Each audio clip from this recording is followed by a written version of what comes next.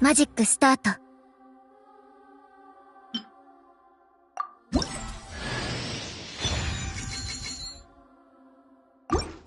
マジックスタート。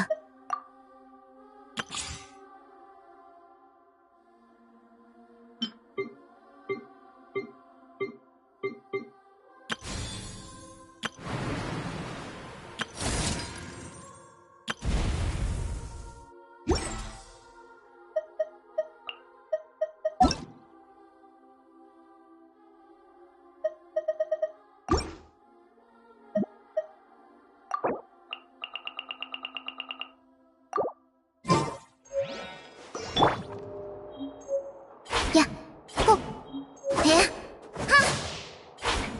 やっへっ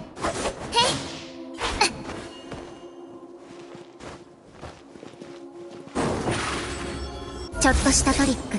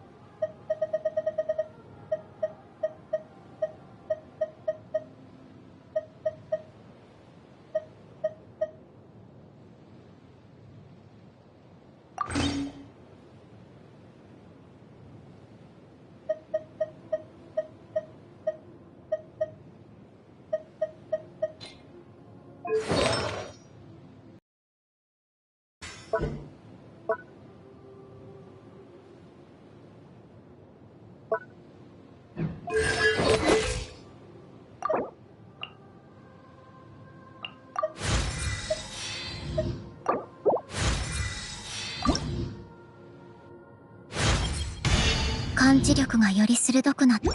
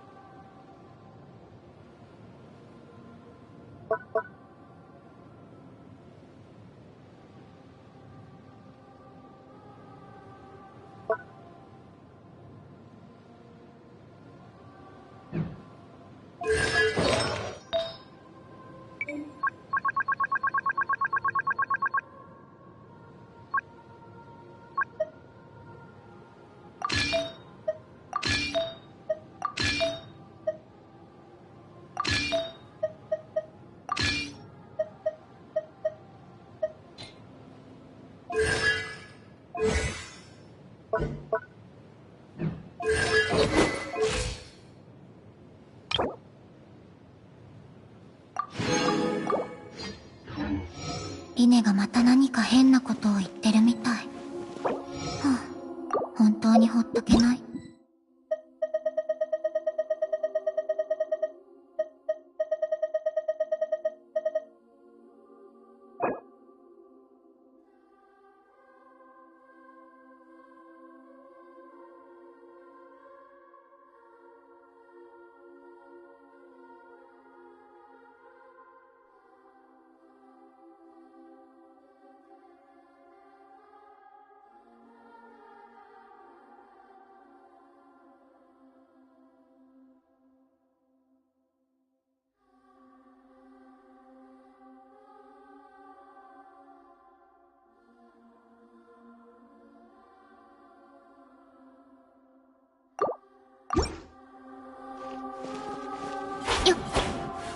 プライズ。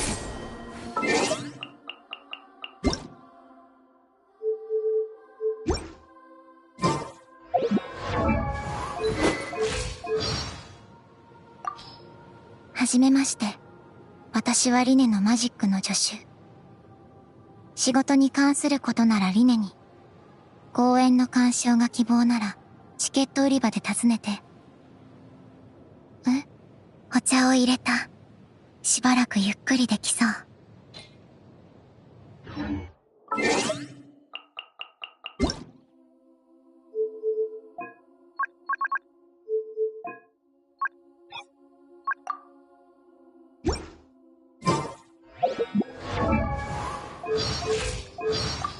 Pleased to make your acquaintance. I am Linny's magic assistant, and if you have work-related inquiries, please ask Linny. If you have questions related to seeing a magic show, please ask the ticket office. You want to talk to me? Then get to the point. Tea is ready. Now it's time for a short rest.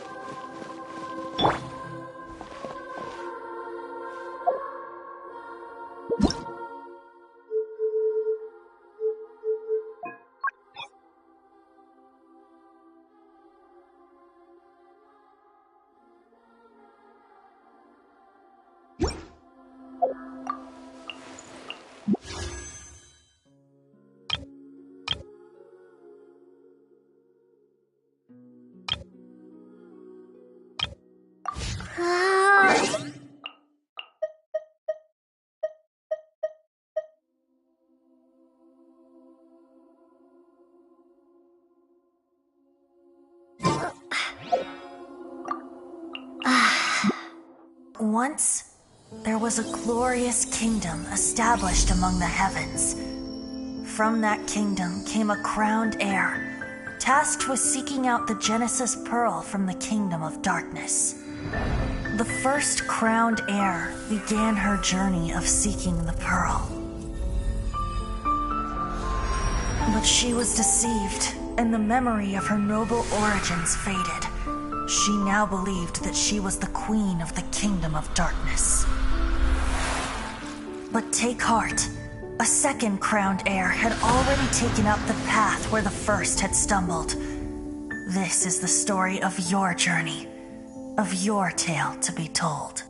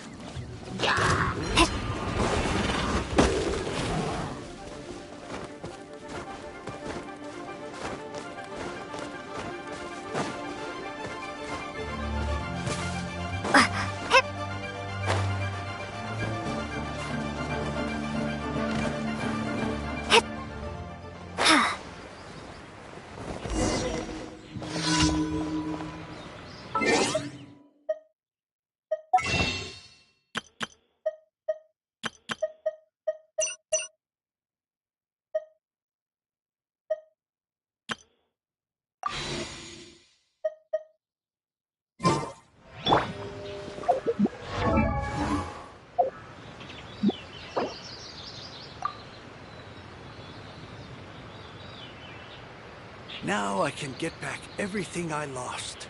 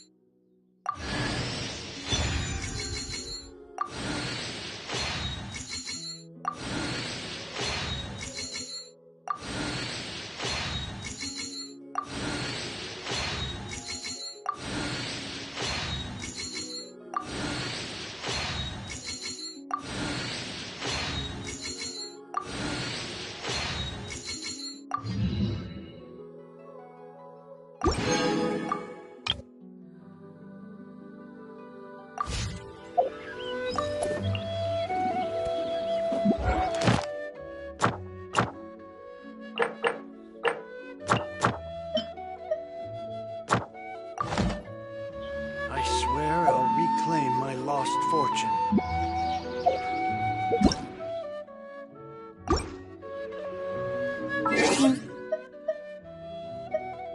He is saying some strange things again.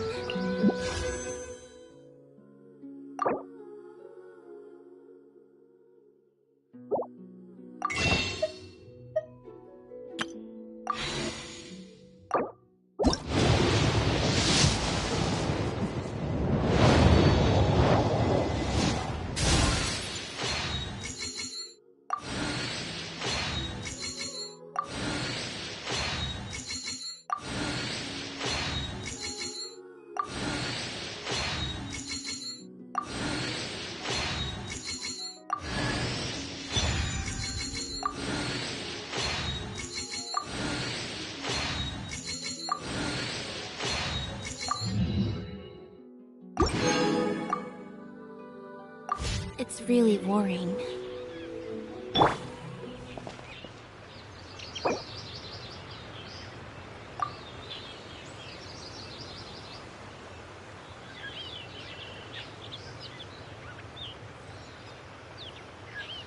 I swear I'll reclaim my lost fortune.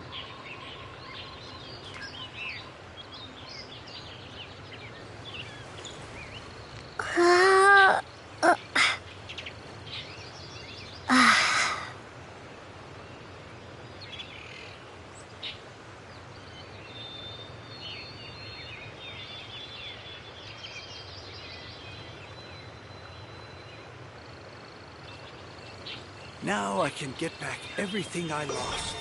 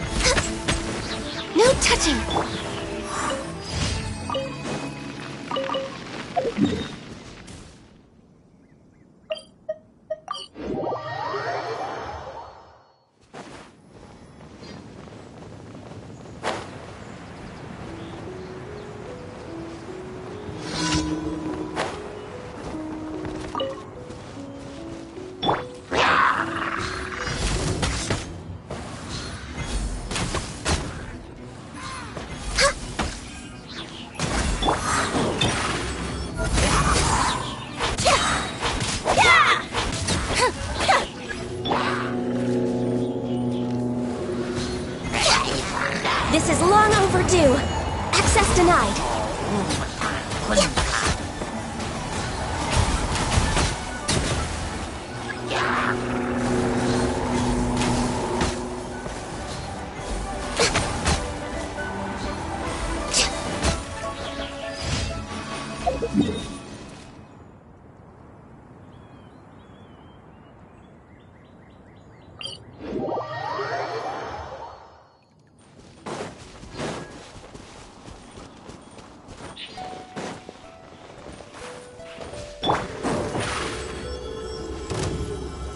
Surprise!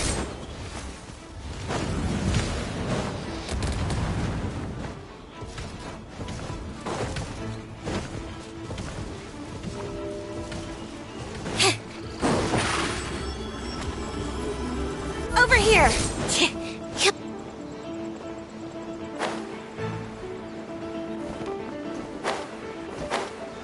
Be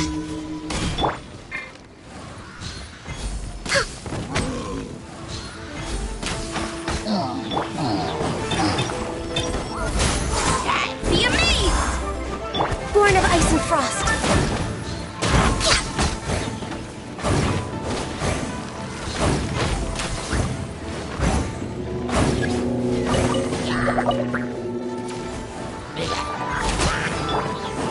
Surprise! No touching!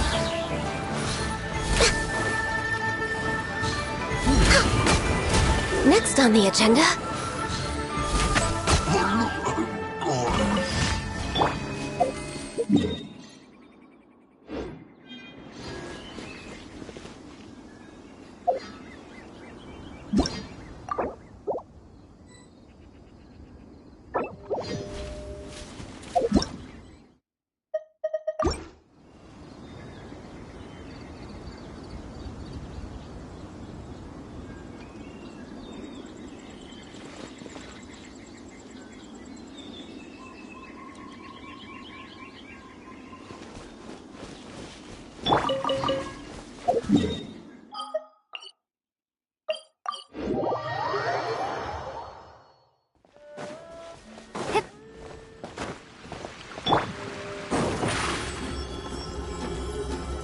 Over here!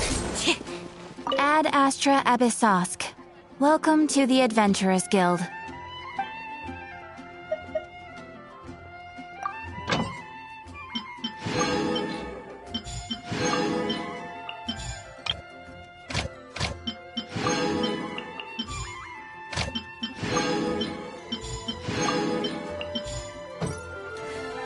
Ad Astra Abyssosk. Welcome to the Adventurers Guild. Thank you for completing today's commissions. Here is your reward.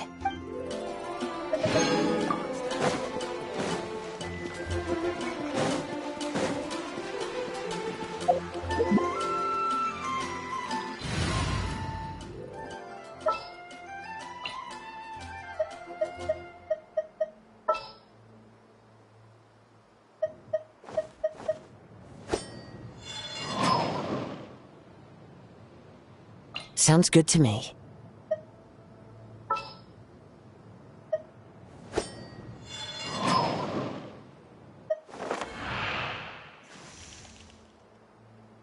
What exactly is teamwork?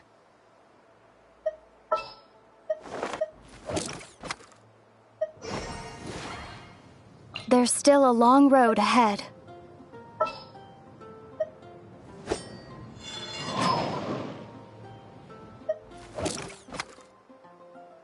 Where to this time?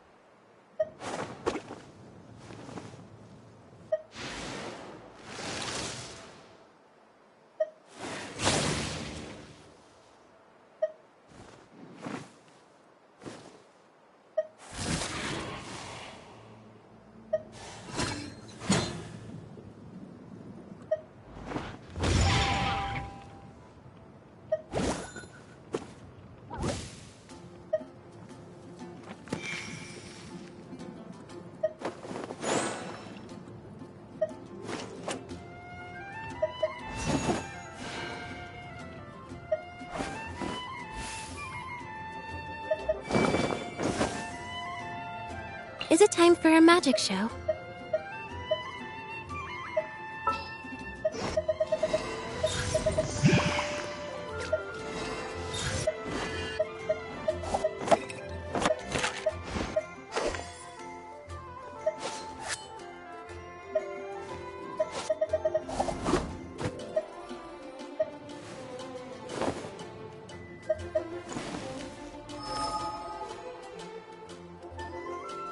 Can't sleep? Let's go for a walk then. Don't tell me they did it again.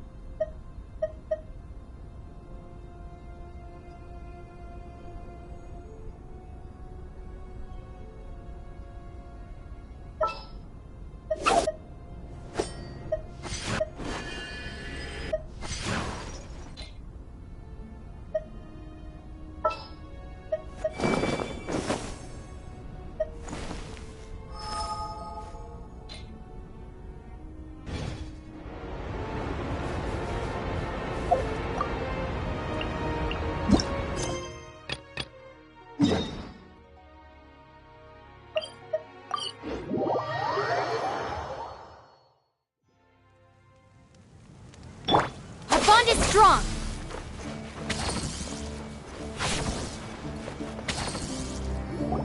Good old caravan rebat! Now let Paimon think. What were we up to the first time we came here? Oh, Paimon remembers! Nahita's consciousness had been trapped by the doctor, but we followed the clues she left behind to help her.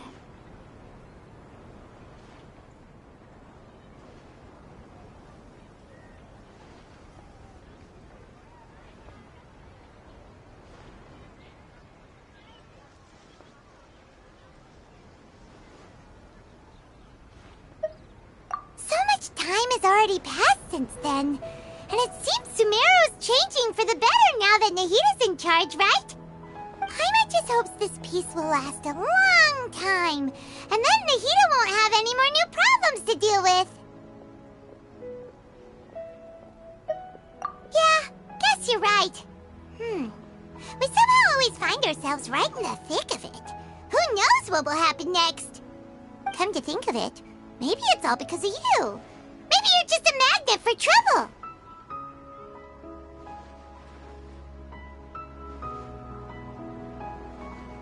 Huh? Me? Before Paimon ran into you, Paimon never ran into any trouble. At most, when she was super tired, Paimon got caught in some strange whirlpool and sucked out into sea. And even then, you fished Paimon out. Anyway, for Nahita's sake, maybe we should think about heading to our next destination for now.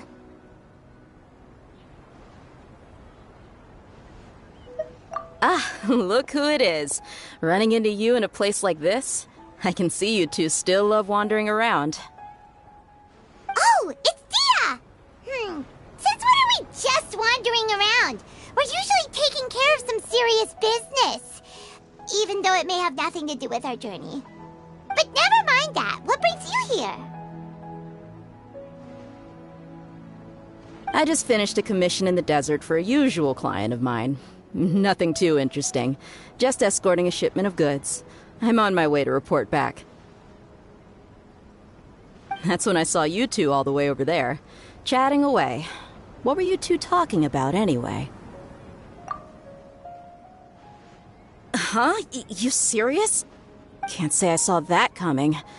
But you are travelers after all. I guess you'd never stay for too long in one place. Bumping into you like this will become a rarity. I'm starting to feel sad just thinking about it. Hey, how about I gather a few mercs to escort you two? What do you say? Thanks, but no need. Oh, Paimon had no clue you'd miss us so much. But don't worry, we'll come back to see everyone when we get a chance. Sounds good. All you need to do to get to Fontaine is cross this stretch of desert and navigate some waterways. Knowing you two, I'm sure it won't be anything you can't handle. So, when are you leaving? Oh, wait a sec. Paimon just remembered there are still a few dishes in Sumeru that Paimon hasn't tried yet. Now, where's that list Paimon made?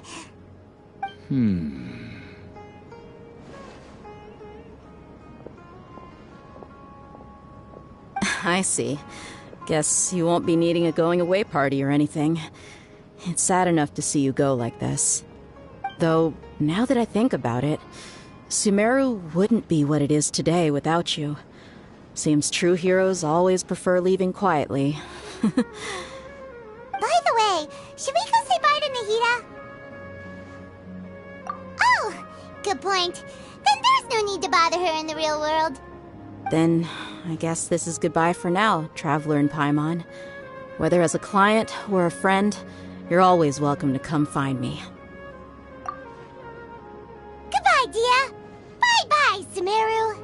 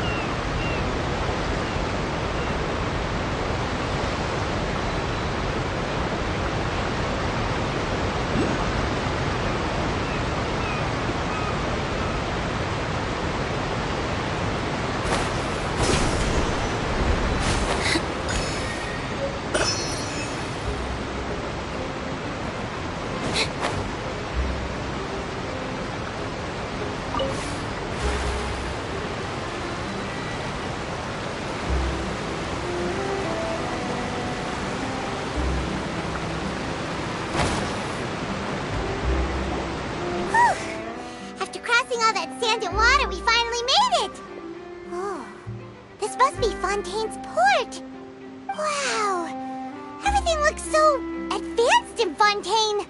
Paimon's heard that the industry here is extremely developed, and there are all kinds of unusual machines. Just seeing the sights as a tourist is nice, but maybe it would be better if we found something to do. What do you think? Good idea! Nahida gave us loads of useful information. Seeking out the Seven is probably still our best source for information at this point. Yeah, the more we can learn, the better. So, what do you think the Hydro Archon's like? Will we get along? Nahida said that she has a very unique personality, whatever that means. To learn about a nation's god, start with the nation's people. There seems to be some locals talking over there. Let's go see if we can join the party.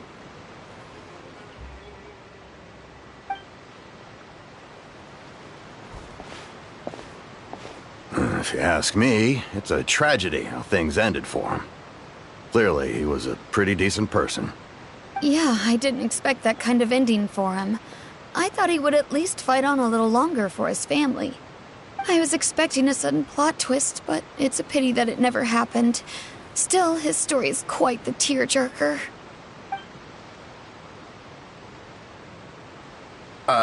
Excuse me. Can I help you two? I couldn't help but notice you standing here listening. Hi. We're travelers new to Fontaine, and we had something we wanted to ask, but you seem to be really busy talking about some kind of play, so we didn't want to interrupt. Play? Oh, no. We're talking about something that really happened. In fact, it's a case that was just heard a few days ago. Really? Like, a real trial? But the way you were talking about it and the words you used just now made it sound like some kind of story. Well, good tales are often based on true stories, aren't they? And what you see in reality may also be someone deliberately putting on an act while harboring ulterior motives. Whether something is true or not simply isn't that important. The main thing is whether the story being acted out on the stage is splendid enough. Oh, but it looks like you're not from around here. You probably don't know that the Fontaine Court of Justice is called the Opera Epiclese, or more commonly known as just the Opera House. But, shouldn't court cases be treated a little more seriously than that? Not to question Fontaine's way of doing things, it's just that putting someone on trial is usually a very serious thing. No worries. Other visitors to Fontaine have wondered the same thing. You could say that we just don't want to waste the moving stories behind those cases. And as for your worries about whether the cases are treated with due reverence, we have the absolutely just and honorable Chief Justice Neuvillette, as well as the Oratrice Mécanique d'Analyse Cardinal, a machine created by the Archon. Between the machine and the Chief Justice, false charges and injustice are a thing of the past now.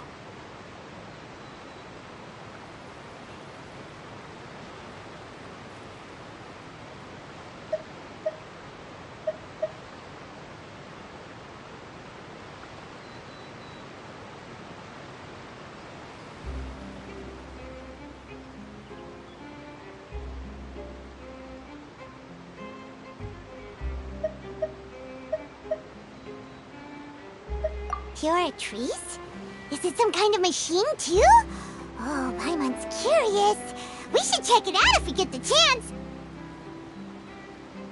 Wait, Paimon almost forgot to ask you our question.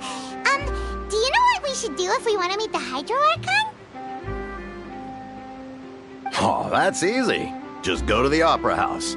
Lady Farina practically lives there. You could definitely say it's her biggest passion. I think what they mean is that they wish to speak with the Archon personally. In that case, I'm afraid it's going to be a tad more difficult. You'll have to make an appointment well in advance, and it'll depend on whether or not she has any time slots available. Huh. Is the Hydro Archon super busy taking care of official stuff? Wait, didn't you say that she's always at the Opera House? No. Lady Farina seldom takes an interest with the nation's affairs. The reason it's difficult to make an appointment is simply because she's incredibly popular. That's right. After all, she is the Archon. Though she may tend to get a little dramatic from time to time, people can't get enough of her. Huh. First time Paimon's ever heard of an Archon being described that way before. Wait! Paimon gets now! The Hydro Archon is kinda like a big celebrity here, right? Yeah, I suppose you could say that. Perhaps you could even say our mascot. Hang on. This is still Fontaine's Archon you're talking about. You should show some more respect.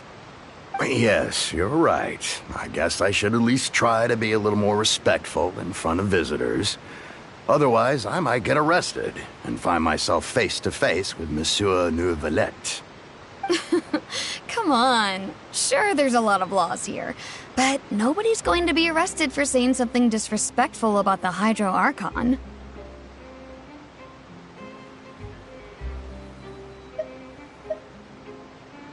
Alright, I think we get it. Thank you!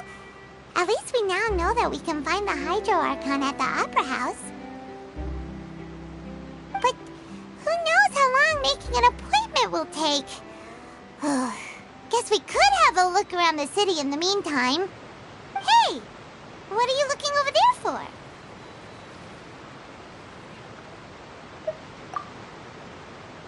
Huh. Maybe something's the matter. She isn't going to jump into the water, is she? Maybe we better go check on her.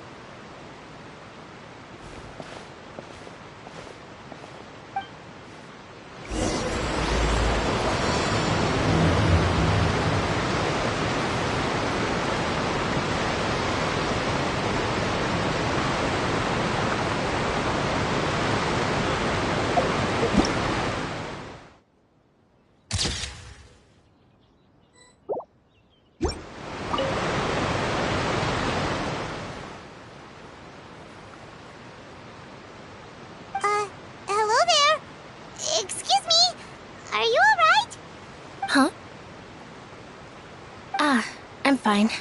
Thanks. Oh, okay then. We just noticed that you seem to be worried about something. About many things, actually. But there's nothing I can do but just keep my troubles to myself. I was just reminiscing about a place my brother and I would play when we were kids. It was just atop that hill over there. See? You're pointing at the sea. Wait, are you saying that you and your brother lived in the water? No, people call the waters around Fontaine a sea. It's actually just an inland lake that's filled with fresh water. And no, I can still see that hill clearly in my memories. Now, it's been completely submerged. He would skip and jump, tossing sand in the wind. The sun shone brightly, and the air was filled with the scent of the sea. But now, the water is gradually swallowing our memories. It won't be long before it swallows us. Sorry. Paimon doesn't really get what you mean. I don't believe we've had the pleasure of meeting. Are you Lynette's new friends? Oh, and you are?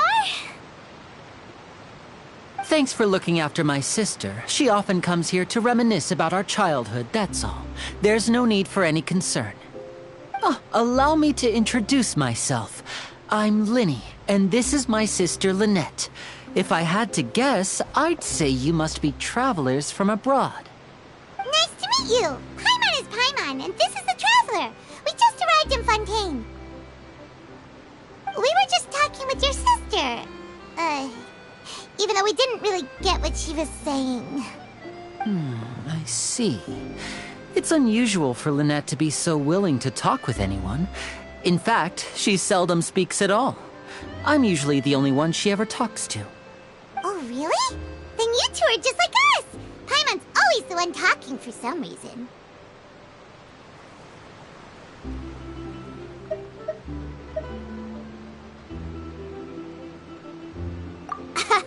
So that's how you think it is? I also think my brother can be too talkative at times. Seems you were right, Paimon. We are quite similar.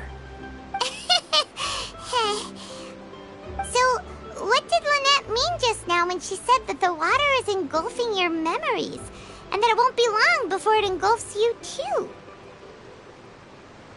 Oh, that.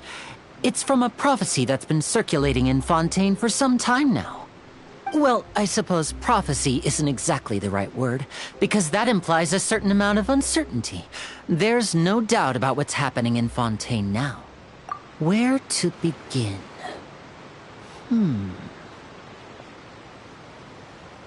Let's put that question on hold for a moment. We still haven't formally greeted each other yet, have we?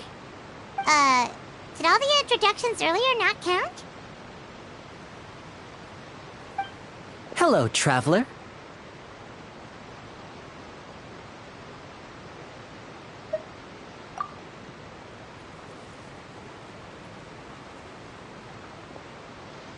And hello, Paimon.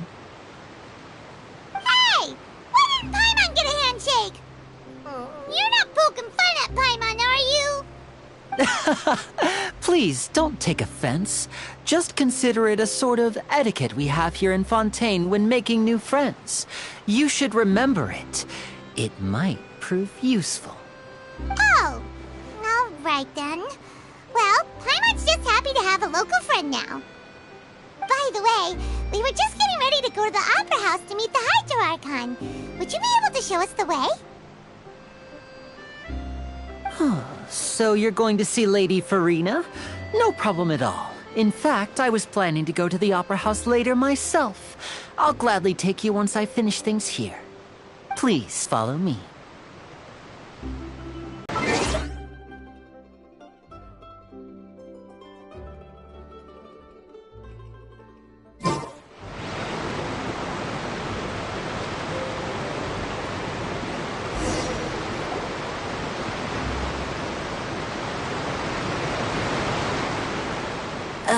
You said you were going to see Lady Farina? Well, it seems Lady Farina has come to see you.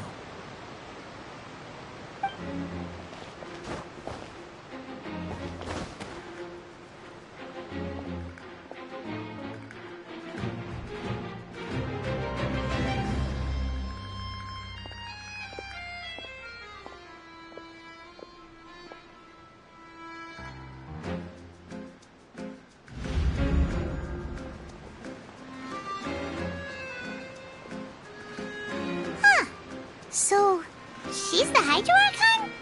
But how did she know we were looking for her? My dear people, rich and poor, those with cup in hand and those with nothing at all, raise your glasses in celebration! If you don't have one, then just raise your hand in lieu.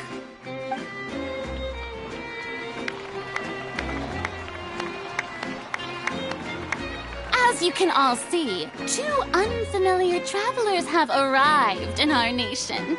Come, let us make a toast in honor of this traveler and her companion who have journeyed here from distant lands.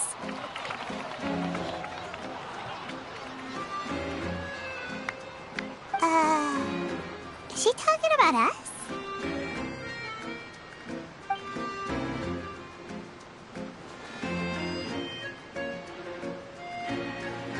I've long heard of the turmoil and chaos you left in your wake as you visited other nations, but I welcome you nevertheless.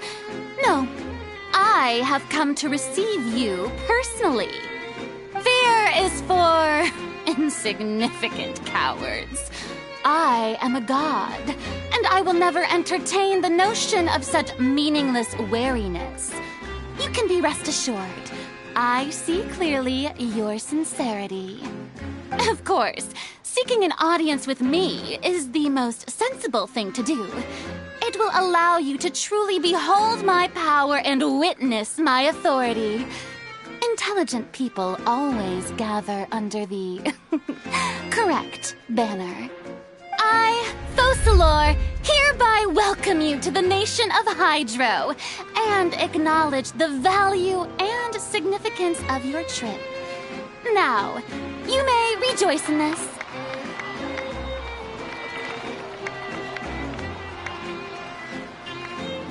Yeah, Paimon still can't believe it.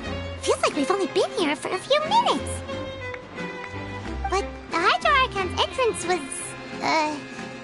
how should Paimon describe it?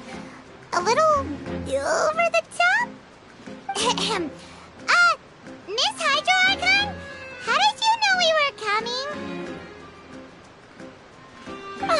I see. As Outlanders, you inevitably lack even some of the most basic understanding.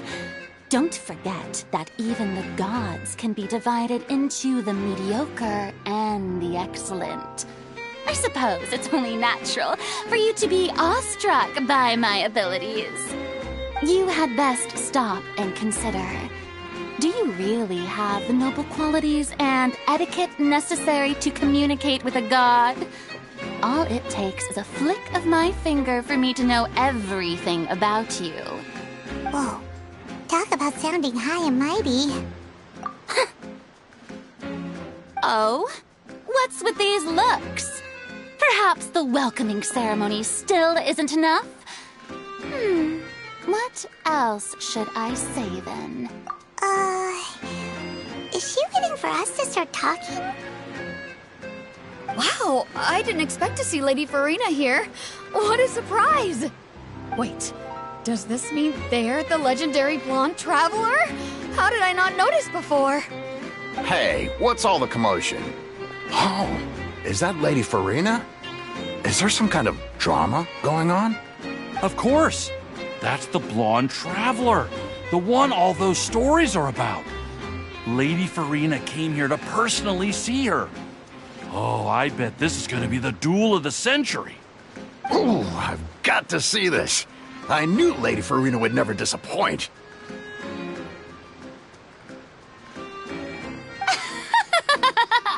Yes, but don't get too excited now. My dear believers and spectators alike tend to get quite rowdy, and despite the noise, I've come to tolerate all their ruckus.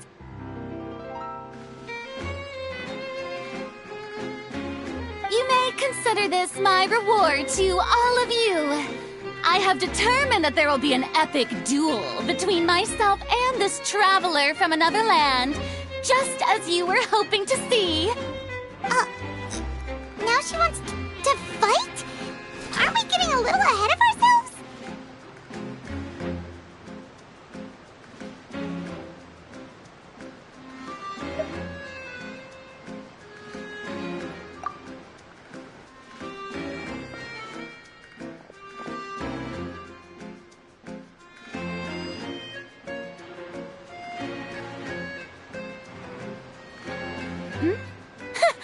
Are you not afraid?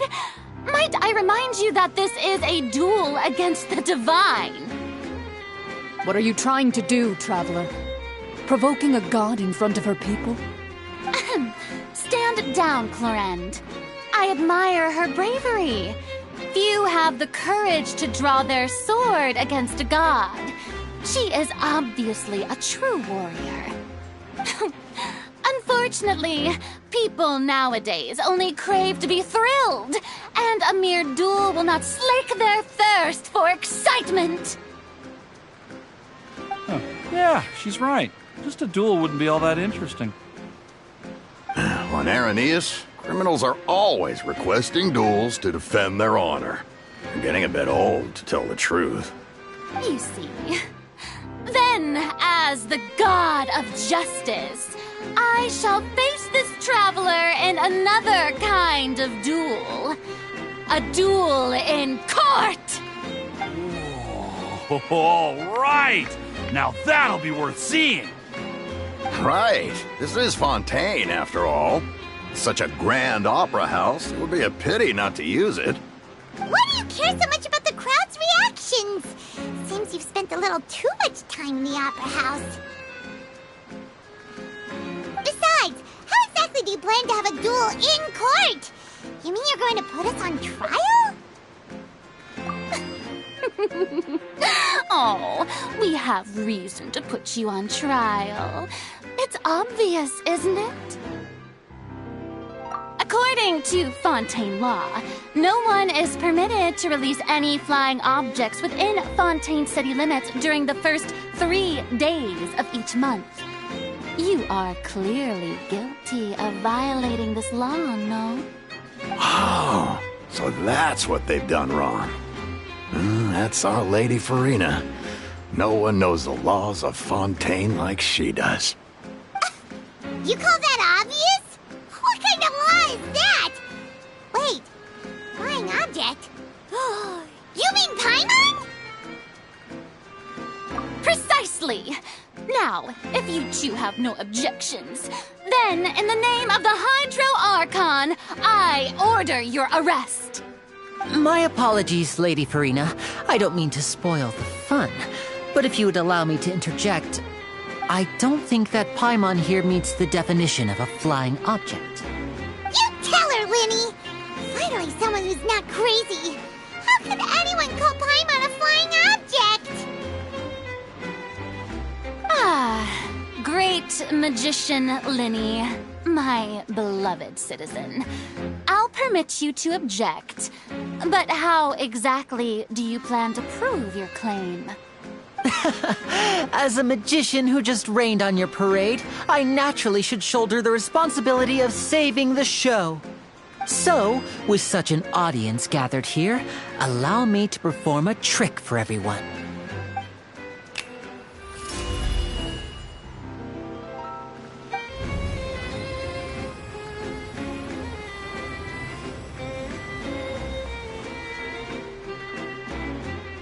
Ta-da! What's that on Paimon's back? Hey, when did you do that?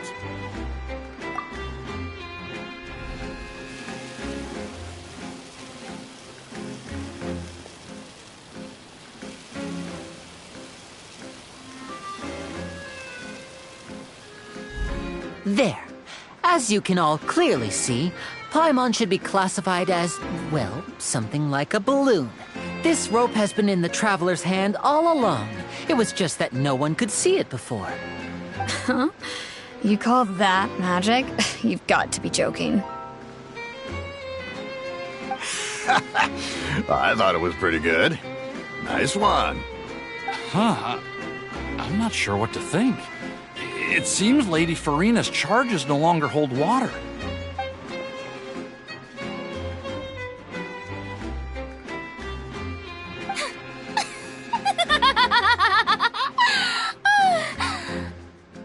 Amusing. Very amusing, Linny. Just the sort of unexpected twist that I enjoy. With you here, today's performance can finally be called complete. Performance? You see all this as a performance? In which case, consider the matter of your trial resolved. The god of justice will not bring charges against an innocent person. But when there are valid grounds, I will not only judge travelers from abroad, but even the gods of other lands. I look forward to seeing your upcoming performance at the Opera House, Mr. Linny and Miss Lynette. That's enough for now. Toodaloo!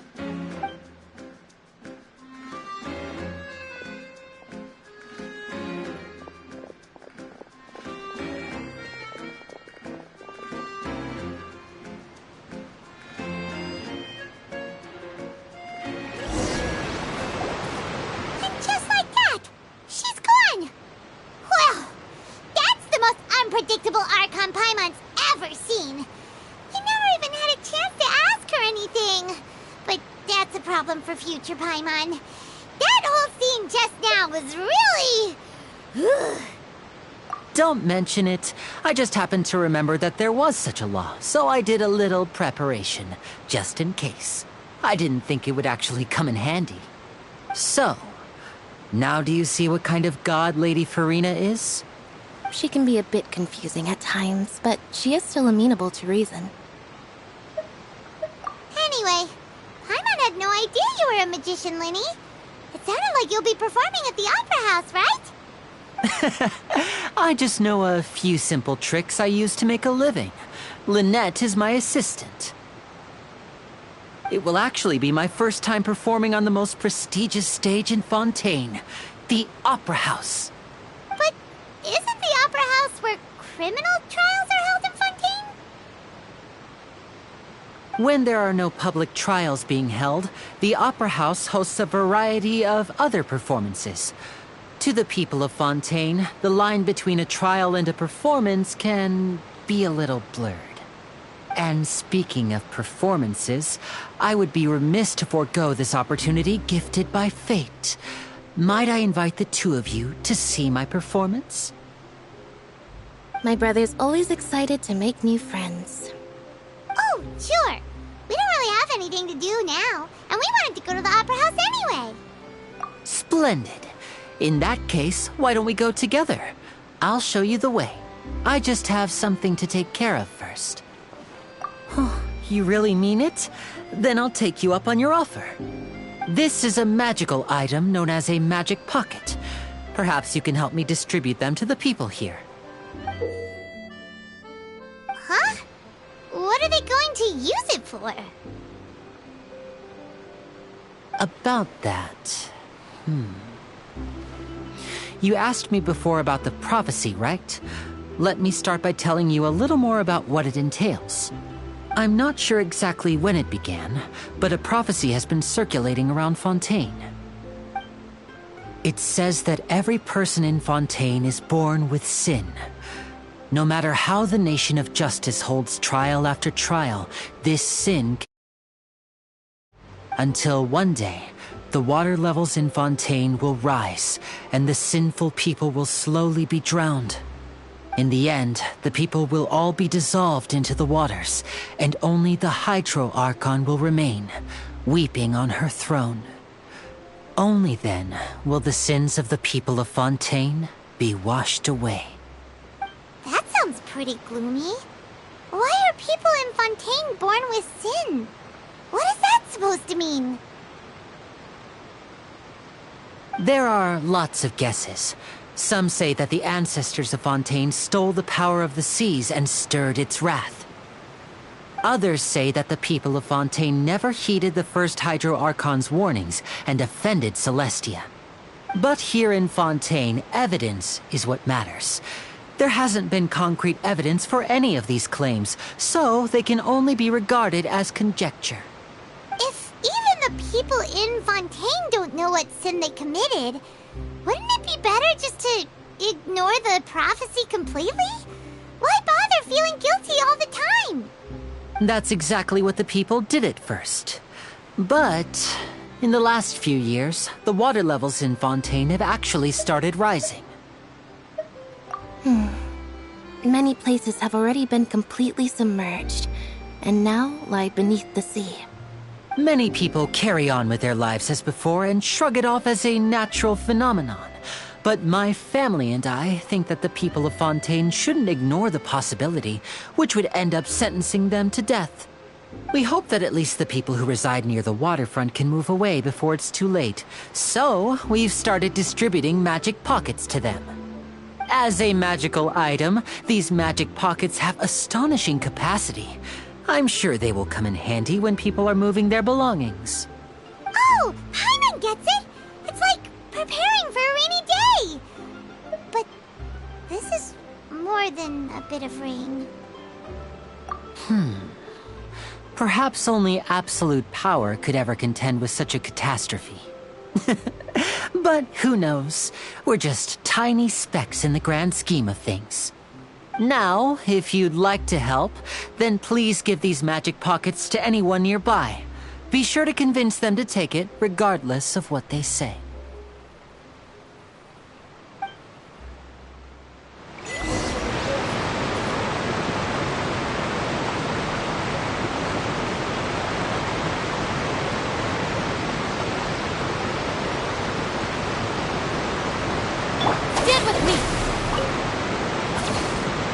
So you're the blonde traveler that everyone's been talking about. My apologies for not recognizing you earlier.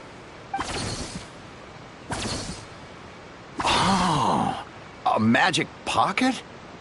Seems you really thought of everything. I guess it's better to prepare for the worst and hope for the best. Thanks. Please, also thank the magician on my behalf when you get the chance.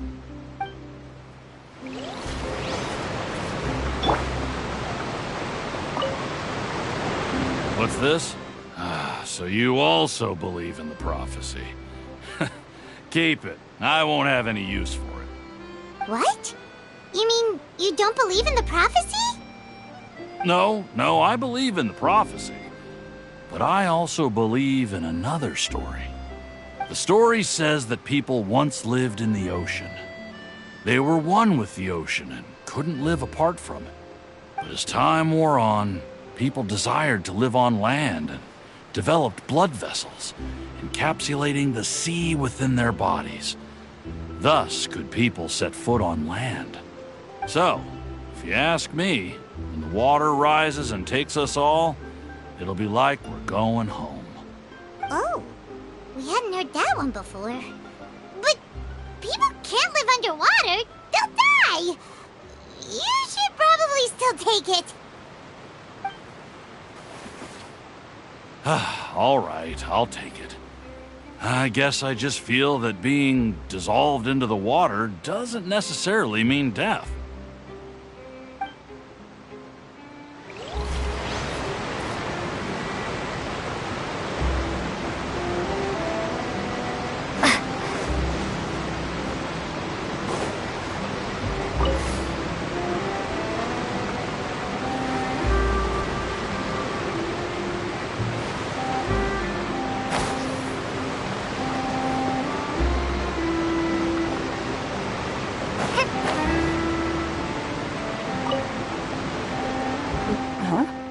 I don't want that thing. Way I see it, if the prophecy's true, it's still gonna be a long time before the water can cover everything. Life is all about living in the moment. What use is there in worrying about the future all the time? We'll cross that bridge when we get to it. You should still take it. You never know when it'll come in handy. Oh, all right, fine. Thanks. It's just that if I start moving, that means I've already given up on the life I have now. I'd really rather not.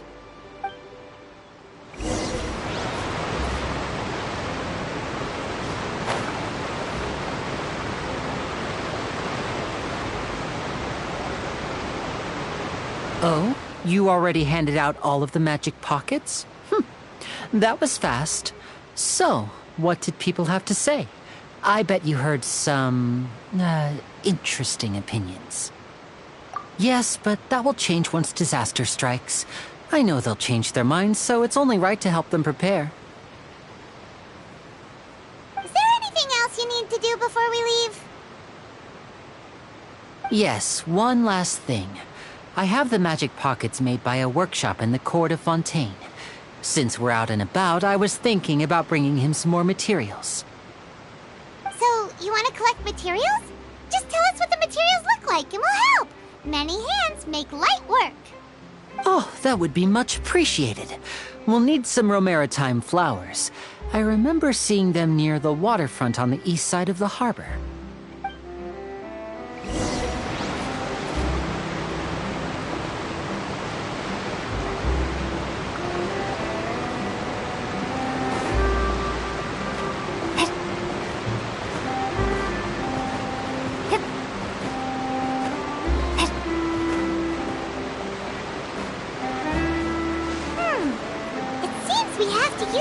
To collect Romaritime flowers.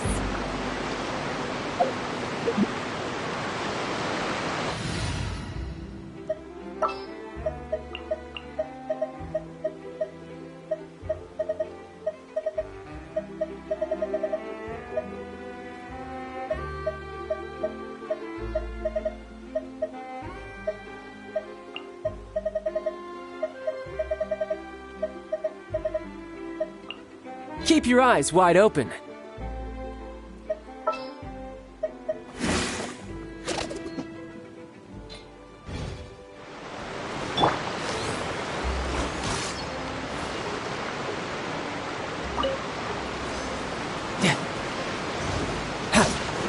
No time to lose.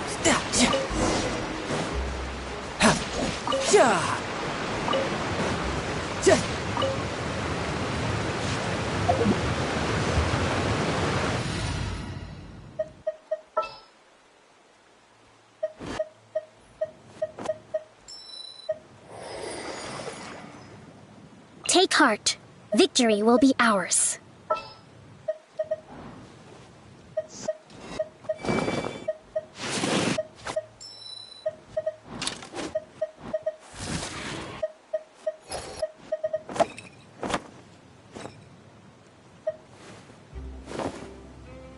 All expenses paid travel? Count me in.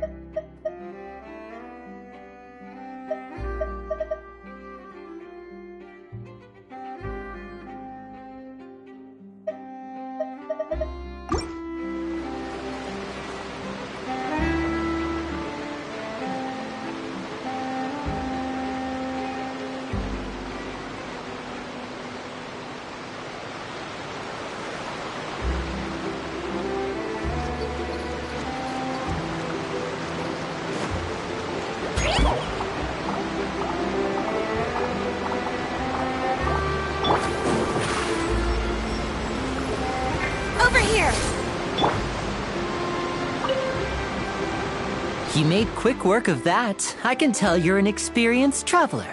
I've also finished collecting a few here. Maybe next time you'll feel like helping too, Lynette. No way. I'm in power-saving mode today. Otherwise, I fear I may not have any energy left for the performance at the Opera House. Fine. Though the performance is still a long way off. Now that we're finished here, we should get ready to head back to the court of Fontaine. So, we're going to the court of Fontaine before we head to the Opera House? Good. Paimon wants a tour of Fontaine's largest city and try...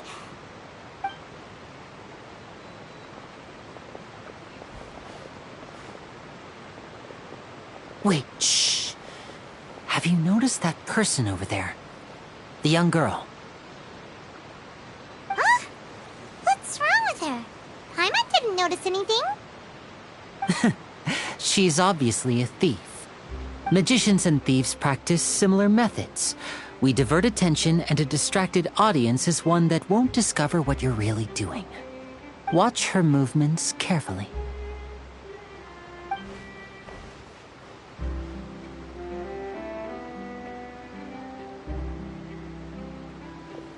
Oh, he's right!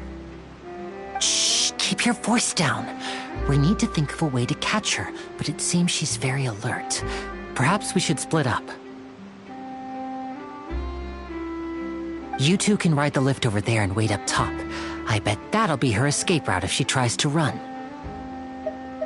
All right, let's go.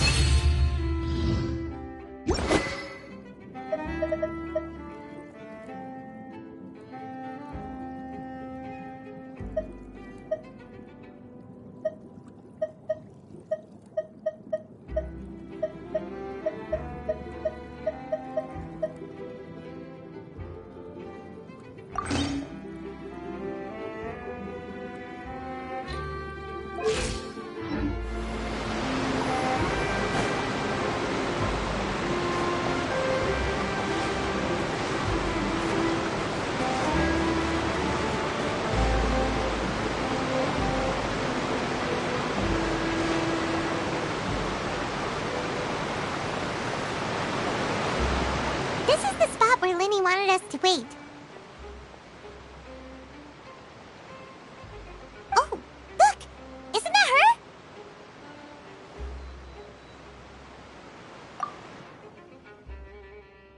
Oh no! Did she notice us? She started running the other direction! What should we do? Should we chase her?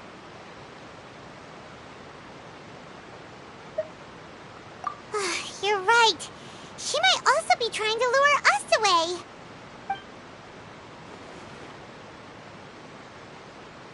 Nothing's happened for a while now. Paimon wonders if Lenny caught the thief. Yeah, let's go.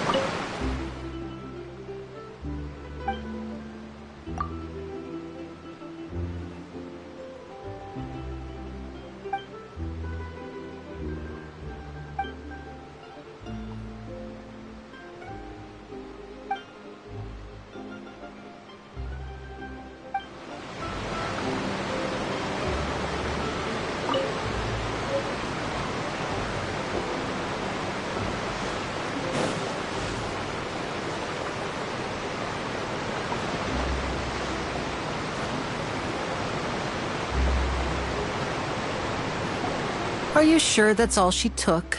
You should check to make sure you're not missing anything else. No, that was all. Oh, I can't thank you enough. I didn't notice a thing earlier. Anyway, I should be going now. Thanks again. Oh, were you returning what the thief had stolen? That's right. Pity I wasn't able to catch her.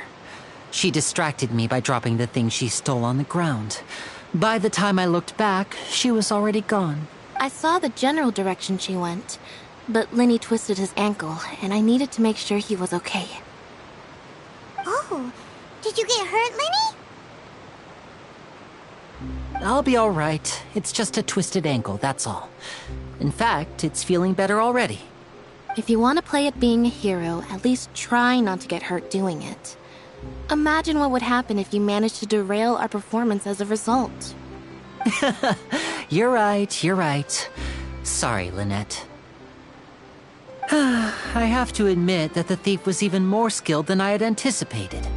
But at least we were able to get the stolen items back, so it wasn't a complete failure. What a slippery little thief! Guess things turned out all right in the end, though. Lenny's initiative paid off! All right, let's put this little detour behind us. We should go to the court of Fontaine now.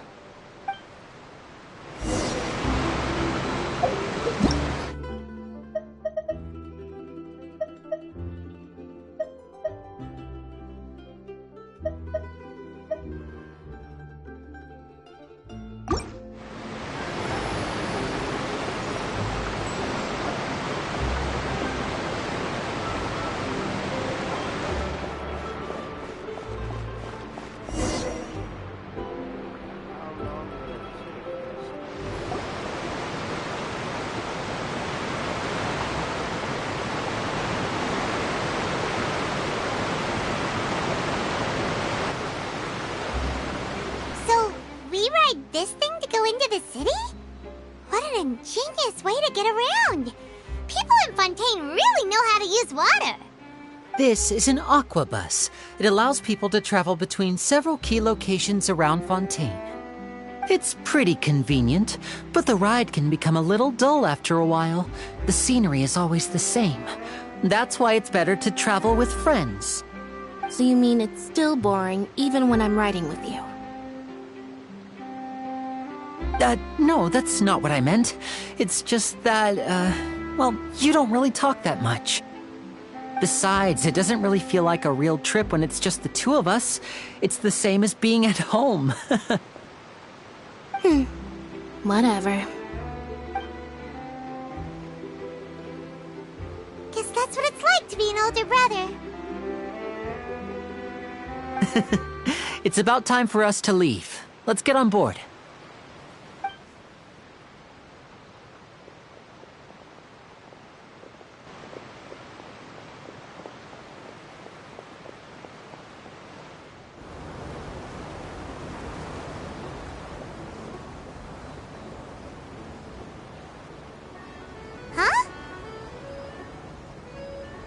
What? Traveler! Paimon! Charlotte! Oh, I'd never guessed I'd bump into you while riding the aquabus. In the story of my life, this is big news. What are you doing in Fontaine? I didn't hear anything about you paying us a visit. Yeah, it's quite the coincidence. But as travelers, we're always on the move. It's not surprising that nobody knew we were coming. Though we still have no idea how the Hydro Archon knew about us. Oh, let Paimon introduce you to our new friends! Oh, no need for introductions, Paimon. I would recognize the great magician Lenny and his assistant Lynette anywhere. I wouldn't be much of a reporter if I didn't know who they were. It's a pleasure to meet you. I'm Charlotte, a reporter for the Steambird. Nice to meet you. From the Steambird, huh? We've often relied on your paper to promote our performances. It's an honor to meet you. Now that everyone knows each other, Fontaine suddenly doesn't feel like such an unfamiliar place. So, what have you been up to lately, Charlotte? Any big news? Not too much. When there isn't any breaking news, I mainly cover the trials at the Opera House. You can still manage to keep readers' attention as long as you tell things from a clever enough angle, even if it's the same old topics. For example, reporting on how a scammer once deceived vulnerable girls into relationships, or how a financial criminal was once so poor that they ate a single piece of bread for 5 days. You're right. Seems you know me pretty well. What I'm really after is exclusive, sensational news pieces that could shake the country. These smaller stories are a waste of my talents. Oh, I just remembered. I've been following a case lately. Well, a series of cases, actually. You mean the serial disappearances of young women case? That's right! These stories are the talk of the town right now, and it's probably the most mysterious case we've ever seen. If I'm the first with a draft ready to publish when the case is finally cracked, and it's the headline story in the Steambird, oh, when that happens, I bet all the other reporters will shed tears of envy. I've already gathered all kinds of materials. I just can't wait for the truth to be revealed. So, what is the serial disappearances of young women case? You mean the culprit hasn't been found? That's right. The first missing girl case happened almost 20 years ago. And ever since, after a period of time, another girl disappears. What the cases have in common is that the girls are all of a similar age, and that they've all vanished without a trace. But the scariest part is that to this day, none of the girls have ever been found. Many suspects have been arrested over the years in connection with this case, but shortly after each arrest, another disappearance would always happen.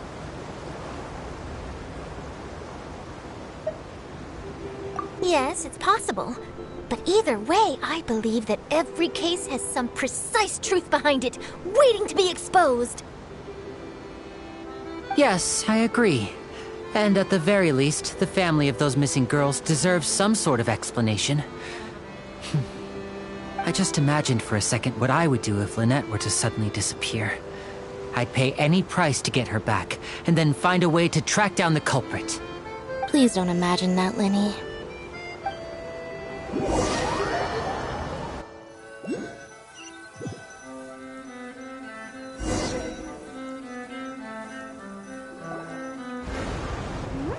Hey, we're almost there! Look!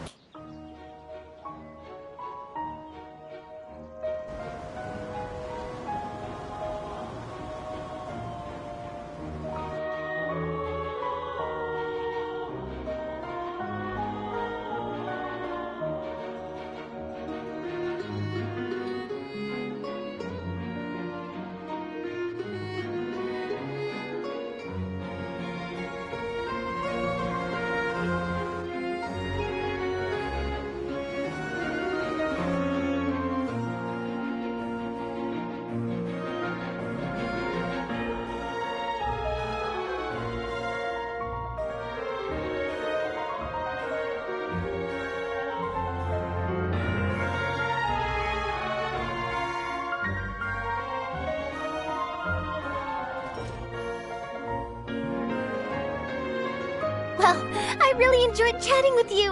Life should be full of pleasant little surprises like this. Yeah, us as well. The ride went by too quickly. I have an interview to get to. I should get going before I'm late. Okay, Hyman hopes we can chat again soon, Charlotte. See ya! Bye now. Oh, be sure to stop by and see me at the Steambird when you have time. What a tough job. Always running around and interviewing everyone. Well, where should we go now? If you don't mind, how about we stop by my home first? Besides, I still have all the materials we collected. Sure, we wouldn't mind at all. This city is so huge, Paimon wouldn't know where to start anyway.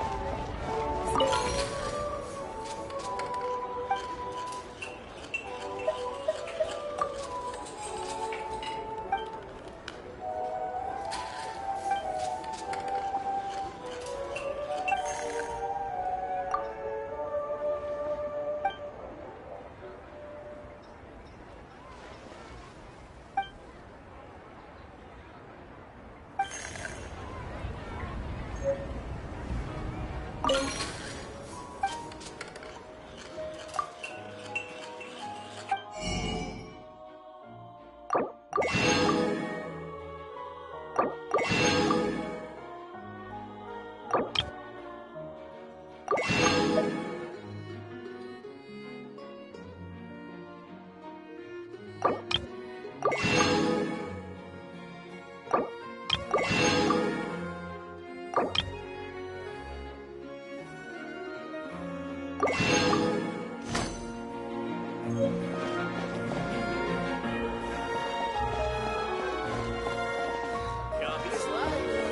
keeps getting more bitter.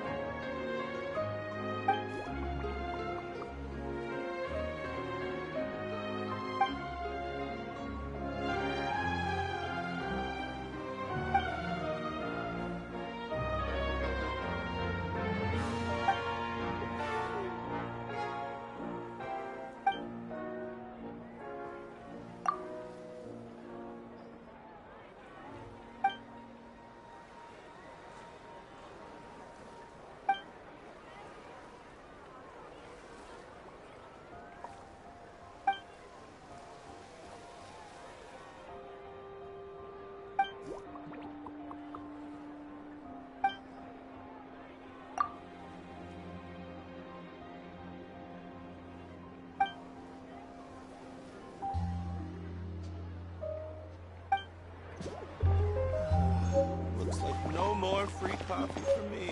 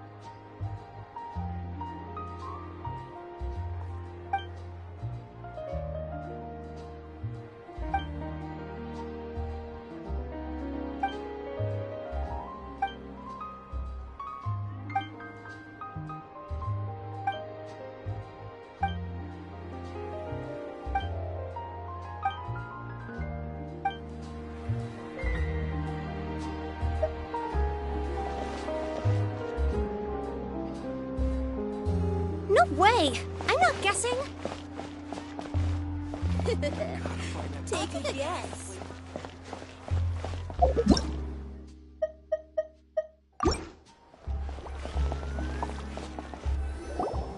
This is our current abode.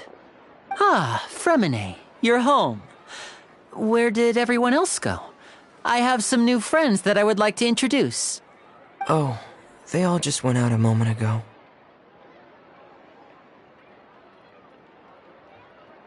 I see. Everyone is getting busier now that Father will be returning soon. I suppose that can't be helped.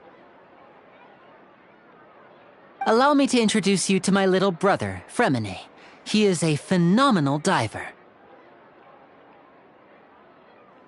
Hello. Nice to meet you! Paimon is Paimon, and this is the Traveler!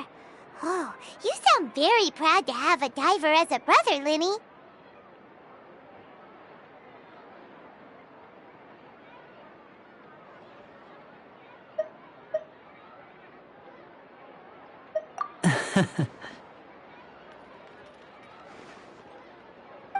Linny, could you come here for a moment?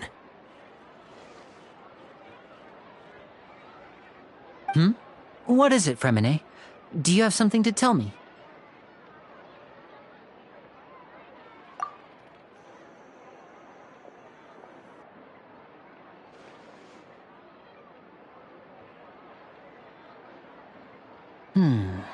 Okay, I see. Is everything all right?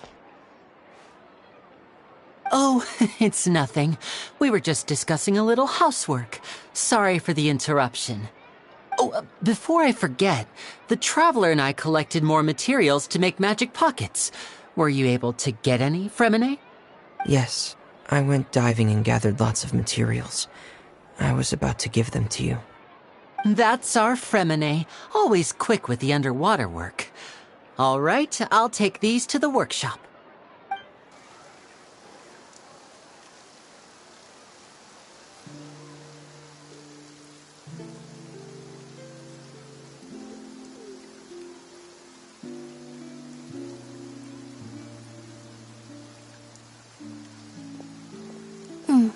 Looks like rain. Oh, you're right. But wasn't it clear and sunny just a moment ago? Fontaine's weather sure is weird. I'm afraid that's just how it is here. It often rains on days where there are trials being held in the Opera House, but don't worry, it'll clear up soon enough. What's wrong, Fremine? There's a legend about the rain that I tend to believe. It's said that a dragon of water once resided in Fontaine. Though we don't know where the dragon went, every time it weeps, the skies will cloud up and pour out rain. When I was a child, my mother told me that if I wanted to go outside and play, I should yell toward the sky at the top of my lungs. Hydro Dragon! Hydro Dragon! Don't cry! If it's an elemental dragon, then having the power to make it rain wouldn't be very unusual. Let Paimon try something. Hydro Dragon, don't cry!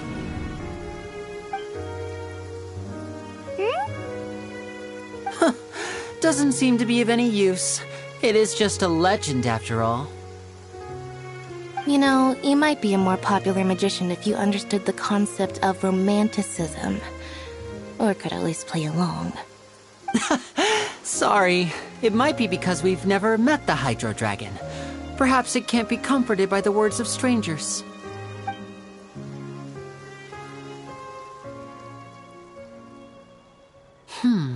It rained for longer than I suspected. Oh, it's already getting late. Was there something you needed to do, Linny? Yeah, some preparations for the show at the Opera House.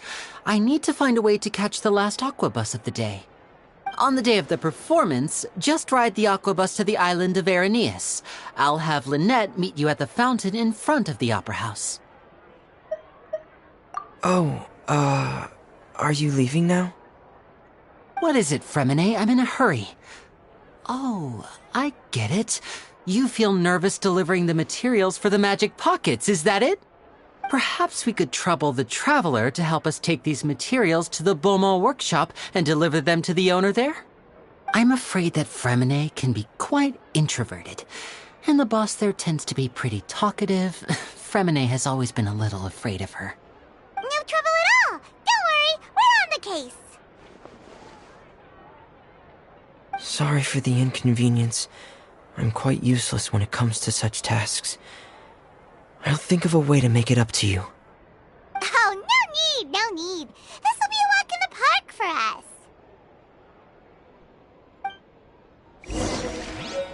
Fresh fruit, sweeter than syrup.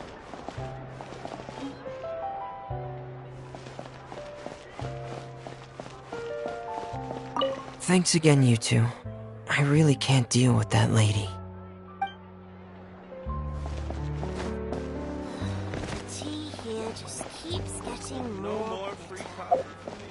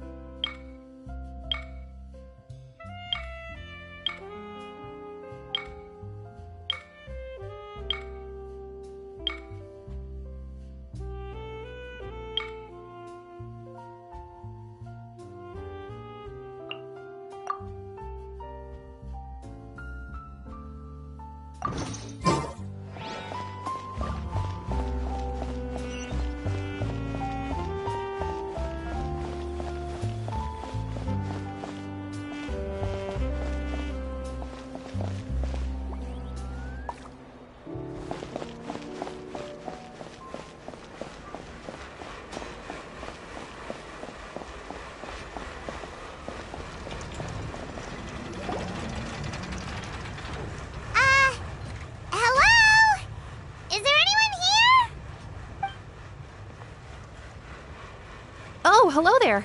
New customers? Looking to buy, or do you need something made? Or perhaps you're just looking for a chat with me. Oh no, we're just here to deliver some materials. Here they are. They're for making... what were they called again? Ah, these must be for magic pockets. I could tell right away. I've already made several orders worth now. No need. They've already prepaid several batches worth. When they told me what they'd be using them for, I even offered them a discount. But they insisted on paying the full amount, saying that I had a business to run. It seems both their hearts and their pockets are made of gold. Whoa. So, is Linny actually loaded? I can't say for sure, but who knows? Maybe there's good money to be made being a magician in Fontaine. Hey! Is this machine what you use to make stuff here? It looks really advanced. Why use your hands when a machine can do the work? It would be a waste not to use the latest technology, and wasting is a kind of crime. But where does a big machine like that get its power from? Well, it's a little complicated. I'm not sure I can put it in layman's terms for you. But basically, everything we usually use here in the city is powered by indemnitium. It's a type of energy that's produced from trials. Huh? How can trials produce energy? Well, I'm not completely sure of all the details myself, but basically, when a trial is in session, the Oratrice Mécanique d'Analyse Cardinale harvests people's belief in justice and converts it into energy to be used all around Fontaine. So that's what its other function is? Paimon heard that the Oratrice was created by the Archon to make judgments. But Paimon still doesn't get it. How could something unreliable like people's beliefs be turned into a stable power source for these machines?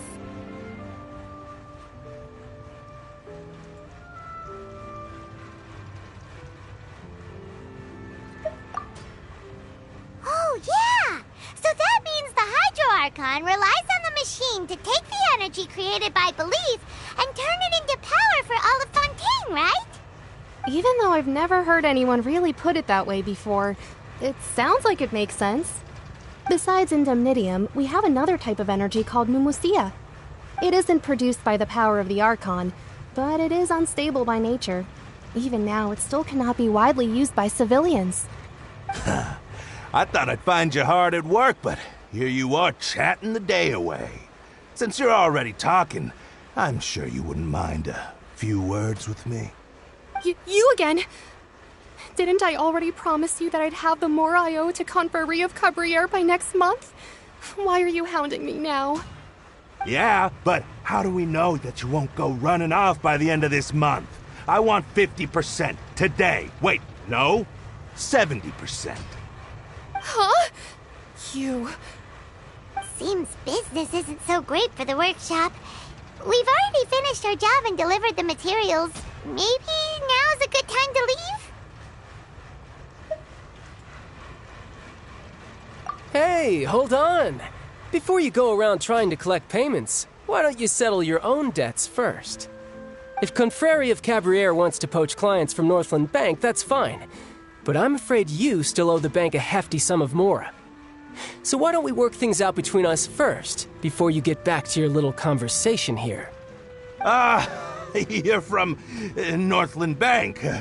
But we said we'll pay everything we owe next month. Why are you hounding me now? Traveler, Paimon! I didn't think I'd run into you here in Fontaine. What are the chances? We're surprised to see you too! What are you doing here in Fontaine? You didn't want to stay in Snezhnaya?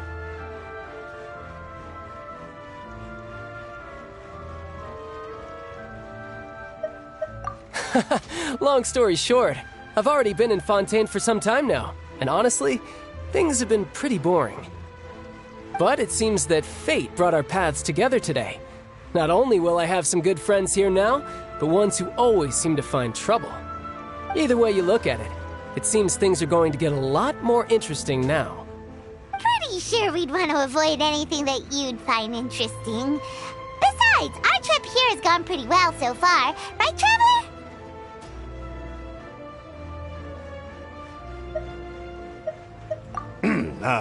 Hey, you, Northland Bank boy. Aren't you forgetting something? Don't interrupt. It's not often I run into the Traveler like this. Why don't you wait for me over there for a while? You kidding? Aren't you the one looking for us? You really expect us to sit and twiddle our thumbs while you catch up with your friends? Listen to me, boy. If you want your Mora, fine. Why don't you come and take it? Hey, I just said not to interrupt.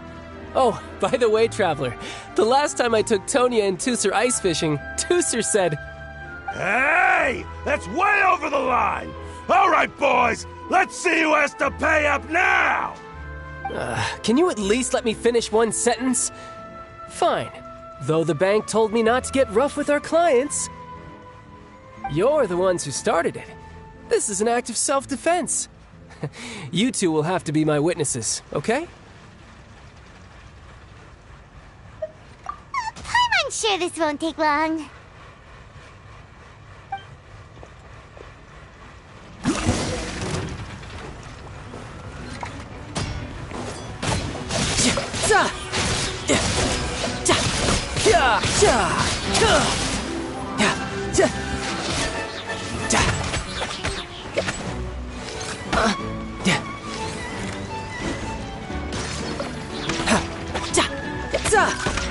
You can run, but you can't hide.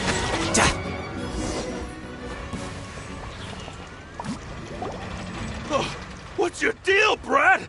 How are you so strong if you're just a staffer from Snezhnaya's Northland Bank? Wait, don't tell me you're... Oh, now you notice. It's a little late, don't you think? Just make sure you understand that you don't mess with Northland Bank. Got it?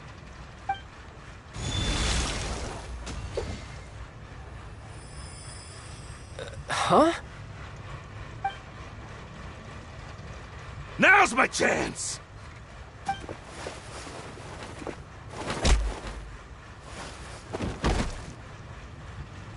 Huh. That was weird.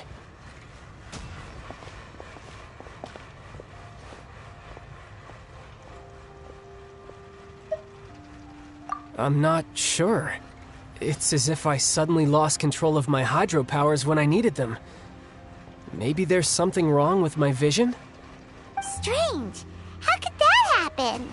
First time Paimon's ever heard of someone losing control of their vision. Never mind. It doesn't matter. If I want to stay sharp, I shouldn't be relying too much on my vision anyway. Besides, I always have my delusion in case I need it. So what are you doing in Fontaine, child? I don't see its work for Northland Bank. Well, I guess it's because I've been in a bad mood lately. Huh? What kind of reason is that? Wait, since when do you feel down about anything? I don't know. Maybe I still have a lot to learn about myself. But recently, there seems to be some sort of restless power stirring inside of me. And I don't know why, but every now and then I feel like I'm in a terrible mood.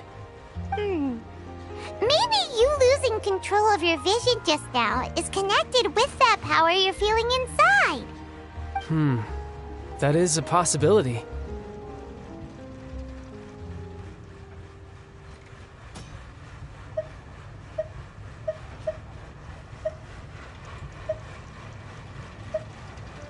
I can't remember if I ever mentioned it before, but when I was 14, I fell into some unknown abyss. It was during that time I learned nearly all of my abilities. The one who took me under her wing and taught me was named Skirk. She was always quiet and very mysterious. Nobody knew where she came from or what she had been through, and she was always very strict when teaching me combat techniques. One time, I asked her why she was willing to take me on as an apprentice. From what I could make of her answer, it was because I had awakened it, and traces of it remained on me. She said that all my combat training would be useful in the future. But what is it? What did you awaken? She never explained that. But my guess is that it's related to a dream I saw when I had just fallen into that abyss. In my dream, I was in the deepest depths of the sea, and the boundless seabed was all around me. But in front of me appeared a whale that was so massive, I felt like I couldn't breathe. A whale? Oh, that sounds familiar! When we fought against you before, you summoned a huge whale that seemed to leap at us. Is that the one? That's just an abstract form of a whale that I create using my elemental powers. It takes that shape because the scene I dreamt of the whale has always been stuck in my mind. I'll never forget it. So you used the whale as inspiration for one of your moves? Huh. Seems a little twisted to Paimon. So why don't you just go ask your master? Maybe she knows the answer. You make it sound so easy. Ever since the incident I experienced there, I've never stopped searching for Master Skirk and that unknown abyss. But it's been years now, and I've still found nothing. There isn't even a trace of the place where I remember falling into the abyss. Oh, it sounds like some kind of ghost story. Yeah, I'm out of leads at this point, but there's nothing more I can do.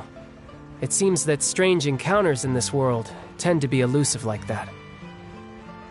Oh, seems the time really flies when I'm talking with you. I just remembered I have somewhere else I need to be, so I should get going. What? More work for the Northland Bank? No, it's more of a personal appointment. Lately, I've been sparring with some of Fontaine's official champion duelists whenever I'm feeling bored. Official champion duelists? You mean it's their job to duel? Yep, in Fontaine, before a criminal goes to court, they're given one chance to defend their honor by requesting a duel with an official champion duelist. The champion duelists are all powerful fighters selected from among the nation's best, and the duel itself is a no-holds-barred fight with no specified stopping point. So engaging in such a duel is regarded as a symbol of defending your honor. If a criminal manages to win the duel, they'll be acquitted. But if they lose, they'll have no choice but to stand trial. And the worst-case scenario is that you're simply killed in the duel. Though it's rumored that Fontaine has a death penalty, from what I can tell, no one has ever been officially sentenced to death. So really, the only people who opt to duel are those who have suffered a grave injustice in being accused, or those who greatly value their honor. Otherwise, why gamble with your life? So, do many people actually get out of their trials by winning the duel? Apparently, it's exceedingly rare for anyone to actually win. Fontaine probably enacted this system as a way to show that the nation respects the honor of its citizens. Besides, none of the champion duelists are to be trifled with, which is exactly why I was itching to face them as soon as I got to Fontaine. Apparently, the one I'm meeting today, Clorinde, is the strongest of the champion duelists. I had been asking her for some time before she finally agreed to face me today. Well, that's child for ya. Paimon feels like we heard that name somewhere before. Clorinde. Huh. Oh, before I forget, I want you to have this. Huh? Your vision? You're seriously just giving it away? I'm just worried that it could become uncontrollable again. I'd be pretty upset if it got in the way of my duel, so I think I'll be better off without it for now. Besides, I just need you to hold on to it for a short while. I'll come retrieve it when I have some time later. Paimon knows what you're up to. You just want an excuse to come talk to us again, don't you? Whatever gave you that idea? I'll be in touch later.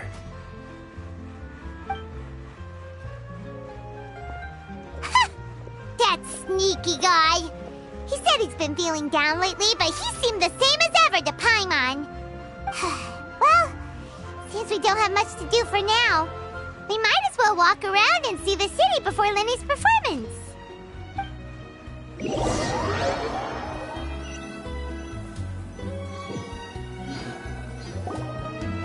Wow! Who could have seen that coming? The reporter who was barely around for most of the story was the murderer all along! sorry. Paimon was just surprised, that's all. Whew. Paimon never saw that twist coming. The murder mystery novels here are amazing.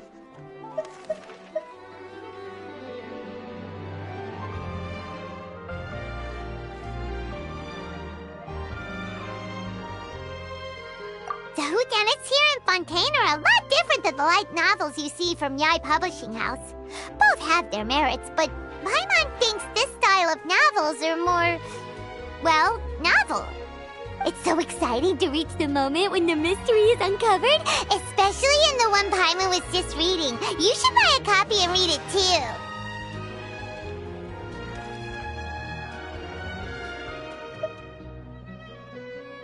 Oh, sorry about that. Paimon will be more careful next time. Hey, shouldn't we be heading to the Opera House to see Linny's performance soon? It's almost time for the show to start, so we should get going. Linny said that the Opera House is on Aranea, so let's go ride the Aquabus!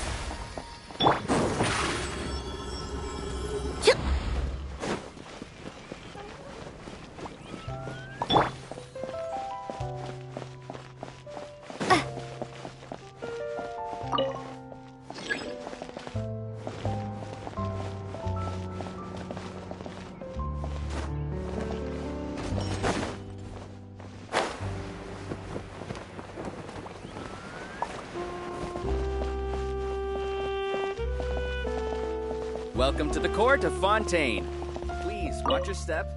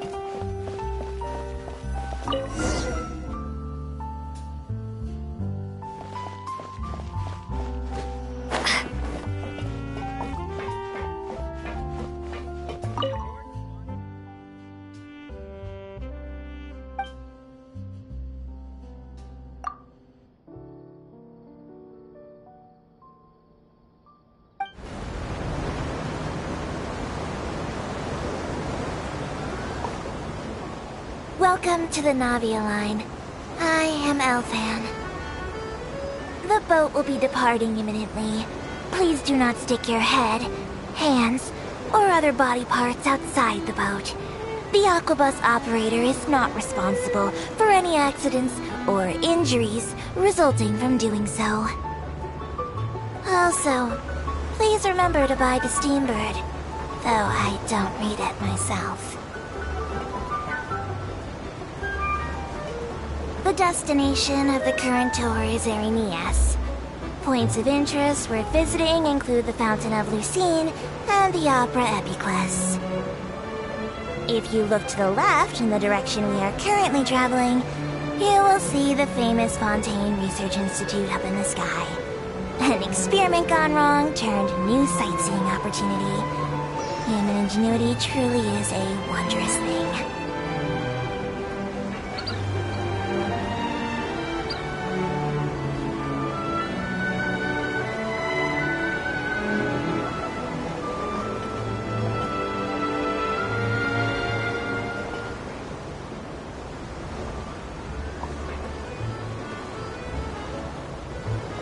Approaching our final destination. Please be sure to bring all your personal belongings with you as you disembark. Even though I will take any forgotten items to the lost and found, the paperwork is rather annoying, as Melusine hands are not suitable for grasping pens. Please be careful when disembarking. It has been my honor to be your tour guide this trip. Thank you.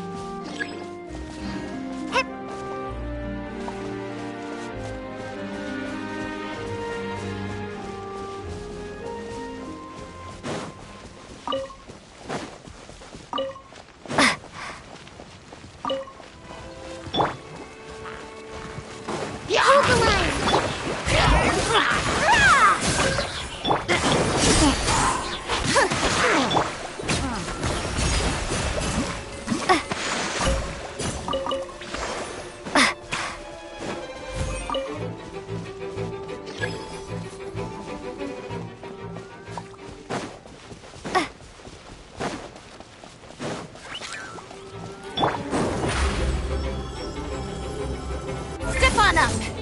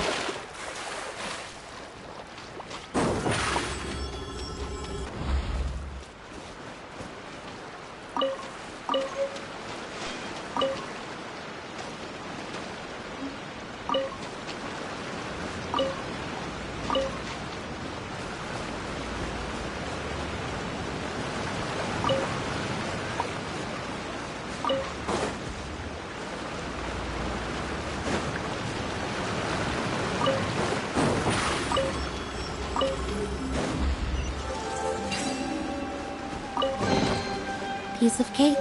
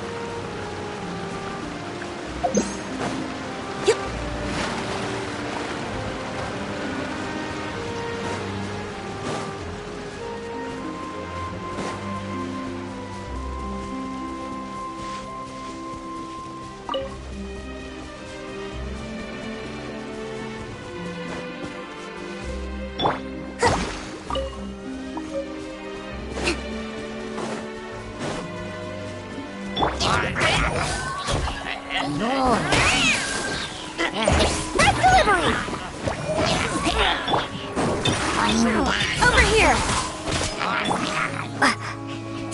Wipe out!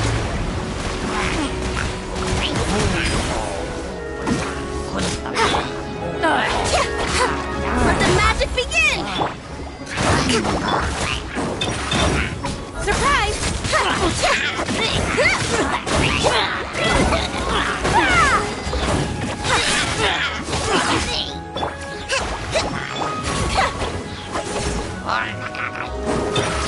Over here!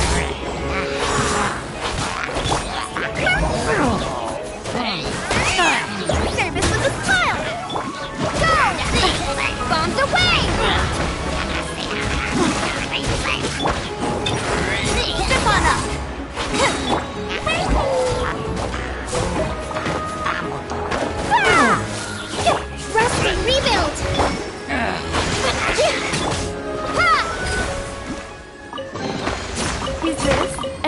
from this world?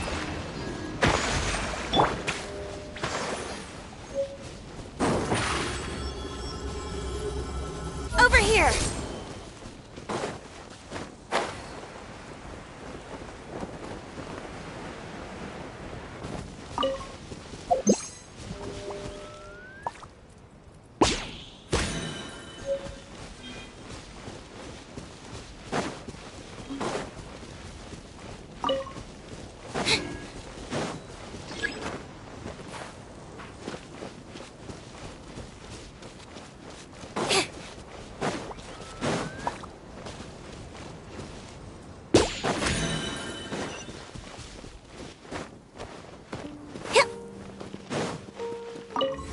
Seems like the stories here never have a happy ending.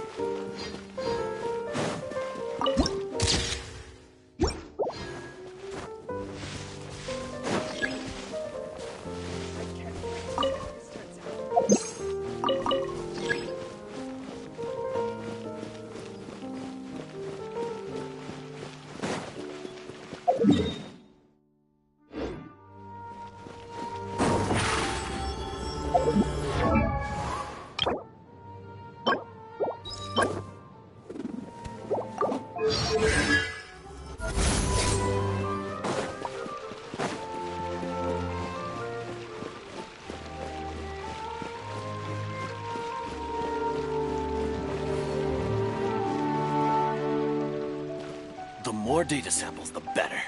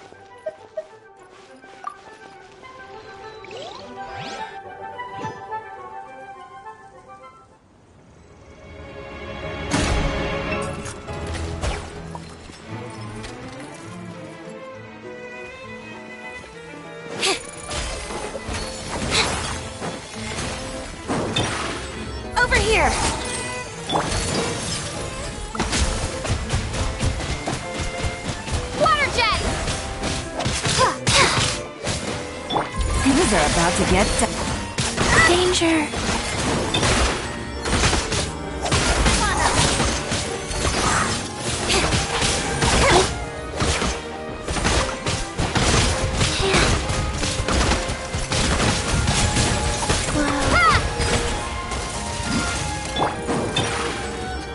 Surprise! Be amazed!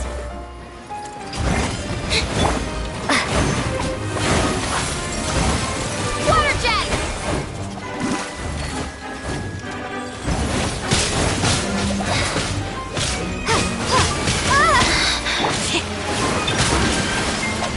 Don't want to be sealed back up.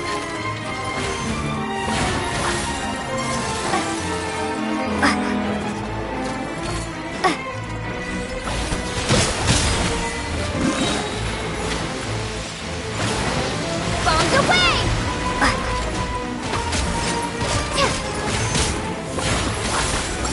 Water jet! You're running cold. Allow me.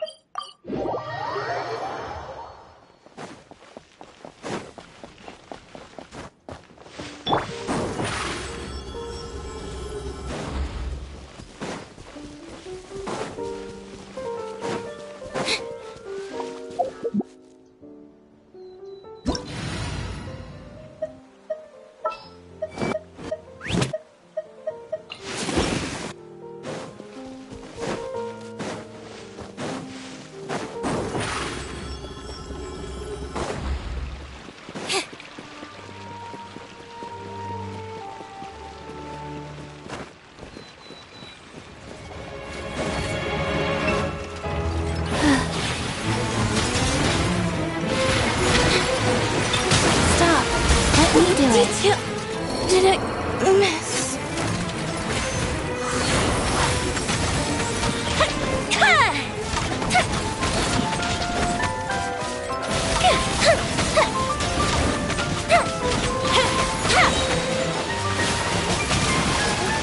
Here comes the fireworks!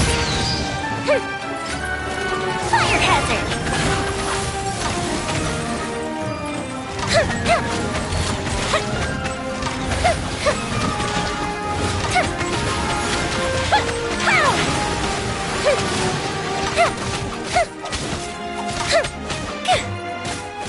Time for a light show!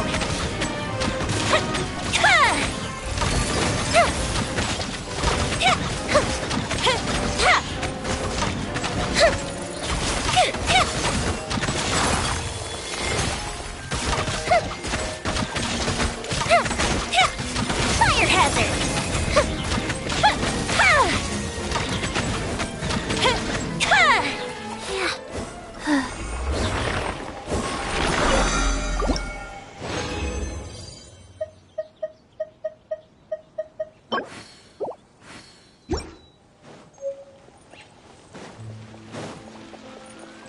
Faster? Okay, faster.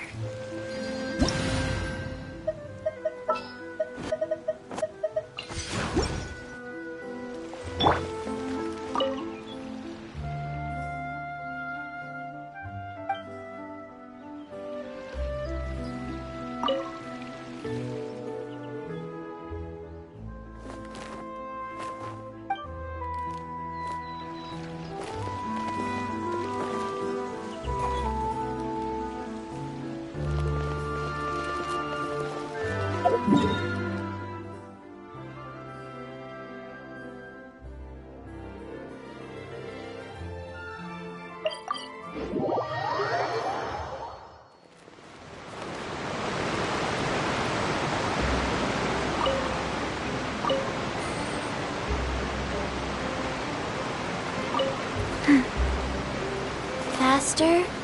Oh.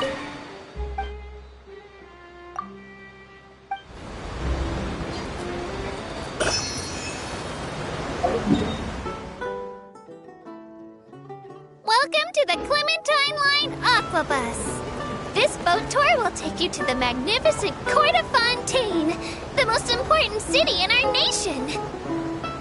I'm Aval, and I'll be your tour guide for this trip.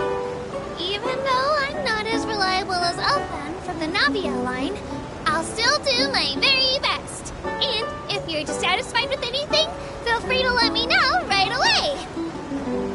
Oh, wait a sec.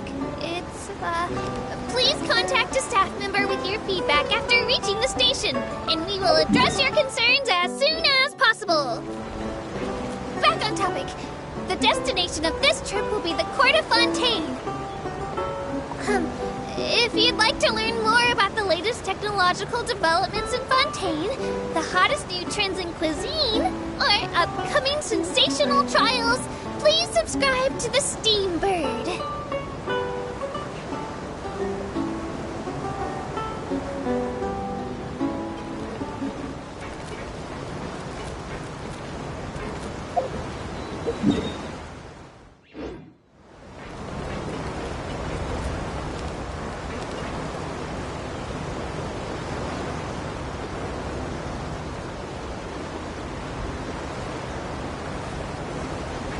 The Steambird runs lots of fantastic serialized novels, including the thriller Great Detective Herlock, which recently reached its dramatic conclusion.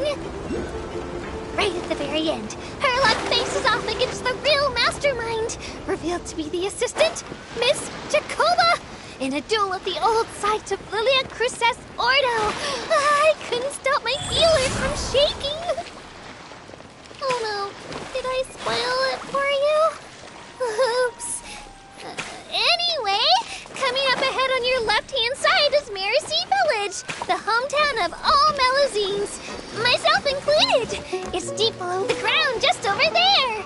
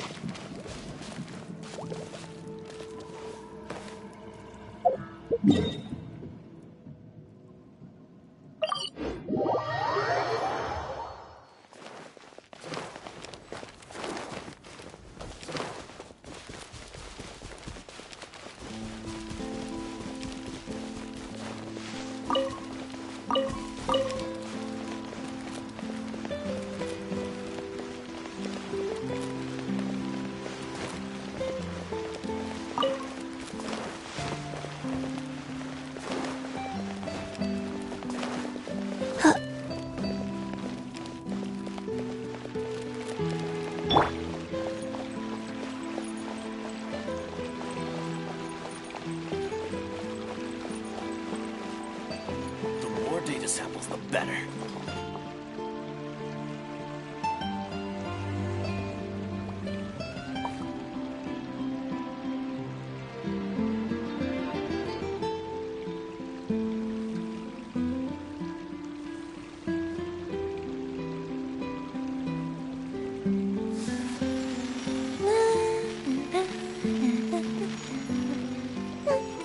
The more data samples, the better.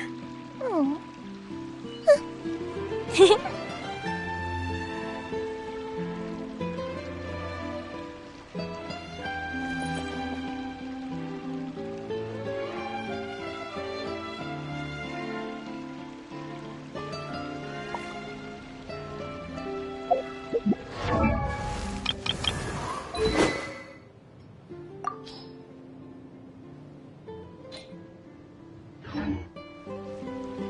we've got nothing else to do, why don't I tell you a story? The more data samples, the better.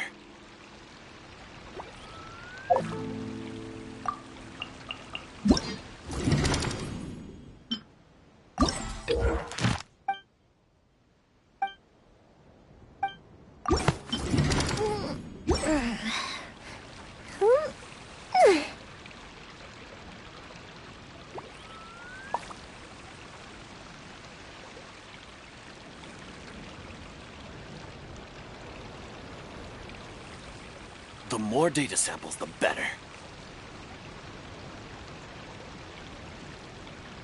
Fireworks are for now, but friends are forever.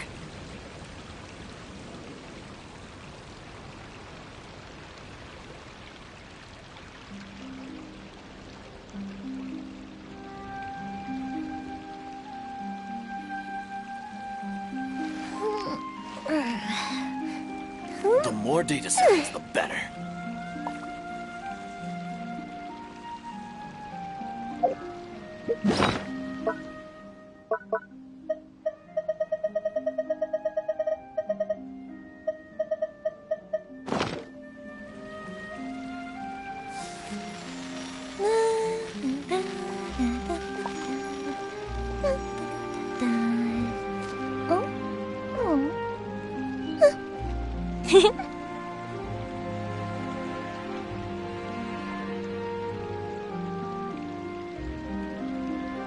The more data samples, the better.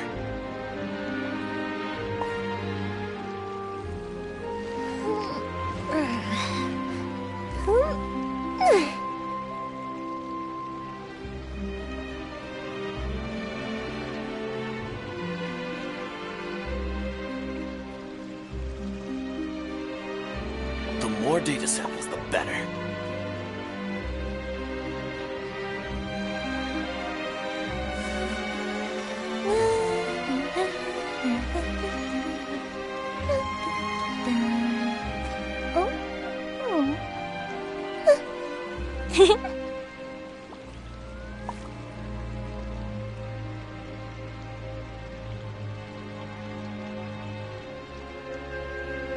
The more data samples, the better.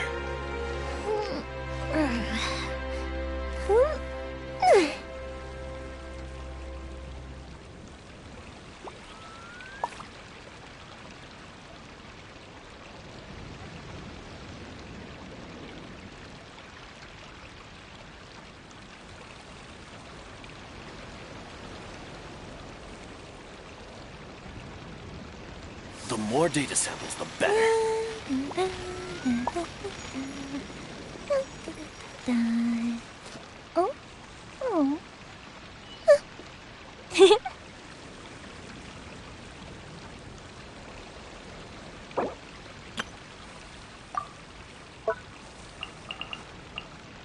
Have you ever kept goldfish as pets? They're very cute. The more data samples, the better.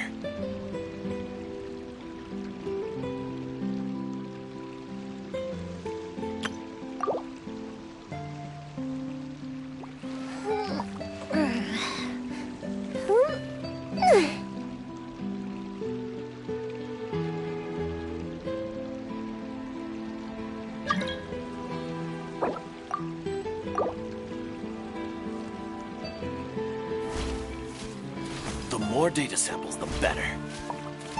If we've got nothing else to do, why don't I tell you a story?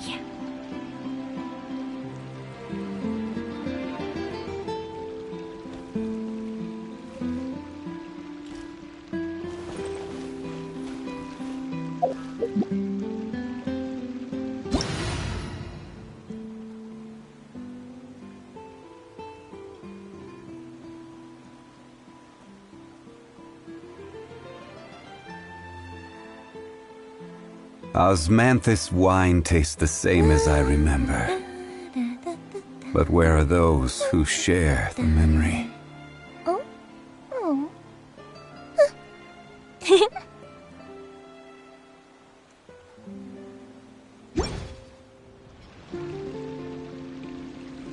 The more data samples, the better.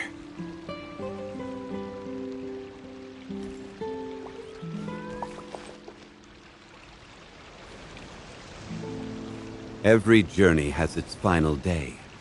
Don't rush.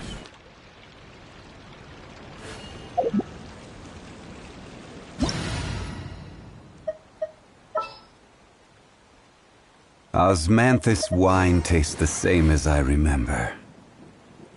But where are those who share the memory?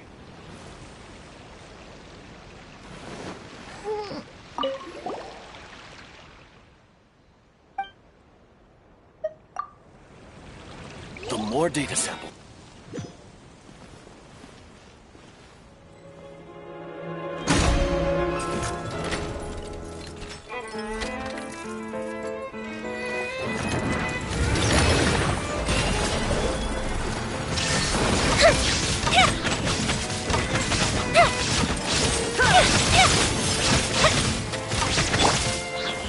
Nice. Shine down.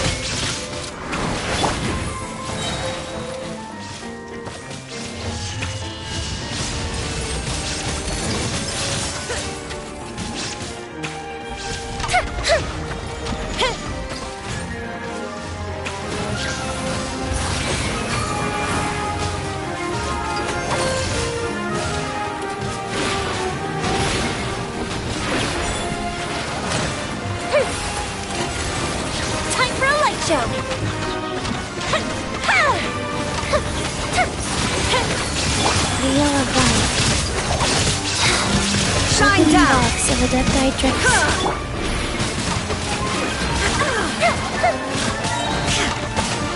Assisted reprise!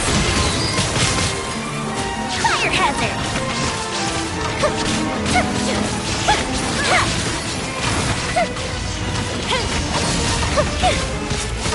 There is no escape! Solidify!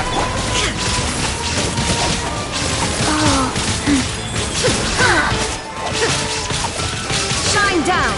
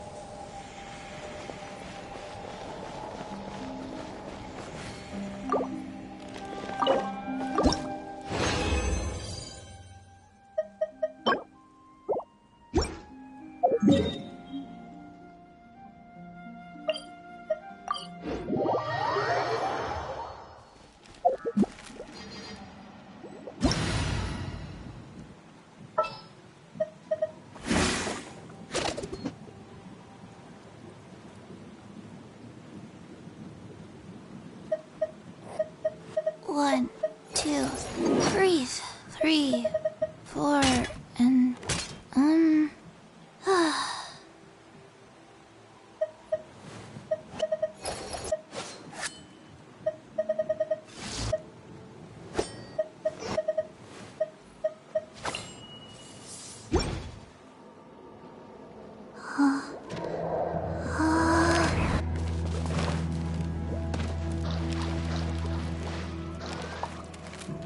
Inactivity. The mortal plane. A fleeting dream.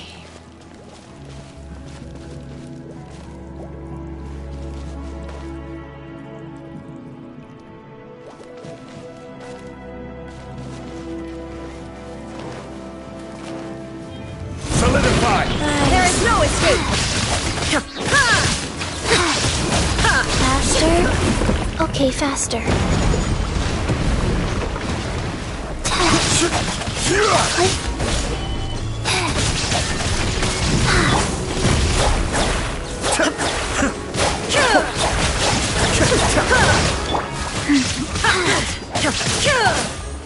Illusion shattered! Torn to oblivion!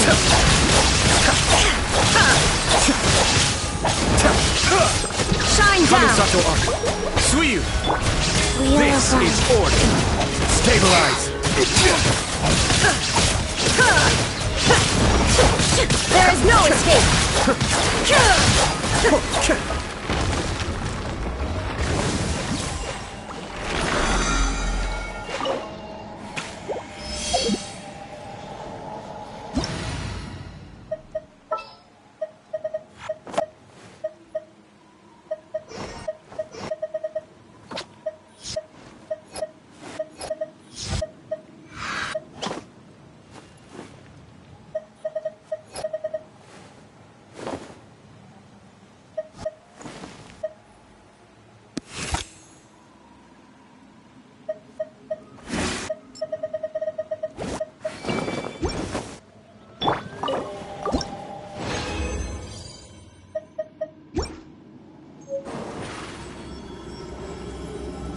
Over here!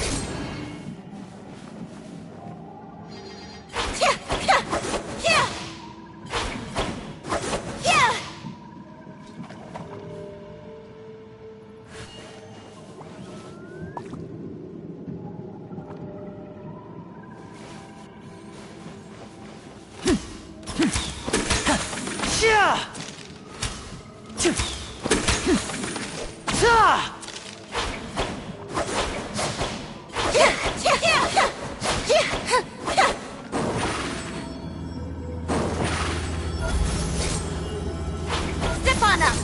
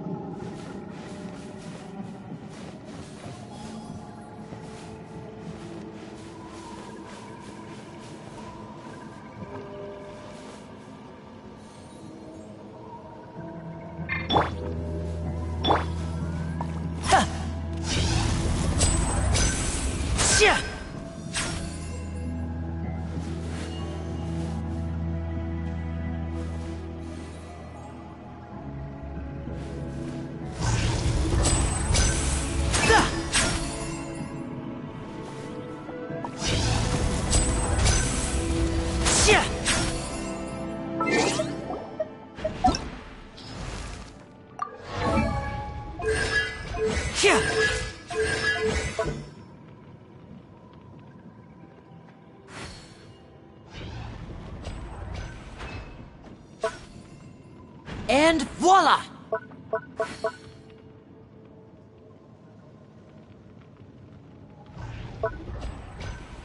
Shit!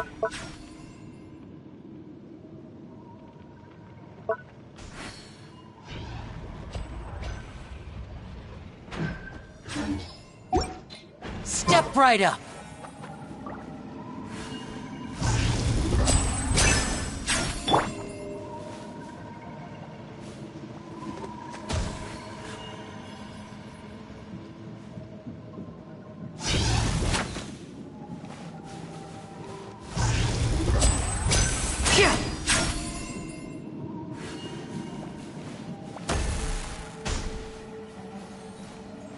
And voila!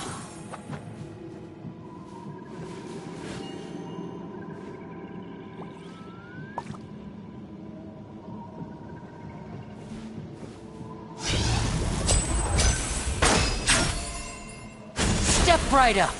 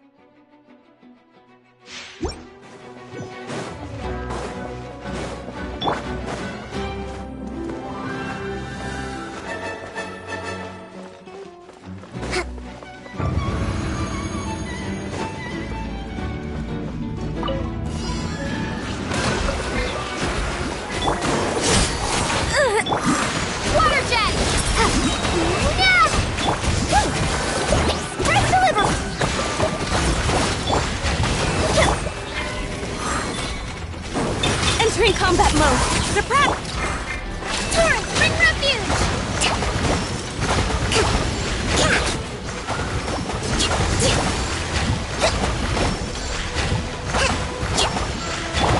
Over here!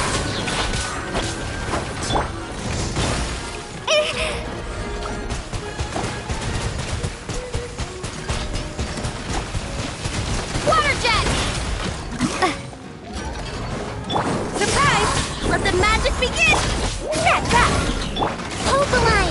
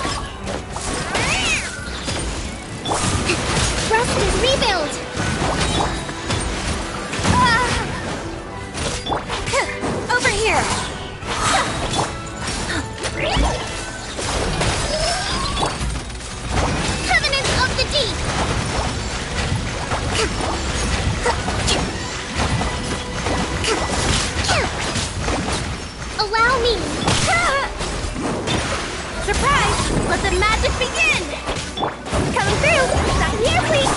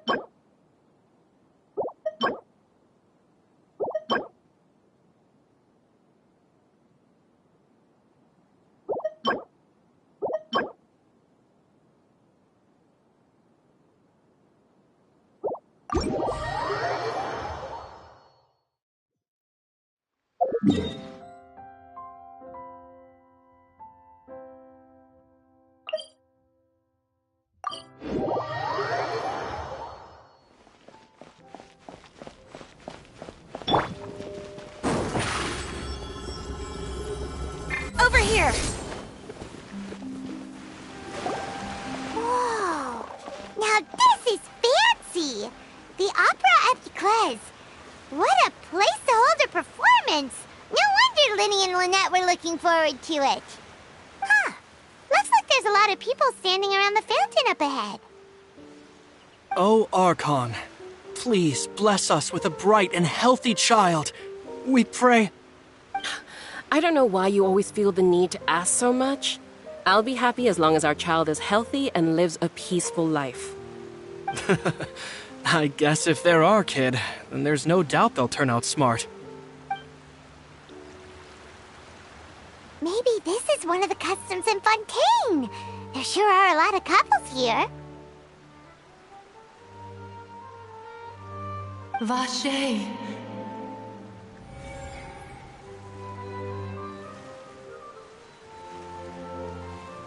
What's wrong? Vache. Vache. No, Paimon didn't say anything. Are you hearing things?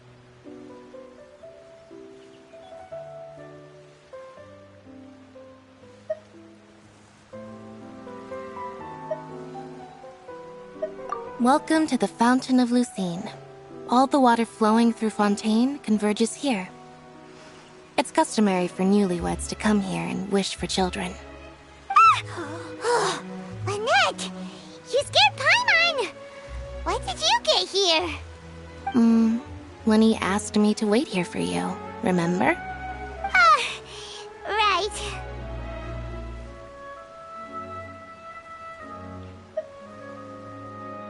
What do you mean? There are a lot of people here right now. Hey, you're not trying to scare Paimon, are you? Besides, it's the middle of the day. It's not the time for eerie things. I see. I might be able to tell you something that could help explain the voice you heard. In fact, you might not be imagining things at all. I suspect that what you heard is a result of your hypersensitivity to the hydro element. Others in my family have had similar experiences. It's because of her sensitivity to the hydro element? But what would hearing a voice have to do with elemental power? When do you cry, Paimon? Wait, what? What does that have to do with anything? Just answer me. When do you cry?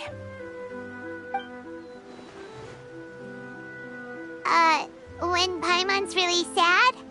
Oh, and when Paimon's super happy. Oh, and also when Paimon's really, really scared. Then you should understand that tears contain your most intense emotions. Like I just mentioned, the Fountain of Lucine is where all the flowing water in Fontaine converges. Even the tears that fall to the ground will eventually gather here. So maybe what you heard was the intense emotion coming from someone's tears. So, what did the voice say? If you were hearing their emotions, then Paimon wonders what happened to them. Rather than worrying about them, we should worry about my brother first. Don't let that calm look of his fool you.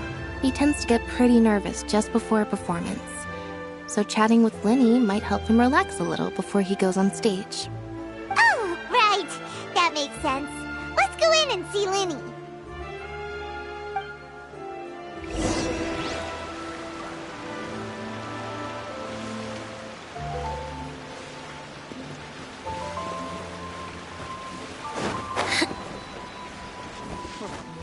It needs a more romantic touch.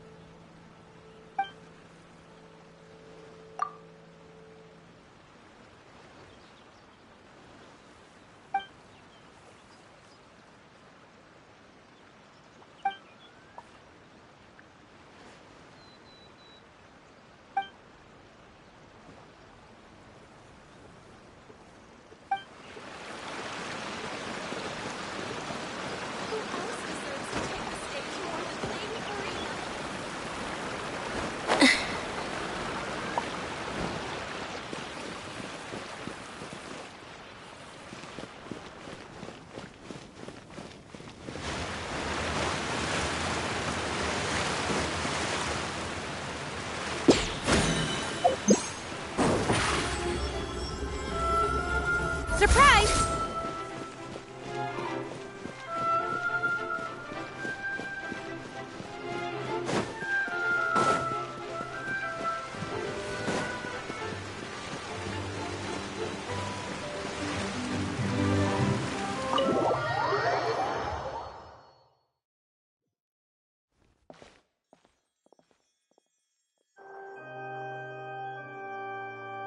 Traveler and Paimon, good to see you. I knew you two would come. Are you kidding? We wouldn't miss it for the world. We've been looking forward to it. I can tell, judging by how early you've arrived. But you're actually right on time.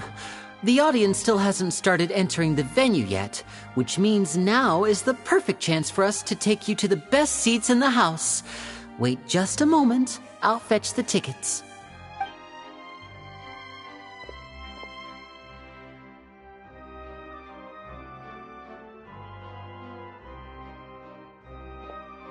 The Opera House has assigned seating, so you always have to make reservations. I've already reserved your seats, and here are your tickets. Ooh, front row seats! Thanks, Linny!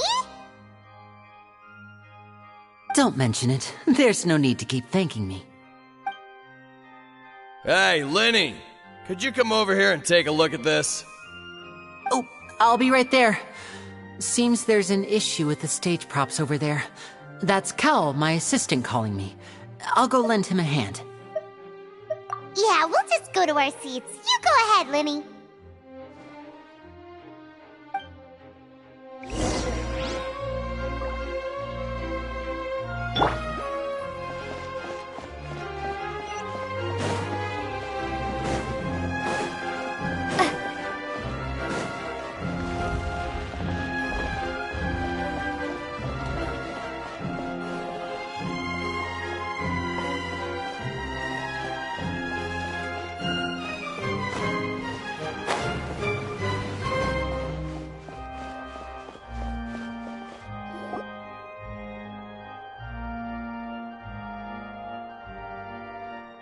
These should be our seats. Come on, let's sit down.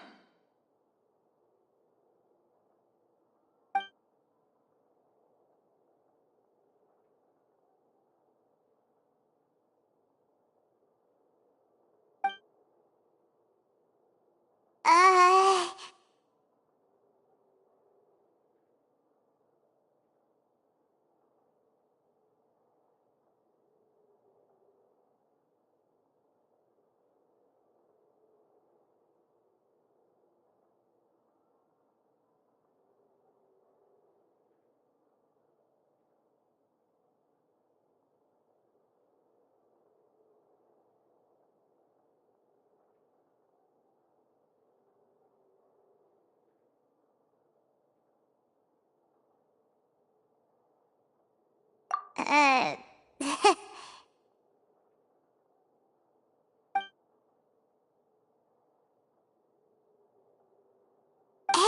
Traveler. Maybe we should strike up a conversation with the person next to us. Since we're sitting together and the rest of the place is practically empty still, it's kinda awkward if we don't say anything. Oh, you little... Of course you put this on Paimon! Excuse me, I did not realize you felt awkward. I am terribly sorry. I would be perfectly happy to chat with you if that is what you would like. Oh, so you heard all of that, did ya? Boy, you sure have good ears. Paimon thought she was keeping her voice down. Wait, that's not it. Paimon's... Sorry. Paimon's the one who was being rude, talking under her breath like that. So, let's talk, but, what should we talk about? Oh, Paimon's got it. You're also here early and sitting in the front. Are you a friend of Linny's too? A friend, you say? Well, if Mr. Linny would like to be my friend, I would be more than happy to reciprocate. Oh, so you're not friends with Linny then? Oh, this is getting more awkward by the second. Paimon nearly forgot to make her introduction. Nice to meet you. Paimon is Paimon, and this is the Traveler. We just arrived in Fontaine. It is an honor to meet you two. I have heard of your deeds across Tevat. And as required by proper etiquette, I will also introduce myself. I am... Oh, Monsieur Nervillet! What an honor it is to have you here to see my show! Ah, Mr. Linny. I should say it is in fact an honor for me to see your performance in person. Wait, Nervillet? Could he be... I saw you all chatting just now, but it seems you still don't know who Monsieur Nervillet is. Allow me to introduce you to Fontaine's Chief Justice. That seat is always reserved for him. It wouldn't be too much to say that he's the symbol of justice and honesty here in Fontaine. Whoa! Sorry for being so rude just now. Paimon had no idea you were such an important person. No offense taken. Being Chief Justice is merely what I do for work. Nearly every person has their usual reserved seat, so I'm not so special, really. And by the way, I should probably let you know, even though I would prefer not to. There's someone sitting up there in the VIP seats that has been striking a pose for quite a while now. I believe she is trying to give you a most elegant and impressive first impression. So I think you should take notice of her sooner rather than later, otherwise she may become flustered.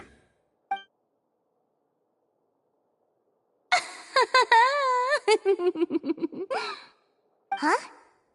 Oh, it's Farina, the Hydro Archon. Huh.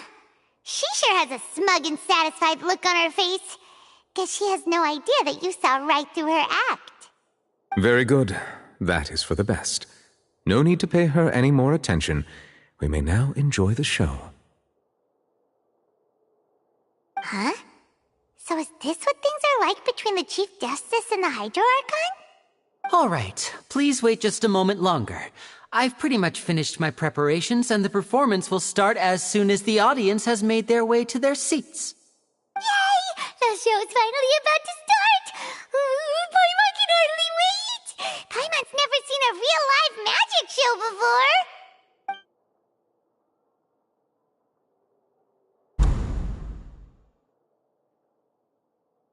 Oh! They're dimming the lights! The show must be starting!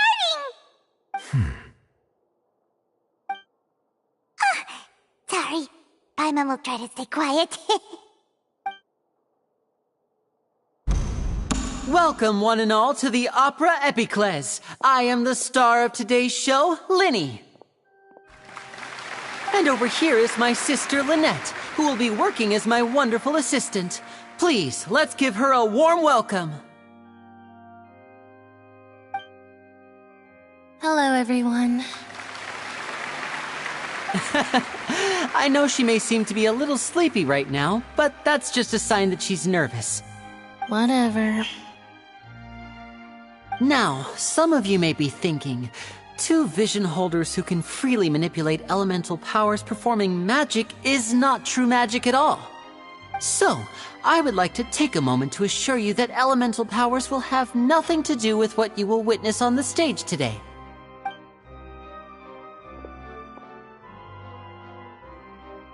Both Lynette and myself have removed our visions for the show. That way, even the gods won't be able to help us. Oh, good point. That's what makes the show real magic. Now, without further ado, let the show begin. Lynette will now exit the stage to make some preparations. I know you might miss her, but don't worry. She'll be coming right back on stage momentarily. Perhaps in an unexpected way. I'm sure she'll be stealing the spotlight soon enough. Oh, and before I forget, there's one more thing I should say. You never know what can happen in the blink of an eye. A magician's greatest skill is making things disappear or appear. The possibilities are endless.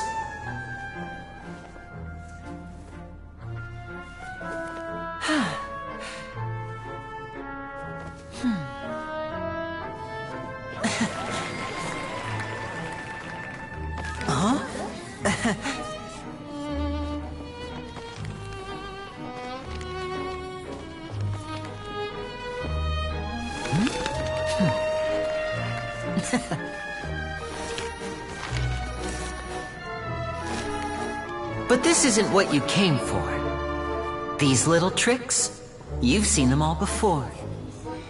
So it's time for something truly extraordinary, don't you think? This one's a little tricky.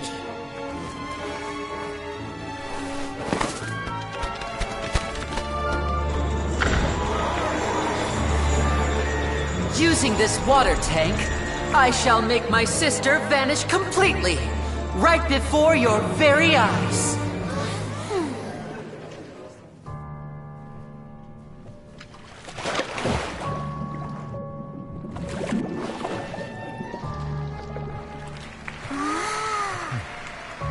It's actually quite simple.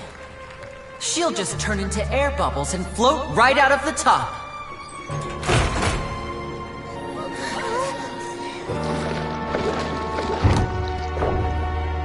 Oh no! I told them to check all the props carefully. With the lid on, even air can't escape. An amateur magician would be getting very nervous right around now. Luckily, it's me on stage, so let me show you what a true virtuoso can do.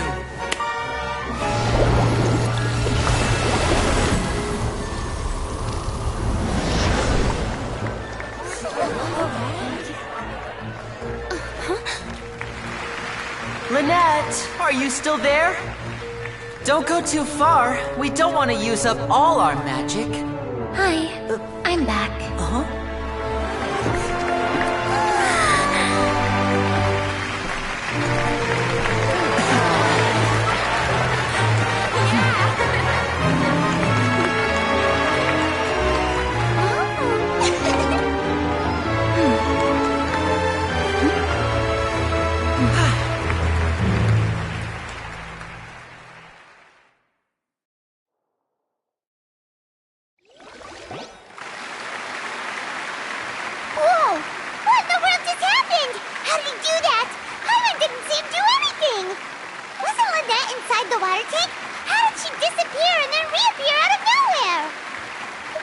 If we could see easily through his tricks, then that would mean that his skills are still lacking.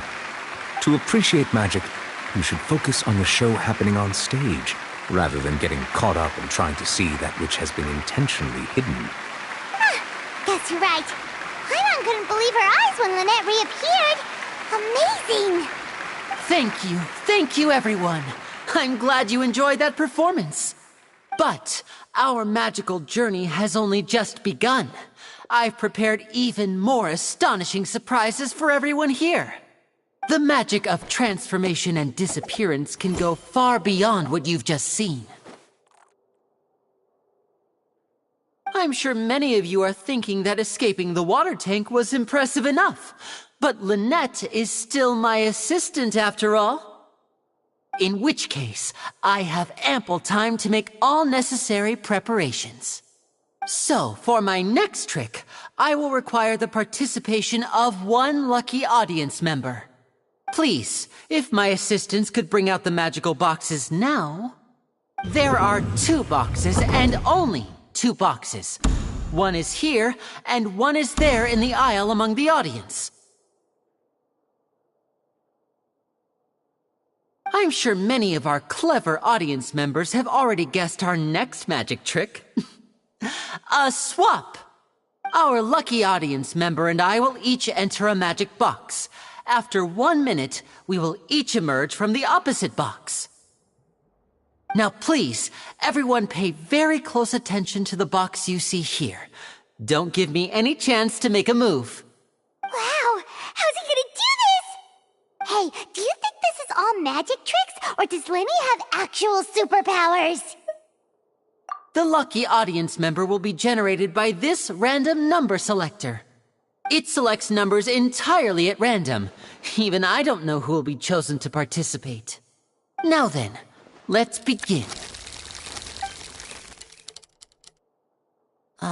Let me see. Oh, row 7, seat 3. Congratulations! You now have the chance to experience magic firsthand for an entire minute. Please, come forward. My assistant will take you beside the magic box. I'm sorry, it might be a little cramped inside, but no need to feel nervous. We've carefully arranged everything for you to be as comfortable as possible. You don't need to do anything, but no matter what strange things may happen, don't come out of the box. If the magic is interrupted, who knows where you might end up? You might even find yourself in the Fortress of Meropide. Oh, okay. All right. Before I enter the magic box, there is one more thing I need to ask the audience to do. Could you all give me a countdown? Like this. 60, 59, 58. Just keep counting down. You can go a little faster or slower if you like. I won't be able to see anything in the pitch black box, so I'll be relying on your voices to know when time is up. Oh, and no tricks now. If you quickly count from 60 in just 30 seconds, then I'll be in a tough spot. Ooh! Paimon kinda wants to count faster after hearing him say that! No, that won't do. I can see it in your eyes. You still can't be trusted. Let's practice together. Come on, repeat after me. 60, 59, 58. 60, 59, 58! That's right, perfect. Keep it going. All right, I'll see you all on the other side once you've finished counting.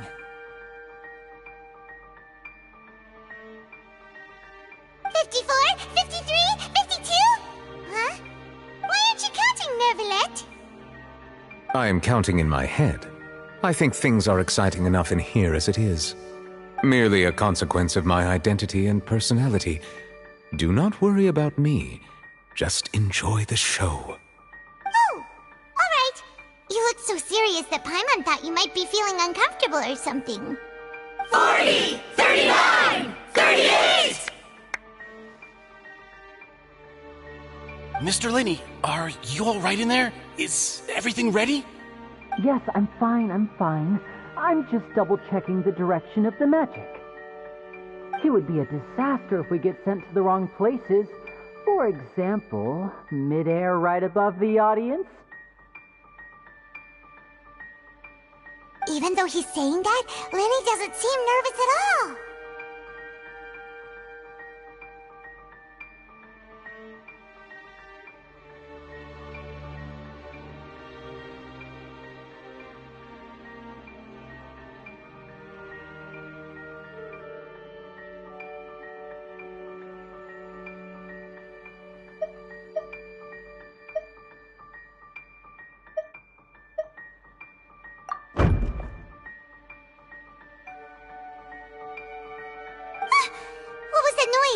Did you hear it too? Not sure. Anyway, it doesn't seem like anyone's worried about it. 25! 24! 23! What's wrong, Mr. Linney? I can still hear you moving in there. I seem to have accidentally knocked over a decoration. I'm trying to fix it, but it's pitch black in here. I can't tell left from right. Never mind the decorations. There's no time for that. The show is what's important. No, that's unacceptable. I want my show to be perfect. Don't worry, we still have 20 seconds. Hear them counting? 19! 18! 17! It seems things aren't quite going as planned. I apologize, everyone. It feels like you're all starting to count faster, but that's all right. I know it can be tiring to do such a long countdown. 10 seconds and change is still plenty of time. 10! Almost there now. 8! Swapping two people is harder work than you might think. Even a master magician like me can't guarantee I'll get it right the first time. Hey, wait! Is this the back one? I can't tell. They both look the same inside. Huh? No, that's not it. I'll try again. 7! Hey, slow down! Honestly! 5! 4! 3! Whoops! That doesn't count! 0!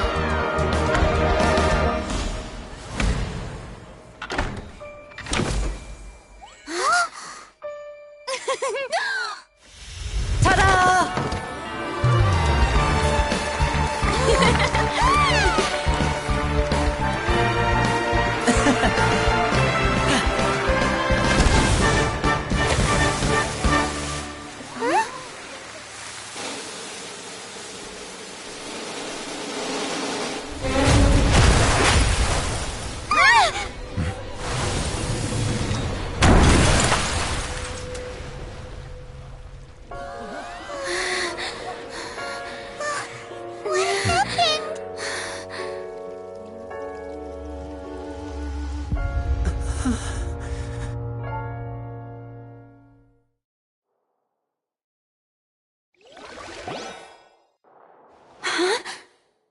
Is this part of the show?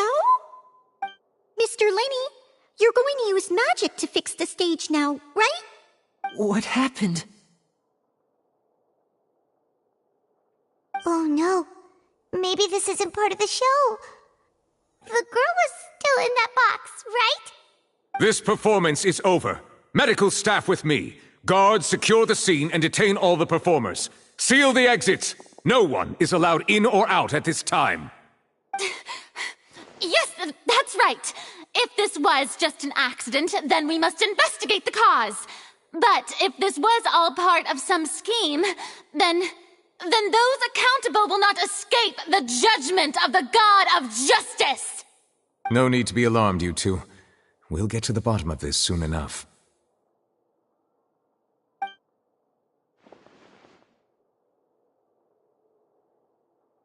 Unfortunately, the person who is in the magic box has been pronounced dead. His name was Cowell, one of the assistants in Linney's magic troupe. Apparently, the fireworks on stage ignited the ropes that were suspending the water tank, which then caused the tank to fall onto the stage. As of now, we are still not sure why we found Cowell in the box, rather than the guest from the audience. And after an initial search of the area, the guards have confirmed that the girl is nowhere to be found. It appears that this incident was not merely some mishap with the performance. And there are many indications that it is connected with the case of the serial disappearances of young women. The serial disappearances case? That's the case that Charlotte mentioned before!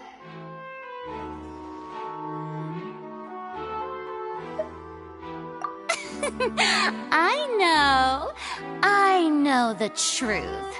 I can see through the whole thing. Really, using such a shallow and obvious mystery as his finale. Did he really underestimate us that badly? I say that our powerful magician, Mr. Linney, is now the prime suspect suspect for the serial disappearances case. Huh? Why me? This whole thing was an accident. Oh, this all occurred during your magic show, did it not? The missing girl disappeared after being chosen, did she not? The deceased is one of your assistants, is he not? Now that I think about it, that whole speech about magicians making things disappear was nothing more than a provocation, a bald-faced challenge. That can't be right! How can Lenny do this? He was in the box on the stage the entire time! We can even hear his voice! Besides, before the show, he told us that he would like to catch the criminal behind the disappearances! He couldn't possibly mean catching himself! Save discussion for a later time, please. Lady Farina, may I assume that your comments just now constitute an accusation against Mr. Linney and his associates, and that you are pressing charges? Huh? I just think that he... Well, I think it might be a little early to talk about formally pressing charges. But what Lady Farina said just now makes perfect sense. Looks like she's gonna personally deliver justice. A kidnapping and murder carried out under the cover of a magic show. Lady Farina said it all.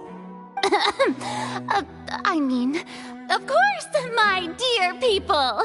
But what excites me even more than the obvious truth before our eyes is the opponent I'll be facing. That's right. I mean you, Traveler. You'll support Lenny, won't you? After all, he was the one who helped you the first time we met. Then there's no problem at all.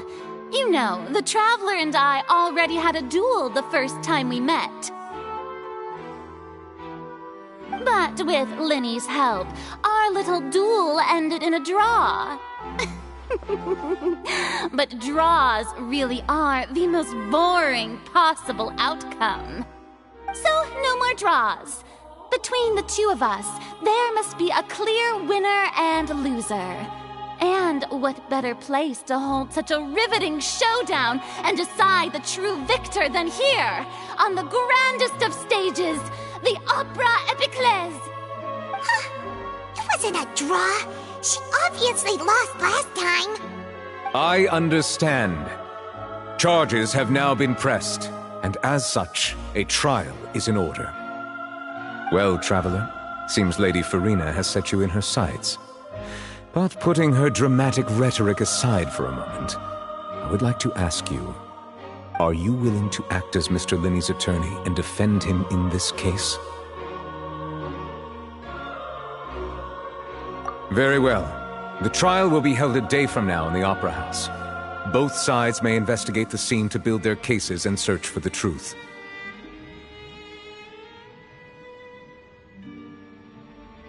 Linney and his troupe are all potential suspects and shall remain within the Opera House. The audience may begin to leave in an orderly fashion once they have been cleared by the guards. A day isn't that long. Let's see what kind of case this big-shot outlander can build in such a short amount of time. I'm really quite looking forward to hearing it.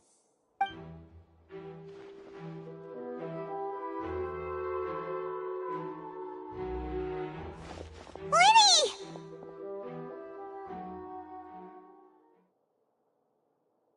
Sorry about everything that happened just now. Were you frightened? Of course! Who wouldn't be scared after witnessing an accident like that? Yeah, I'm a little shaken up myself. How could this happen? And poor Cal. I know you already claimed that you would defend me, but now it's just us talking. Tell me, do you think I could possibly be the murderer? I understand. Even I'm not sure what happened, so I can only imagine how difficult it is for you to grasp the situation. I'm sure everyone sees me as the biggest suspect at this point. But, if you ask me, the whole thing is mysteries layered upon mysteries, such that all that's left is confusion. I don't know whether what happened there on the stage was purely an accident or not. And I don't know why poor Cal was in the box. As for how that girl chosen from the audience could suddenly disappear, I'm afraid I don't have any answers either. If someone tampered with my performance, then we need to figure out what they did. Even a skilled and knowledgeable magician like myself couldn't pull all that off in just 1 minute. Which is precisely why we need to investigate! As this book says, the impossible could not have happened. Whatever happened must have been that which is possible. Paimon bought them when we were reading at the bookshop in the city earlier. Pretty cool, huh? Don't worry, Paimon used her own savings to buy them. It wasn't from our travel funds. I think they look cute on you, Paimon. You have good taste, Lynette! That's the right attitude. Feeling depressed isn't going to help me now. I need to get back to my normal self. But with the guards watching our every move, it's going to be especially difficult for Lynette and I to prove our own innocence. Good thing you agreed to be our attorneys. Thanks for that. We'll be counting on you. Yes, thank you so much.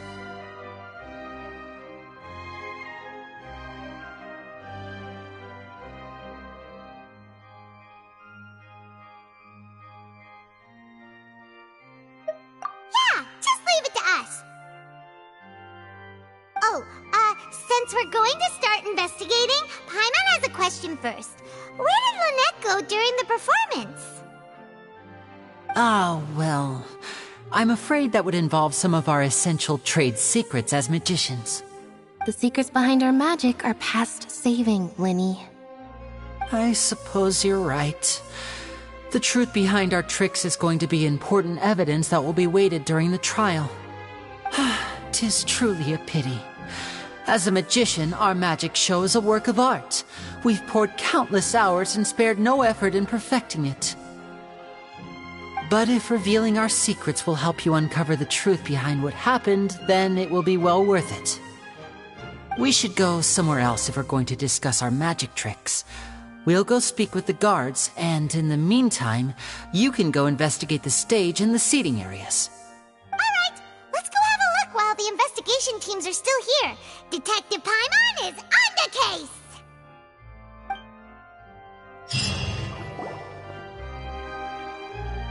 Hello, officer. How's the investigation going?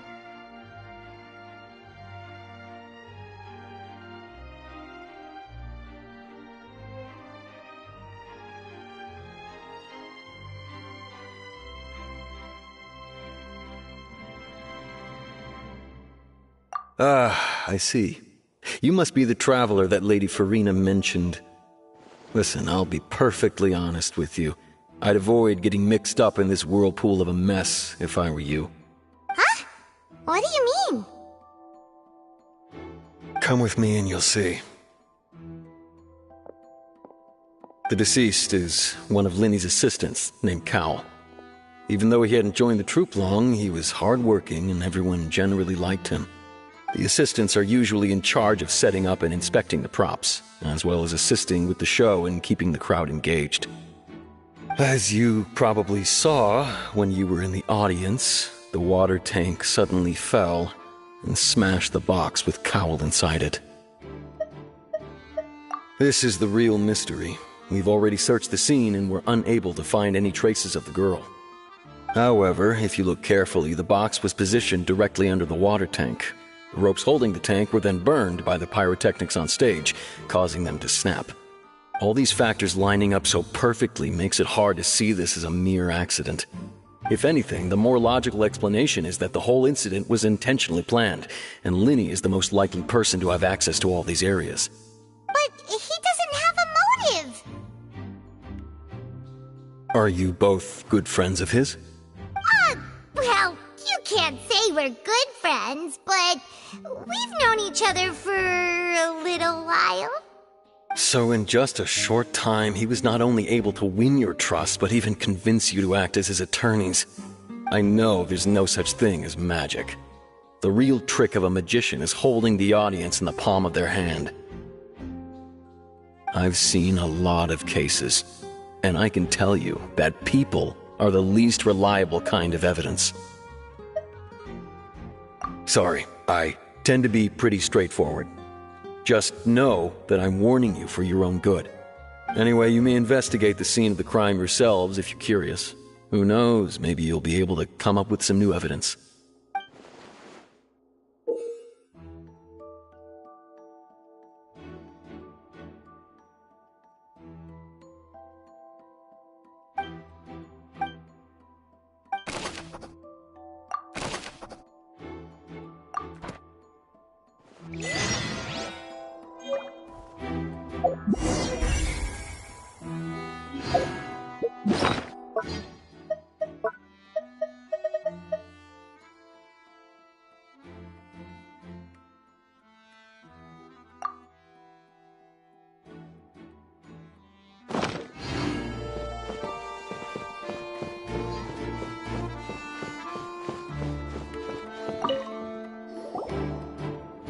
The investigation team has some new findings.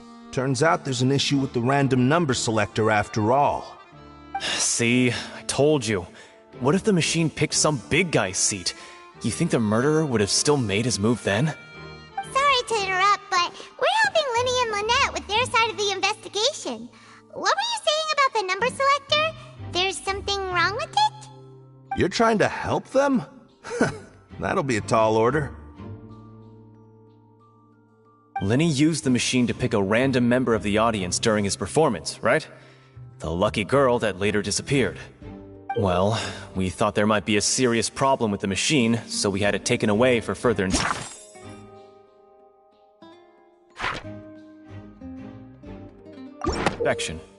It turns out that the seat number it picked wasn't random at all. The machine picks that same number every time. I'm sure you already know that you have to make a reservation in advance to get a seat, regardless of whether it's a trial or some performance. In other words, Linny knew who would be sitting where from the very beginning. That much checks out. Linny reserved our seats for us too. Bet you see why I was saying it'd be tough to make a case for Linny. Even though it's bad for Linny's case, Paimon had better write it down.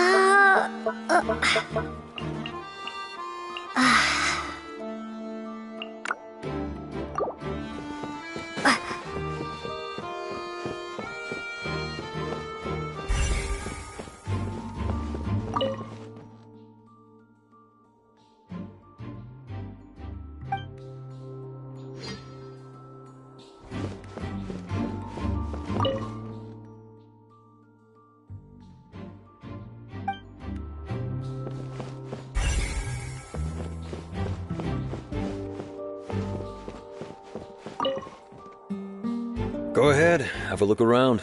In the end, we're both after the truth. So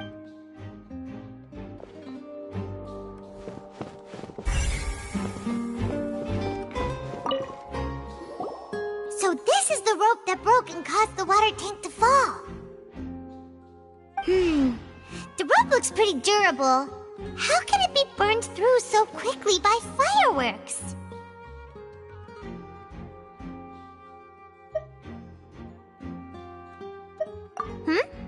Why are you suddenly so serious, Traveler?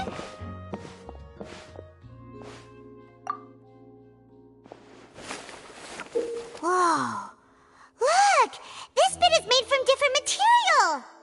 Most of it was burned away, but there's still a little bit of it left. Huh. was made with that kind of material in it, then that means... Wait, why don't you write all this down? Let's take notes.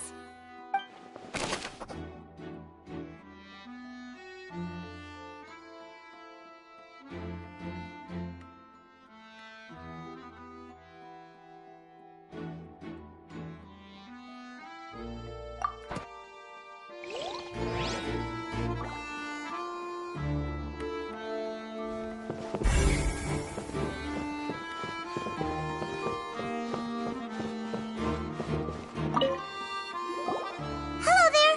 What are you investigating? Oh, this location has also been cordoned off because the Magic Troop members are currently considered prime suspects. The investigation team is still collecting evidence. The seats were all booked in advance, so we were able to deduce the missing woman's identity by checking the guest list.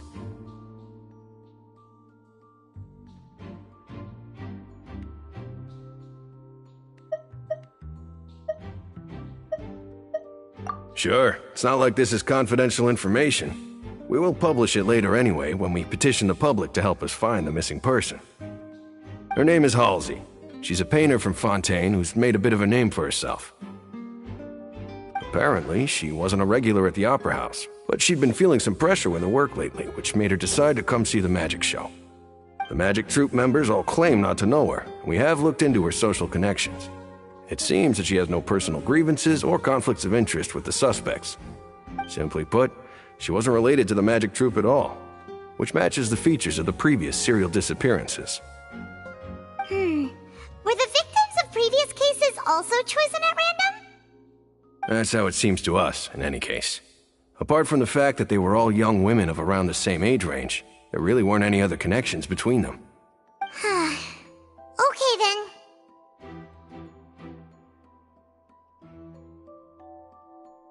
No need to be so formal. If you do happen to see the missing girl, please be sure to contact us. It is of utmost importance that we get to the bottom of these disappearances.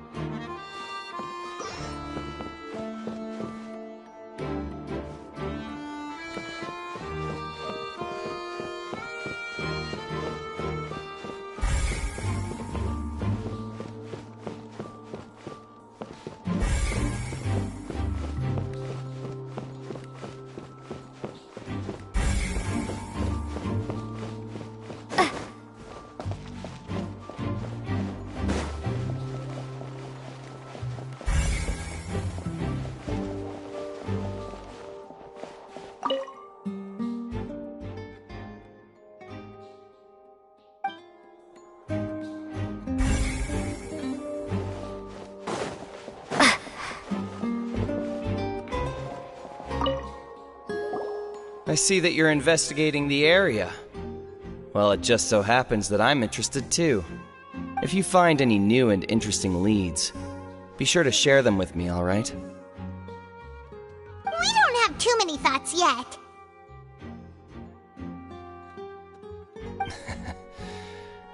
Then why don't I tell you my hypothesis first? The way I see it. And I'll start it with that loud thud. The thud? Oh, you mean the sound that happened during the countdown? Yes, exactly. It wasn't terribly loud, but I suspect that most people heard it. It's just that everyone was awaiting the results of Linny's trick with bated breath, so no one paid it much mind. But now that the incident has happened, the thud has become an important clue. That makes sense. So, what do you make of it? I'm of the opinion that it may have been the sound of Linny's accomplice. Lynette, perhaps. Jumping atop the water tank, or something like that. And when the pyrotechnics went off, she cut the rope, sending the water tank crashing down. But wasn't the noise we heard too loud for that? perhaps the balance wasn't right, leading to a particularly rough landing. Oh, that's true. I suppose...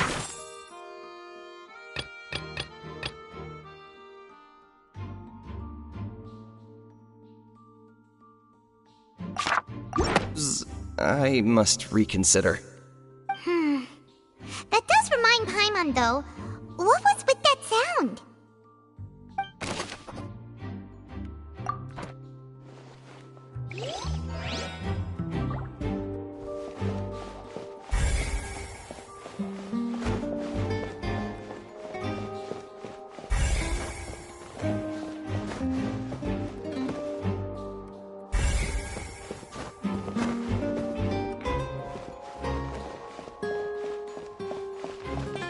Lenny's still talking to the guards.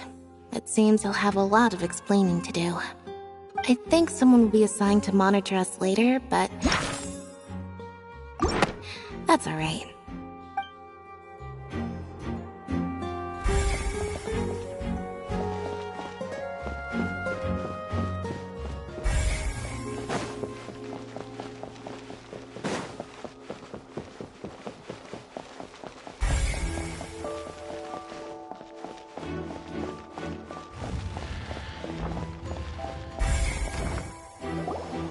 Hey, you! Yes, both of you! Over here! I've been keeping an eye on you for a while now. Huh? You mean us? That's right. If I'm not mistaken, you're also among those who wish to cut down the thorns and pursue the truth. No? And by the looks of it, you're not from Fontaine. Well, you're right on the more about that one, but who are you? Have you never heard of the Spina di Rosula? From mediating disputes and providing protection to solving conundrums, you name it, Spina di Rosula does it. And I, Navia, have the honor of being its renowned president. Though those who play by our rules call me boss. I'm Silver, her attendant. Pleased to meet you. And I'm Melus. Demoiselle's various daily needs and affairs are under my purview. Huh? Boss? Demoiselle? What gives with the names? Well, I am the second generation president. Melus and the others are still used to my previous title. My apologies, Demoiselle. Should you prefer, boss, I will endeavor to use that instead. No, no need. You don't have to call me boss. Just Navia is fine. Okay, if you say so. Not that we're members of Spina di Rosula anyway. All merely trifling details. Never mind. Now, back to the situation at hand. That's right. I've always kept an eye on the serial disappearance cases.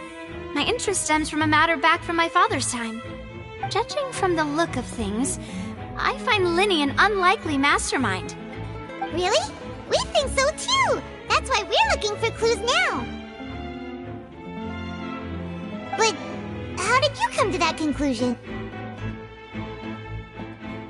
Intuition, naturally. My unparalleled intuition. Farina sure was quick to point the finger at Linny without any decisive evidence whatsoever, wasn't she? But that's not uncommon for her. If you remember, the Justice had to interrupt her and ask if she was pressing charges just to keep her from getting carried away. Anyway, a trial begins the moment someone levels charges. And, of course, there was no way Farina was going to back down in that situation. Sounds more like you just don't trust the Hydro Archon. Well, what's your opinion?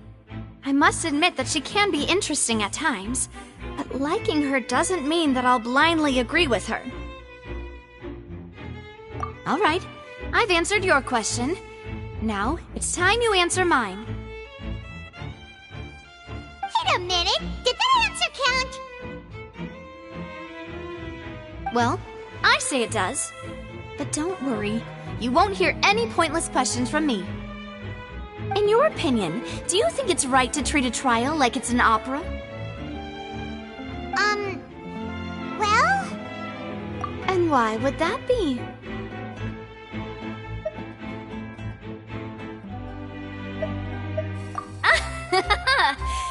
See, Silver and Malus?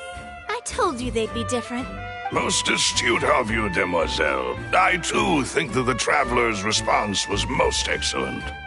No matter how wonderful the script or how fervent the audience's expectations may be, the trials that go on stage here must be based in fact. And if that can be done, boss, then... All right, that's quite enough, Malus. Anyway, I like your answer. You pass with flying colors. Now, I need to make some preparations, following which our joint investigation shall commence. You two shall be my assistants. Wait! Since when did we become assistants? Oh, well, I can be the assistant, sure. Or your companion, if you like. I'm really not that fussy. That's more like it. Far be it from me to brag, but I believe that Demoiselle's intuition will be instrumental in uncovering the truth. You wish to save a friend from false accusations, and we wish to unravel the disappearances. In this sense, our goals are aligned. You have a point. You're quite the talker, aren't you, mister? And what about you over there? What do you think? You seem like you've got something on your mind. I have nothing to add. Oh, alrighty then. We'll be making some preparations first. Just be sure to let us know if they start revealing Lenny's tricks. Thanks!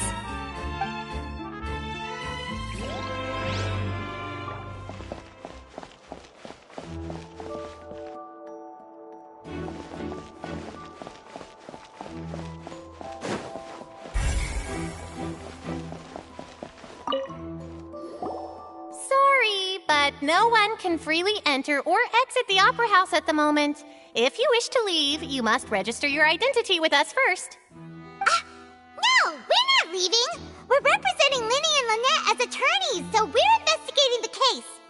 Were you always guarding this entrance? Yes, after the Chief Justice gave the order, everyone coming in or out must undergo a strict inspection. So, the missing girl couldn't have left from here. At least, not from that point on. I doubt there was much opportunity then, either. How can you be so sure, Well, because I was in charge of security near the entrance at that time. I couldn't see Linny's performance from here, which was quite a shame. Just my luck. But still, I did not abandon my post, and I stayed put no matter how loud the applause was. If someone had so much as even approached the door, I would have noticed it, let alone if they had tried to leave. We Melazines are good at that sort of thing, you know. So, it's safe to say the girl couldn't have left through here. Alright, thank you for your help. This'll be useful info.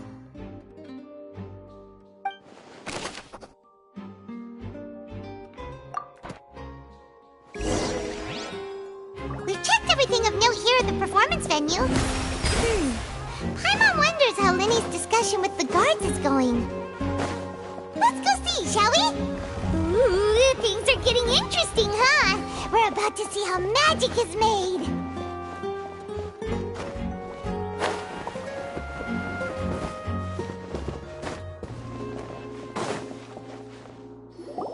Understood. Then I will be going with you. Just so you're aware, I will be monitoring your actions and making notes as necessary. Very good. Thanks for being so agreeable. I'd pull a rose out of my hat as a gift for you if I could. You may spare the pleasantries. I'm just doing my job.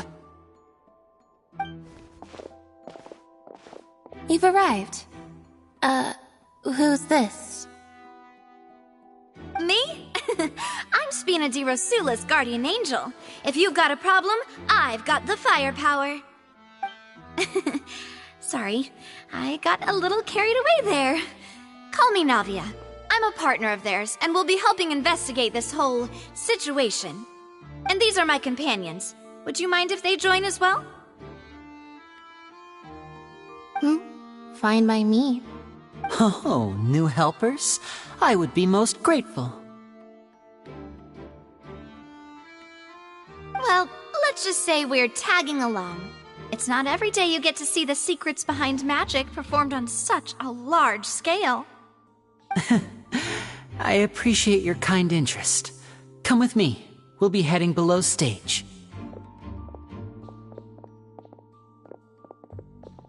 Huh? Below stage? Yes, a world of secrets is hidden beneath this magic box, prepared specifically for this switcheroo trick. But before I reveal everything, you should have a look first. Notice anything strange here?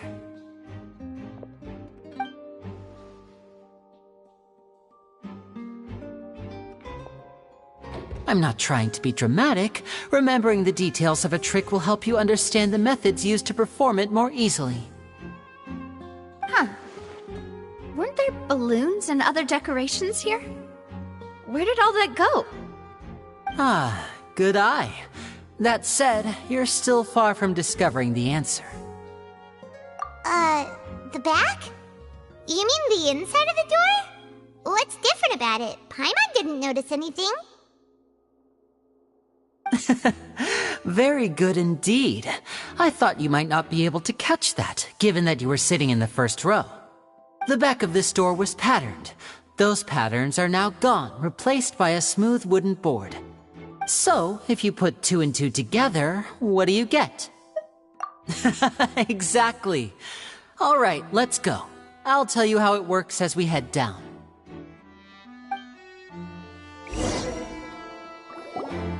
Oh, so there was a passageway under the magic box!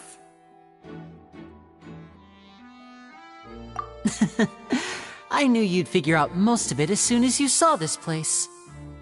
The 2 magic boxes are positioned right above the 2 entrances of the tunnel. See this flatbed trolley?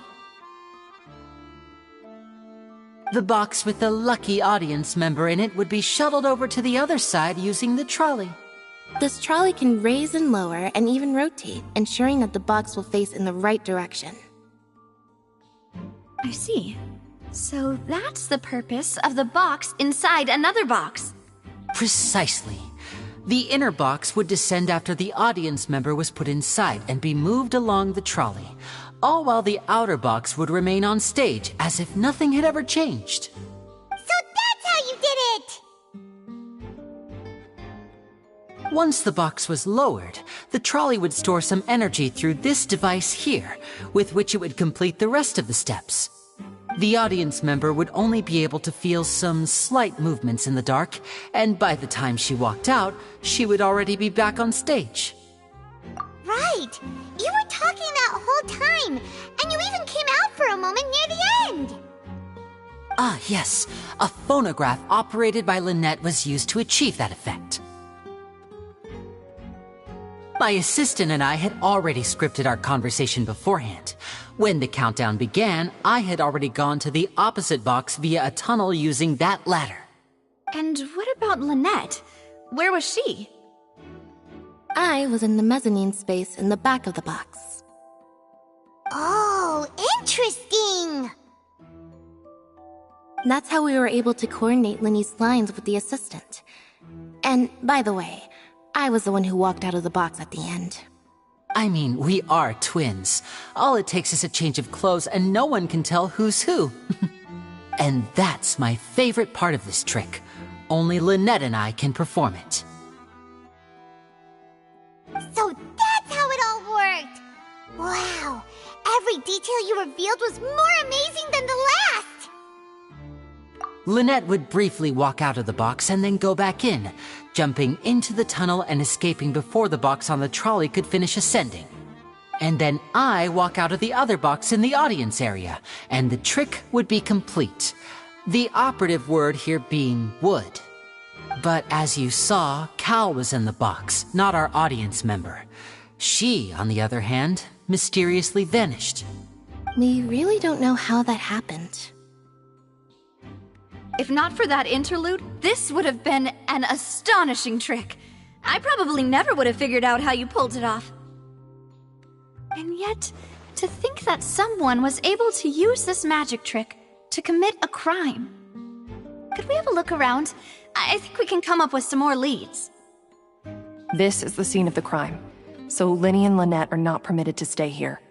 I'll escort them back up. Yes, of course. No need to be so strict now. I won't disappear into thin air, you know. Thanks, everyone. We're counting on you.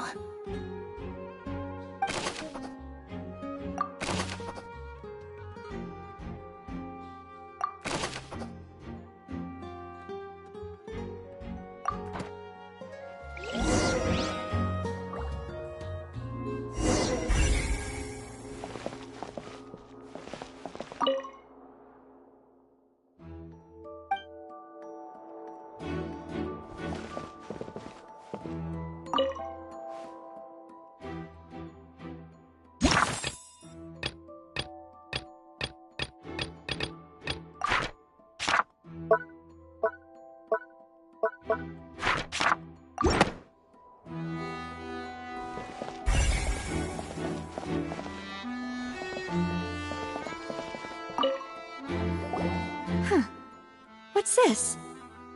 Looks like a hook tied to the end of a rope. Huh? There's all kinds of odds and ends here.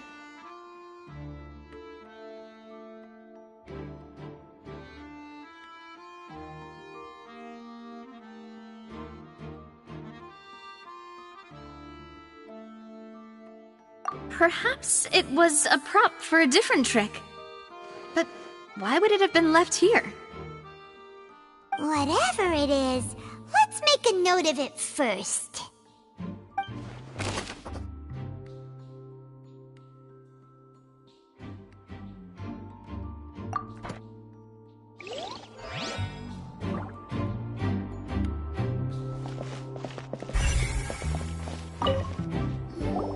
The floor is wet. Please be careful not to slip. Speaking of which, why would there be water here? Oh, Paimon knows! It's one of those tricks where you pour water into a jug and then flip the jug over only for the water to disappear? And here's a broken vase! Huh. Did the trolley knock it down while moving? That can't be. The trolley moves along tracks from start to finish. It couldn't have hit the vase at this distance. Let's note this down too and think about it later.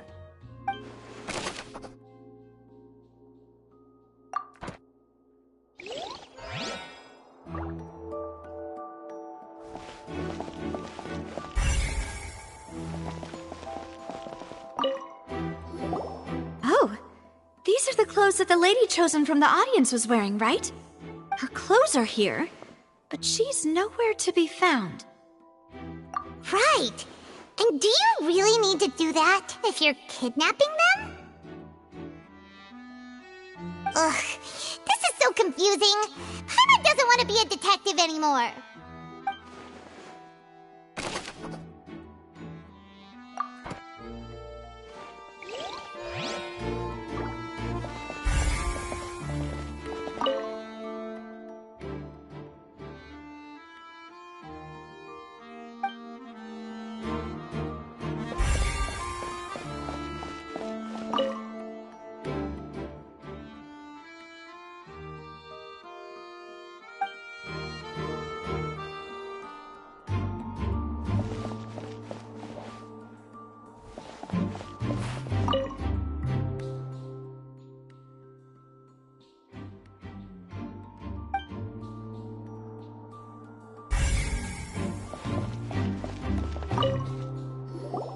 What is this place? It seems someone could fit through here. Huh. Could this have been the suspect's escape route? Alone, perhaps. But if they had to pull another person with them, the space would be too narrow.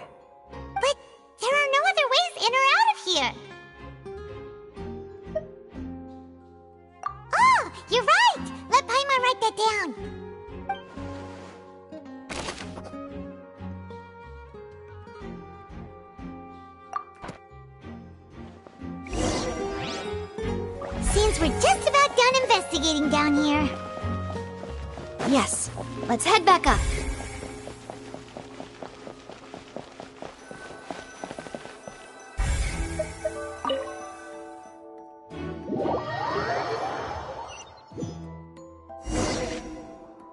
Well, we've ascertained the state of the crime scene. Let's find a place to sort out our findings once Malus returns. Seems to me that there are several things that don't add up here. Apologies for the wait, demoiselle. So, what did the guards say? Did the criminal escape through the vent? They believe the odds of that are very low, since the vent leads to the Opera House's basement. The guards have checked the area carefully. No one left through the basement during the performance or after the incident, and no one was found hiding there. So the tunnel's become like a secret chamber then! You know, like the kind you usually see in novels! The plot thickens. Halsey's disappearance and Cowell's death are both quite inexplicable. No wonder Farina was so confident in her accusation. All the current evidence points toward Linny and Lynette. In other words, the charges are very likely to be upheld unless we make some considerable progress.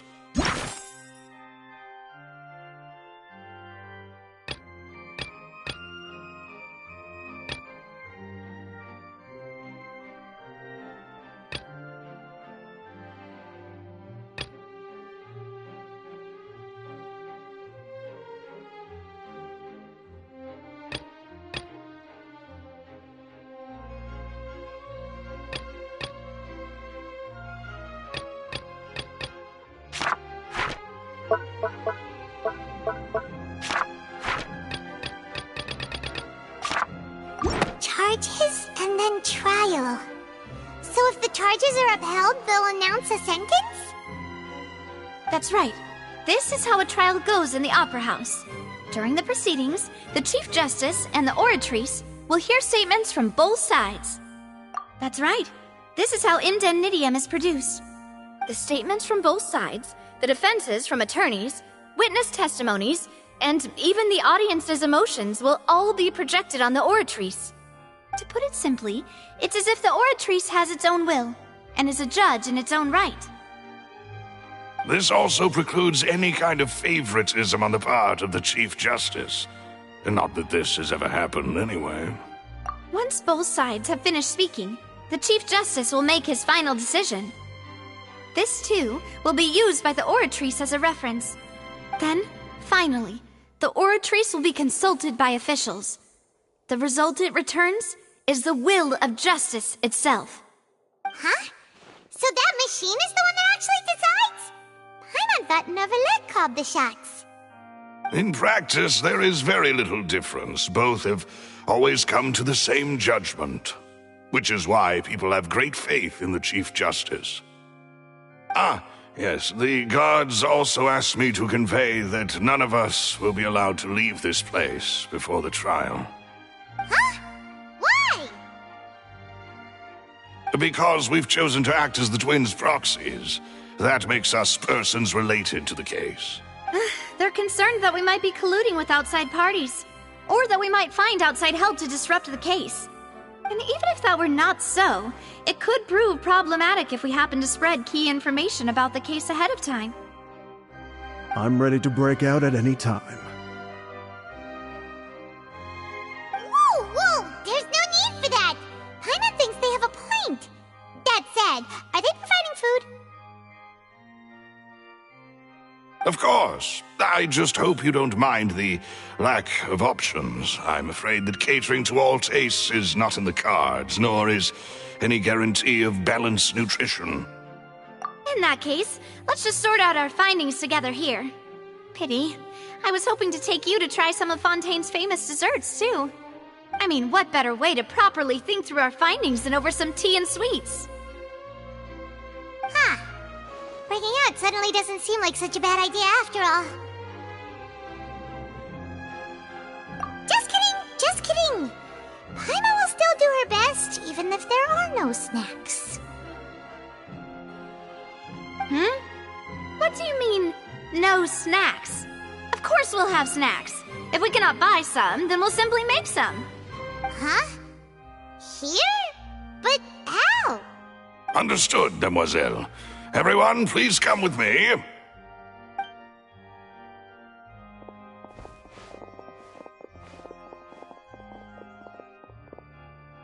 Wait, you're carrying a portable stove with you?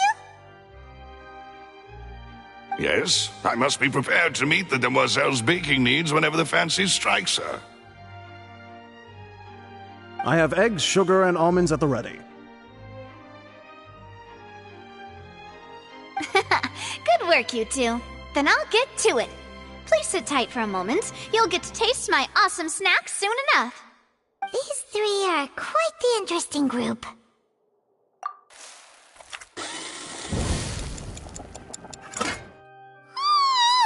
And Paimon thought it smelled good while it was still in the oven. Oh, it's even better now. Paimon can't stop drooling. From the way you had these two guys carrying all that stuff around, Paimon thought you'd have them do more during the baking process.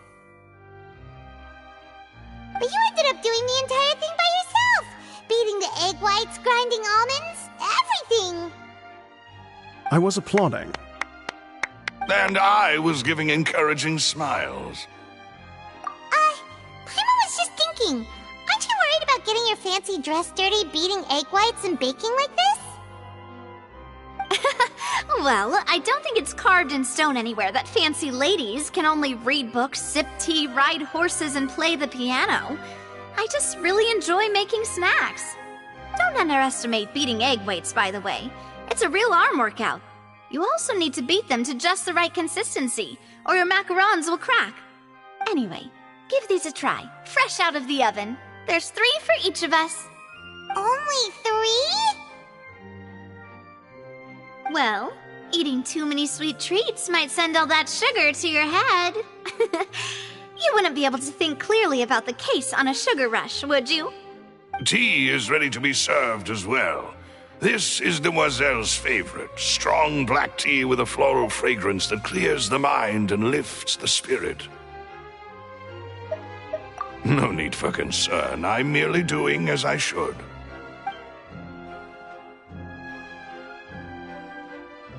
All right then. Down to business. As Paimon mentioned previously, the tunnel seems to be something of a secret chamber. However, we can assume that Linny and Lynette were not alone within it. Some criminal also occupied its sealed confines. The magician twins could have committed the crimes, of course, but they lack any logical motive. Exactly! Why would they do such a thing right when everyone was watching? The flower vase and the thud we heard during the performance could indicate some altercation between Halsey and the criminal in the tunnel, resulting in the shattering of the vase, the discarding of her clothes, and her abduction.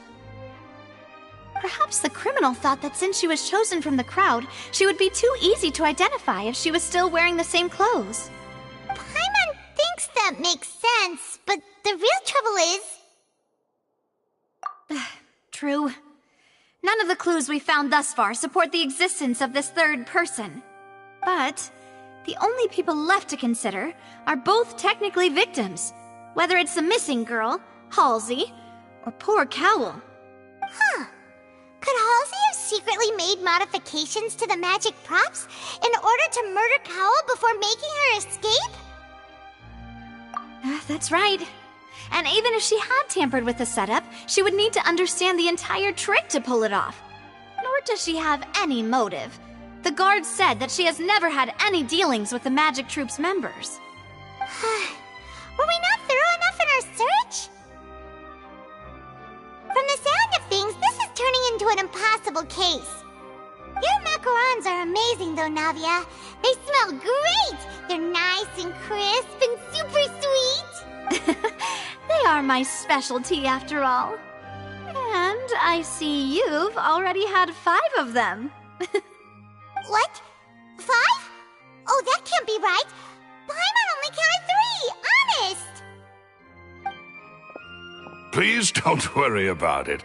At my age, a few less sweets might actually be a good thing. No. Being greedy is one Besides, Paimon knows that if she ate too many, then others wouldn't have enough.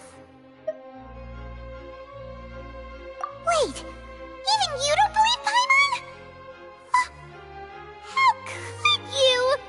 If Paimon ate those 2 extra macarons, then may they turn into stone in her stomach! All right, we get it. Well, I suppose one of us might have gotten too engrossed in our chat and eaten them by mistake.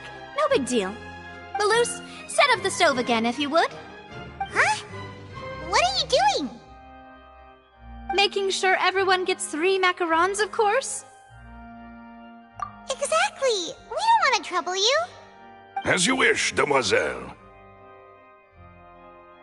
And I have the egg, sugar, and almonds. Well, this really is your hobby, huh?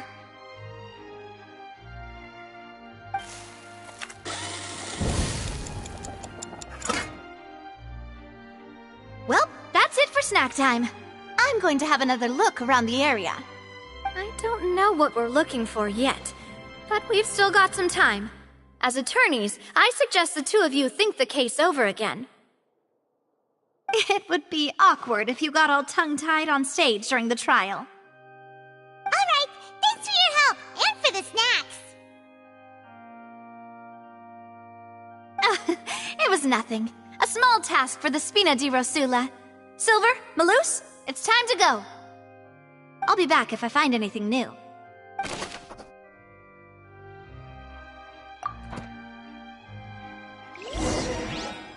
Alright, it's time to put our heads together. We've got to get our defense ready for the trial.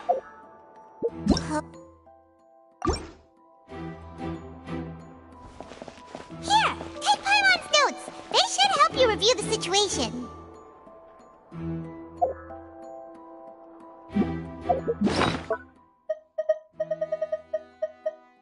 Why would it be him? How strange. Why would it be... Gosh, no wonder the serial disappearances never got solved. Gosh, no wonder the serial disappearances never got solved. We all heard that noise, didn't we? The performance would not have been visible from where the doors were guarded. If Paimon were on duty, she would have snuck back into the audience seating.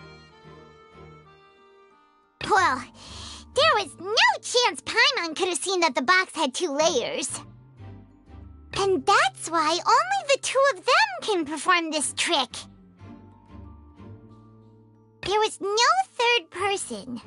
And Paimon didn't eat more than 3 macarons either. Digging a tunnel just for a magic trick? Whew, that must have been a lot of work.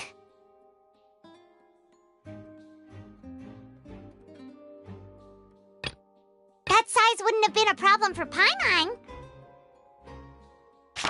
Whoever the murderer was, they must have made preparations well beforehand.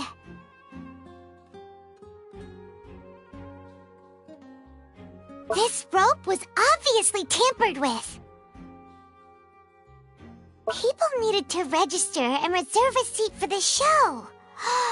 That, combined with this number selector, could allow you to pick a young lady instead of some old fogey. Paimon doesn't get this at all.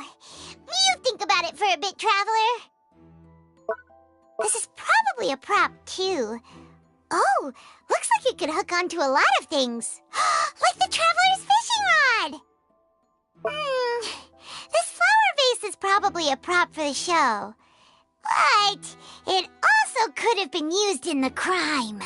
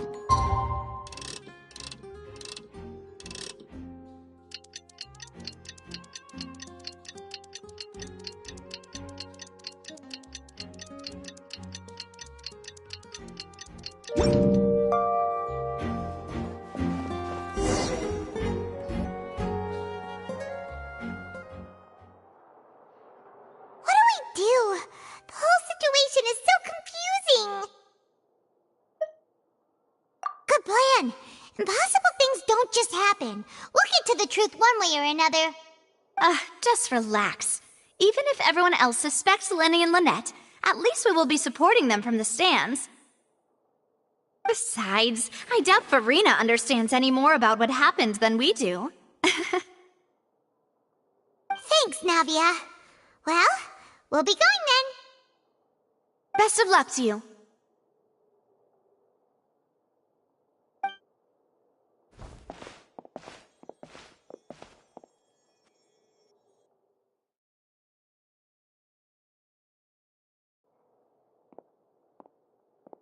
Ah, finally, you're back.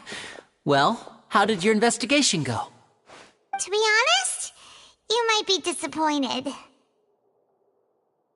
No. We're already very grateful that you were willing to help. Well now, don't you all look disappointed. Don't tell me that your investigation came up empty-handed. That was to be expected, of course. The guilty can never produce proof of their innocence. But don't let that stop you. I shall be terribly disappointed should you, my most anticipated foe, concede so easily. Since both parties are present, I declare that the trial regarding the magic show incident is now in session. Firstly, in order for the audience to understand the causes and results of the incident, could we please have Mr. Linney explain the trick? Yes, of course. I will explain while Lynette demonstrates on stage. All the necessary items have been prepared.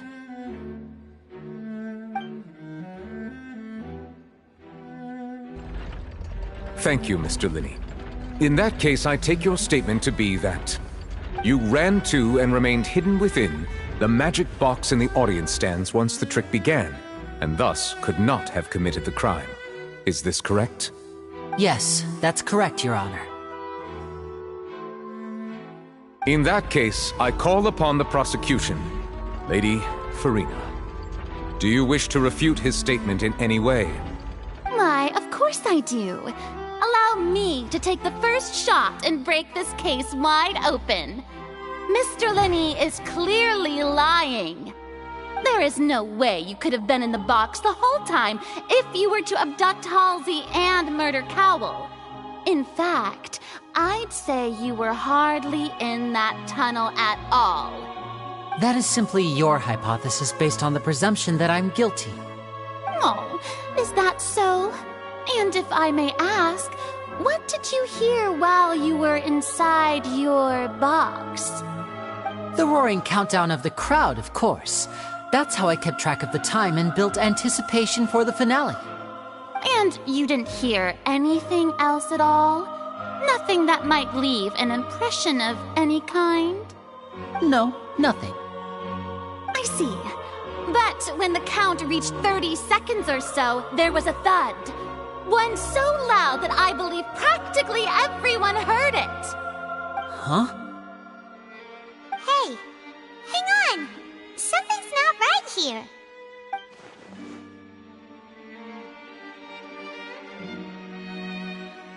Yeah, I'm sure he could have heard a noise that loud from inside the box. I was right by the box and I definitely heard the thud. Look at those scales. Could those mean...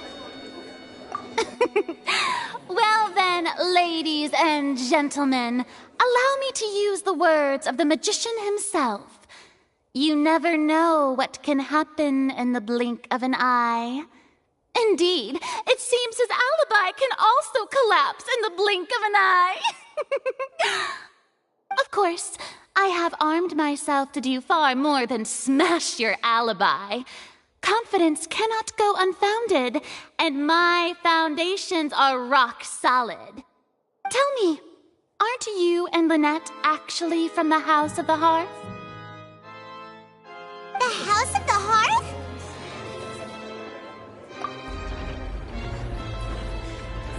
No wonder they did something like this. So the serial disappearances were the Fatui's doing. Now it all makes sense. I've got a feeling that what happened on stage probably wasn't just an accident.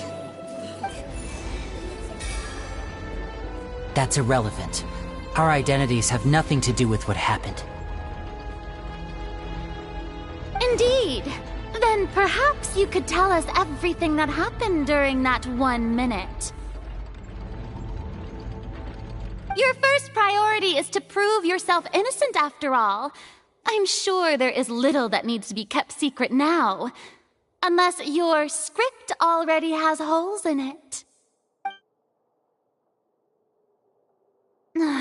The Outlander is speechless.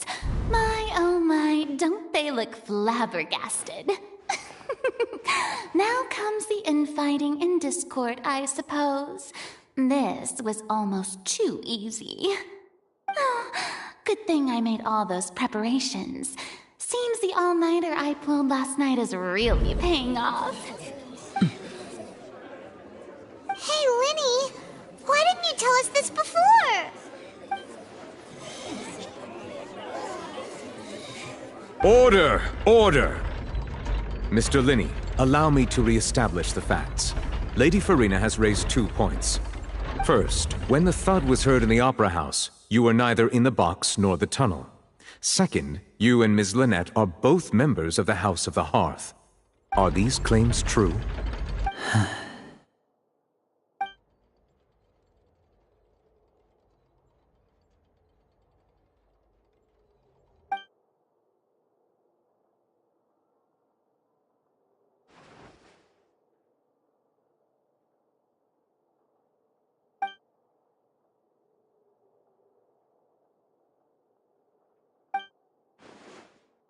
Please answer my question, Mr. Linney.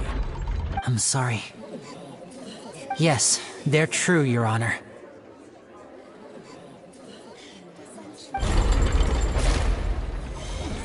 I knew it! Well, that's it. We might as well move on to the sentencing already. What should we do now? Granted. In that case, what is your request? Is that really necessary? They're already as good as guilty. The defendant deceived their own attorneys. What is there left to discuss? Order! Order, I say! Your request is reasonable, and we shall adjourn. This trial will reconvene in 1 hour. So you would stick to Mr. Linney's defense even after knowing what you do now? You certainly have more professionalism than I thought. In that case, my dear audience, let's allow the joy of victory to steep for a little while longer.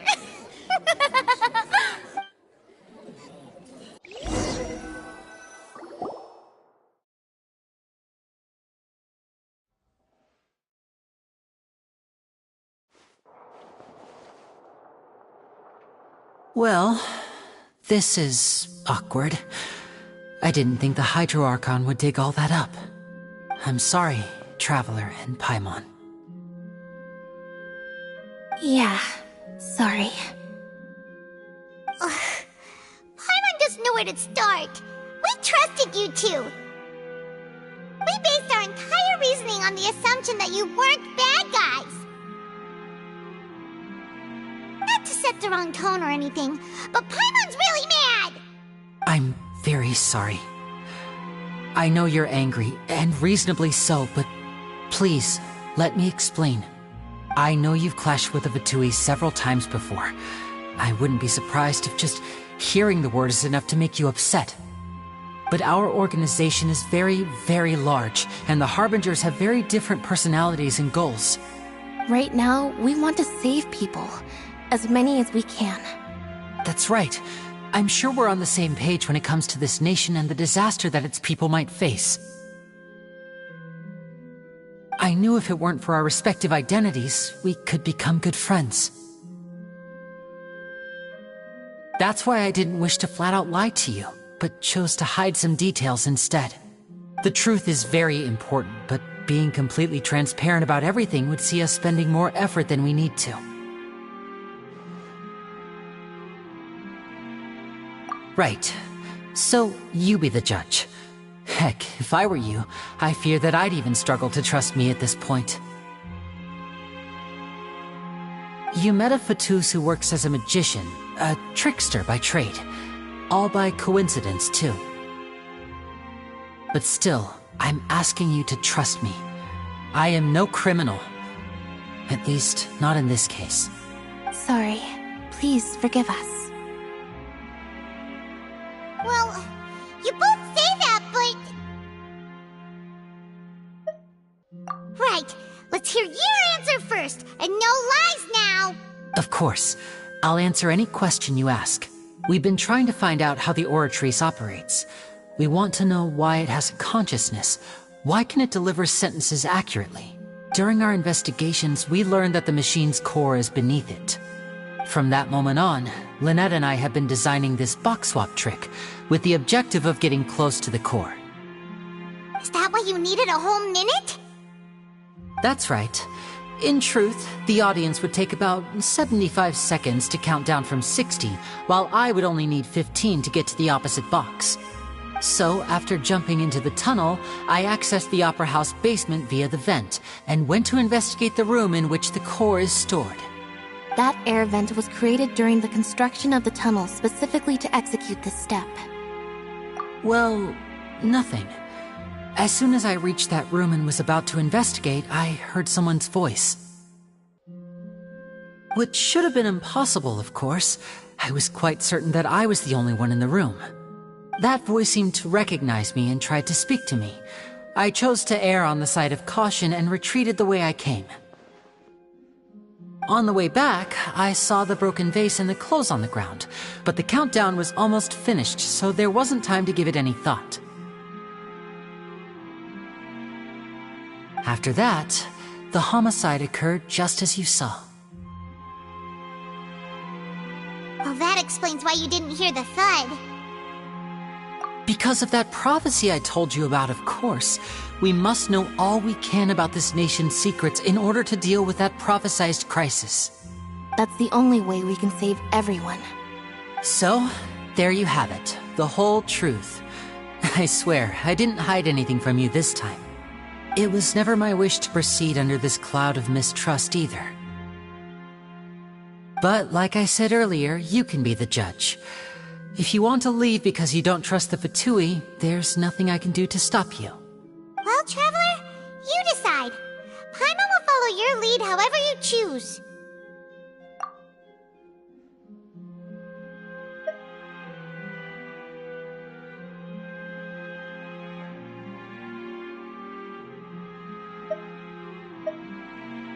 Okay, thank you.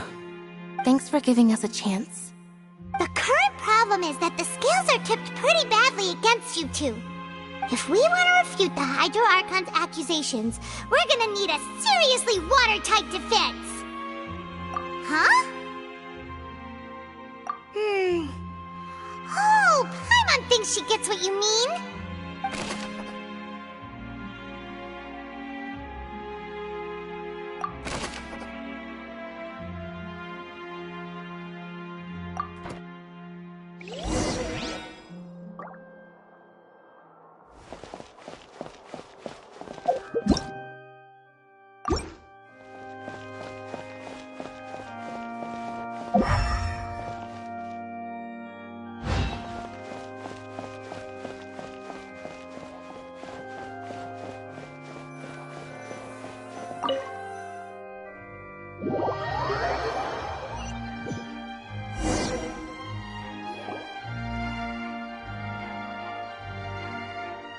Both parties have returned to their positions. Let us continue the trial. When last we left off, Mr. Linney acknowledged the new evidence presented by Lady Farina as fact. Therefore, Lady Farina may continue stating her reconstruction of the events.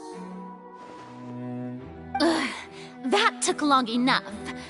Now then, if everyone would lend me their attention. At this stage, let's revisit that scene from Linney's perspective.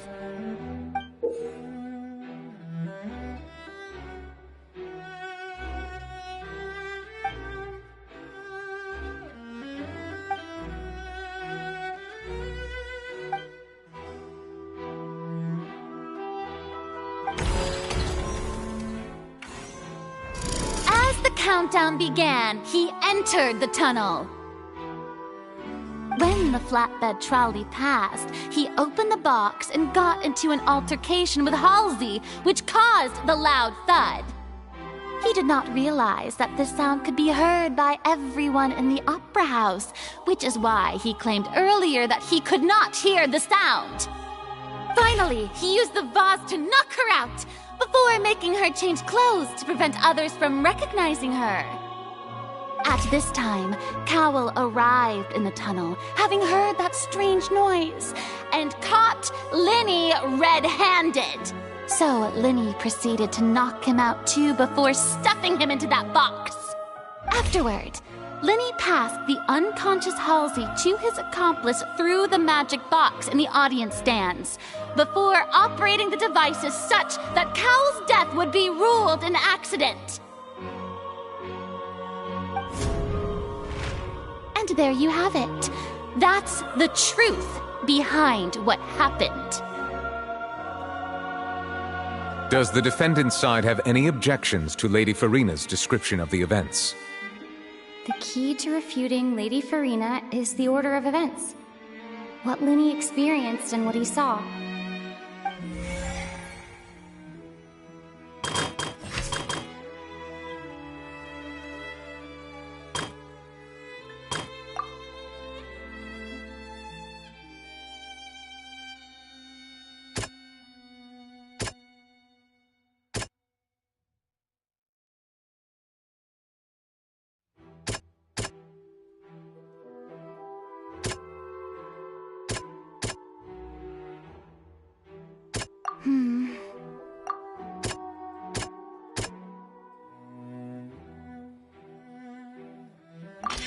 According to Linny, he left via the vent after entering the tunnel.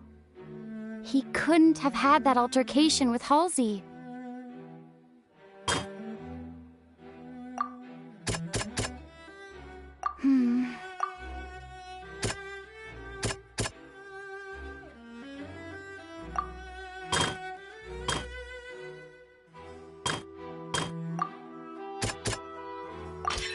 Linny went to the room that contains the Oratrice's core. This is the actual truth.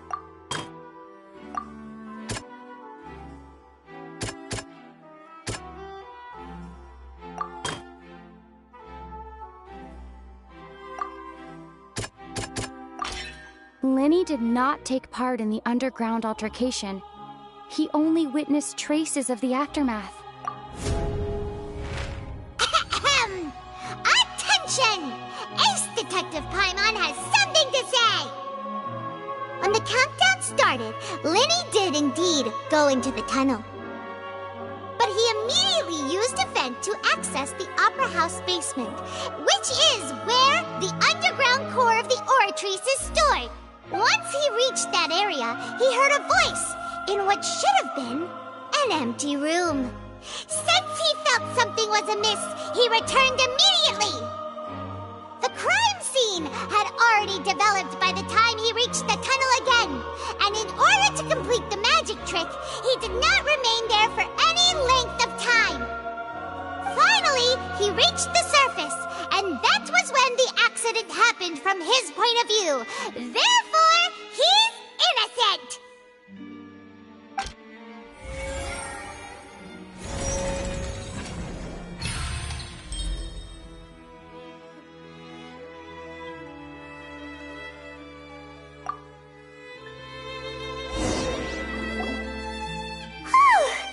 Paimon did it!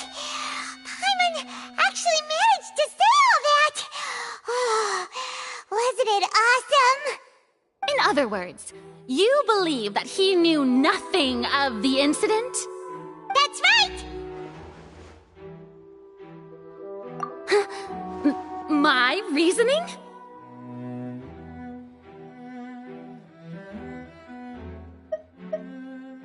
If that's the case, then if Cowell hadn't entered the tunnel, who was the entire setup meant to kill? Assuming that what you say is true, Linny only needed to kidnap the young girl to cause a new disappearance case. What would the point of killing someone on stage be? Oh, They have a point. That's right, you tell them! And that's why they're partners of mine. They've managed to turn things around. Oh, well, your denial is very strident, I'll give you that. But what proof do you have to back your claims? Of course I do.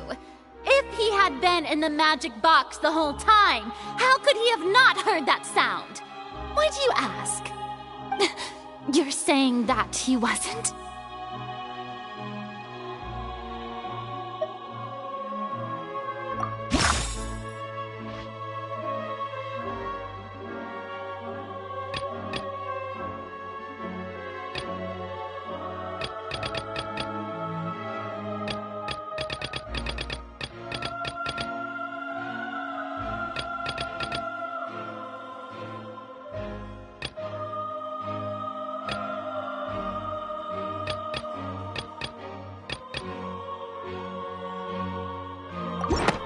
Sure we don't need to give this more thought.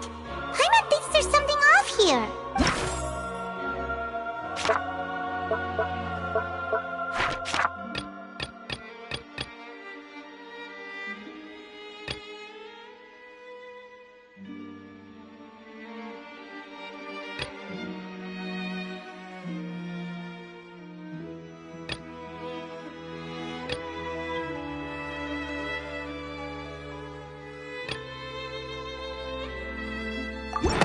Sure we don't need to give this more thought.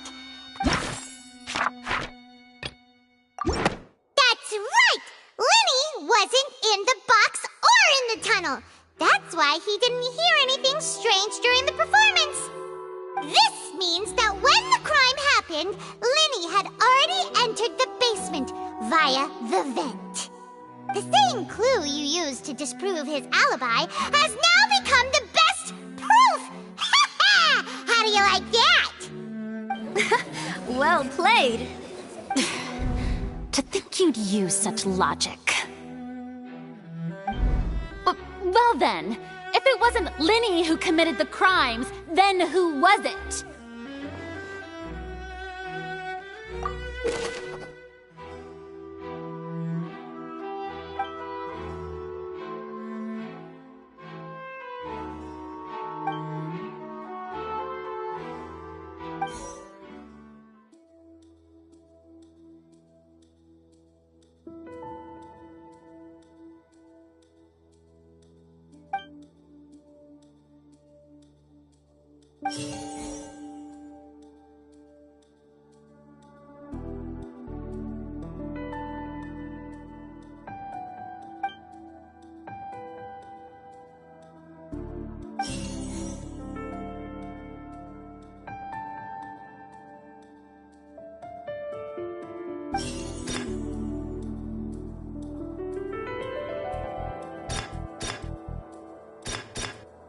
The deceased's name is Cowell, Linny's assistant.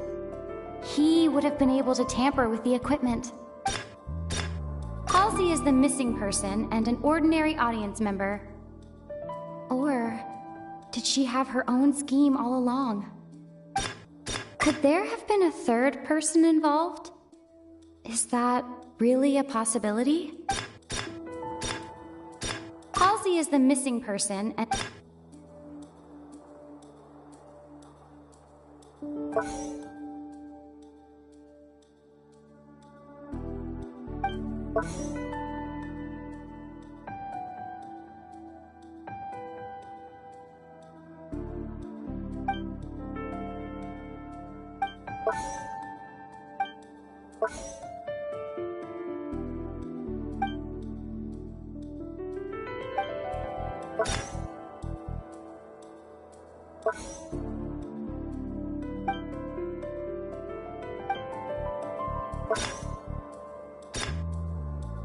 The deceased's name is Cowell.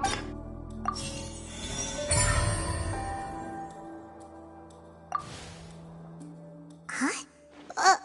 That can't be right. Are you serious? The killer was, in fact, Cowell, the deceased! Oh, is that so? How interesting! Let's hear your reasoning then. What I must do next is recreate the truth. What Cowell did, and how he went from would-be perpetrator to victim.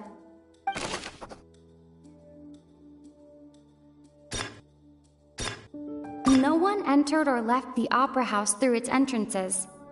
So, where would the criminal have wanted to take Halsey? The deceased's name is Cowell, Linny's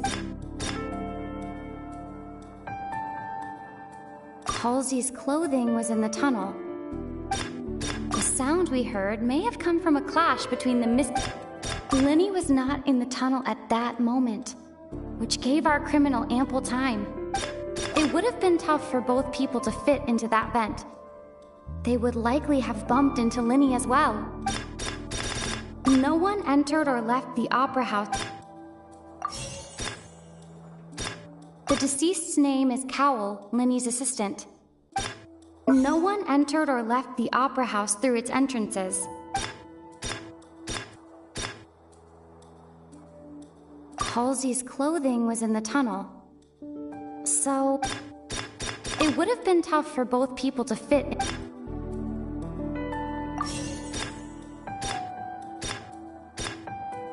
Halsey's clothing was in...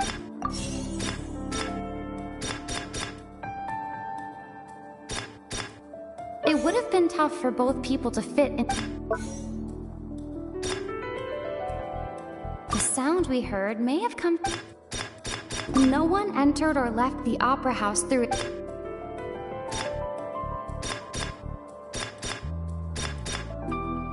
It would have been tough for both people to fit into that...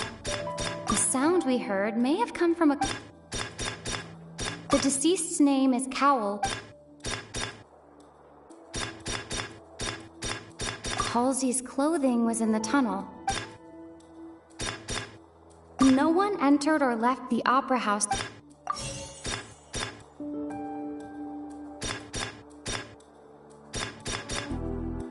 The deceased's name is Cowell.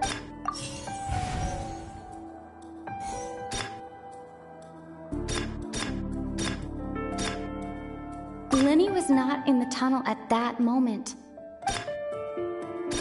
The sound we heard may have come from a clap. No one entered or left the Opera House through its... Linny was not in the tunnel at that moment. No one entered or left the Opera... The sound we heard may have come... It would have been tough for both people to fit into that vent.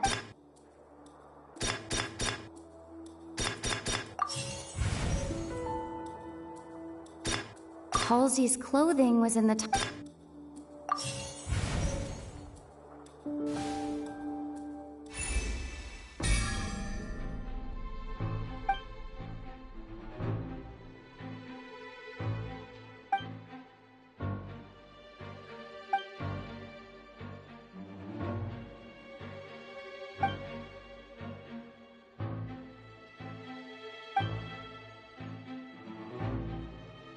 What's wrong, Traveler?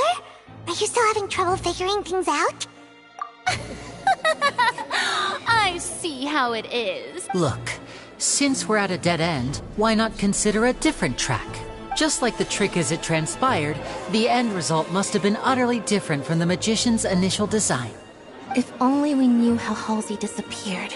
Well, that would be nice, but the tunnel only has 3 exits, and none of them seem very likely. And it's not like this is a magic trick where you can just make a real live person disappear. You know, like you did from that water tank, Lynette.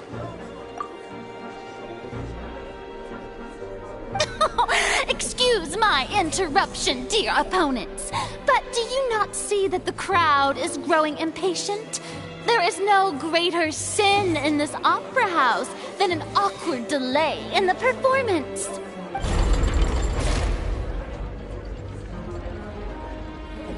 If the defense is unable to make further effective arguments, we will move on to the next stage of the trial. Linny was not in the tunnel at that moment, which gave our criminal ample time. The sound we heard may have come from a clash between the missing Halsey and the criminal. The deceased's name is Cowell, Linny's assistant. He would have been able to tamper with the equipment. It would have been tough for both people to fit into... The vase was not broken by chance. It was used to cover important evidence. The water...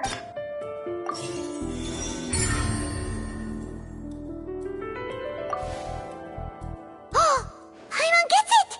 It all comes together if Halsey disappeared instead of being kidnapped. Lynette escaped from the water tank, vanishing gradually and leaving only clothes behind. If there's a similar method where a person could be transformed into water... Oh, just a moment, please. I do hope you know how preposterous you sound at the moment. How could a person ever be transformed into water? This is reality we're talking about here, not some magic trick. Must we really? I should think that of anyone. Your friend Linny already knows this truth very well. Magic tricks are ultimately just illusions and misdirection. But Halsey's disappearance is very real. We're talking about two completely different things. Even so, I trust the Traveler's judgment. The truth must be out there somewhere. Perhaps some new line of reasoning may open if we try to gather all the focal points that don't make sense. Since Cal was the deceased, we haven't placed much attention on him. But given that we aren't making much progress with the case, it wouldn't hurt to have a look at his belongings, would it? People really do come up with all sorts of harebrained schemes when at the end of their rope. The way I see it, your suggestion that we broaden the scope of our investigation is nothing but a tactic for stalling the trial. Nevertheless, I believe that this is a reasonable request on the part of an attorney. Since the trial does indeed appear to be at an impasse, I believe that additional evidence may help us make more progress. Guards, please step into the lounge and examine the personal effects of the deceased, Cowell. We are still examining the items, but we have already made critical progress that we feel must be shared with everyone post-haste. We discovered several test tubes of fluid within Cowell's baggage, each labeled separately. The notebook in his backpack claims that these fluids are... water from the primordial sea. The primordial sea? The note's contents also indicate that Cowell belonged to an organization that sells illegal drugs and that he had an accomplice. The notebook has many entries concerning safe usage of these fluids, in which the keyword dissolve appears many times. One of these tubes was labeled Opera Epiclese, along with yesterday's date. It is empty. The notes also state that these dissolution properties work exclusively on people from Fontaine.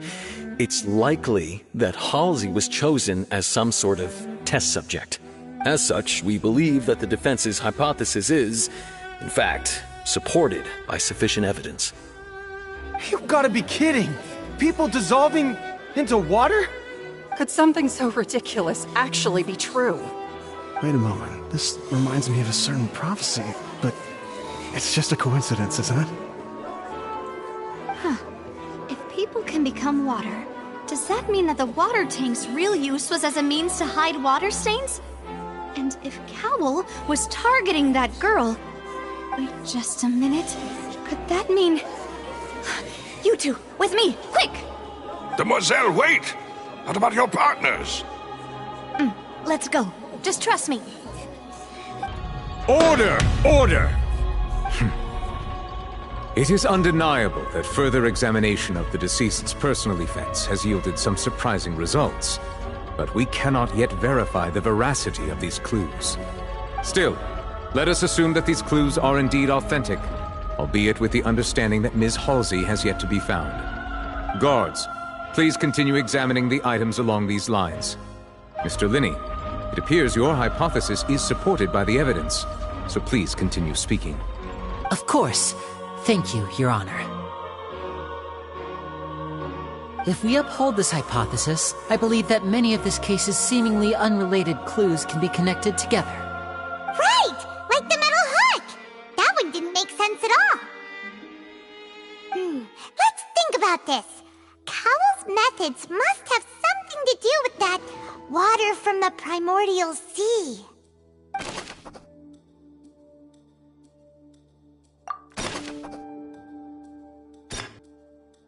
The deceased's name is Cowell, Linny's assistant. He would have been able to tamper with the equipment.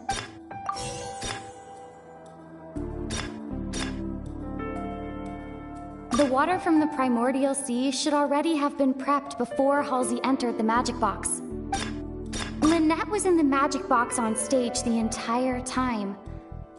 Did she have something to do with this?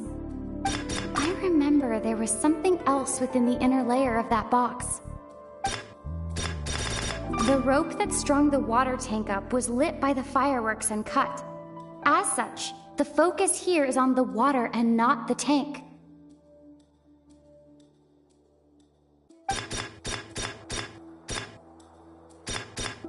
I remember there was something else within the... The water from the primordial sea should already...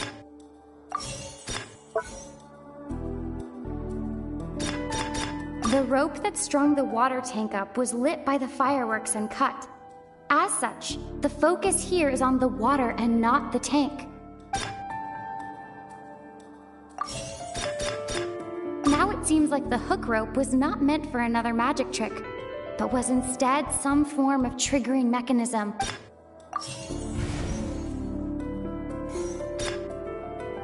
I remember there was something else within the inner layer of that box.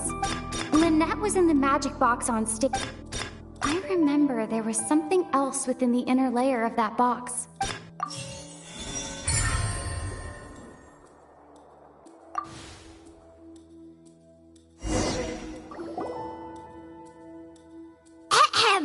It's Ace Detective Paimon's time to shine again! In the original plan, Cowell would tamper with the water tank rope and the number selector securing his target. When the magic box containing Halsey was lowered, the metal hook would retract gradually and pierce the balloon at the top of the box. When the balloon attached to the box popped, the water from the primordial seed inside it would pour down and dissolve Halsey. Afterward, Cowell would enter the tunnel and break the flower vase to conceal the water inside the tunnel, with the remaining evidence being covered up by the water tank on stage. But he encountered something unexpected in the tunnel and wound up being fatally hit by the same water tank he meant to use to cover his tracks. Huh. That does make sense. That actually links together a lot of the more confusing pieces of evidence. Oh dear, what do I do? Even I think they sound convincing now. Have I falsely accused an innocent person? What a humiliation. Now, it seems like the only point of contention remaining is the exact circumstances that led to Cal's death. His notes mentioned he had an accomplice who could be related to the situation. On that note, the guards have just contacted me indicating that they uncovered new evidence. I shall now invite him on stage to share it with us. Thank you, Your Honor. We were just inspecting the luggage of the other people involved in this case. And we found an identical sample of the water from the primordial sea among Linny's personal effects. What? That can't be. Oh, I see. Well, how wonderfully comedic to have your own counterattack only to come back and wound you. Does this not clear all doubt? My dear citizens, my loyal audience, allow me to present my reasoning and bring this performance to a swift close. Linny did not need to take part in the dissolution of the young woman at all. Indeed, he did leave the scene via the vent. Having made modifications to the props beforehand, his accomplice Cowell then caused Halsey to vanish using the water from the primordial sea. But upon his return, in cruel avarice, Linny desired sole credit and prepared to do away with his partner in crime. Ultimately, he knocked Cowell out, and the tool meant to cover the crime up also became a murder weapon. Now, as much as I regret having come to such a viciously straightforward conclusion, it does seem that the famed Fatui is quite the cold-blooded and ruthless organization. Am I right, Mr. Linny? We've used up all the evidence we collected. There's no way for us to make a rebuttal here. Is this the end of the road? Oh no! Paimon can't think of anything either. It doesn't look like there's any way around this. Seems using the water as new evidence was too good a move. Why did this have to happen now? I think we've all seen enough now, and we have ample witnesses to my flawless reasoning. I believe this is indeed the finale!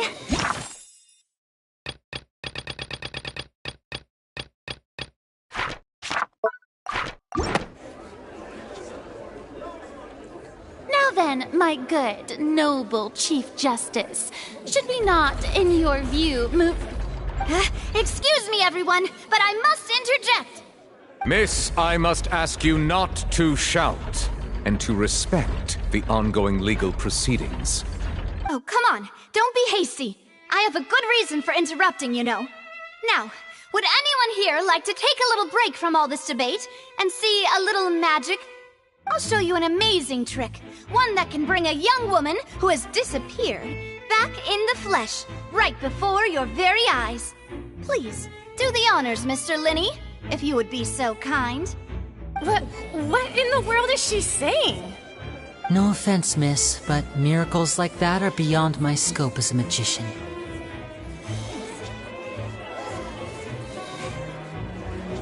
Come on now, don't be silly. Magic is all about misdirection, isn't it? It often conceals the truth while presenting a fascinating illusion. But once everyone believes the illusion, can't magic reveal the truth to them once again? And wouldn't such a trick be the most marvelous finale to today's performance?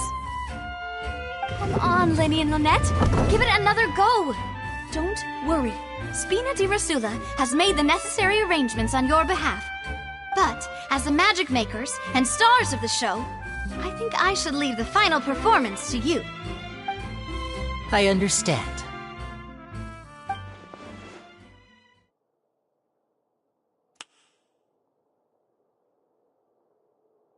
And voila!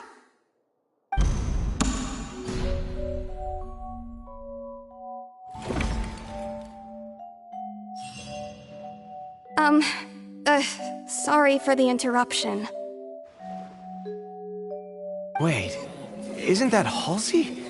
So the whole thing about people dissolving wasn't true after all?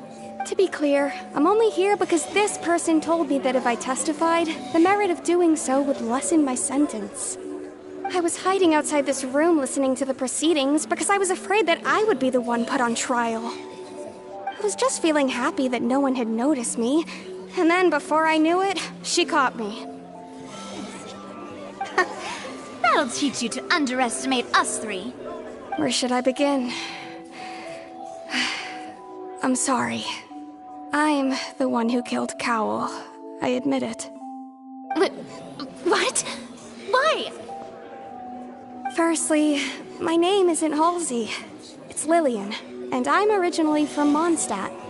I heard that Linny's show was gonna be a real thriller, but I missed the chance to buy a ticket, so I stole one. That's how I make a living. I steal stuff here and there. And I'd never been caught before. But I was noticed at the harbor a few days ago, and I barely got away. Lenny was the one who caught me in the act. Hey, no wonder you look familiar. So you were the thief! Liddy even mentioned that you were pretty skilled. Well, and I thought that would have been the end of it, but then the number selector chose me. He even mentioned the Fortress of Meripede. That's a prison, isn't it? So you can imagine how shocked I was. I thought he was on to me for sure. So I played along with the show while looking for an opening to flee, but then I got water poured on me for no reason, and then someone jumped into the tunnel to nab me. I wasn't going to take that lying down, so I knocked him out and stuffed him into the box. There was nowhere to run from there, though, so I had to change my clothes and hide in a box containing performance costumes. I slipped out after the first guard arrived at the scene and continued hiding inside the opera house. Can a person even hide in there? But I swear I didn't know that the water tank would fall down. Really, I swear it. Had I known that, I wouldn't have put him in the magic box. I may be a thief, but I'm no killer. Well, that makes everything pretty clear now, doesn't it? This time, we need to tell the entire story from Lillian's perspective.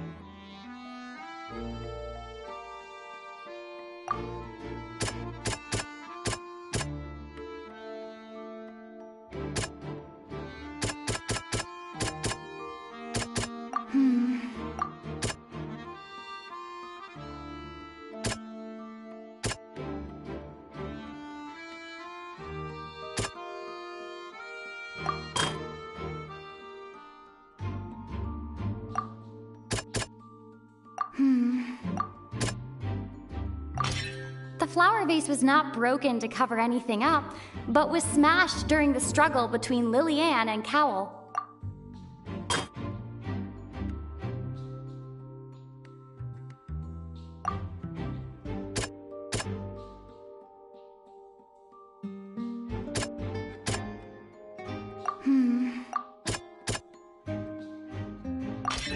Lillian was afraid that she would be recognized if she left, so she changed clothes and hid, biding her time.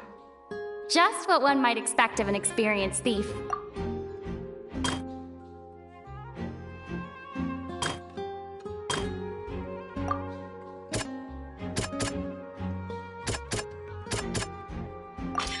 The strange sound wasn't from a fight. It was Lillian's attempt to break out when she was frightened.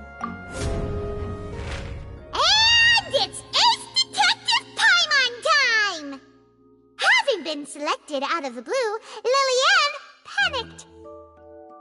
Her panic only intensified after she entered the tunnel and had water poured on her head. So she kicked the door open, producing the thud we all heard. Hearing the commotion, Cowell leapt into the tunnel, only to discover that Lillian had not dissolved. He did not know that Lillian was not from Fontaine, but was a thief who made her way in by stealing a ticket. Mistakenly believing that the water from the primordial sea needed time to take effect, he tried to force Lillian back into the box. The two broke the flower vase during the struggle, but Lillian came out on top, knocking Cowell out and putting him in the box. With no way of escaping, she changed her clothes and hid in the costume trunk until the performance ended.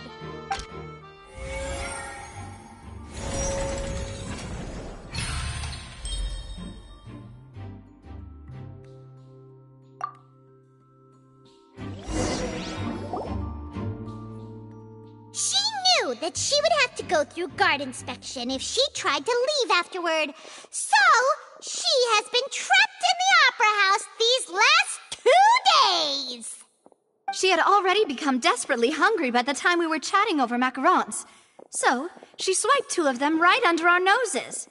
Talk about a sneaky thief. At this point, all the events that happened in the tunnel have now come to light!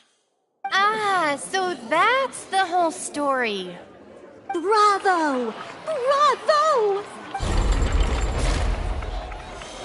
Now then, Lady Farina, do you wish to speak against the defense's statements? Please answer the question, Lady Farina. Also, if I may add, the trial has not yet ended. As such, I request that the prosecution not leave the room before the proceedings have concluded. What, are you reading my mind now? No, I have no further arguments. I admit defeat. But really, could you at least have left me with some dignity? Wow, look at that! She's like a deflated balloon now! If there are no objections, then as the Chief Justice of Fontaine, I shall once again repeat the full sequence of events. The actual perpetrator of the serial disappearances, Cowell, selected his next victim from the audience reservation list. With some modifications to the selector, he could ensure that the pre-selected young woman would be chosen. To cover up any evidence while committing the deed, Cowell thought of allowing the water tank to fall, which would conceal the water left behind after the young woman was dissolved. He also tampered with the rope suspending the water tank, using the fireworks at the end of the performance to cause the tank to drop and hide the watermarks. He poured the water from the primordial sea into a balloon during the preparation of the magic box and stuck it to the box's lid. Finally, he passed the prepared hook on a rope through the gap in the magic box's door when bringing the young woman to said box. When the magic trick officially began, the box containing the woman was lowered into the tunnel, tightening the hook rope and bursting the balloon containing the water. If all had gone to plan, the young woman would be dissolved at this time. However, Lillian was not from Fontaine and thus fled the box with a loud noise. Realizing that there was trouble, Cowell entered the tunnel and met Lillian. Thinking that the waters had not yet taken effect, he decided to proceed. However, his opponent was more capable than he thought, and he was overcome, knocked unconscious, and placed into the magic box, and thus became his own final victim. Lillian, according to her own statements, then changed clothes and hid until the performance ended, before hiding in other parts of the opera house. As for Linny, he was in the underground structures within the opera house, and was thus ignorant of these happenings. From this reconstruction of events, we can conclude that Linny, the accused, is in fact innocent. While there is much in Linny and Lillian's conduct that should still be investigated separately, this case, at least, can be handed over to the Oratrice to make the final decision.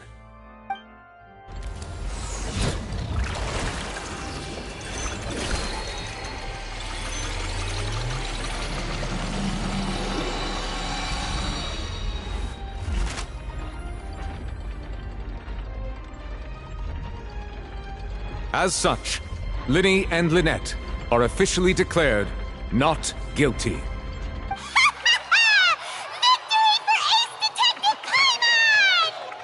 Great work, partners.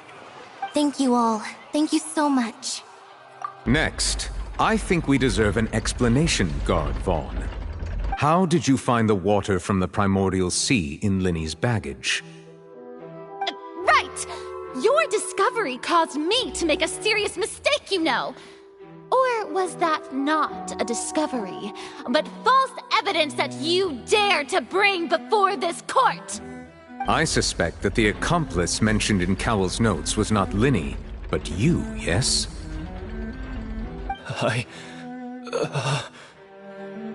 I'm sure you know what you must do to lessen your sentence. Speak quickly! Unless you want to earn yourself a one-way ticket to Coupon Town. I was just following orders. We were supposed to place blame for the serial disappearances onto Linny, and thus cause suspicion to fall on the Fatui. The higher-ups said this was the best opportunity to do so. And now that your plan has fallen through, and the secrets of the water have been revealed, you have become a liability to said higher-ups, yes? Therefore, you would be wise to tell everything you know, and seek the protection of the guards. Yes, I'll tell you everything I know. Our boss discovered that the water can cause people to dissolve.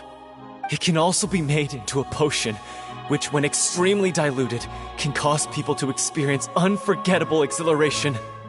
We've been in this business for a while now, and have made decent mora off it.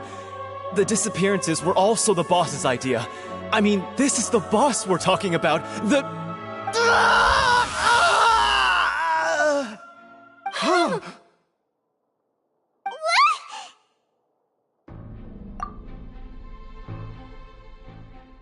And now he can no longer talk. Such ruthlessness. I shouldn't have expected any less of them. An outrageous act. All present, please submit to inspection immediately.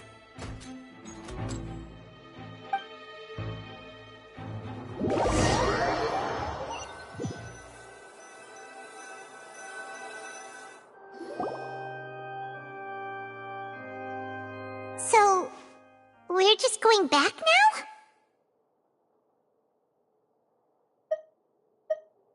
That's true, but...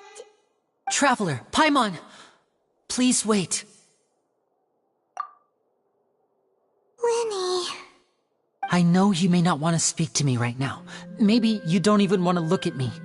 But still, let me thank you again for defending me to the end, even after you learned that I'm a member of the Fatui. I guess. But regardless, I'd like the opportunity to set things straight. I didn't approach you with any ulterior motives or ill intent. I've spoken to you as myself, just plain Linny this entire time. As for why I'm a Fatus, it's because the goals of the House of the Hearth align with those of an orphan like me. That's all. That was how Father, who you might know as the Knave, approached recruiting us back then too. The Knave? The one who controls the House of the Hearth? She's your father? That's right. And since we're here, I was wondering, would you mind hearing a story? It's about my past. Back when our parents first died, Lynette and I were left wandering the streets. To survive, I took to surreptitiously observing an older street performer who did magic. It took me several days to figure out how he pulled off his amazing tricks. I took my sister through several streets until we found a crowded corner, and we began to perform magic tricks there. To my surprise, we proved to be pretty popular, and we could at least stop worrying about where our next meal would come from for a time. But I didn't want my sister to remain a street rat together with me forever. Before long, an aristocrat came to me and claimed that he wished to take us in after watching my performances. So you went from orphans to nobility just like that? That was how we felt at first too. As if fate was on our side and we could say goodbye to those painful days. But I gradually discovered that while we were called foster children, he was really after my talent for magic tricks. He would constantly take me to all sorts of banquets to garner attention, which he would then use to expand his social circles. That doesn't seem too bad either. Better than roaming the streets at any rate. It took a while for me to realize just how dark his heart really was. After one particular performance at a banquet, I discovered that Lynette was not on the same return vehicle as me. I waited a long time after we returned home, but she did not come back. I went to that noble's bedroom and asked him about her whereabouts. The answer he gave me was, she caught the eye of the most eminent person at the banquet, so I sent her over as a gift. I mean, you'll be able to perform your magic regardless of who your assistant is, yes? Oh no. So he was gonna... But wouldn't Fontaine's laws deal with such people? As far as outsiders are concerned, this is a relationship akin to adoption or foster care, and they have their ways of escaping the eye of the law. I managed to ferret out the location of the mansion of that so-called eminent person and hurried through the night. But by the time I leaped over the walls, avoided the guards, and made my way in, all I saw was the moonlit ground covered in blood, and the knave standing there in the darkness. So, she'd already taken care of that guy. That's right. She had rescued my sister before she could come to any harm, and had even discovered several girls hidden in a basement, all of them orphans. Father, the knave, might have seen something in me, and so she made me an offer. The House of the Hearth welcomes you, for your interests align with ours. Here, none will ever betray you. Indeed, betrayal shall never be permitted here. I was hesitant to trust her. I had just been betrayed by nobles. But she was also quick to destroy the noble who had taken us in at first, giving us back our freedom. Oh, so that's how the two of you joined the House of the Hearth. She has her own plans. She has gained permission from the Tsaritsa to first use the Gnosis's power once she obtains it. She plans to use it to find a way to break the prophecy and save Fontaine. So, she believes in that prophecy too? That's right. The whole House of the Hearth is currently working to combat that crisis. Today's case has also proven that people from Fontaine can indeed dissolve into some sort of water, thus further supporting the prophecy. All of us house members here, Lady Arlecchino herself included, are from Fontaine. We won't give up on defending our homeland. To us orphans, the only connection we have left to this world, apart from our family, is our homeland. So, from small deeds like distributing magic pockets to huge schemes like stealing a Gnosis, everything is aimed at dealing with that prophecy. It's all right. I understand. The only thing I can do is relate all this to you. I just hope you can understand that even as a member of the House, I have never stopped making my own decisions, and that I believe what I'm doing is right. If you should need anything at all in the future, feel free to find me. I will do my best to help you, as plain Linny.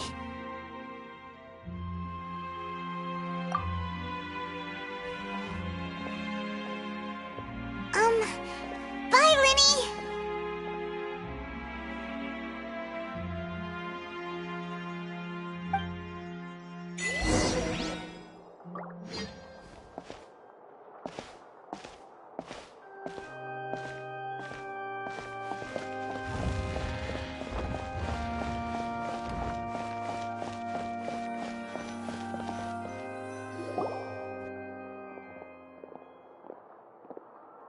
Hey there!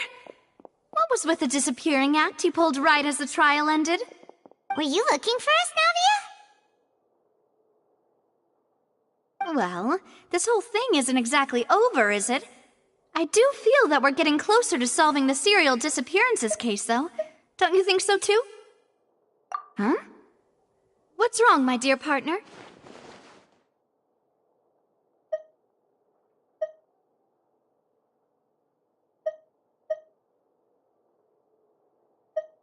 Besides, are you sure we're the ones who can crack a case that's been cold for decades now?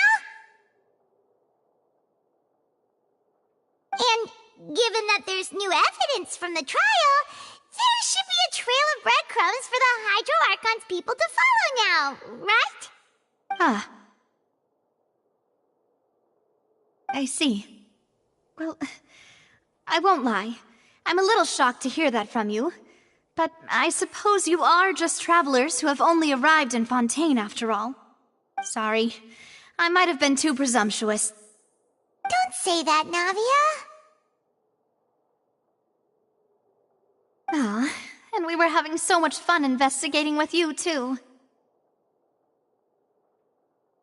Was feels like having new waters flowing into a stagnant mire, causing new hope to spring forth, and the reflection in the murk to become clearer. Well, sorry about that. I'm a bit prone to nostalgia. Don't mind me. Wait, shall we have a farewell meal? You know, to commemorate our time as partners? Huh?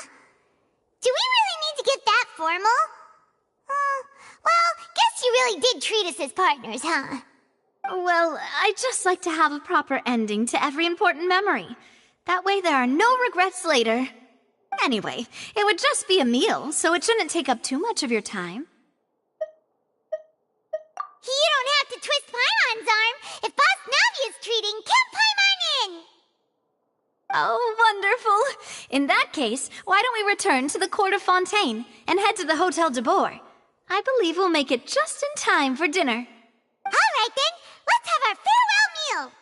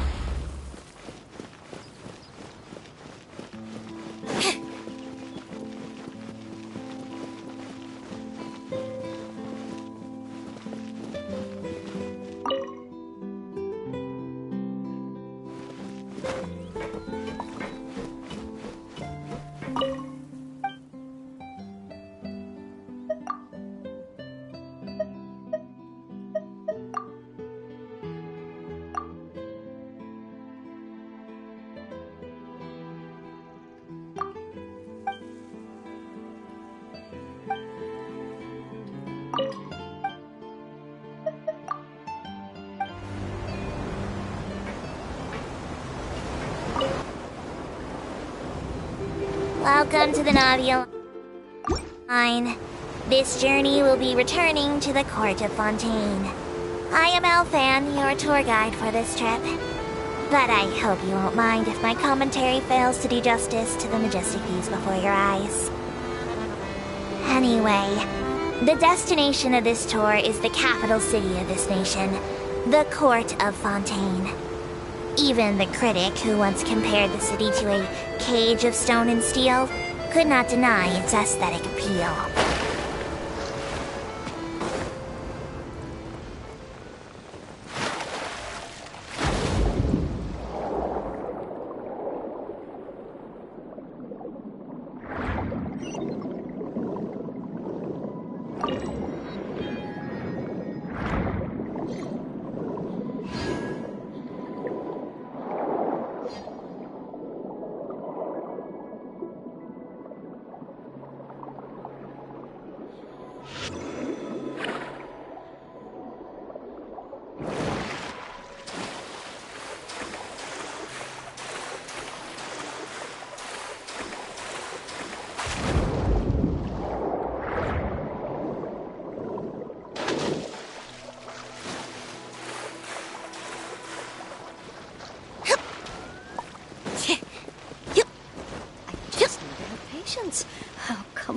Stay strong.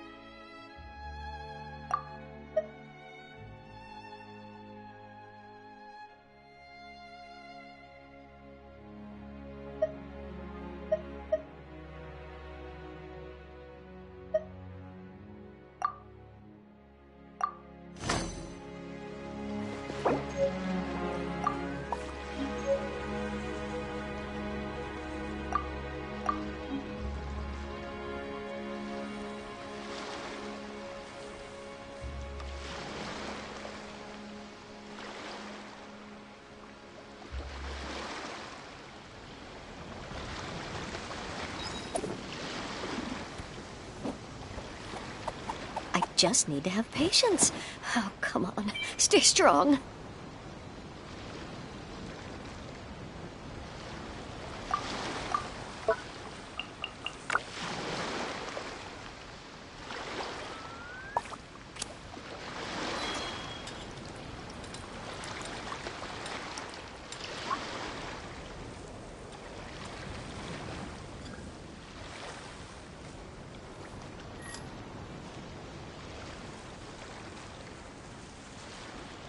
I just need to have patience.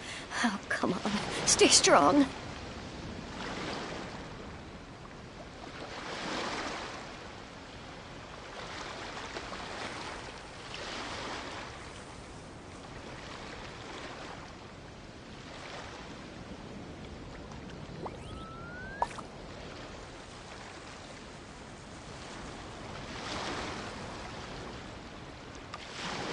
I just need to have patience. Oh, come on. Stay strong. Tea is ready. Now it's time for a short rest.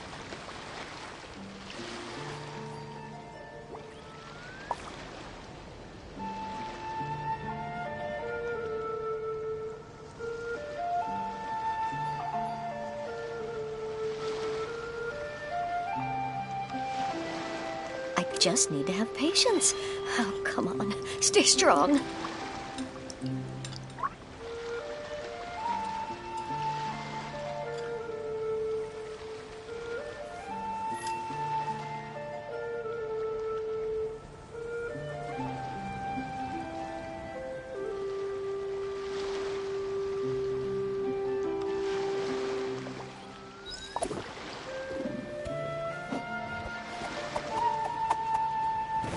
I just need to have patience.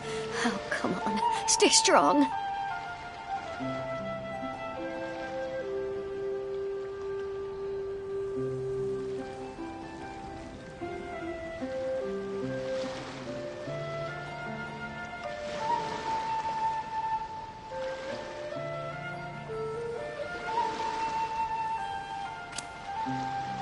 I just need to have patience.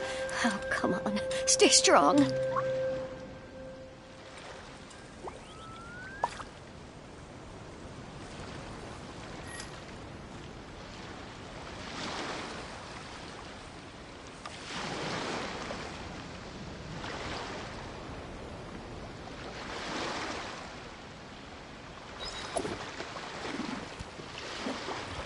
I just need to have patience.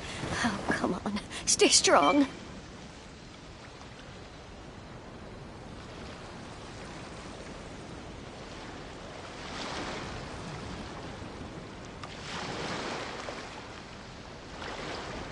Entering standby mode. I hope nobody disturbs me.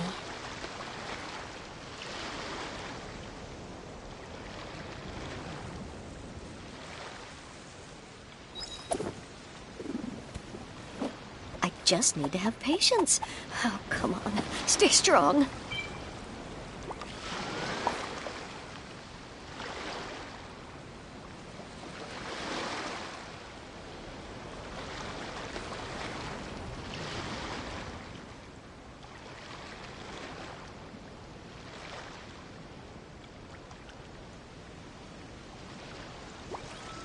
Tea is ready. I just now need it's to have time for a patience. short rest. Oh, come on. Stay strong.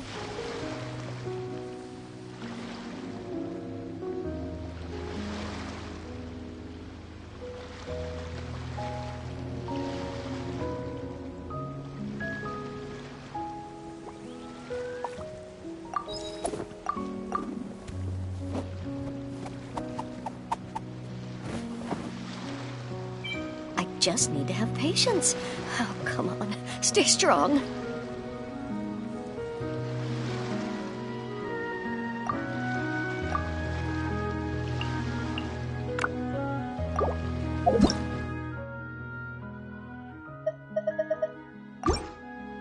Seems Lenny is saying some strange things again.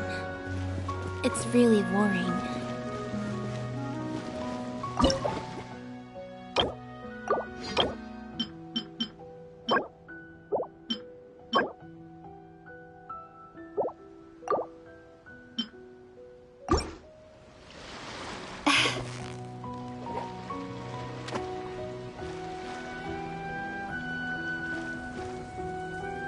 I just need to have patience. Oh, come on. Stay strong.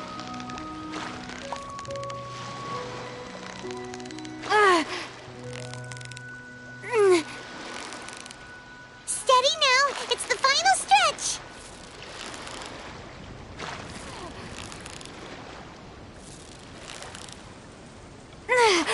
Whoa, nice catch.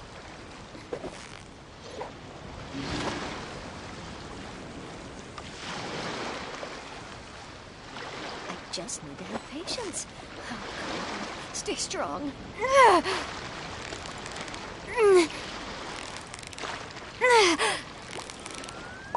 Yeah, you nearly got him. What is it? What is it? Is it another Paimon?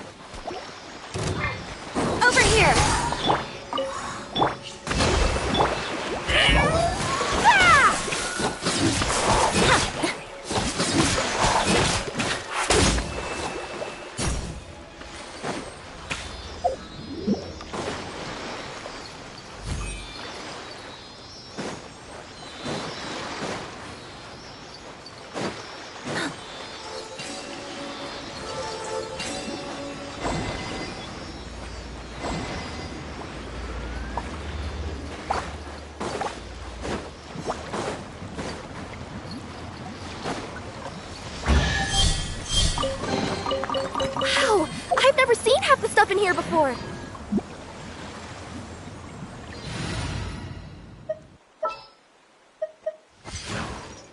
I will bring my notebook.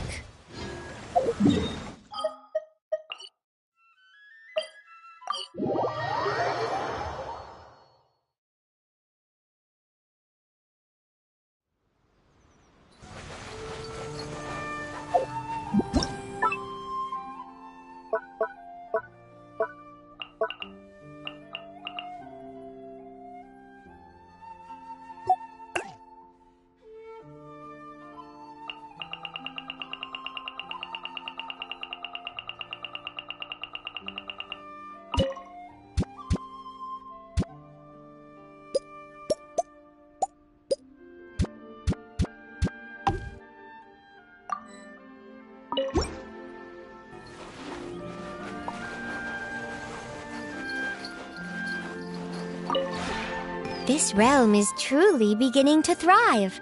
I cannot help but be stirred.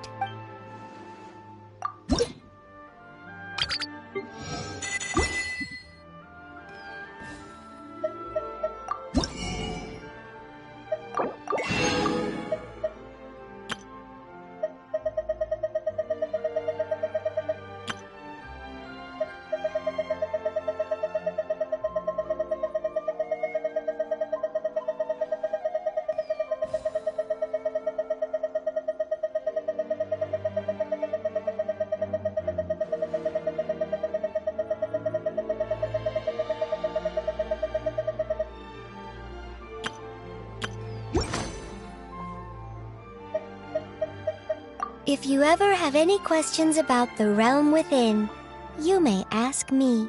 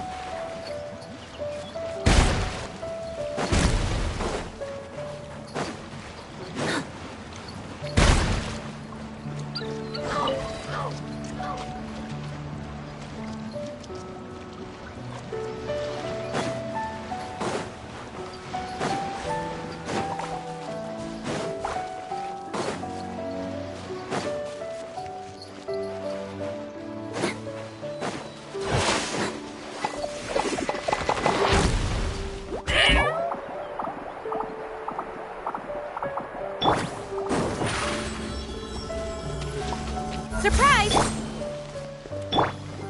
Water jet!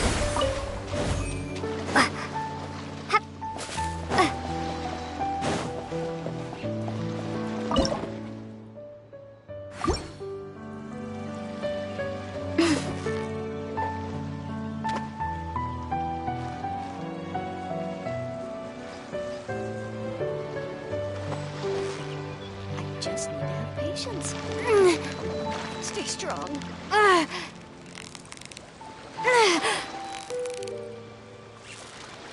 So close, so close! Stay cool! What is it? What is it? Is it another Paimon?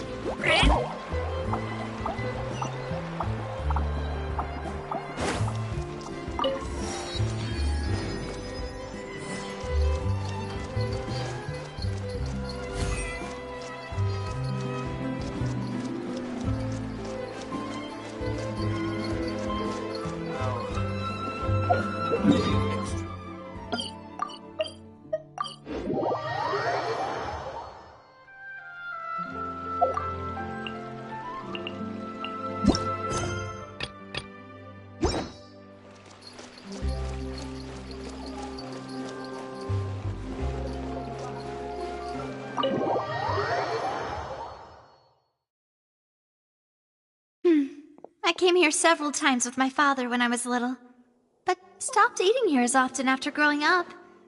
I hope the food here will be to your taste.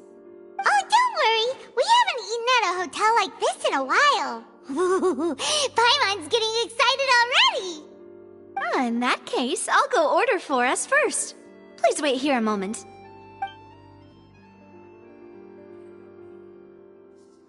Ooh, everything looks so good. People in Fontaine sure know how to enjoy life. Why, of course. Go ahead, try whatever you like. If the food's good, I'll make a group reservation for the rest of Spina di Rosula next time. And if it's not? Well, then I'll still bring everyone. Albeit with only one dish per table. You, sure have your own way of doing things. Oh, we called this a farewell meal, but we could also treat it like a victory feast, right? We did just win that case after all. Oh, true. Very true. In that case, boss, we'll have another 2 dishes. Huh? Paimon didn't mean that you had to order even more food.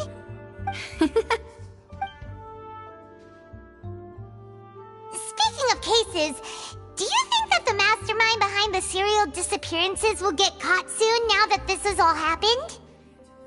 Well, we've certainly taken a big step forward, but I feel that's about it. We know that there's an organization that means to dissolve these young women, but we still don't know what they are really after.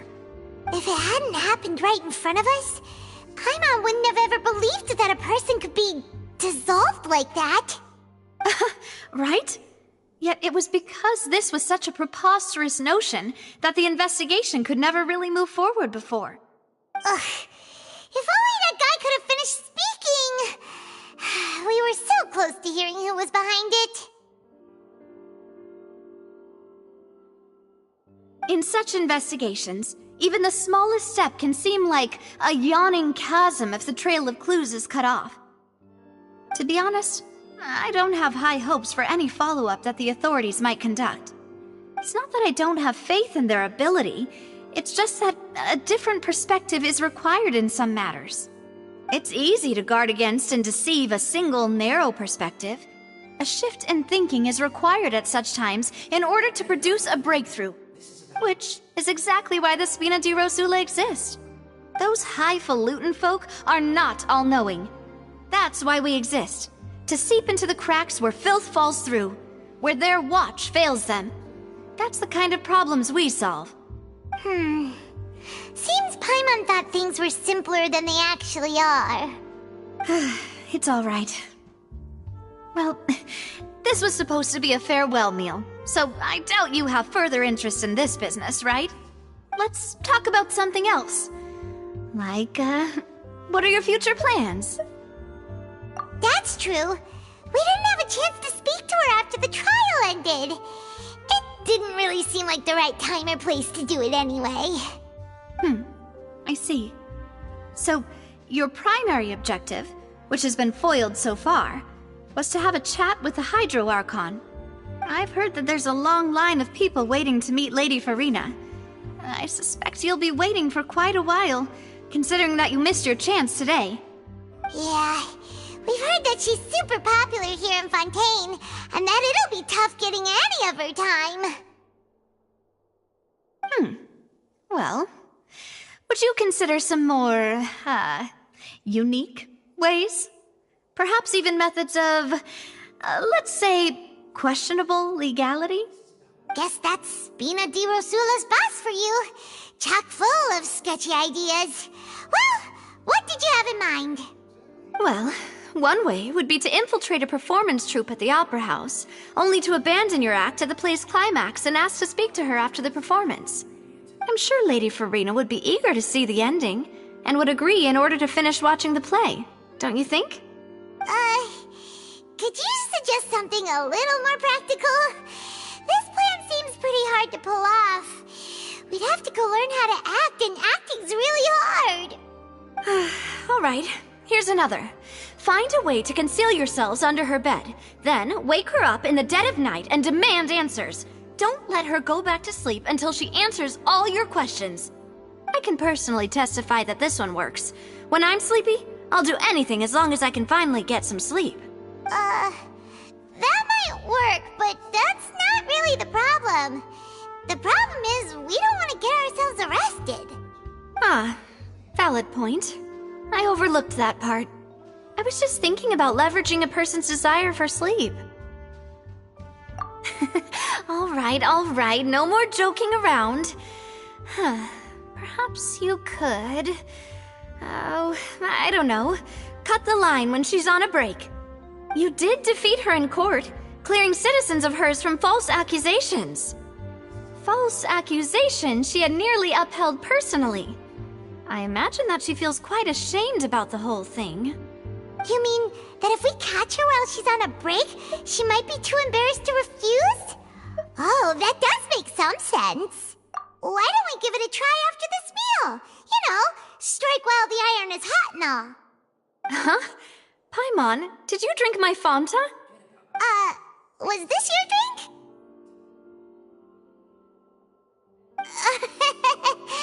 Sorry about that. Paimon wasn't really paying attention and the cup was right next to Paimon. Would you like to order another? No, it's fine. We're just about done here. Alright. Honestly, Paimon wouldn't recommend Fanta anyway. It tastes kind of salty and icky. Is that so? Huh. Well, in that case, we'll have to blacklist the Fanta here then. If we're all finished eating, then I'll go pay. Yeah, we're stuffed. Thanks for the treat, Navia.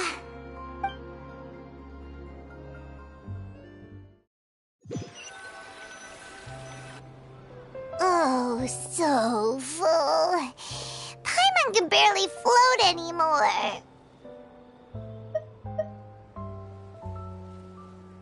Nah, that would be so... normal. You know, like you. Okay. As for expenses this month, we're left with... Hey, Navia! What are you doing over there? Oh, nothing. It was just a meal, you know? Nothing the Spina di Rosula can't cover. Let's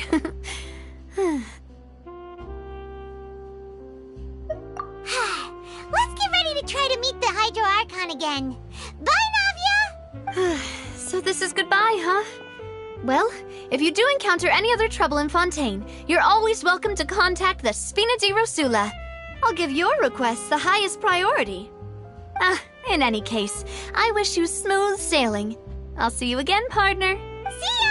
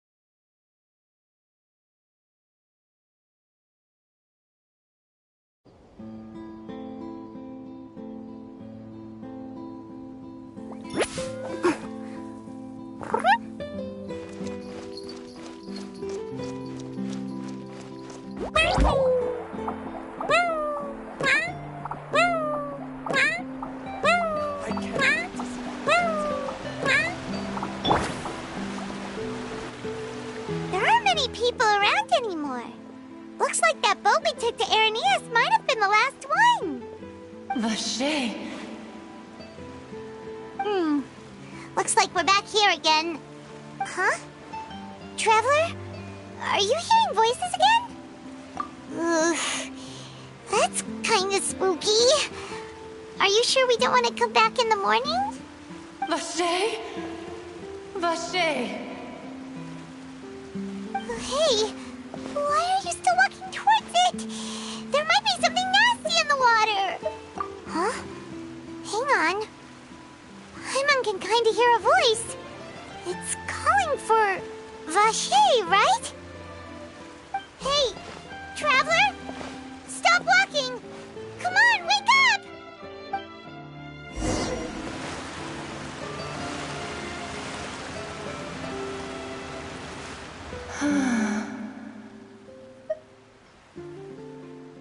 Vache, are you my dear Vache? No, wait. You seem to be someone else. Do you know Vache?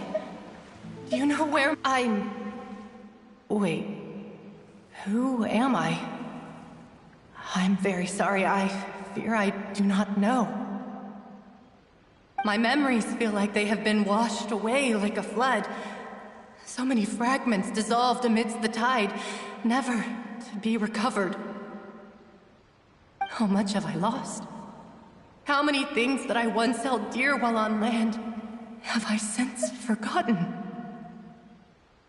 Yes, that is what I was once.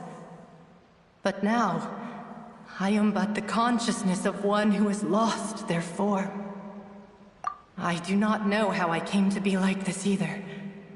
I only vaguely remember being covered in light blue water, and then all grew dim. I also remember going to many places. I loved adventure, loved exploring places of peril. No matter where I went, Vache would go with me. I knew how dearly he loved me, and I also loved him equally as much. But now, we can no longer go back. The pain of such parting, I never knew how heavy it could be. No, our reunion no longer has any meaning. There is no way for us to create any new memories. The thought of me gives him no succor, so let it lie forgotten beneath the waters. If you meet Vache, tell him not to look for me.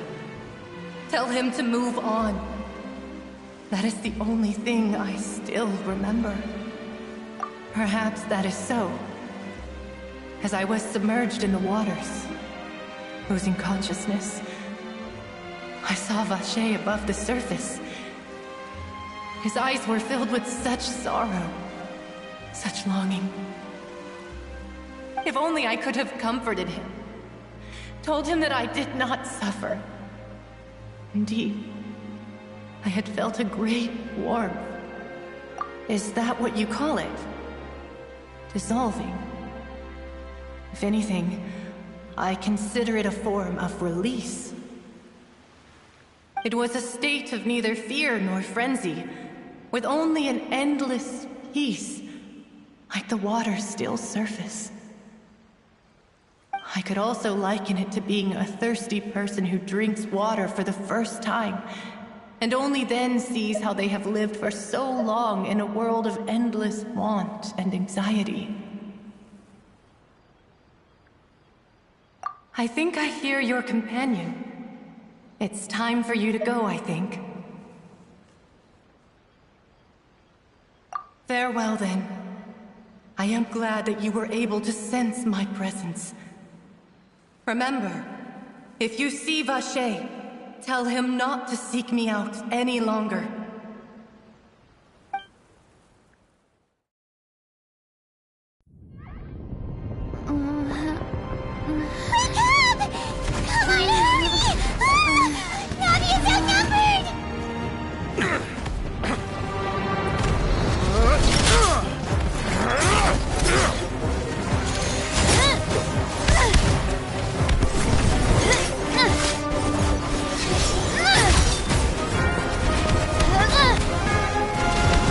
Demoiselle, look out!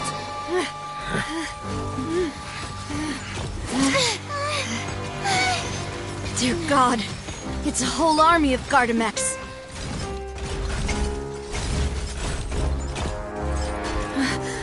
Chlorand?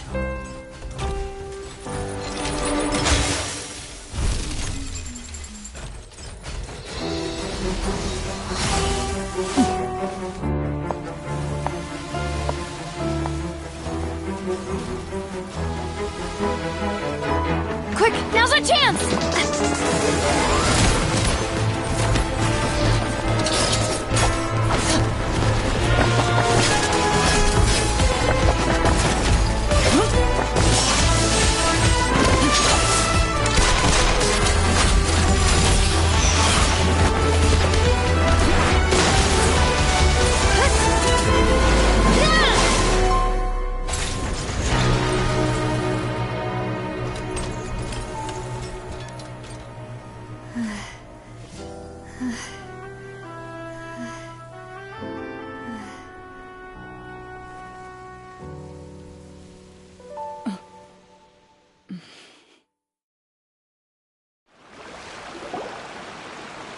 I should thank you for lending us your sword there, Chlorand.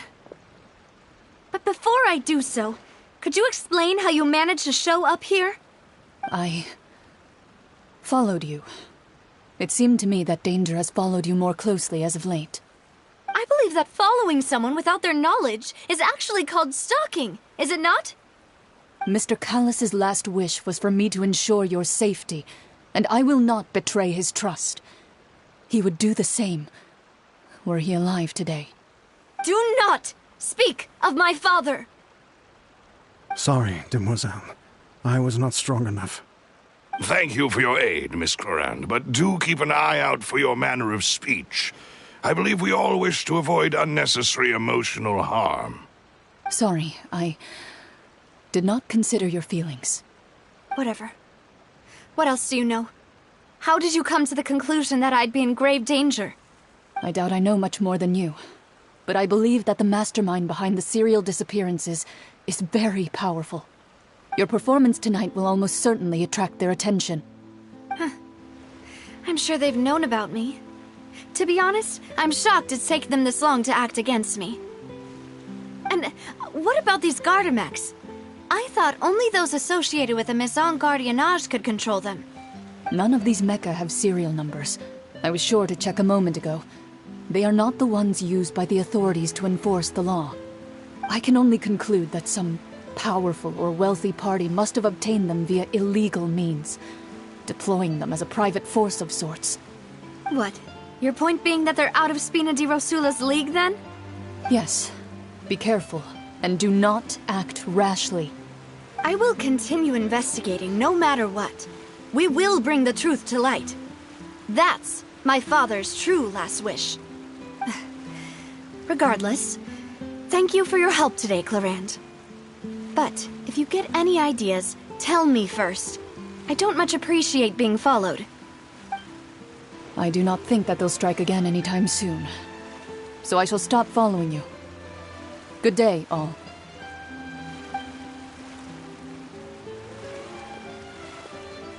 Right. I suppose that's the best news we've gotten today.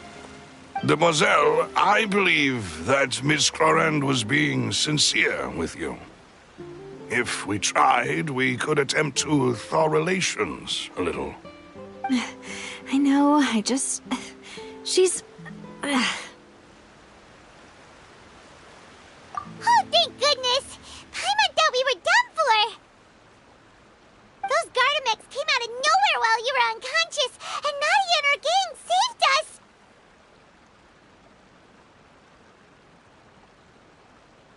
Oh, and there was that champion duelist named Chlorand who came out to save us too! We got lucky there. Paimon probably couldn't have fought them off otherwise. Oh, come now. Forget all that polite talk. That wasn't really a farewell meal we had back there. Not for me, anyway. In truth, I hope that every meal we have together shall be a victory feast. As such, we're still partners. There's no need to thank me. It will take 50 years for me to match Demoiselle's magnanimity. If it were me, I would have joined the Spina di Rosula on account of her goodwill long ago. All right, you two. That's enough. Actually, Navia, how did you know that we were in danger? You sure did show up in the nick of time. Well, to be honest, you're the one who tipped us off, Paimon. Huh? Really? Paimon contributed somehow? Ooh, Paimon's even more amazing than she thought! Yes, all thanks to you grabbing my drink by mistake. How did that help? After we parted ways, I was on the way back to one of our bases when I suddenly thought of what you said. That the Fanta tasted kind of salty and icky. Fanta only comes in sweet flavors, so how could it have tasted salty? The color of the drink, if I recall, had also been a bit off. So the Fanta had been spiked with water from the primordial sea? Yes. So, if you hadn't drunk that cup for me... Spina di Rosula is preparing the grandest of awards for you as we speak for saving the boss. Huh? Really? I sent people to Hotel de Boer to investigate, but whoever did this left no trace at all. That's when I figured out that you might be in danger and hurried here as quickly as I could. But why would they go after us too? All we did was defend Linny in court and help clear his name. Ugh, now we're caught up in this mess too, aren't we? Well, you did foil a plan that they were probably pretty proud of, and almost got their name in the process. Speaking of which, did anything strange happen when you drank the primordial seawater? Well, it can't be a coincidence that the traveler fainted just now. She said that she heard that voice calling for Vache again. Oh, and this time Paimon heard it too, but it was real faint. Does this situation have to do with the primordial seawater then? Does that mean the primordial seawater raises someone's sensitivity to hydro when it's used on people who are not from Fontaine? That doesn't sound like too much of a bad thing, to be honest. New intel? While you were out cold? Well, let's hear it, shall we?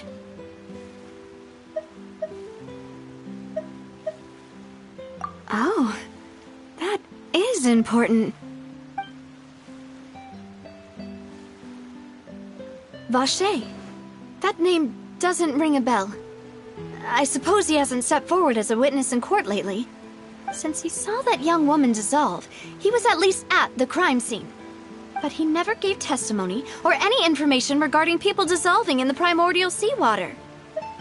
Could he have been threatened? Yes, thank you. This is very important information indeed. We will continue to investigate. Oh, you mean you'll help us investigate? Well, you did say that our farewell meal didn't really count. That means we're still partners, right?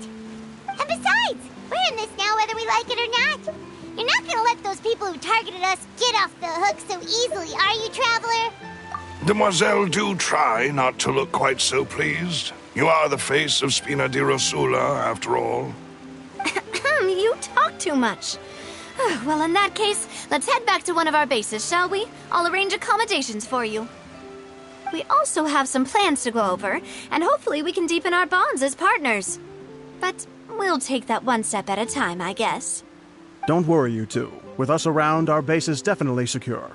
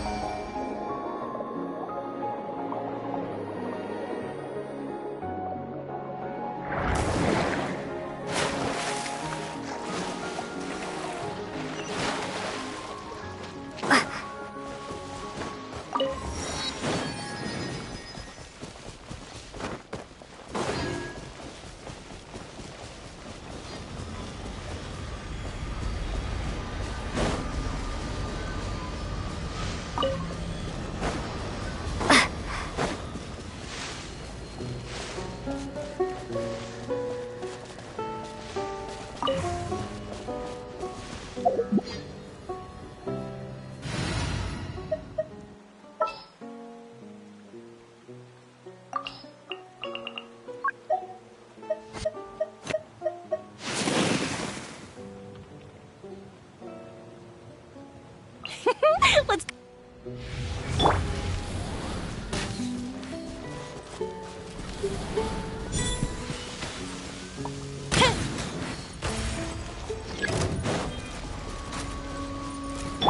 Rise.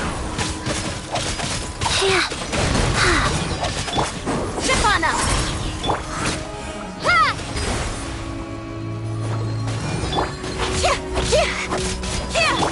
The fuse is lit!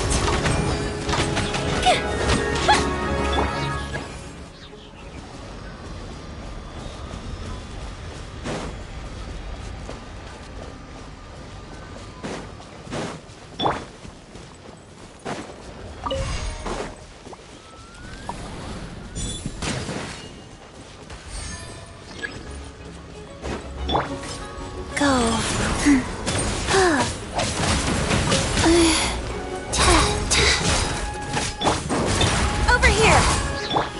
Water jet! Bombs away!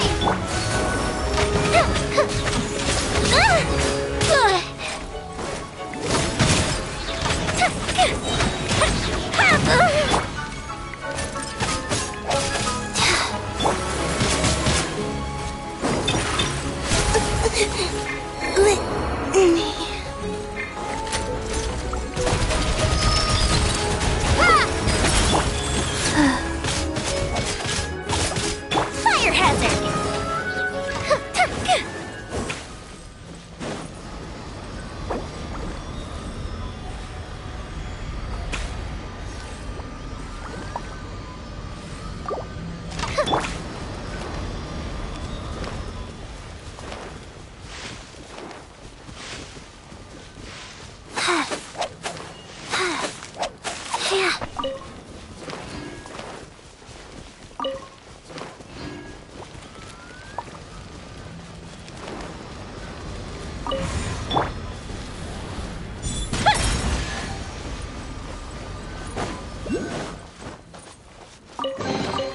Ooh!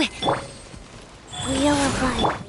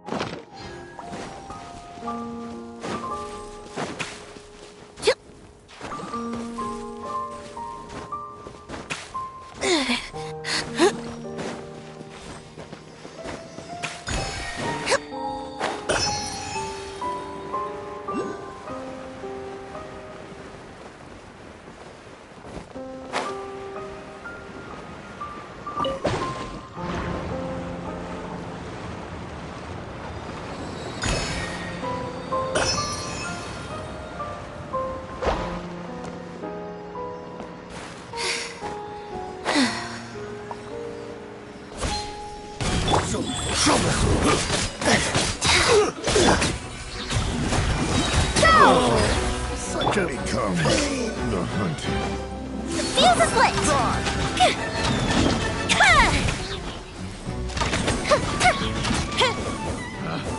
Picked the wrong test subject.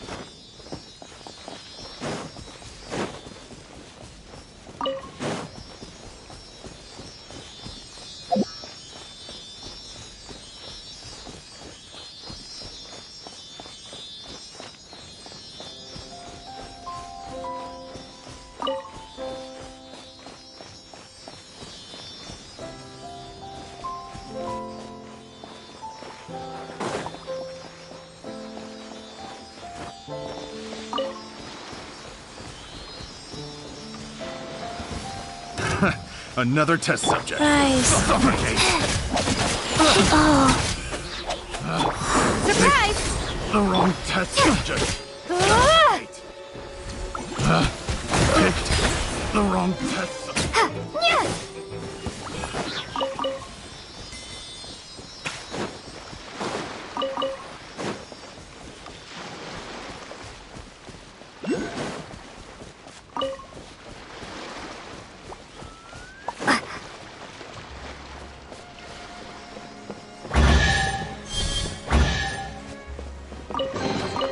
I'll keep this close.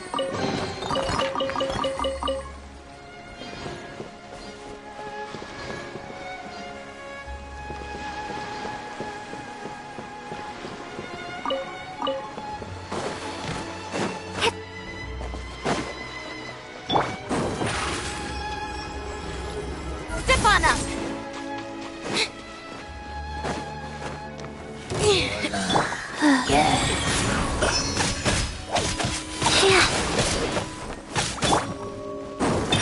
Surprise!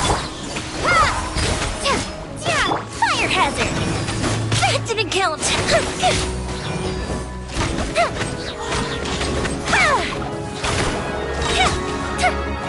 Nada Kundala.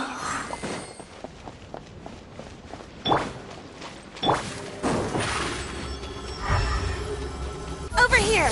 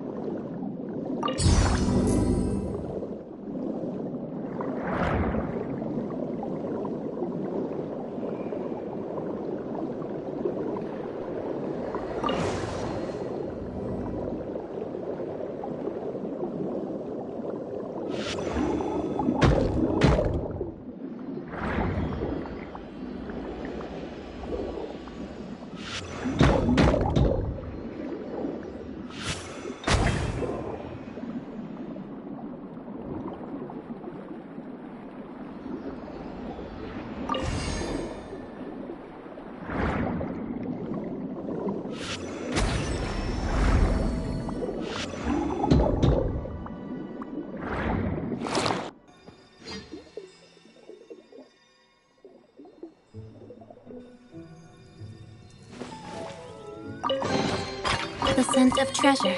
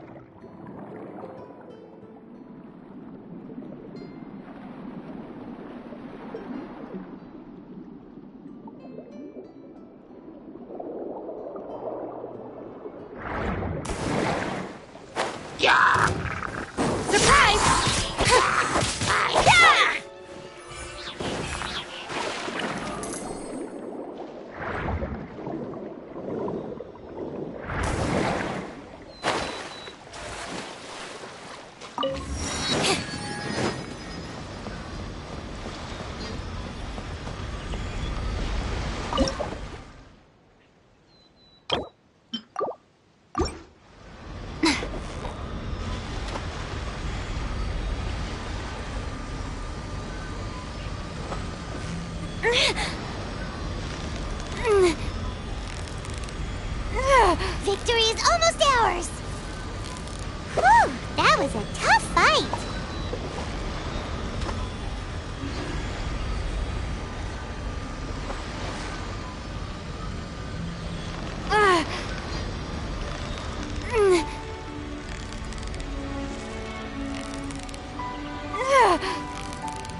So close, so close!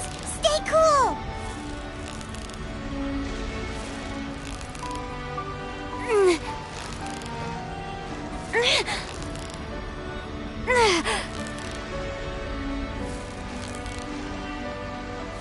Ooh, look at that! Quick, let's go show it off!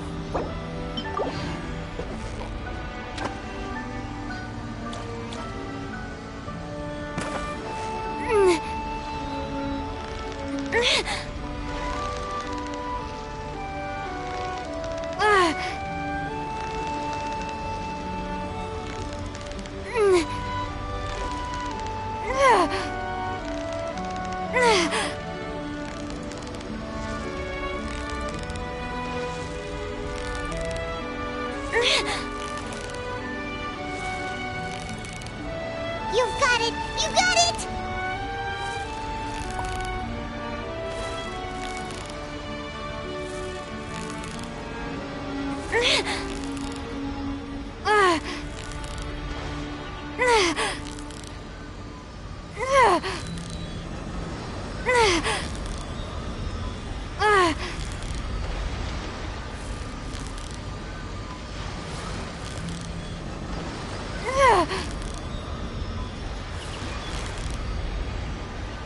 Paimon thinks you've earned yourself a new title, Favonius Fish-Catching Extraordinaire!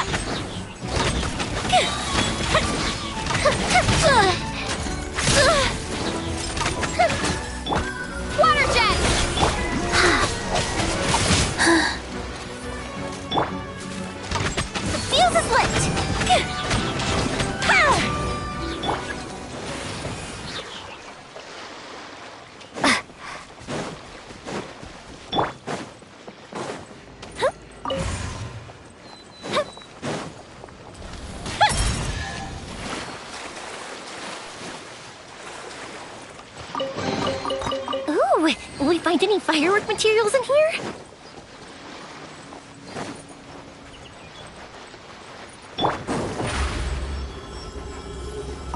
Step on up! Yeah.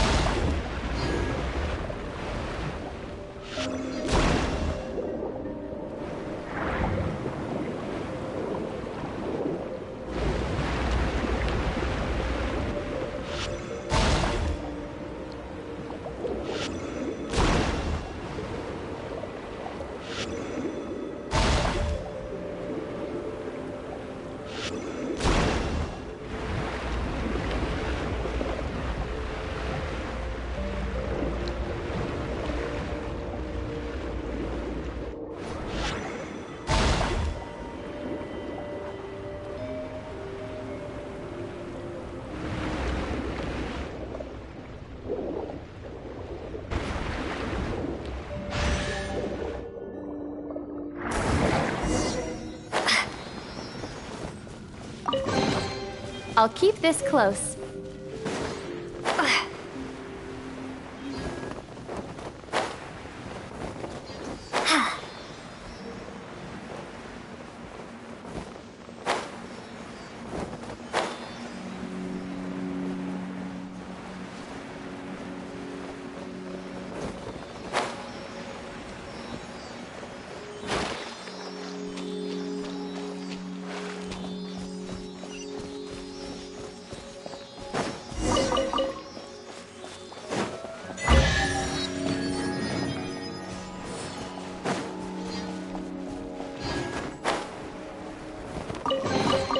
Is this an answer from this world?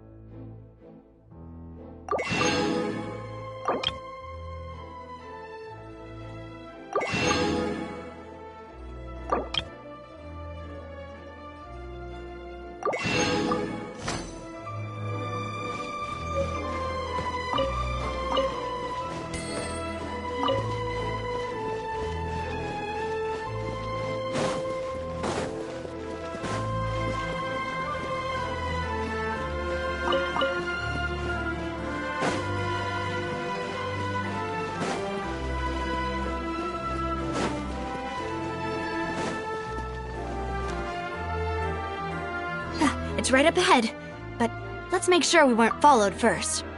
I've been keeping watch, Demoiselle. I haven't spotted anyone suspicious thus far. Huh, very good. But let's not let our guard down for now. I shall find rooms for our respected guests. Thank you, Malus. Now, let's continue, traveler.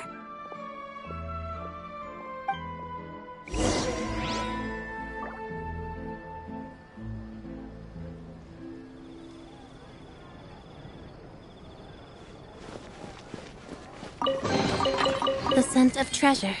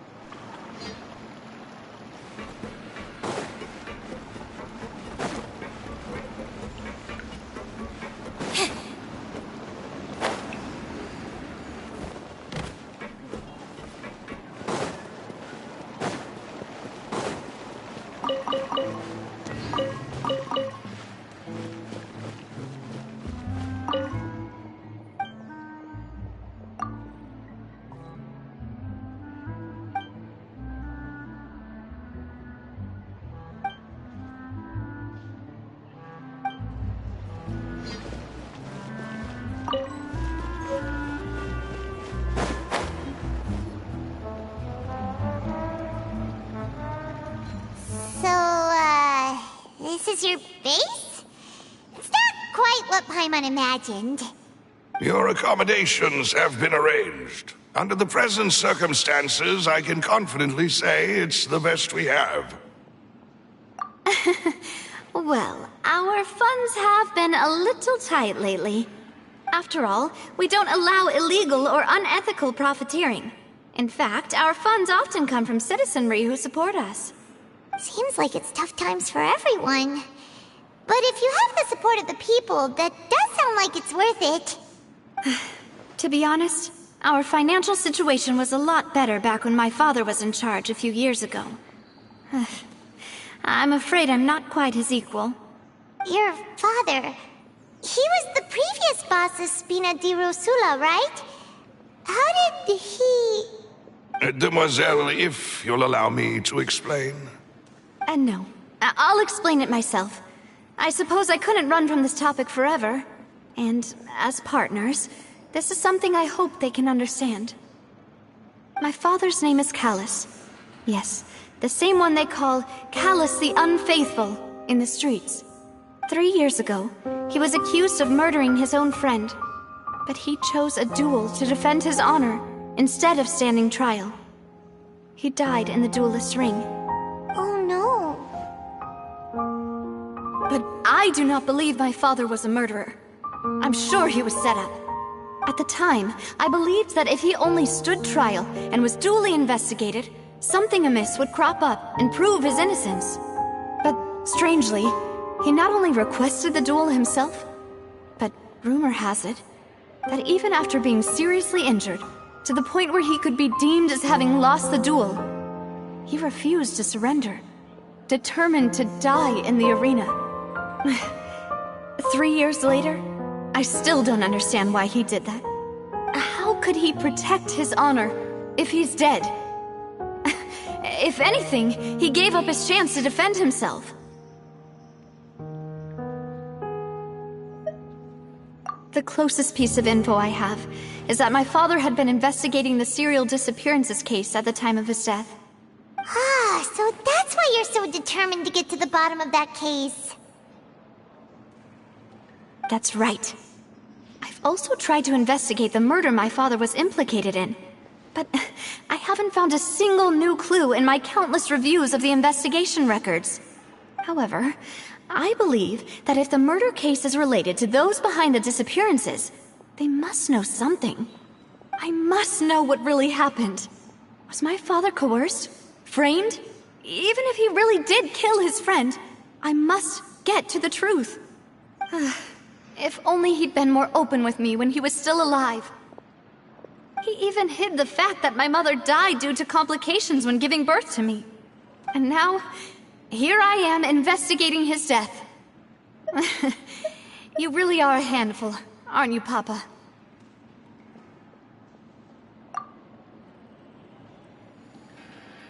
Demoiselle, please, if there is anything I can do, anything at all. I also will never believe that Master Callus murdered anyone. There are none whom I respect more than the two of you, Demoiselle. Master Callus did so much good in life, yet all it took was one murder case for him to be dubbed Callus the Unfaithful. Even our supporters decreased greatly due to that incident, hence our strained finances at present. Wait, if Callus was such a good man, wouldn't people at least be a little suspicious when he was accused? No. Perhaps people just revel in that kind of drama. It's not something exclusive to people from Fontaine, really. Everyone's like that. People love watching the evil turn over a new leaf, but they also enjoy watching good people fall into an abyss from one slip-up just as much. But how could... never mind. If Callus was really falsely accused, we have to find the truth. He didn't deserve to have that happen to him. There is one other thing. Master Callus's opponent in the duel was Ms. Clorand. Oh, her? Well, then, isn't that as good as saying that she was the one who killed him?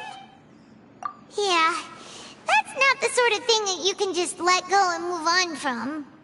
Miss Clorand has always placed great emphasis on the honorable nature of the duel. If her opponent doesn't yield, she will not stop either. She knew Master Callus beforehand and greatly respected him, but seeing how he was resolute in the arena, there was only ever one choice she could have made. It's not that I don't understand her at all, but I just can't deal with this yet. Don't worry, Navia. Paimon knows how you feel. You don't have to force yourself to do that. Afterward, Miss Clorand told us that at the start of the duel, Master Callus requested that she ensure Demoiselle Navia's safety. Yes, that is our understanding as well. Oh, Papa. What madness drove you to ask the person who killed you to take care of me? All right, anyway, that's the information I wanted to share with you. Even if it did sound like I was just complaining towards the end. Thanks. You two should go and rest. This was quite a day after all. Yeah, Paimon's beat. Please, relax and get some sleep. We will ensure you rest soundly.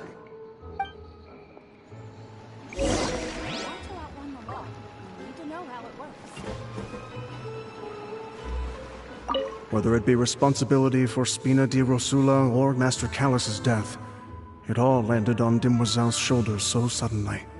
This won't do. I must become stronger. Whether it be responsibility, this won't do. I must become stronger.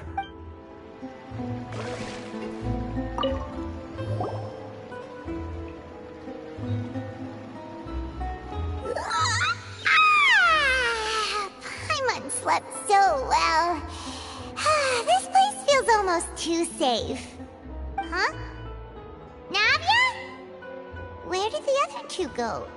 I sent them back to Poisson. It's Spina de Rosula's place of origin, and where we have our headquarters. There's not much for them to do here at the moment. Paimon gets the feeling that you're just trying to get them off your back. But never mind that. When did you get back? Were you waiting here the whole time? No, I just returned after going out for a while. I did some investigating yesterday regarding the name Vacher. Wait, so you didn't sleep at all? How could I after having such critical new evidence appear? Guess Paimon wasn't speaking for everyone just now, huh? Unfortunately, this name seems to have been wiped from existence. It doesn't seem to have a match anywhere. I suspect that those behind this have already taken steps to hinder an investigation from this angle. But that does prove that this Vacher person is a key witness in the incident. Does that mean we're too late, though? No. There is one ray of hope. One place in Fontaine that they would find almost impossible to threaten, no matter how much they wanted to. And that is the archives kept by Chief Justice Neuvillette. A place where detailed files on all the cases in recent years are kept. If the Oceanette you met is one of the young women who went missing recently, we should be able to find some related information there. So Neuvillette maintains an archive of case files? Whew. Guess that's the hard-working Chief Justice for you. In that case, let's go talk to him, shall we? Aren't you coming along, Navia? Did you get tired? No, it's nothing. Let's go see the Honorable Chief Justice.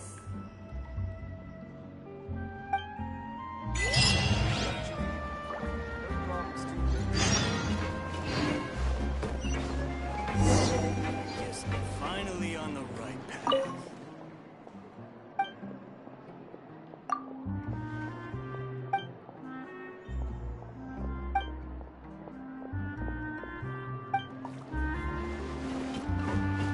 I really need those parts. It's taking us.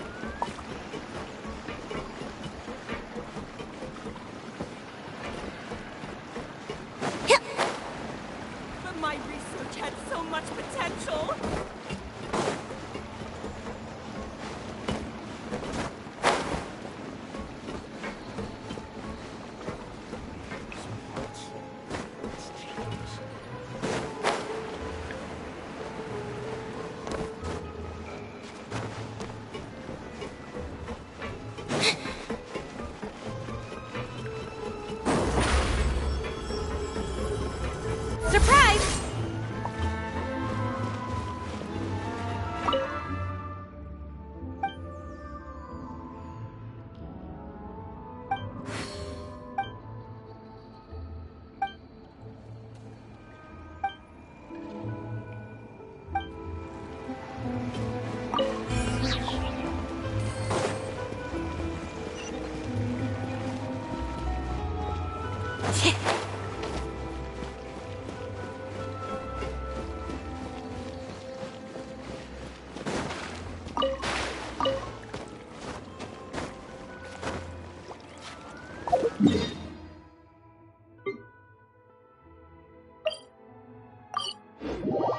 The palais is right up ahead.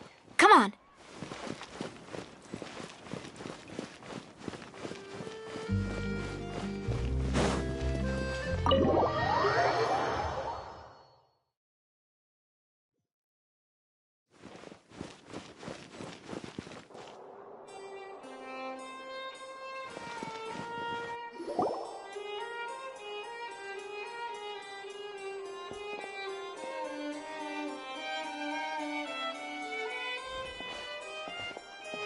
Halt! Please state your business here. The Chief Justice is presently occupied with official matters. Huh. This place does look pretty heavily guarded. Guess that proves that Nervalet's files are really secure. Hey, don't you recognize us? Huh? Who are you?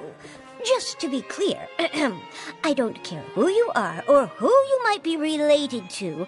Our rules make no exceptions. See? They've got great discipline, too. Yep. Paimon can tell. If you're here just to crack jokes, I can point you towards the exit. Unlike some, we're busy, so please leave if you don't have a reason to be here. No. What I meant to say is, shouldn't you remember us from a few days ago? We were at the trial of the great magician Linny. Oh, yes, I remember. I read about it in the Steambird. You must be Linny's attorneys. It's all coming back to me now. We're here today to report and archive some information on a follow-up case. Huh. Is that even a thing? Of course. Don't worry. We're here on official business. You can trust us. All right then, I'll let you through. The Chief Justice is just inside. Thanks so much.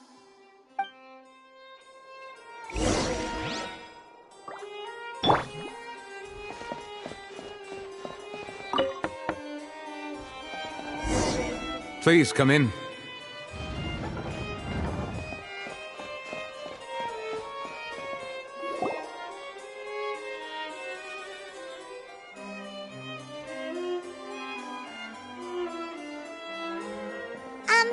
Sorry to barge in, Monsieur Nervalet. We only lied to get in because we didn't know any other way. It's all right. Please let me know how I may be of assistance to you. So you're not mad at us? We're looking for a man called Vacher. He may have been an eyewitness in the serial disappearances case. If we can find him, we may be able to unearth some key information on the case. Ah, I see. In that case, please wait here a moment while I browse through the files.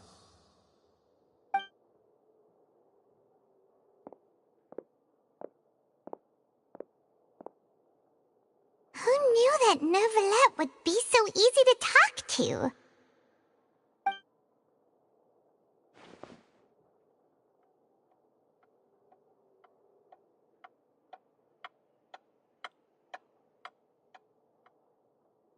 Unfortunately, I'm quite certain that no one by the name of Vacher has been involved in any case, criminal or civil, in the past several years. There are no records of him either in the files or in my memory. Traveler, what if it was really just a dream? Is that so? All right then. Thank you so much, Monsieur Neuvillette. We'll take our leave now. Ahem.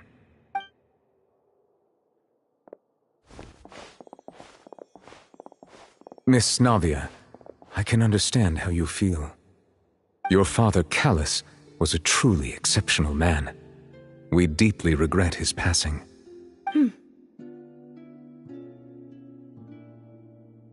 And what are you trying to say, Monsieur Neuvillette? Are you trying to console me? Extend your sympathy?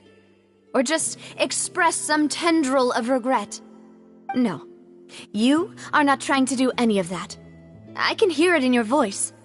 There's no emotion behind your words. You only said those things because you felt like you should. It's just like last time. After my father took his place in the duelist ring, I pushed through the guards to talk to you as a last resort. You even told me then that you thought there was something fishy with the case, yet you still allowed the duel to go ahead. In your eyes, the value of a human life is nothing compared to those cold laws you hold so dear. If you truly regret my father's death, then why didn't you call a stop to the duel? Why didn't you give me the power to stop him from throwing his life away? Why did you just let him die, despised and hated by all? Everything was hanging on a thread at that moment. Just the tiniest effort could have changed everything. There are still so many things I never got to tell him. So many questions he still owes me answers to. If you really have no heart, then just look me in the eyes. I, Navia, will show you the true meaning of regret. I'm sorry, Miss Navia. You and my father are truly alike. You keep all kinds of things in your heart and never say a word to anyone. It's not so much that you can't feel, but that you would never express anything. Oh well. In any case, everyone already knows full well the apathy of the Chief Justice. My apologies for taking my emotions out on you, Monsieur Chief Justice. Let's go, Traveler and Paimon.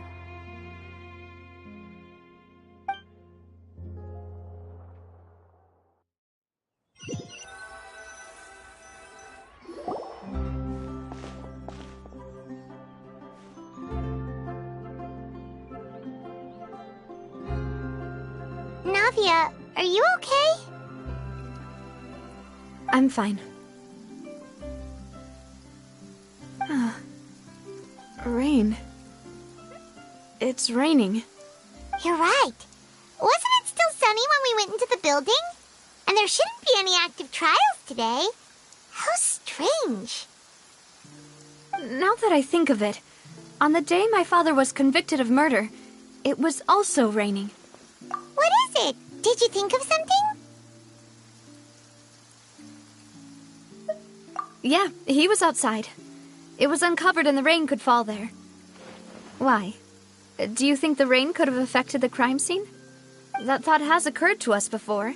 We've even expanded the search area to try to account for that, but didn't find anything of value. Oh? Wait.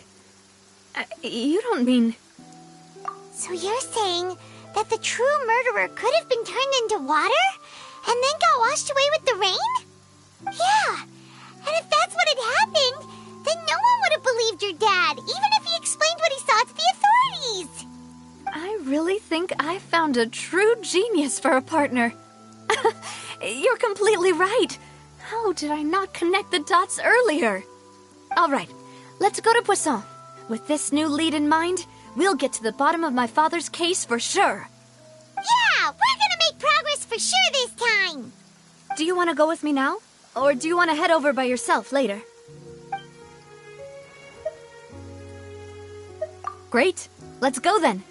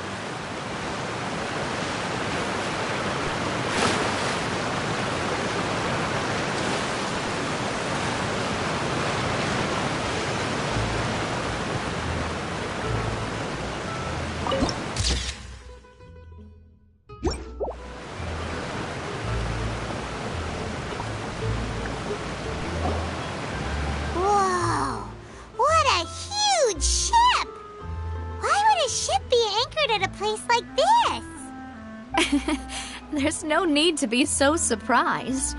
While it may look like a ship, it's actually Spina di Rosula's headquarters. My father was the one who asked for it to be built like this. Perhaps our taste in exterior design is the only thing we occasionally had in common. A gigantic and glamorous ship embodies discovery, opportunity, ambition, and conquest. It symbolizes Spina di Rosula's bright and limitless future. And Paimon thought you were bluffing when you said Spina di Rosula had a glorious past. Paimon was confused why a group with such a history would live in the sewers. But now that Paimon has seen this ship for herself, she's been convinced. Well, Poisson is where Spina di Rosula began, after all. It's our main base, our home.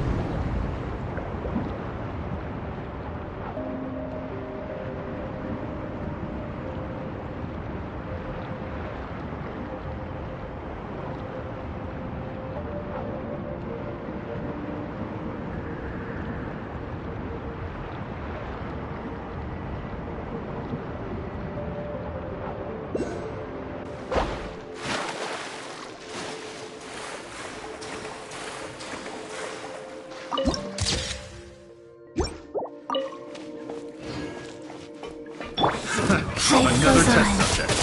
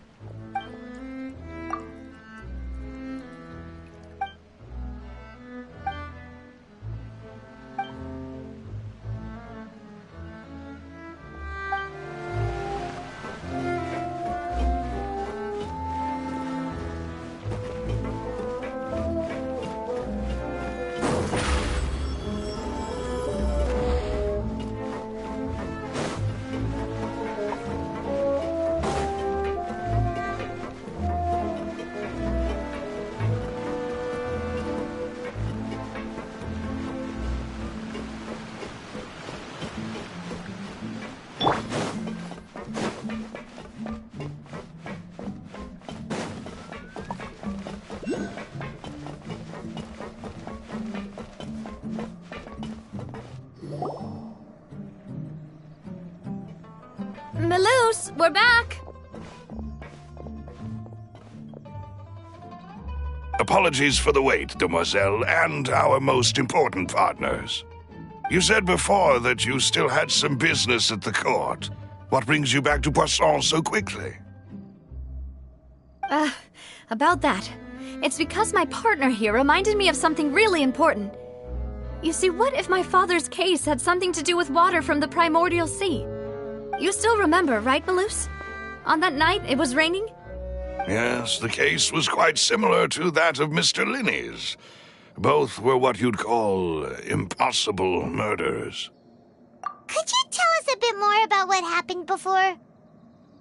Yeah, of course. Many years ago, something called synth began to gain popularity in Poisson. At a glance, it was a kind of drink that could excite your mood and produce many pleasant hallucinations. Wait! Didn't that guard guy who turned into water also mention that the primordial water could be used to produce some kind of potion? Yes, he did. Considering what we know now, it's almost certain that synth is created using water from the primordial sea. If you drink synth for an extended amount of time, you'll suffer many side effects, such as losing the ability to focus or control your emotions. And if you were to stop drinking it completely, you'll experience flashes of paranoia and anxiety while lacking energy to do anything. It's an extremely dangerous substance. As he oversaw Poisson, my father was compelled to put a stop to synth abuse and called for a complete ban of it. Boss's uncompromising attitude incurred the synth vendor's wrath, but no matter how much they threatened or bribed him, he refused to yield. Not only that, Boss became determined to find the mastermind behind the synth operation and put an end to the problem once and for all. Yes, but the enemy was very cunning. So he could never get anything out of the dealers, all of whom only sold the stuff and weren't privy to the rest of the operation. Recognizing that, my father decided to contact the dealers in secret and cultivate personal relationships with them. Finally, he was able to convince someone to become his informant. The man's name was Jacques. He felt greatly ashamed about his work after seeing many families destroyed by synth abuse. That night, my father hosted a banquet at his countryside estate. He planned to meet up and exchange information with Jacques over some food. But then, we heard 2 gunshots from the courtyard. We raced to the scene and found my father, still holding a gun, and Jacques, who was already dead on the ground. Huh? How did that happen? Aren't they on the same side? Sounds just like Lenny's case, doesn't it? In both cases, the culprit seemed obvious, but neither appeared to have any motive at all. Looking back on it, though, I now believe the most important clue was something we all overlooked at the time. There were pieces of clothing left at the scene. Precisely. It's all thanks to you that I made the connection now. Back then, we all just thought they were some costumes that Jacques used to disguise himself at the banquet. But, considering it now, it's almost certain that they belong to a third person at the scene. With one extra person, we'll also need to reconsider why the 2 shots were fired. You're right. We still don't know what happened. But my intuition tells me that we're on the right track to figuring it all out. I'm finally headed towards the truth. Jacques was an empathetic man who was infinitely remorseful for his past actions. It's unlikely that he turned on Boss with 0 warning. I think this third person is probably the key to the full truth. On that note, however, even though this will not please you, demoiselle, as your and your father's butler, I must still offer a word of warning. Our opponent is insidious and cruel. They are extremely difficult to deal with, and Boss has already lost his life trying to bring them to justice.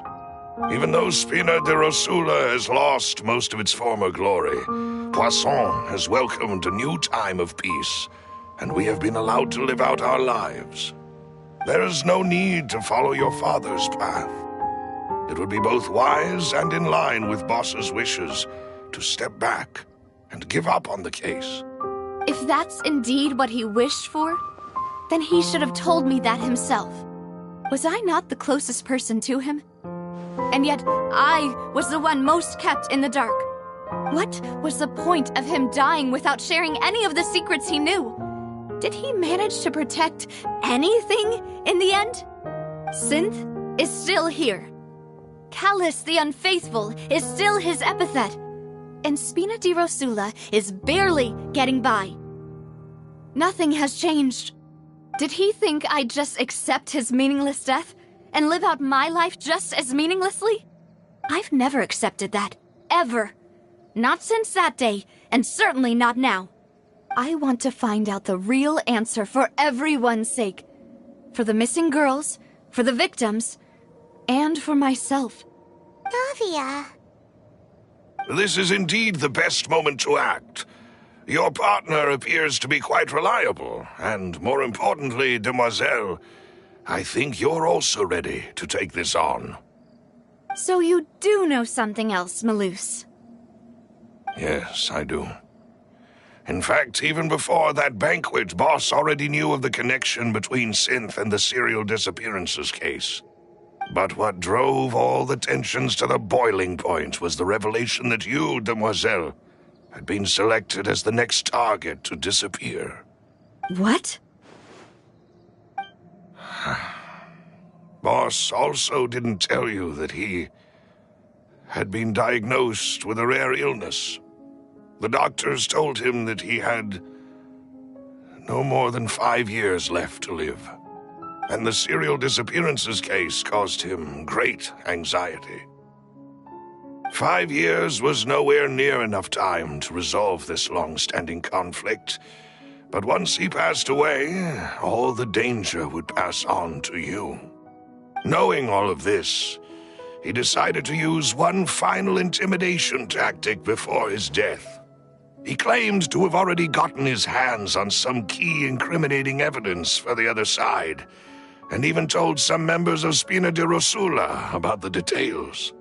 But as long as you remained safe, he would not share the evidence with the public. If something were to happen to you, then he and all those he told would immediately expose all they knew about Synth and the disappeared victims. Right, so nobody would be able to get off scot-free. As we've seen, Boss's tactic has worked. Even though Boss has been gone for a long time, the other side has not tried to take Demoiselle's life. No, I don't believe it. He never appeared to look sick to me. No father wants their daughter to see them weak and haggard, especially someone as proud as Boss. To him, dying in a duel and suffering lasting dishonor as the Unfaithful was still far preferable than losing face in front of his daughter. So he chose to die in silence, so that he could protect me. I'm afraid you're not understanding this correctly, Demoiselle. What Boss wanted to hand to you was not a parasol, but a sword. If Boss's spirit could hear you telling me that you want to find the answer for the sake of everyone involved, I'm sure he'd be extremely proud. That fool. Couldn't he have just given it to me straight? No. He might have set up everything precisely because he never thought I'd be able to understand him. Is that the amount of confidence he had in me? And what if I was never able to make it to where I am now? Yeah. I suppose that's true. With the way he'd set things up, if I had wanted, I could have just lived out my life without a care in the world. But thankfully, he rarely talked to me about complex matters, and thus understood little of me as a person. In this case, he really didn't need to give me an easy way out. Malus, what was the key evidence that he shared with you? It's the location where Synth is produced. Essentially, it's the enemy's headquarters. When he was threatening the enemy, Boss didn't share the specifics of the incriminating evidence he found.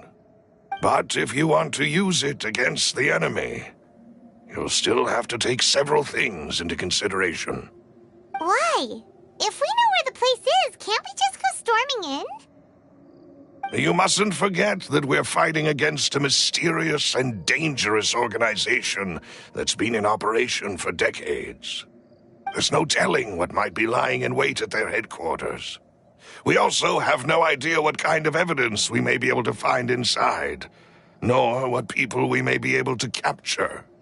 But a single visit to their headquarters would be tantamount to a formal declaration of war.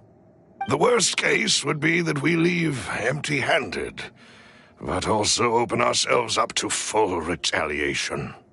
Then, in that case, why not work with the Fontaine authorities? Well, you saw one of them dissolve during Mr. Linney's case. We have no idea just how thoroughly they may have been infiltrated. Huh. That's true. Seems my father really had no choice. But things are different now. It should be a lot easier to prove the other side's guilt, now that we've connected Synth with the disappearances case. You sound like you've put a lot of thought into this, Maloose. I am the butler, after all. I live but to serve the boss and Demoiselle's will. I've always been willing to take on any kind of risk for your sake. But considering my relative lack of ability, I've spent my time keeping secrets, performing basic investigations, and waiting for the right time to come. Thank you for all of that, Maloose. Have you discovered anything new in the past few years? Let me think. One conclusion I came to was that the enemy must be quite familiar with Spina di Rosula, or at least have an informant planted here. When I announced orders to the organization's members on Demoiselle's behalf, I used to deliberately keep a few people in the dark and observe the reactions of the synth vendors. If the vendors didn't change their plans, then the individuals informed of our orders must be innocent. If the vendors packed up and fled, however, then someone must have given them the news. After several rounds of testing and investigative tracing, I've narrowed the suspect list down to 3 people. The first is Florent, Spina di Rosula's senior advisor. Huh? Florent? Yes, surprising, isn't it? He was one of the people Boss trusted the most, which also means that he was someone who understood Boss really well. Thanks to his position within Boss's innermost circle, he always knew our upcoming plans and could thus avoid capture this whole time. There's someone else like him too. Marcel, the head of Confrérie of Cabrières. Uncle Marcel. It's a guild in Poisson. Boss helped it to grow to its current size and prominence. In the beginning, they were only reselling some daily goods, but now they're one of the richest guilds around, with a lot of business connections in the city. So, they're like a sister organization of Spina di Rosula? Yes, you can say that. When we were fighting against the synth dealers, they provided us with plenty of support. It's a bit difficult to imagine someone using their own money to hunt down themselves. The final suspect is Thierry, the man responsible for coordinating information between Spina di Rosula and the guards. Although the guards mostly leave us to our own devices, there are still many activities we have to report to the local authorities. Since Thierry is always in the know about our current activities, he could theoretically always plan one step ahead. I see. These are all people who I communicate with quite regularly. To think that the enemy we've been fighting against has been right next to me all along, among those I trust the most. It's almost too hard to believe. If you want to investigate them, please take every precaution to not alert the quarry. Judging from our experience, the enemy is extremely cautious. Of course. And thank you, Maloose. You've provided us with a lot of great information. You're too kind, my lady. I'm just doing my duty. And before I forget, proving Boss's innocence would also mean clearing him of blame in Jacques' death. After that incident, Jacques' wife and daughter were taken into the Spina's care. They still live in Poisson today. If it might help, you could also pay them a visit. I can make the necessary arrangements. Aw, thank you so much, Malus. You really are the best. A new case awaits, my dear partner. I hope we can work together to uncover the truth and end this case once and for all.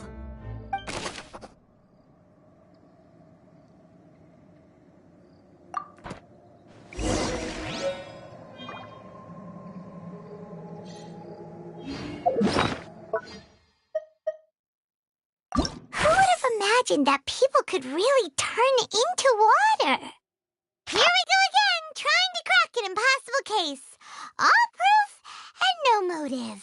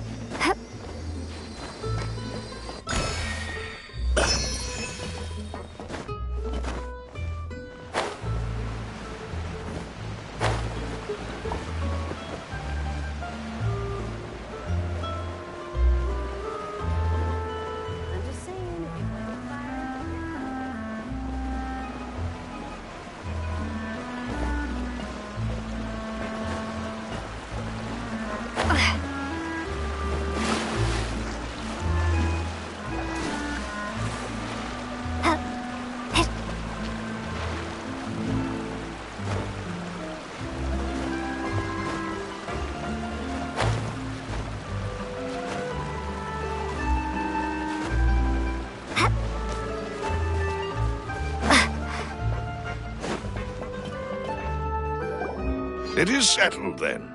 Please excuse me, and enjoy your conversation at your leisure. Thank you for arranging everything for us, Malus. Excuse me, miss. Do you need anything from us? Oh. Hey, Navia's all quiet. This isn't like her at all.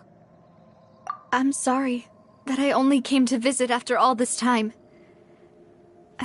After what happened, I didn't know how I was supposed to face the two of you.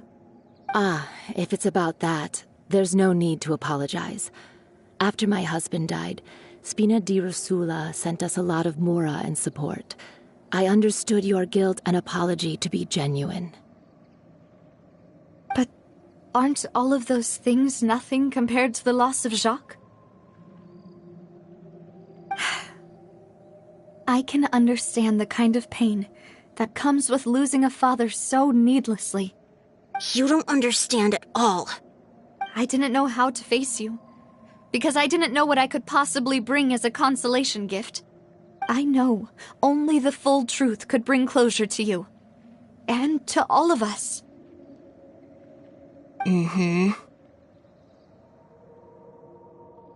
sorry. I appreciate the sentiment, but you don't have to carry all that guilt. On the matter regarding my husband, my daughter and I have more or less found our answer already.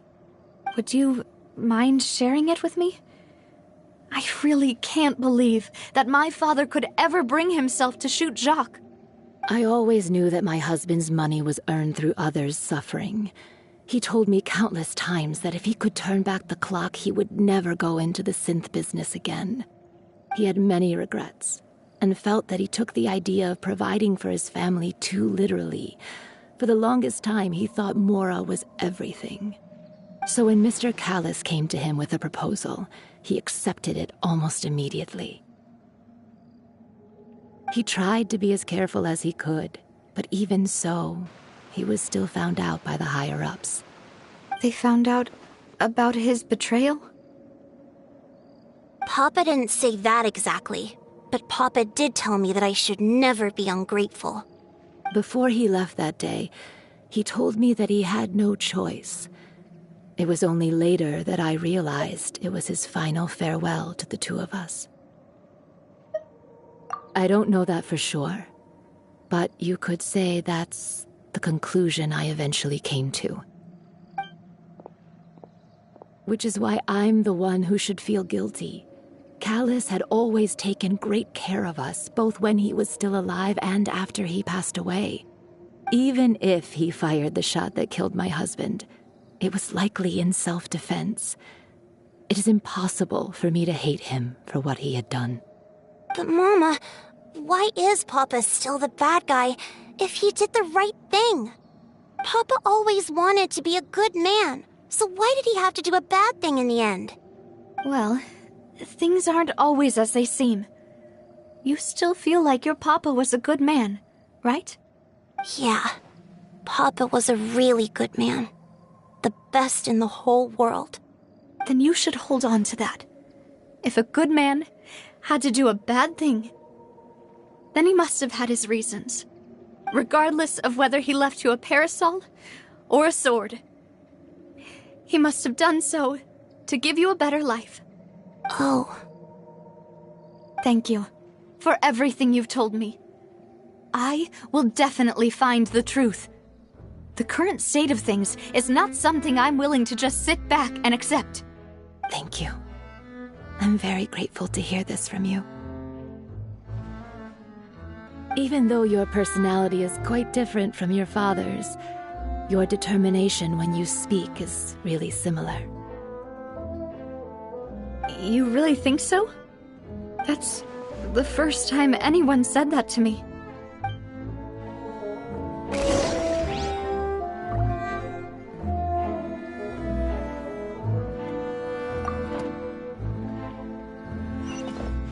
Are you okay, Navia? I'm fine. Don't worry. Let's investigate the 3 suspects next. Florent should be nearby, and we should be able to find Thierry and Uncle Marcel in the city. I'll get myself...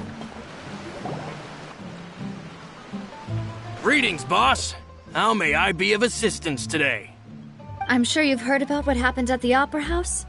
Someone got turned into water right in front of us. Yeah, I've heard. With something that dramatic, I'm sure journalists will milk it for all it's worth. And it'll be all the talk for the next several weeks. It also reminded me, on the day that the incident happened with my father, it was raining outside, and we found some clothes left at the scene. After my partner here put the dots together for me, I feel like we should try to reopen his case. Can you do me a favor and try to recall what happened that night? Let me think. Mr. Callus was feeling pretty upbeat that day. So he was drinking and bantering away with us at the table. After that, he told us that he wanted to go get some fresh air. So we let him go without thinking much of it. Who knew that we would hear 2 gunshots ring out right after? My first reaction was that Mr. Callus's life was in danger. So I grabbed my holster and made a mad dash toward the scene. But when I got there, it was already too late. Mr. Callus was standing over a dead body with a gun in his hands. All we could do was look back and forth at each other, not knowing what to say. So you also remember 2 gunshots then? Indeed. The guard said that the first shot didn't hit anyone, while the second killed Jacques. But I've never really bought that explanation. Reason being, Mr. Callus had left his gun on the table. I even made sure to confirm that before running to the scene. But according to the guards, that doesn't mean he couldn't have had other guns on his person. About the clothes left at the scene that you mentioned, do you think there was a third person there who was turned into water? At least from our perspective, my father had no reason to kill. So he would also have no reason to bring an extra gun with him. The gun he was holding probably belonged to Jacques, or a third person on the scene. Yeah, that makes a lot of sense. So you're saying Mr. Callus ended up with the gun because he seized it from one of the other guys? But hold on. If that's what had happened, then why didn't he share the truth with any of us? He didn't even want to face the Oratrice machine, and chose instead to prove his honor in a duel. Did he lose all faith in the courts after seeing someone dissolve right in front of his eyes? about that, Maloose told me a thing or two. So, I think I can understand why he committed to the duel. I'll tell you everything once the whole truth has been revealed. I understand. Then, I'll leave Mr. Callus's honor in your hands, boss. And if I may just say one more thing. The whole Callus the Unfaithful epithet has been a thorn in my side since the day it was invented. Many people have laughed at me for still calling him Mr. Callus, even after so many years have passed. But it was Mr. Callus's trust that allowed me to rise through the ranks of Spina di Rosula and live the life I lead today. No matter what others might say, he'll always be the man I respect the most. And he'll always be my boss. Don't worry. I will definitely find the truth. You and all our other comrades at the Spina deserve to know the truth as well.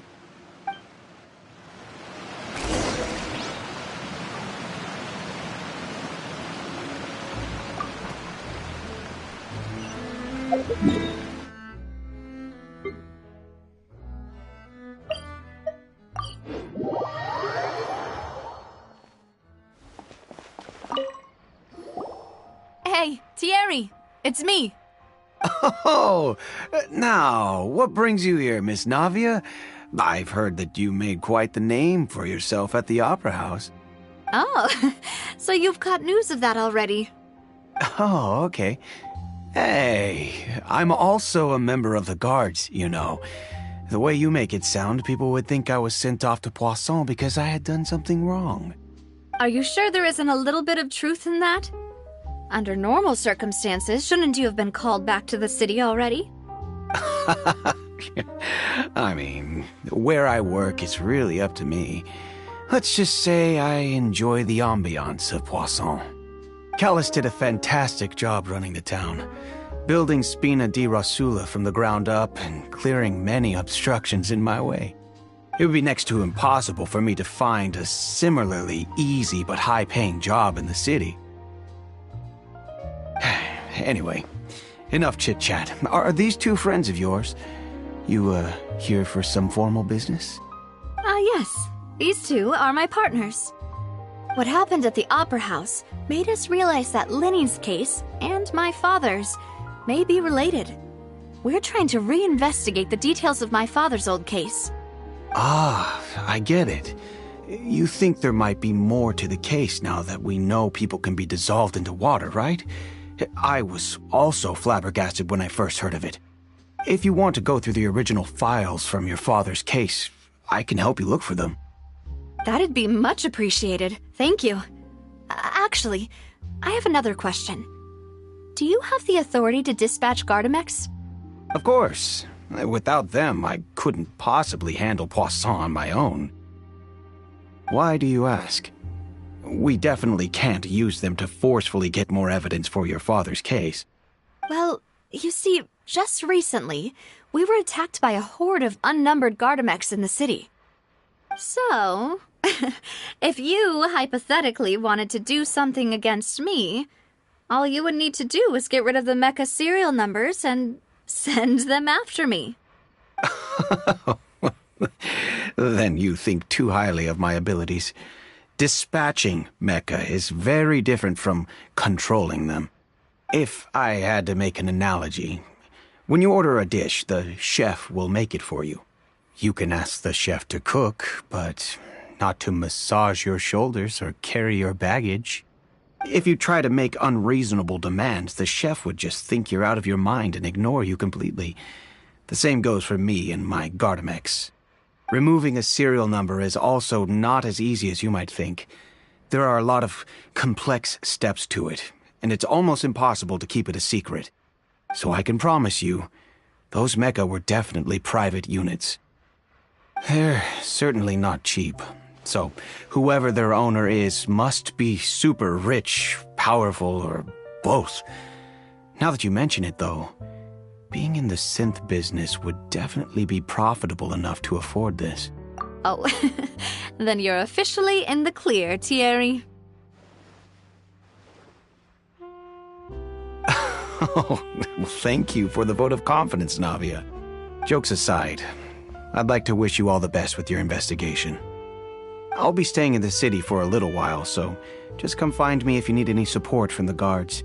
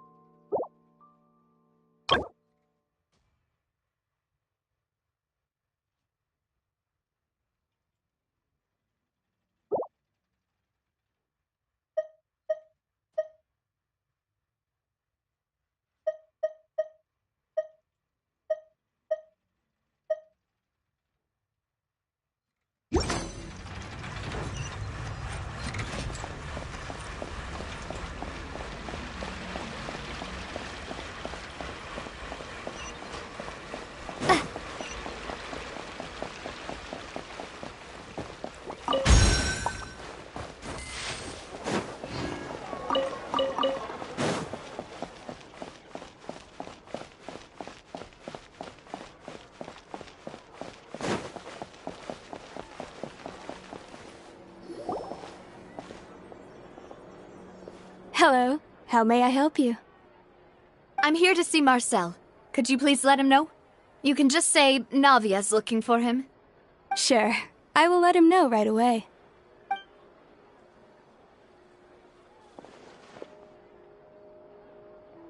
Navia, hello. Sorry to keep you waiting. I'm not as young as I used to be, so my legs are giving out a bit. Oh, it's all right, Uncle Marcel. There's no need to stress. I just wanted to talk to you briefly about what happened in the Opera House. I'm sure you saw everything too, right?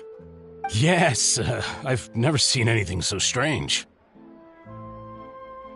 Oh, you were at the Opera House too?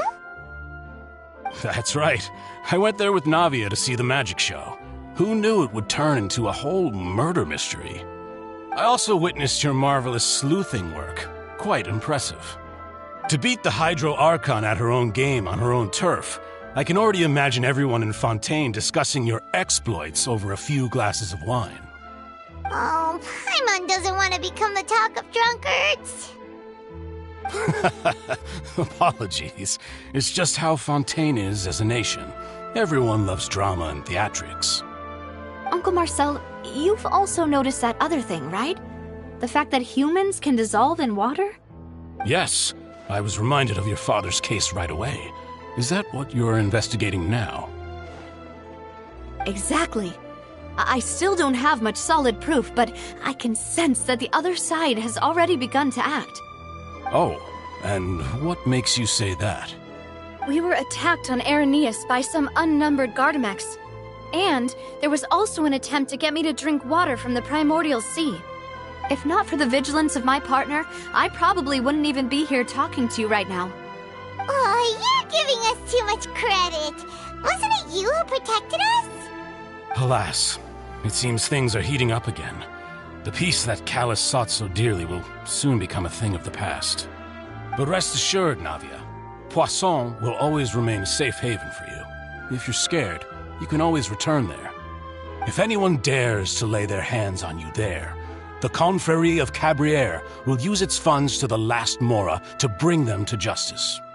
Thank you, Uncle Marcel. But I don't intend to go into hiding. I'm going to strike while the iron's hot. Do you have any new thoughts on my father's case? About that. Sorry, my age is catching up with me, so it'll take me a while to recall my memory. The Confrérie was responsible for that banquet, so I was out and about the whole time making sure things were running smoothly. I didn't even have the time to drink with the guests. Then I heard the sound of a gunshot, and the rest was history. Oh, it's okay. No need to push yourself. We'll ask around some more, see if there are any valuable clues elsewhere. Sounds good. Just let me know if you ever need Mora. All my wealth comes from Callus's patronage and support. I'll spend however much it takes to clear his name.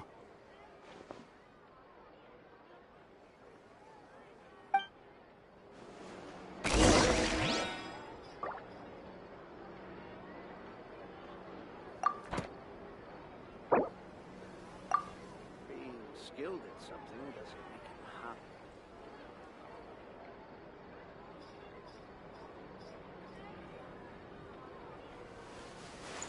This can work. I'll just treat them as new samples. Tells a story.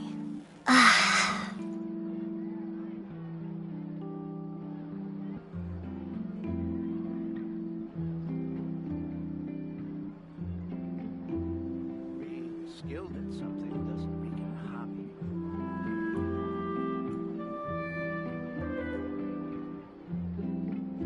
Every song tells a story.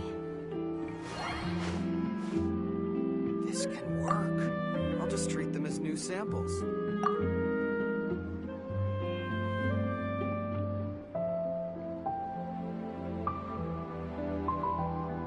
skilled at something doesn't make him happy.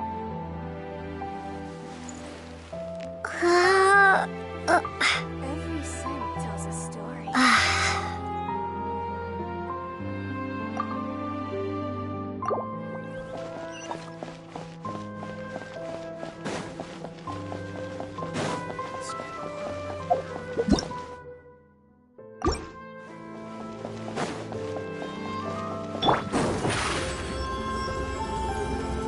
Step on up!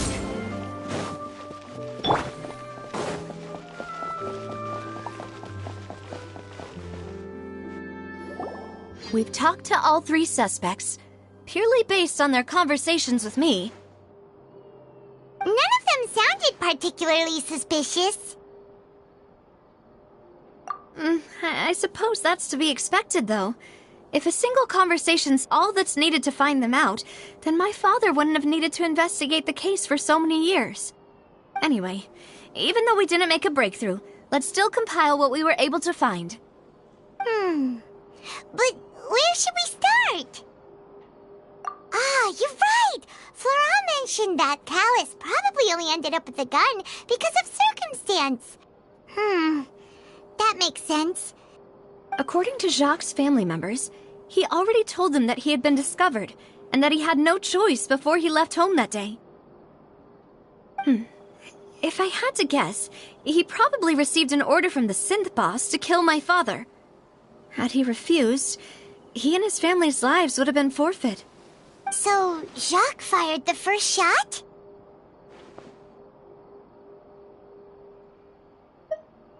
Oh? And why is that?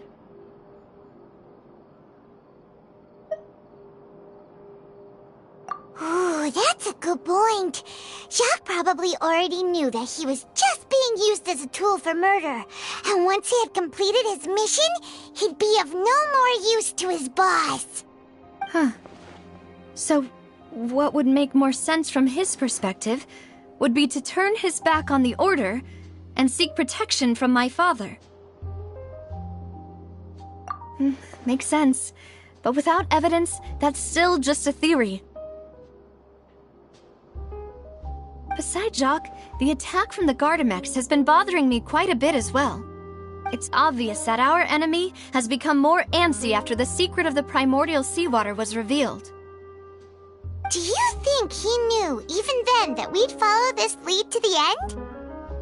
Given everything that's happened since, it's quite possible. But who among the three suspects would have the ability to control privately owned Gardamex? Uncle Marcel? My father did really trust him. And they worked together on a large number of projects. Maybe that's how he got to know Jacques. And with funds from the Confrérie, he could also afford a large number of Gardamex. It's still really hard for me to imagine, though. After all, Uncle Marcel has been around since I was just a child. Also, wouldn't this mean he has been spending a whole lot of mora and energy to fight his own synth business?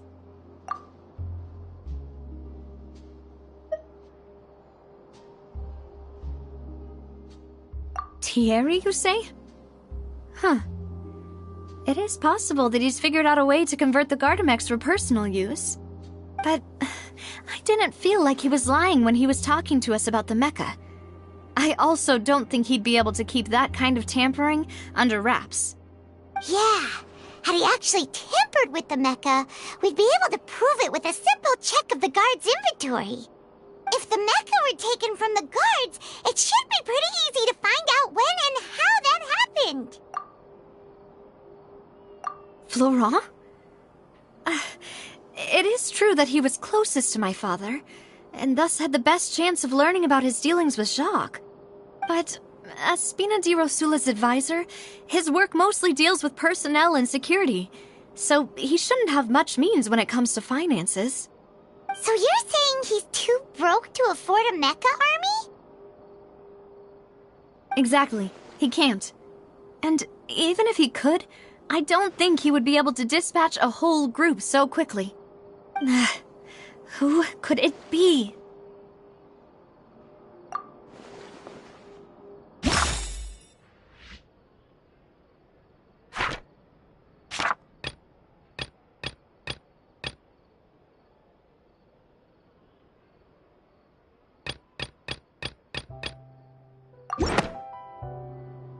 You know, if you think everything through, Uncle Marcel is indeed the most suspicious of them all.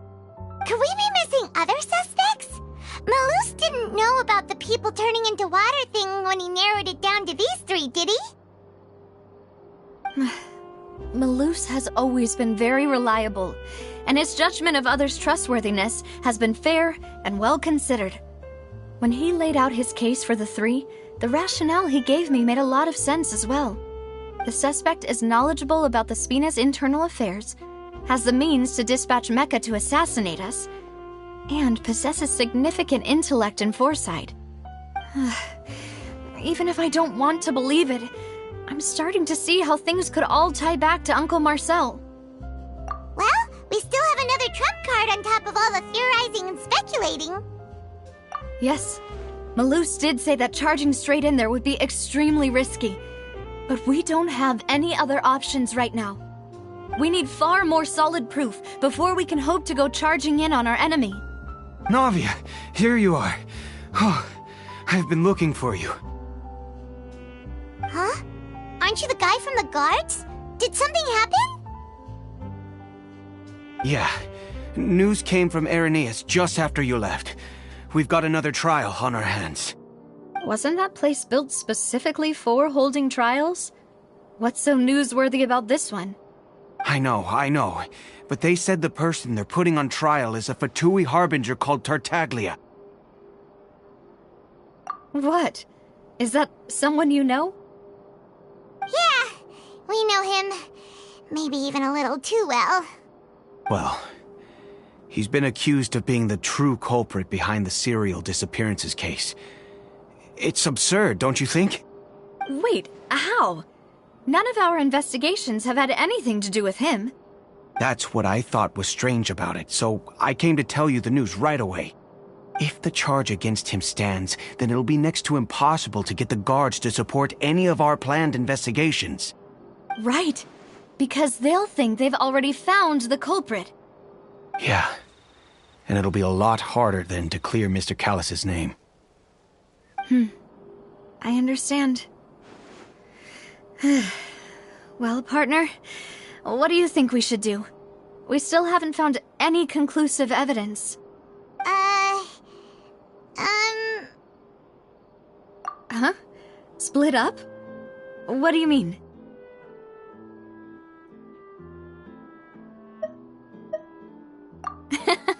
Just as expected of my partner. Since this is a trial about the serial disappearances case, The culprit's attention will be focused on Irenaeus, leaving his home base wide open. You're right. This is our best opportunity. All right then, let's do this. I'll stall them at the Opera House and charge Marcel as the true culprit. I won't have any chance of making that charge stick, though, unless we find more evidence. It'll be up to you to make it back in time and hand the decisive evidence to me. We'll help you, just like you helped us in Linny's trial. Demoiselle, please allow us to accompany you. I'm ready. Ah, Malou, Silver, when did you two get here? We heard that you'll be leaving Poisson and figured that you might require our assistance. It's our hope that your confidence will be bolstered with the two of us by your side. Thank you so much. Then, let's make haste for Irenaeus. Paimon, Traveler, I'll see you at the Opera House. See you then!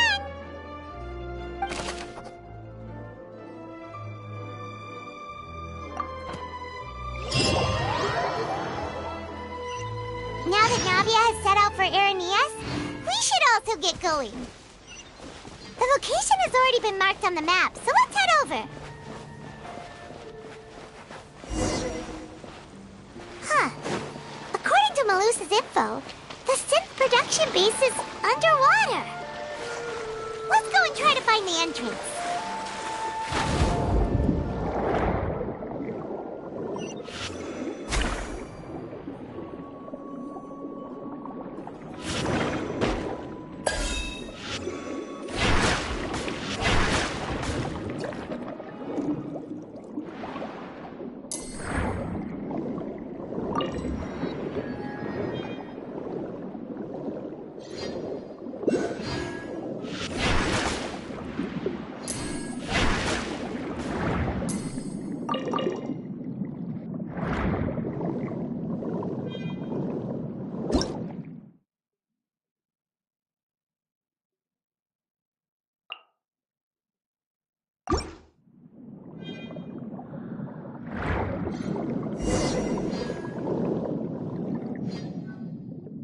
Finally found it! Huh. So this is the entrance that leads to the synth production base. It sure doesn't seem out of the ordinary at all. Ah, you're right. An important place like this is bound to have a ton of protective measures and mechanisms. Navia's probably arguing up a storm right now to stall for us.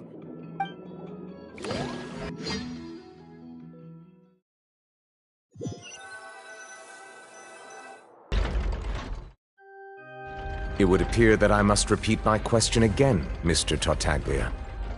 Do you accept the charge that you are the true culprit behind the serial disappearances case? To be perfectly honest, I don't understand your country's complicated court system, or the reason why I'm being charged with something I've never even heard of. However, I did hear that people who have been charged can choose to participate in a duel to clear their name. Is that right? In which case, as long as I accept the charge, I can have an all-out fight with that champion duelist Clorend, right? I've got to admit, that's one of the most enticing offers I've ever received. When I privately sparred with her last time, she was obviously holding back. Real disappointing. Hey! Don't you understand?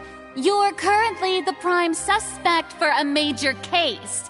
This isn't the place for you to be looking for fights. Oh? Sounds like the Hydro Archon wants to lecture me on the ways of the Opera House. Then why don't you duel me too? I'm the kind of student that learns best in the heat of battle. No.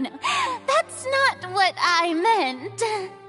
Alas, it would appear that communication with the defendant is going poorly, and we have made very little progress. In that case, let me explain everything from the very beginning again. The goal of this trial is to determine the culprit behind the serial disappearances case. That case had nothing to do with him! You've got the wrong man! Huh? What's going on? Why is she interjecting again? I told you it couldn't be one of the Fatui Harbingers. Miss Navia, this is the second time you've interrupted the court proceedings. I only tolerated your behavior last time because you were able to provide the court with a key eyewitness. But that was an exception rather than standard court protocol. I can very well charge you with contempt of court for your interjections. Oh, please. Did you ever think I had any respect for this place's pointless theatrics? We can put that discussion aside for now. I'm not here to argue with you. I'm here to charge the true culprit behind the serial disappearances case. And if my charges prove true, then Tartaglia here will be proven innocent by default, correct? Oh, a young lady has charged in and offered to clear my name. How fascinating. Well, I'd gotten half bored to death by all these rules and procedures anyway, so I'll take you up on that offer. So, Your Honor, is there nothing else for me to do now? You may take a seat for now in the audience, but that doesn't mean the suspicions against you have been lifted. Now then, Miss Navia, who is the person you would like to charge instead? That person is...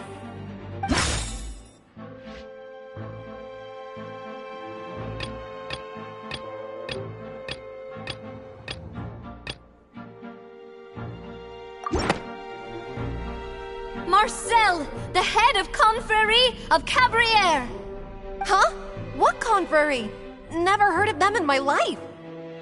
I've heard of them, but weren't they Spina di Rosula's sister organization? Oh, is this going to be a friends to enemies type situation? Please let me remind you, Miss Navia, that charging someone is an incredibly serious matter. Committing to the charge also means taking on the legal responsibilities associated with it. And if the charge fails, depending on the circumstances, you may also be charged with the crime of making a false accusation. Knowing this, do you still wish to charge this man?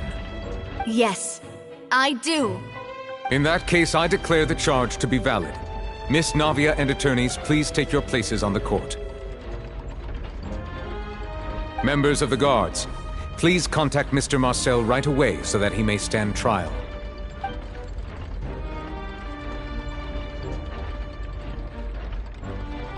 Mr. Marcel, you will not require an attorney. Is that correct? Apologies. It all just happened so quickly. I still haven't figured out what's going on. I think an attorney won't be necessary. This is probably just a misunderstanding between me and Navia. Very well. In that case, since both sides have now arrived, Miss Navia, please present your charges. I would like to take everyone back to 3 years ago, to the case of Callus the Unfaithful. Only through elucidating what really happened in that case can we connect all the dots for the serial disappearances case. Navia, do you really think that I was the one who killed your father? Come on, why would I do that? Callus was my benefactor, and remember, both you and I only ran to the scene when we heard the sound of a gun. If that's enough to make me a suspect, wouldn't that make everyone at that banquet a suspect as well? I think there's no point in getting into the specifics right now. The audience doesn't even have the big picture yet. Even I'm struggling to remember some details of that case. Exactly correct, Your Honor. I must refresh everyone's memory about that case before I can explain my charge and reasoning. I see. In which case, I will recount the findings about that case as originally recorded by Maison Gardiennage.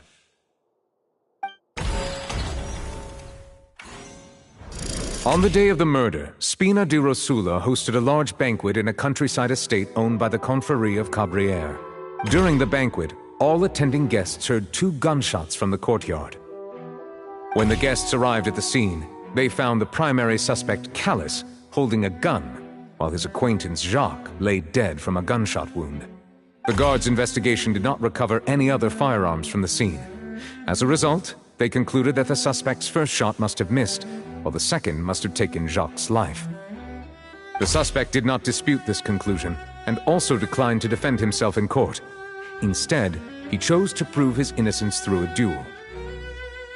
Callus was defeated by champion duelist Clarande in the ensuing duel, and soon succumbed to the injuries. These are the known facts about the case.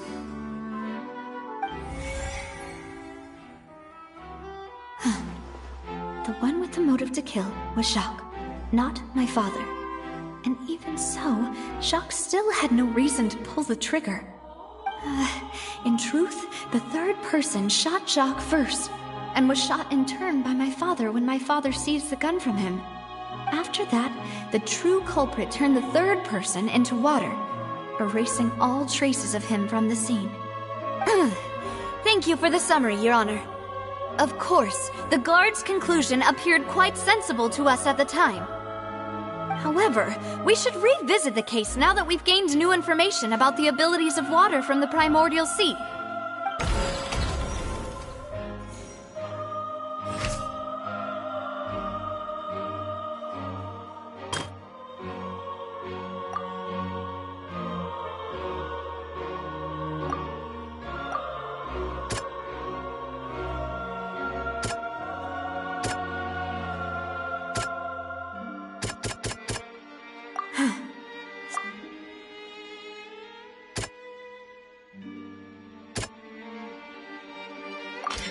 The testimony of the victim's family confirms that Jacques had thoughts of assassinating Callus when he set out for the banquet. However, in the end he reconsidered, and instead shared everything with Callus, hoping to seek the latter's protection. Unfortunately for Jacques, the true culprit had already considered this possibility, and had sent out another assassin.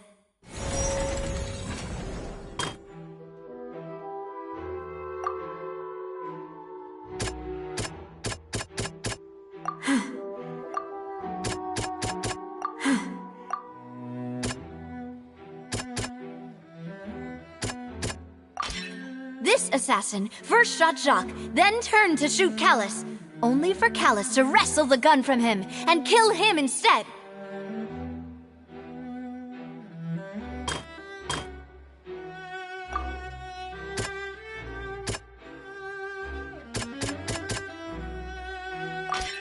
A pile of clothing was found at the scene.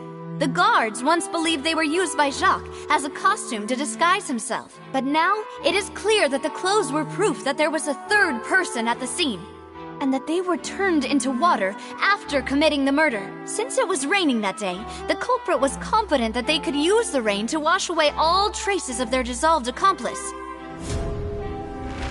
Realizing this, the true culprit caused the hired assassin to dissolve into water, leading everyone to believe Callus was responsible for Jacques' murder. This is the true version of events.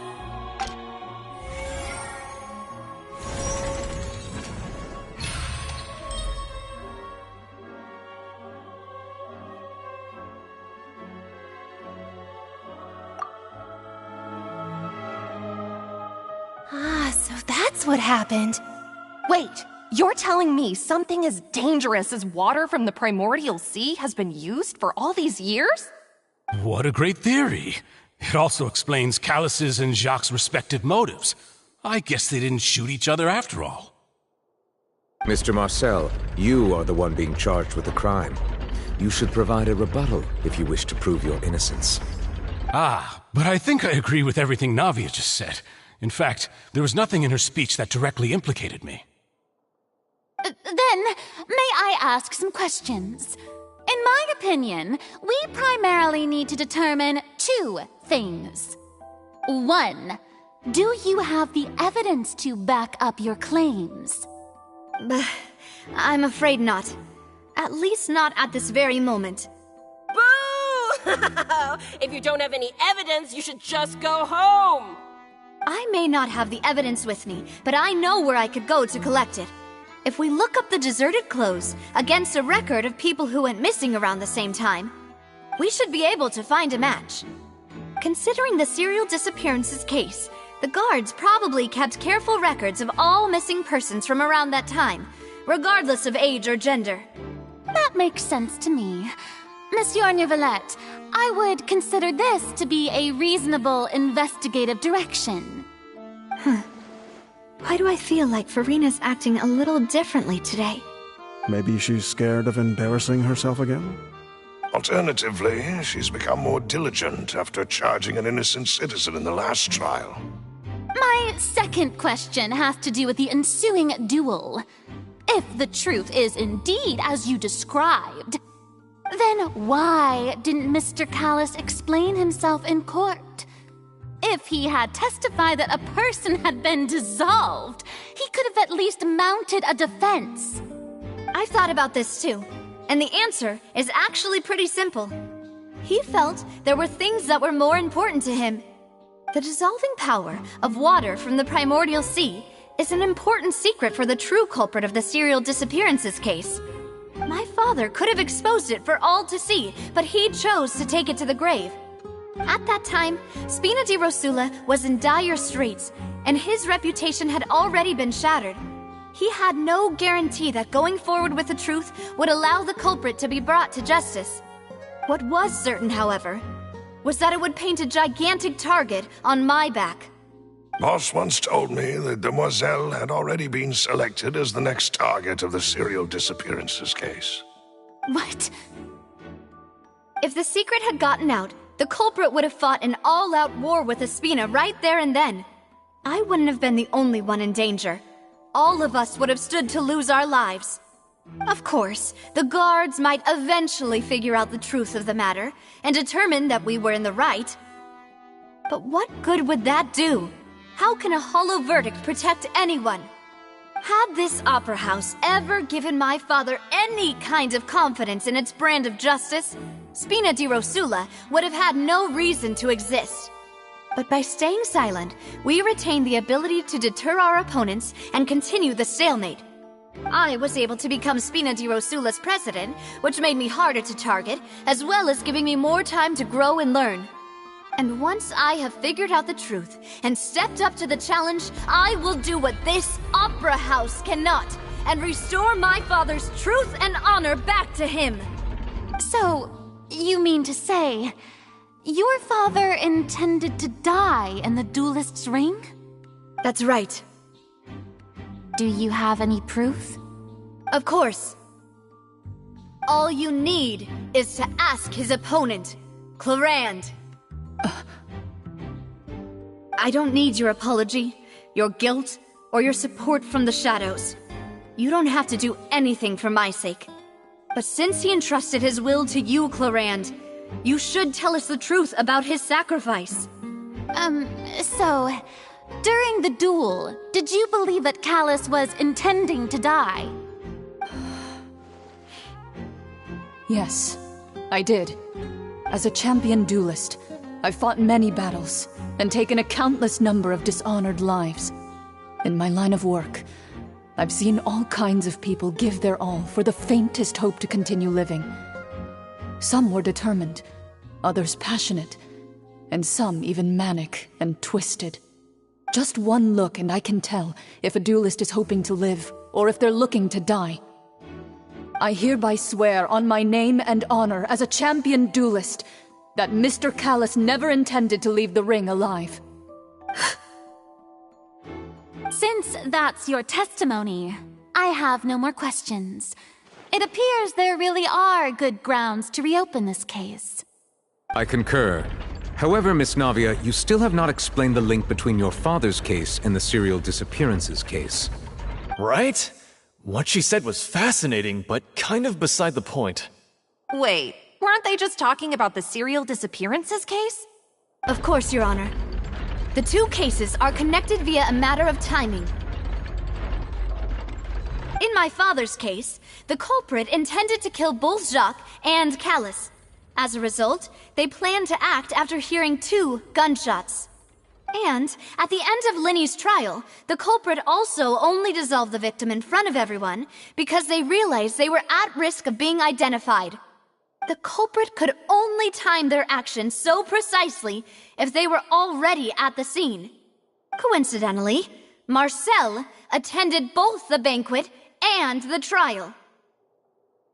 So that's why you suspected me. Even after hearing your reasoning, I still can't help but find it a little preposterous. I'm used to it, though. You've always been an impulsive and sentimental child, Navia. It's one of your most endearing traits. No need to appeal to pathos. I won't try to refute your points one by one, but even if everything you just said was true, can you prove that I was the only person present at both events? On top of that, does a person have to be physically present to control the timing? Can't someone remotely monitor the place?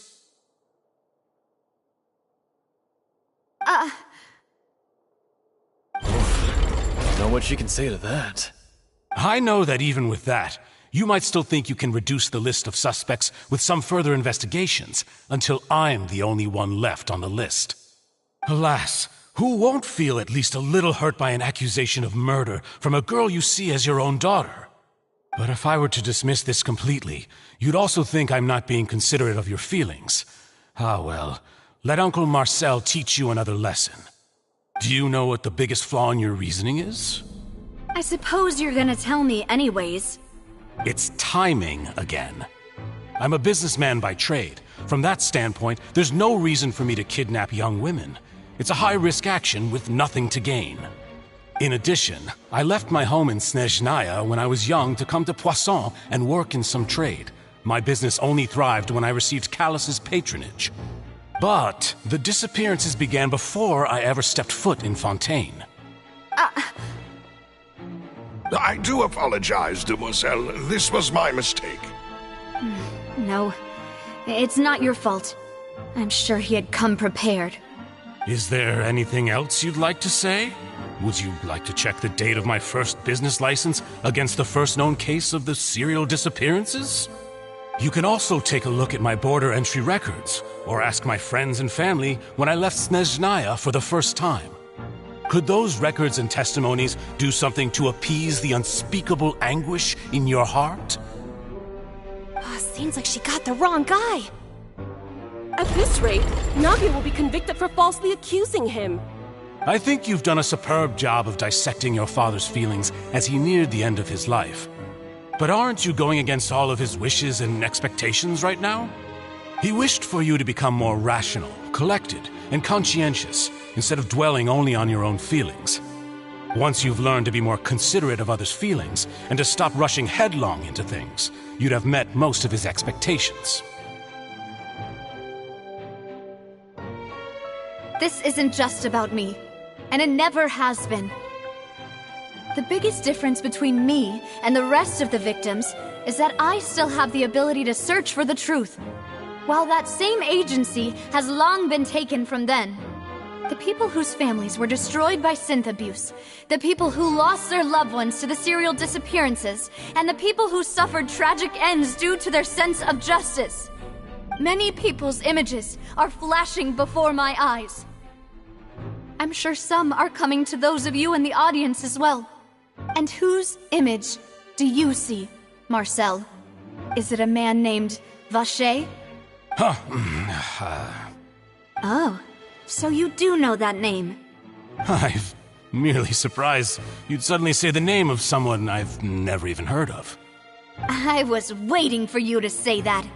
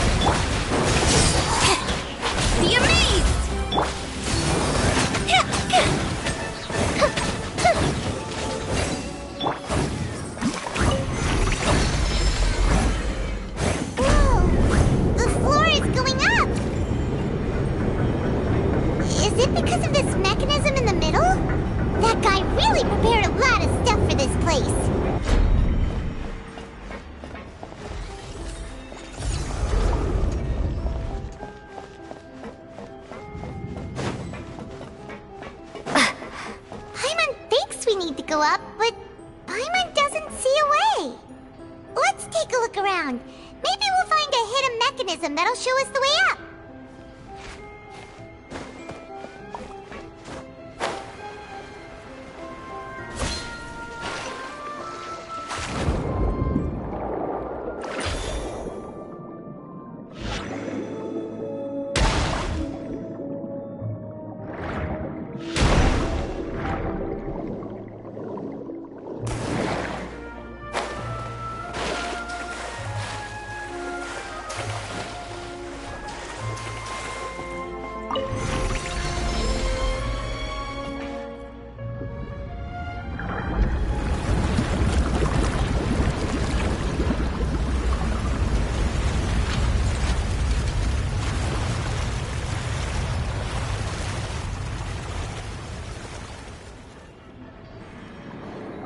The water level is rising!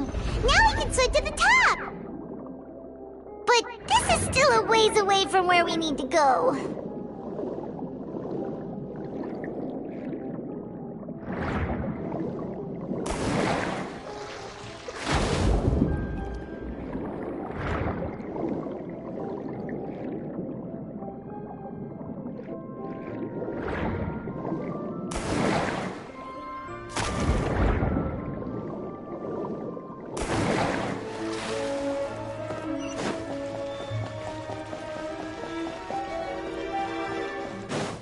Life goes on.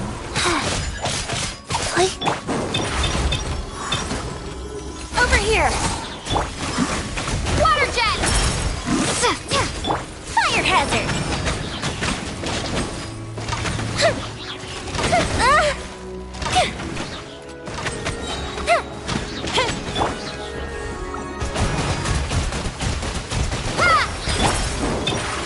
Surprise!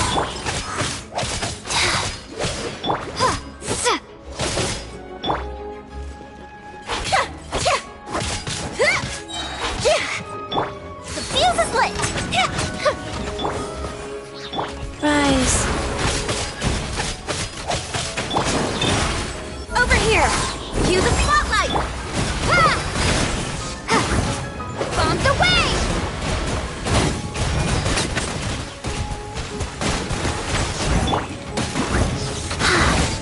Time for a light show!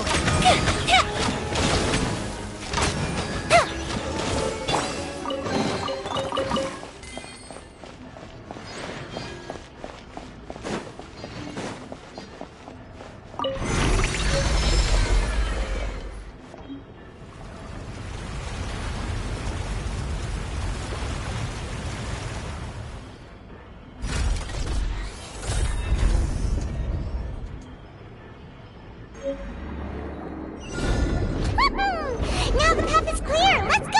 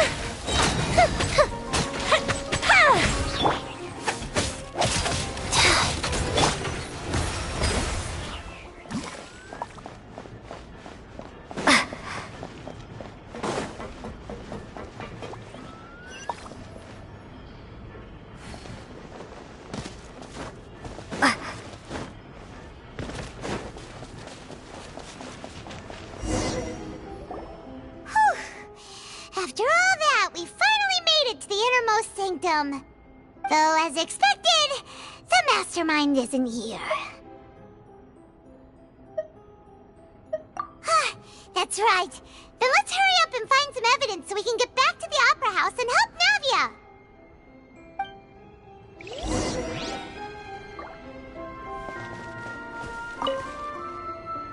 What's all this? Aw, it's a bunch of really cute things! Pink accessories, a hair tie, a necklace, even a makeup box! Oh, Paimon sees it too, but why are all these cute things labeled with different girls' names? Huh? You mean the girls from the serial disappearances? They were brought here? And then they were turned into water. And all the boxes of things, these names. That means... Oh, this is terrible!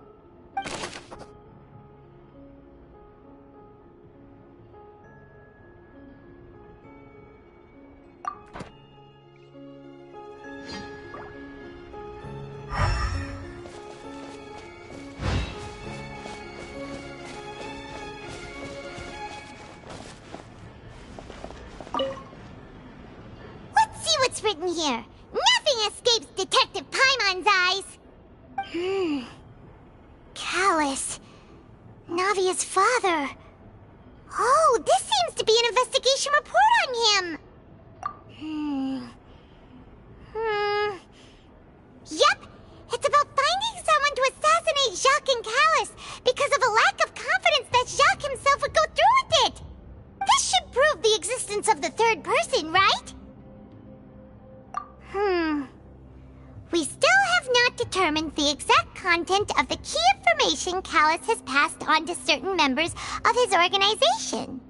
The old dog's a real menace to deal with. Even if he abides by the promise he's made to us, he will still have the upper hand. He can act whenever he wants to make our lives miserable. The only option left is to remove him from the picture entirely. I concur. Let's send someone to kill him. He won't declare war as long as we don't touch Navia. Oh, seems like we've got a bunch of correspondence between the higher-ups. They're all just so evil.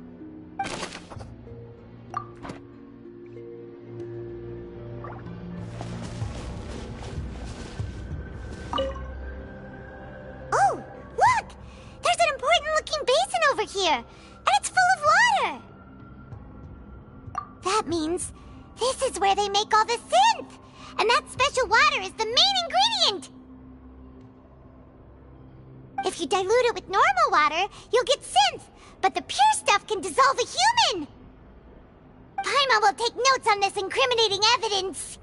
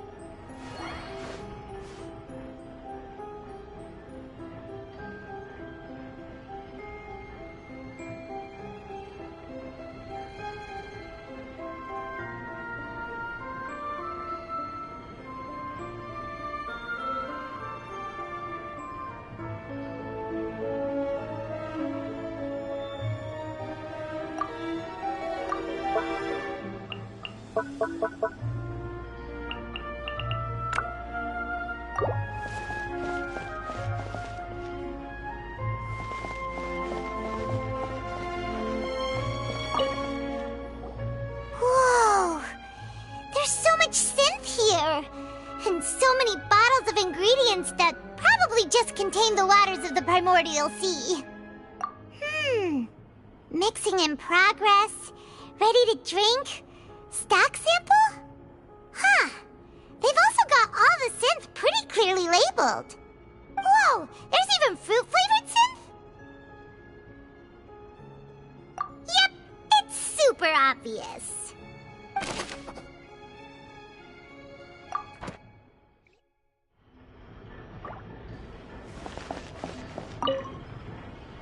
What's this over here? Looks like some kind of place for research. Experiment number 16 aims to verify Jacob Ingold's research conclusions on the primordial sea and use his theory as a foundation to achieve a breakthrough. The experiment was a failure. No individual managed to resurface from the water from the primordial sea. Female specimens 22, 23, and 24 were dissolved.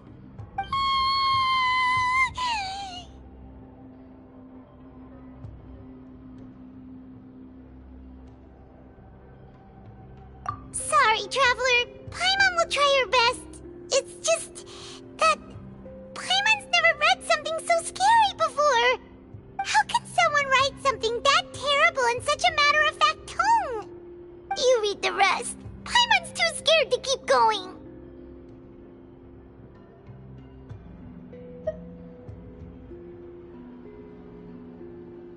So that's why he did all of these experiments. Wait, did he really think he'd be able to find a way just by dissolving people over and over? That's just insane!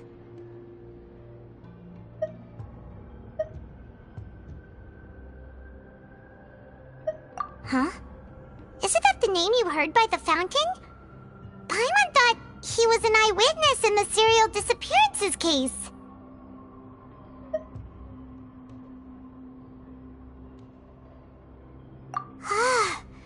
You mean Vacher is the one who did all of these... experiments? So that's it! Vacher was no victim, but personally took his lover and... No, that's not it either! If that's the case, why would he want people to resurface from the water? In any case, Paimon will write it all down.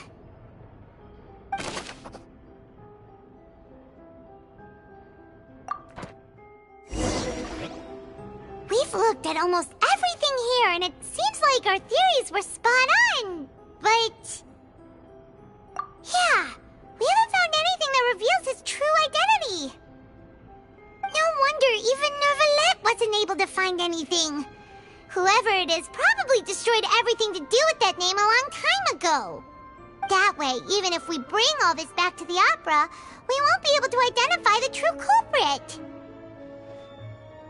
Sure thing. Paimon won't admit defeat to this guy either.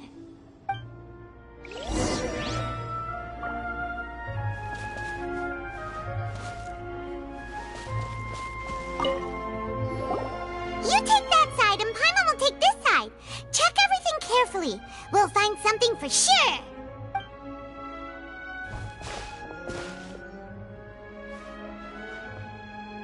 Ugh.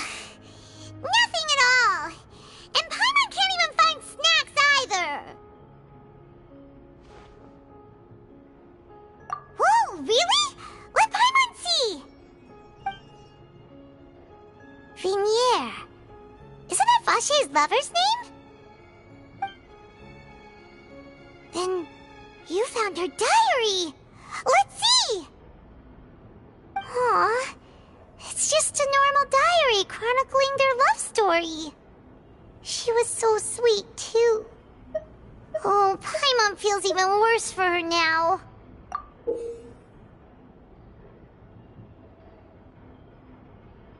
So many! A whole page's worth! But they're all crossed out. Was she unhappy with all of them? The final name she decided on was... Marcel. Wait, but Marcel's pretty old.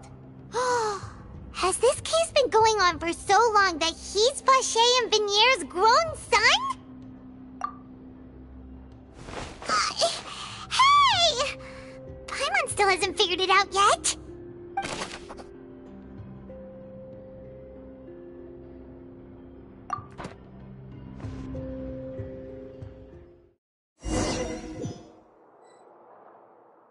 And whose image do you see, Marcel?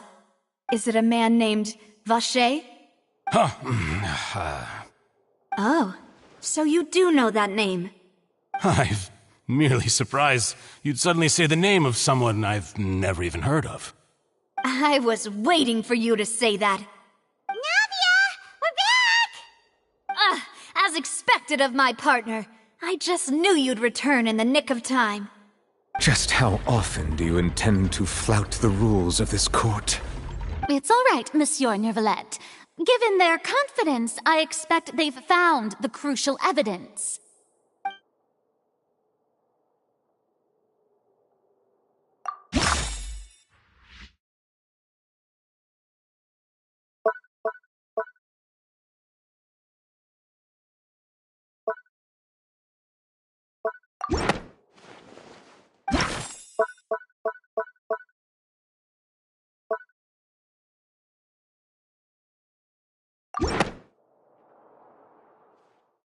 But the truth of it, Marcel, is that you've always been Vacher.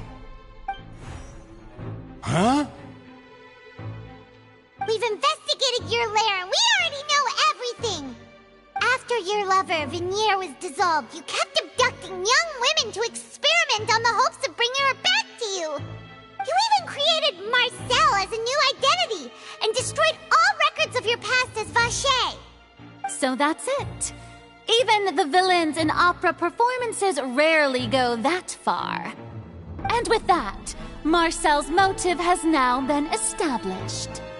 This information regarding your past also dismantles your prior timing defense. Well, Marcel, do you know where you went wrong? You fixated your gaze on the lover that passed away, instead of paying attention to the living people around you. So, you never noticed how we changed, or how we grew as individuals. You also never understood Boss's real expectations for his daughter. Or our determination to see things through. Your determination.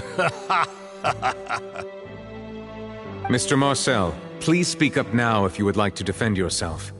Otherwise, the trial will move on to the next stage.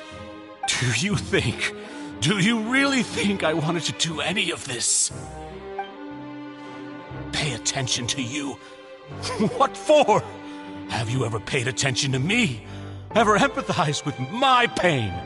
Ever known how it feels to watch the love of your life dissolve right in front of your eyes? No one helped me. No one even believed me. All those decades ago, even the officers from the Maison Gardiennage were laughing at me.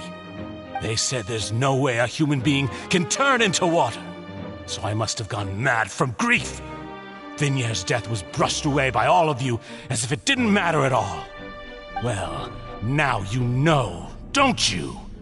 Ha! Well, it's too late now. All those who were dissolved are gone forever. You only have yourselves to blame. You set up this ornate opera house in pursuit of your so-called justice. Your beloved drama, while turning a blind eye to the suffering of the people. Venier is dead. We promised each other that we would always be together. Wherever she goes, I will follow. But I'm not from this blasted place, so I can't be dissolved, no matter what I do.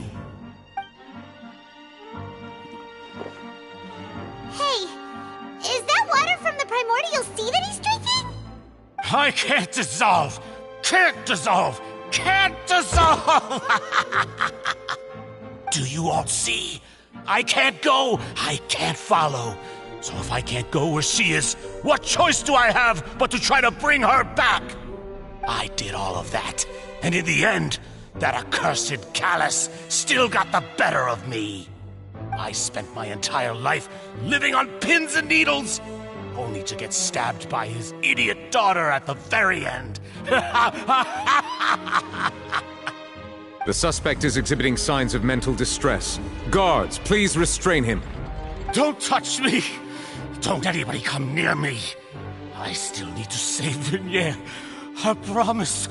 We made a promise. Vignier! Vignier! Please, Vignier! Don't think badly of me. All I want to do is fulfill our promise. At this point, the verdict of this trial is clear. With Mr. Marcel's conviction, the charges against Mr. Tartaglia no longer have any basis. Fine by me. I was in a bad mood, but after a show like that, I'm actually feeling pretty good. Traveler, please submit all the evidence you have collected to the guards, so that I might review and summarize the truth behind the serial disappearances case. The man now known as Marcel was originally named Vacher and worked as an adventurer with his partner and lover Vignier. During an underwater expedition, Vignier accidentally came into contact with water from the primordial sea and was dissolved in front of Vacher as a result. Vacher learned of the primordial water's existence through the work of others and began to kidnap young women for research, with the goal of discovering a method to restore Vignier back to life. To cover his tracks, he invented the new alias of Marcel and began to operate a business in Poisson. During the course of his research, Vacher discovered that a diluted concoction of water from the primordial sea can induce feelings of euphoria, and began to manufacture and market synth. However, as he accumulated wealth to fund his continued research and expanded the scope, he came into conflict with Spina di Rosula. After exchanging blows with Spina di Rosula for many years, Vacher decided to assassinate their president Callus at a banquet. Although the assassination did not go as Vacher expected, he was able to turn Callus into the murder suspect by dissolving the assassin he sent to the scene.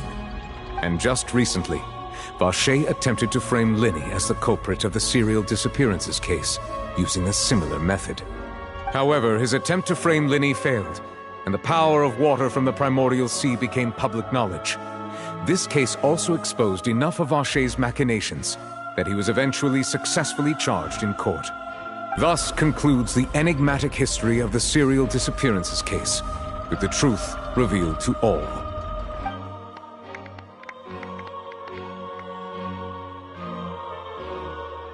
The Oratrice will now deliver the final verdict regarding the charges against Mr. Vacher.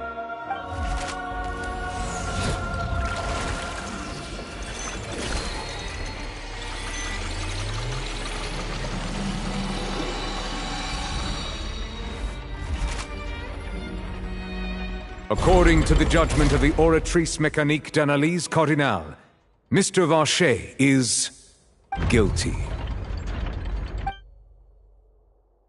Guards! Take Vacher away. Good. It's what he deserves. With that, the serial disappearances case is over now. We really just witnessed history. Who would have thought the true culprit would be such a polite and well-spoken guy? Yippee! We helped Navia bring the bad guy to justice! He's hurt so many innocent people and now he's finally getting what he deserves! Huh? Are you okay? Demoiselle, you were absolutely brilliant. The day our late boss had always hoped for has finally come. You can rest easy now, knowing justice has been served. Yeah. It's finally over. It's all thanks to you guys. And my partner. See, Papa? Spina di Rosula's still doing well with me at the helm. Well now, hasn't this been a most delicious piece of drama? The villain has been caught, justice has been served, past wrongs have been righted, and it's a big ol' happy ending. Since it's been such a great show, I'll just let the false accusations against me slide. Either way, I've still got some business to attend to. So, if you'll excuse me... Please wait just one moment, Mr. Tartaglia. What now? None of this has anything to do with me. According to court protocol, since this trial was initiated due to a charge against you, a verdict must also be made regarding the initial charge before the trial can conclude. Oh, come on. Is this really necessary? Haven't you already caught the real criminal? Isn't it time for side characters like me to exit stage left? Please respect the laws of Fontaine. This has always been the rule. All right, but this sure is a lot of hassle. All I need to do is stand over there, right? Let's just get this over with. Through evidence presented in the public trial that was just held, it has been established that Mr. Tartaglia has no direct connection to the serial disappearances case. The guilty party has been identified, and thus it is logical to suppose Mr. Tartaglia is innocent of the charges. We now turn to the Oratrice Mécanique d'Analyse Cardinale to render the final verdict on the charges.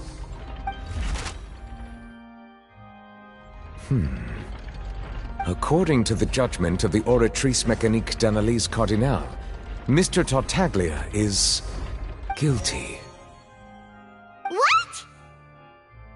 Hey! That's not funny! Didn't you just say I'm supposed to be innocent? What's with this verdict? Is your justice machine malfunctioning? Huh? This has never happened before. The Oratrice actually returned a different verdict from the Chief Justice. I mean, have you ever heard of an innocent Fatui Harbinger? Do you think the Oratrice might have just convicted him on general principle? But weren't the charges about the serial disappearances case? No matter what else he's guilty of, it shouldn't affect the verdict in this case, right? The judgment of the Oratrice Mécanique d'Analyse Cardinale is, by law, the final verdict of the court. We must accept the guilty verdict. Guards, please take the suspect into custody per court protocol.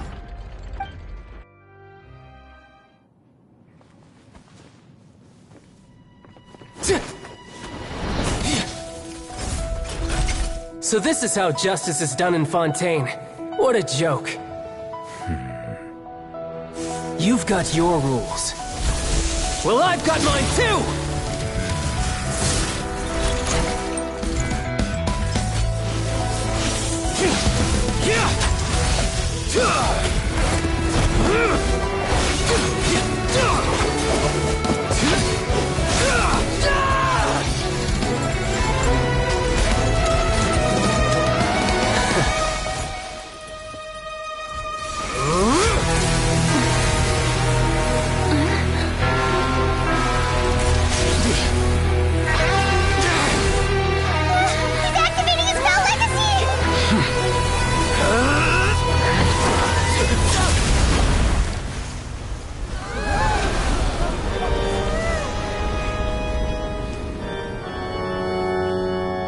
I am sorry. If you have been wronged, we will find the truth. But the rules of the court must be upheld.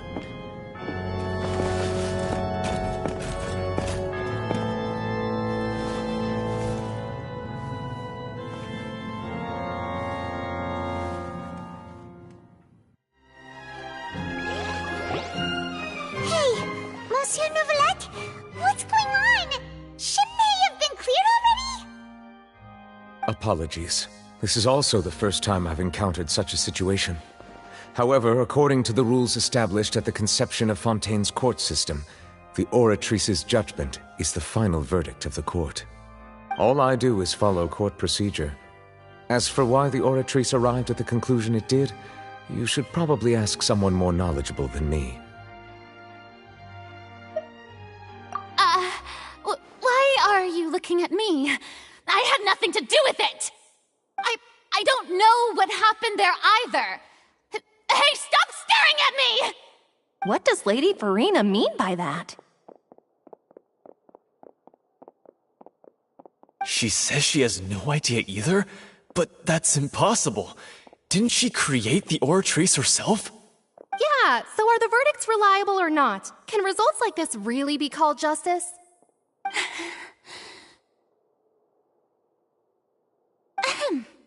My dearest citizens, did you really think we'd allow an incorrect verdict to be handed out in this court? Did you really believe that the judgment could be mistaken or be the result of some sort of random mishap? Don't tell me you thought even I had been blindsided by the Oratrice's result. But the way she looked just now, It was pretty obvious she had no idea what was going on. However, given the state of things, I shall give you an explanation.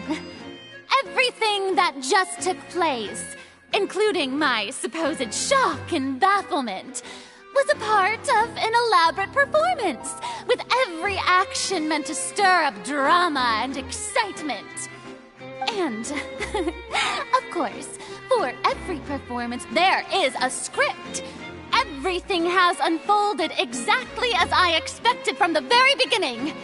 As the embodiment of the very concept of justice, the Oratrice shall never render an arbitrary judgment! If you thought Child had nothing to do with the serial disappearances case, it is only because you've been blinded by the superficial appearance of innocence. Everything he's done, not to mention the danger he poses, are beyond ordinary comprehension and completely unforgivable! All shall be revealed in time. You will come to understand my noble intentions, as well as the absolute correctness of the Oratrice's verdict.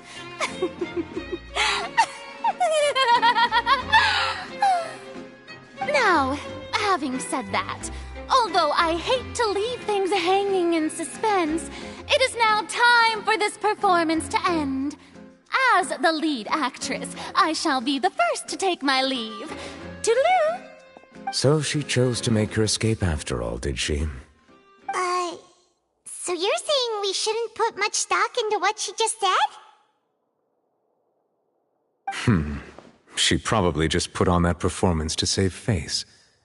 As for the truth, it's unlikely that she actually has any idea. However, please be assured that I will continue to investigate this case in a personal capacity. Just as I promised, if the judgment has been incorrect, we will do our utmost to clear his name. All right. Even though we feel pretty badly for him, we'll take your word for it for now. After all, he's done plenty of bad stuff, so he should have known he'd go to prison someday, right?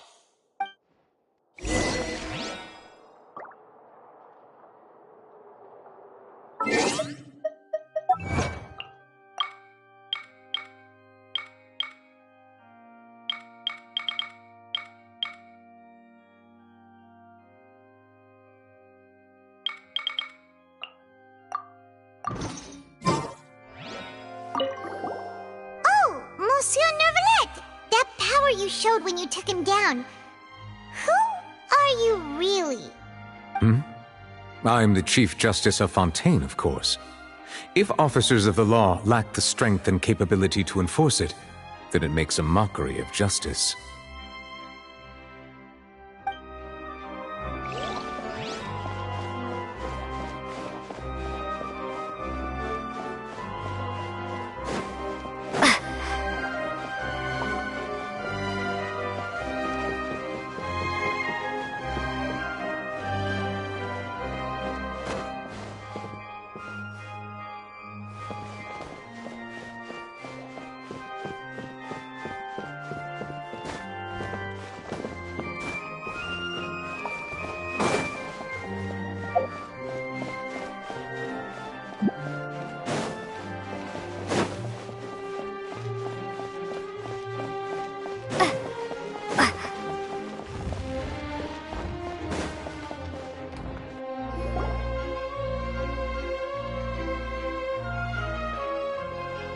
Hey, what are you doing? Quick, stop him!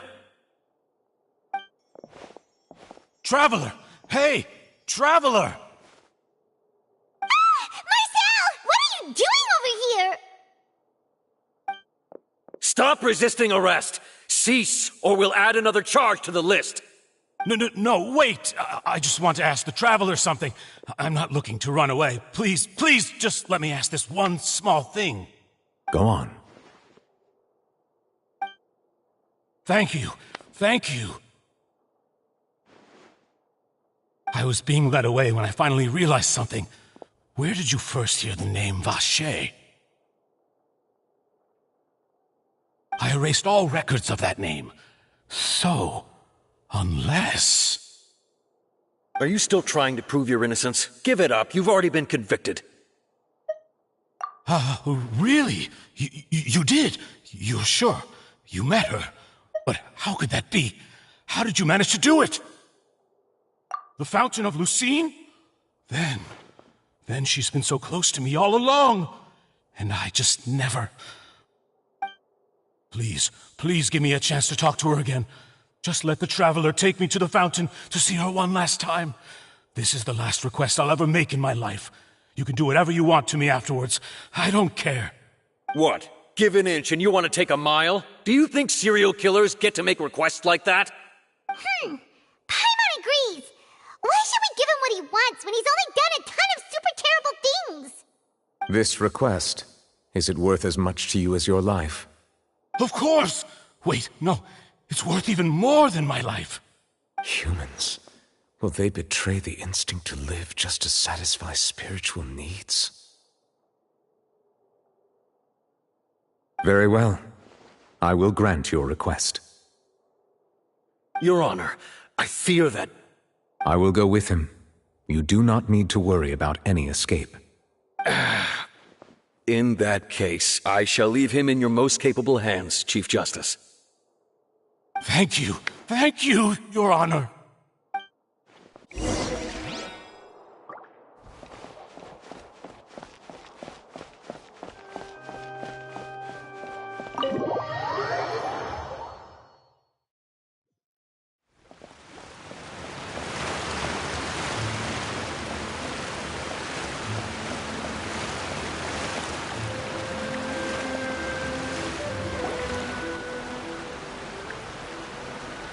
Is this the place? You said she's here, but what do I need to do to see her? Yeah, and even Paimon could hear her after drinking that thing. Didn't you just drink a lot of it on the stage as well? Oh, in that case... Vache! Ah! Yes, that's it! So you heard it too! Vignier, it's me! It's me, Vache! Vache? Vache? I'm here! Where are you, Vignier? I'm coming for you. I'm finally here for you. Hey, wait! Be careful! Hey, wait! Vignier, is that you? It's me, Vache! Vignier! Vache? Why did you come? Didn't I say? You don't need to look for me. You look a lot older than I remember. How long has it been? It's been more than 20 years. I've suffered for over 20 years since the day you left. All this time, only the thought of bringing you back has kept me alive. Nothing else mattered to me. I must be dreaming. Who would have thought I'd get the chance to tell you all of my feelings like this? Vignier, you are my everything. I really don't know how I could live without you. But Vache, if you ask me, this world would be better off without you. What are you saying? If not for you, I would have finished my law degree and probably become a top-tier attorney one day. If not for you, I would have continued to pursue my love of the arts, and my works would have been displayed in the Palais Mermonia itself. If not for you, I would at least have been able to take care of my mother. And she would not have grown old and died alone, with nothing but the tears on her cheeks. It's all because of your selfishness, Vache. It's all because of you.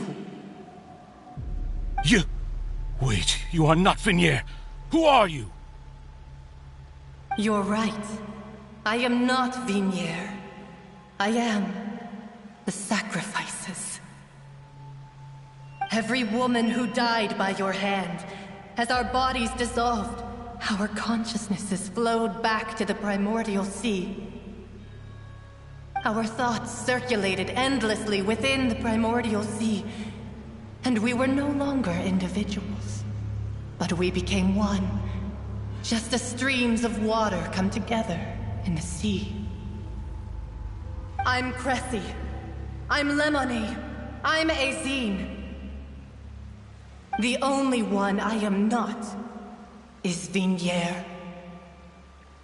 Why? But then, where is Vignier? She doesn't want to see you anymore. Every tendril of her consciousness is avoiding you. This is what you get for your selfishness. Your selfishness robbed us of our lives and our futures. You said time and time again that you'd do any and everything for her. But did you ever consider whether she'd want to see you do the things that you did? If she would despise you for what you became?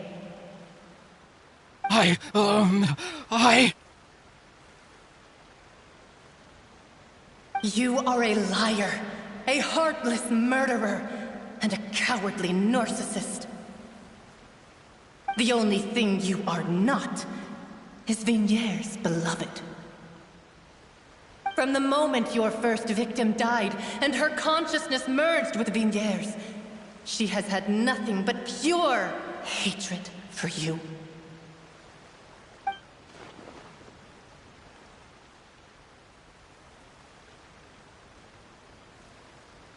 No!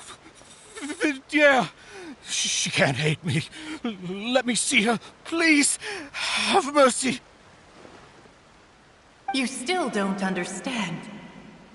When I said don't look for me, that came from the real Vignier.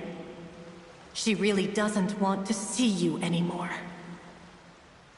But on top of that, she also said that because it's her final drop of pity for you. She said that because she knew that if you did come here, we will show no mercy to you. Vache. Vache? Vache? Vache. Vache. Vache. Vache. Drown.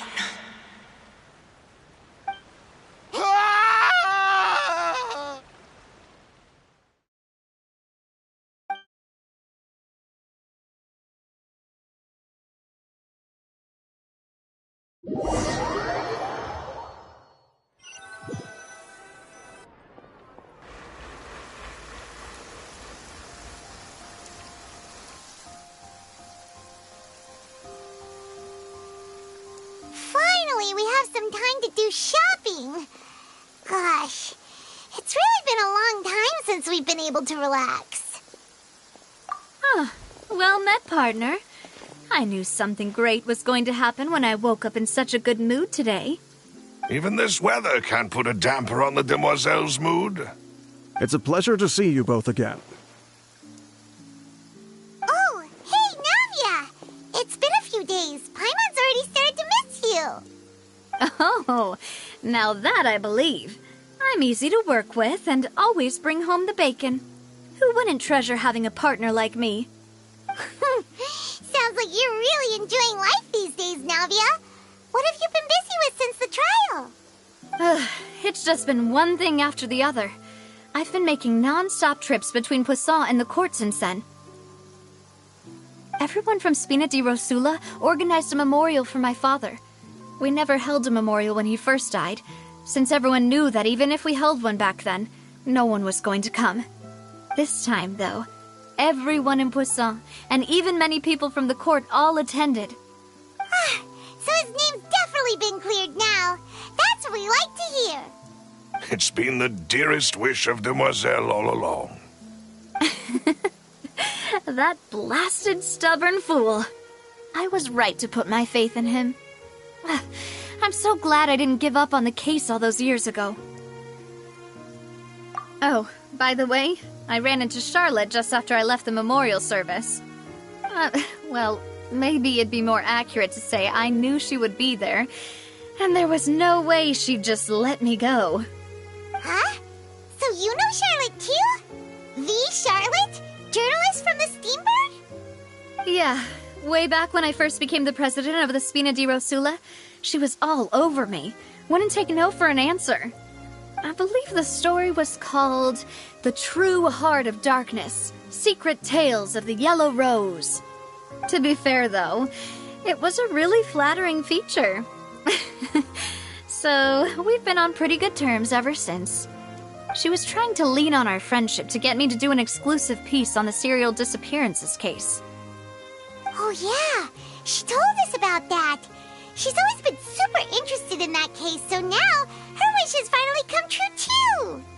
Anyway, I told her to make sure that when she writes about you guys entering the opera house with the critical evidence, that you both sound really cool. Now that's another thing to look forward to. We trust Charlotte's skills with a pen for sure. Oh, and in other news, I also took Clarand out for a meal. Oh, are you two on better terms now? While you were investigating Vache's headquarters, Clarand gave testimony on my father's behalf. It was thanks to her that we were able to turn the tide. I wanted to thank her. I mean, there's also no point in being awkward all the time, so we took the chance to reconcile with each other. Oh, that's great. Paimon also thought Clarand wasn't actually a bad person. It's always good to have more friends. Anyway, now that the case has finally been solved, perhaps it will slowly begin to fade from the public consciousness. Oh, actually, there's still one last thing I need to do. What is it? I should pay a visit to my father's grave and tell him the truth of what happened, as well as how it all ended. And on top of that, just how much people still look up to him to this day. That includes me, too. Miss Navia. Indeed.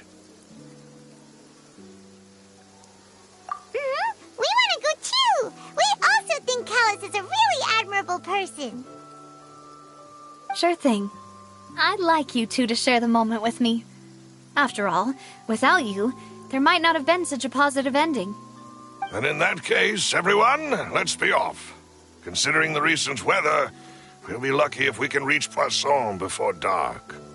Yeah, you're right. It's been raining non-stop for a few days now.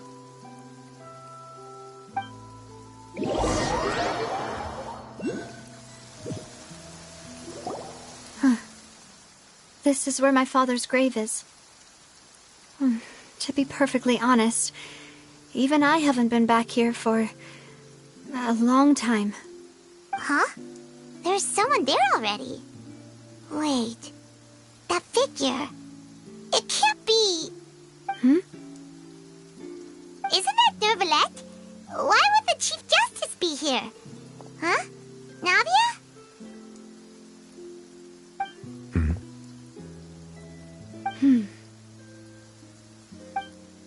My apologies. I should have asked before coming to pay my respects. Don't say that. Sorry about that. Oh, I was trying to say there's no need for you to apologize. I wanted to show my father how much I've grown, but still, I doubt I've grown to the point that even the Chief Justice would feel compelled to apologize to me over and over.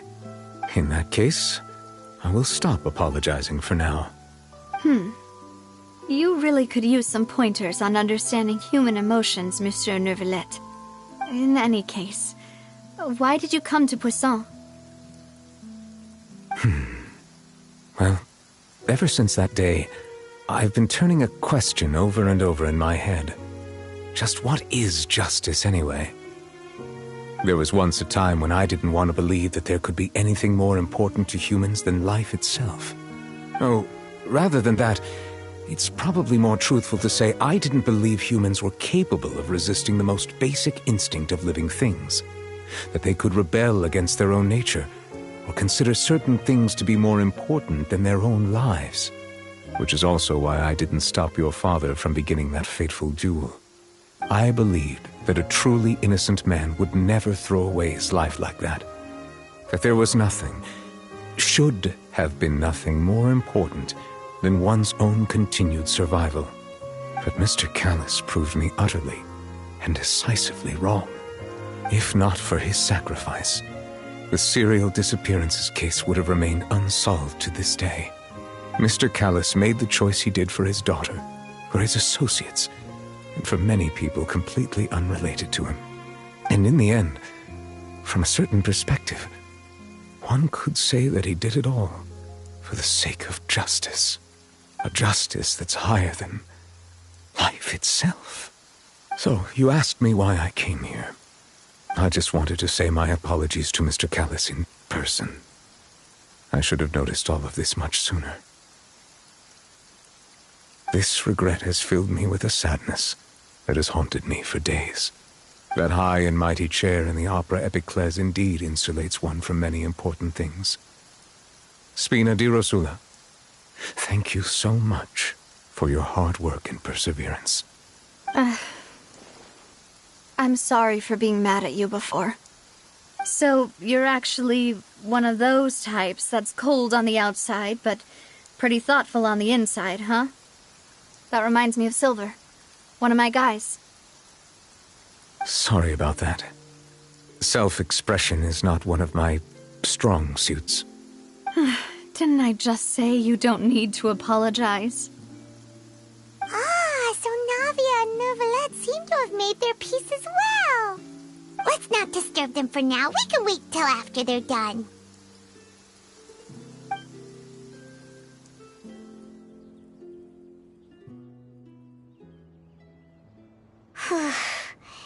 Paimon's never paid respects at someone's grave before. Did Paimon do anything rude there? Huh? Oh, Paimon didn't know that was a thing. But Paimon doesn't know what she would do if she can't fly. Oh no. Paimon hopes Miss Navia won't be too mad. Anyway, Neuvillette is still standing around there. It's not often that we can catch him alone like this, so why don't we go talk to him for a bit? If we can't talk to Lady Farina, we can at least talk to him, right?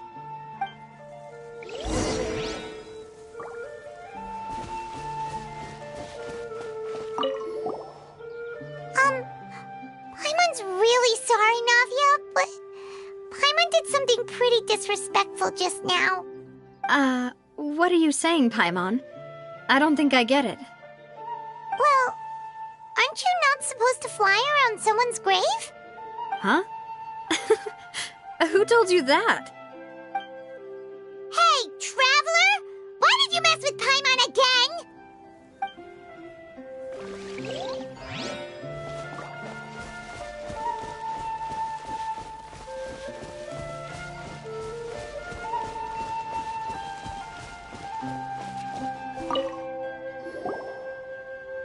Oh, it's you two. Did Miss Navia invite you to come pay your respects to her father? Mm-hmm. We ran into Navia on the streets today, so we just followed her here. I see. Then is there something that I can help you with? Well, it's pretty hard to run into you like this, since you're usually super busy. So we figured we could try to ask you a few questions, if that's okay. Please feel free. Though outsiders, you helped us solve one of the greatest mysteries in Fontaine, and it would be my pleasure to return the favor. So, at court, the bad guys referred to that special water as water from the primordial sea, but what is it really? Truthfully, that name is already quite accurate.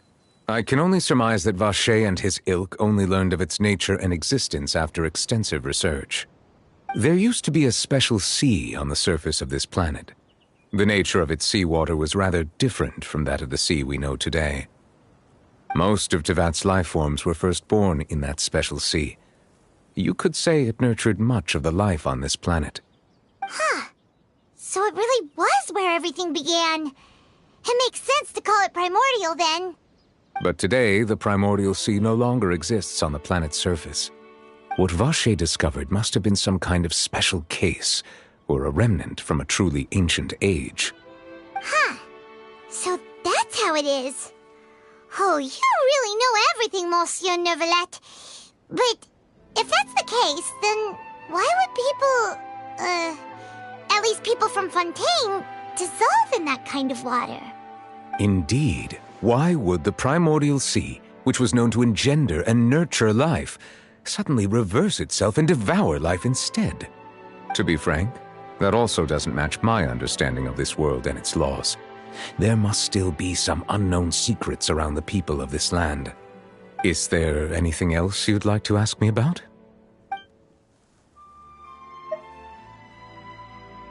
That the sea levels will rise and everyone will be dissolved in water, leaving Farina crying alone on her throne, but the sins of the people will be finally washed away for good.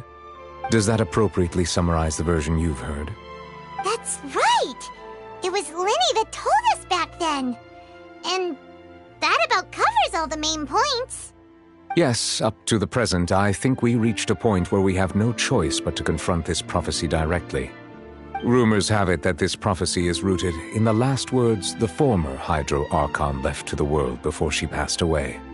A prophecy? Of the former Hydro Archon? Wow. This is the first time that we've ever heard of it. 2 parts of the prophecy have already proven correct. The rising sea levels and the ability of the people of Fontaine to be dissolved. We should be more vigilant and stay on the watch for further signs. Speaking of the prophecy, Farina has also always taken it quite seriously. Indeed, she has been collecting information and intelligence from across Tevat for this purpose. If the rumors were true, then perhaps this prophecy is the conundrum left to Farina by her predecessor. But with Farina being the way she is, can we really trust her to solve it? Is there anything else you'd like to ask me about? My apologies. My investigation has still not reached its conclusion. However, I still believe the judgment of the Oratrice was not rendered arbitrarily. Huh? But you also said you thought he was innocent. For many years, I have been quite aware that the Oratrice does not simply mechanically repeat the verdict that I give on each case. As a divinely created mechanism, the people's unified faith in the concept of justice is integrated into it. Not only can it produce the incredible power of indemnitium, but it likely also possesses other traits, such as self-awareness. Which is all to say, I have been prepared for a situation like this for a long time. Huh. So when Linny told us that he heard a human voice from the room where the Oratrice's core is stored... I was not aware such a thing had occurred. Perhaps that could serve to prove my conjecture. I will add that to the list of items to investigate. In any case, I am inclined to believe that the Oratrice does have a methodology all its own. We just do not have enough information. Based on Farina's reaction, I doubt even she had any idea what was going on. She managed to bluff her way through it, though, with her time-tested twin tricks of bravado and drama. While we do intend to get to the bottom of this, for now, we regret to say that the Fatui Harbinger will just have to bide his time in the fortress of Meripede. If we did incorrectly convict him of crimes he did not commit, we will most certainly compensate him to the fullest extent allowed by the law. If you ask Paimon, the only compensation he'll want is a no-holds-barred fight with you. Is there anything else you'd like to ask me about? Your sibling, another blonde-haired traveler. I'm sorry, but I've never seen anyone who matches that description. If he ever stepped foot in Fontaine, I'm sure he followed our laws to the letter and had no reason to appear on the stage of the opera Epiclese. Is there anything else you'd like to ask me about?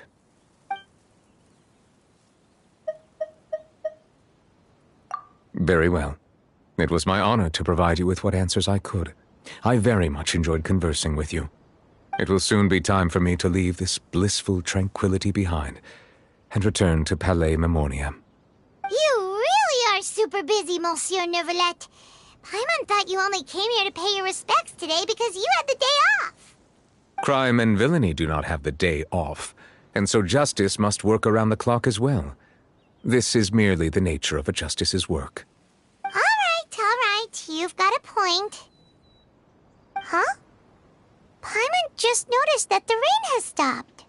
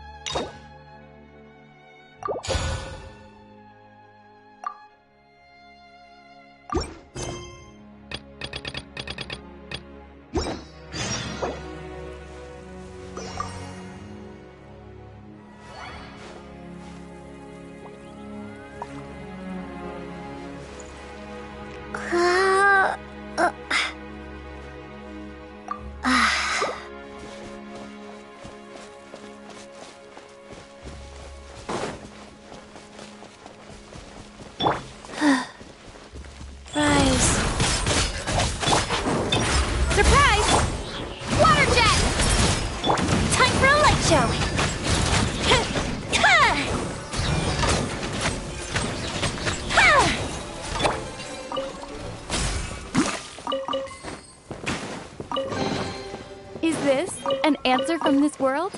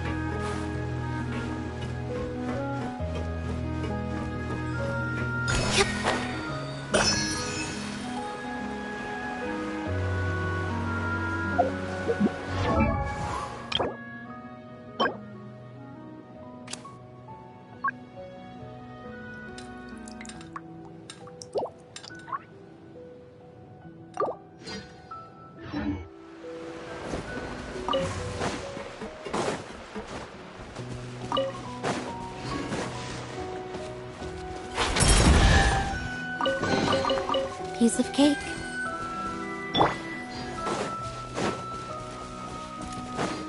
Water jet! Go. The fuse is lit!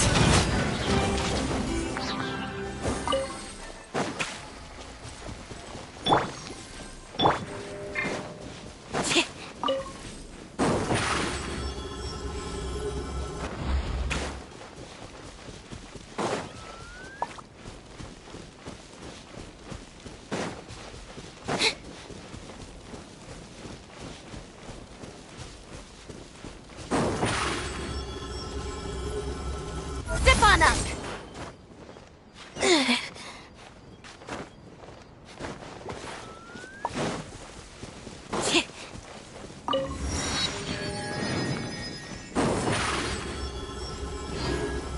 Over here!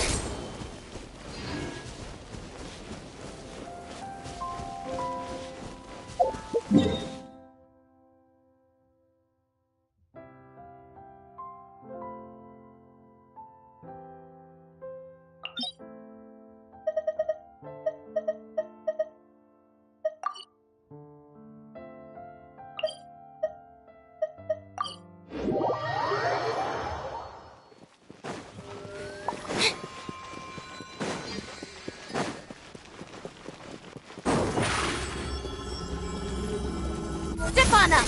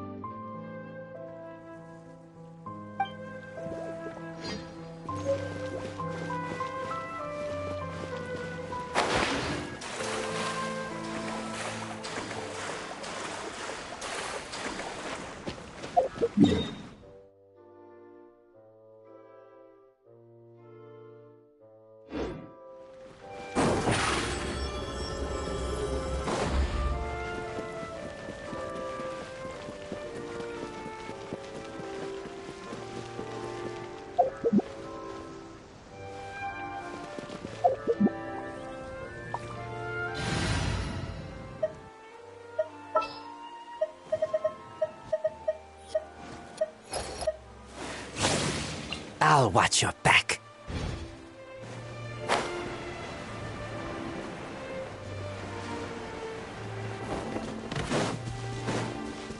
Life goes on.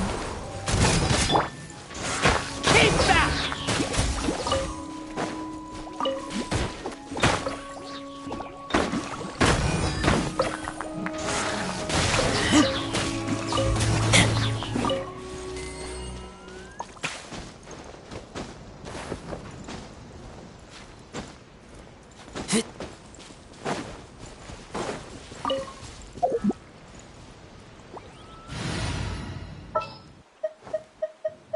There's still a long road ahead.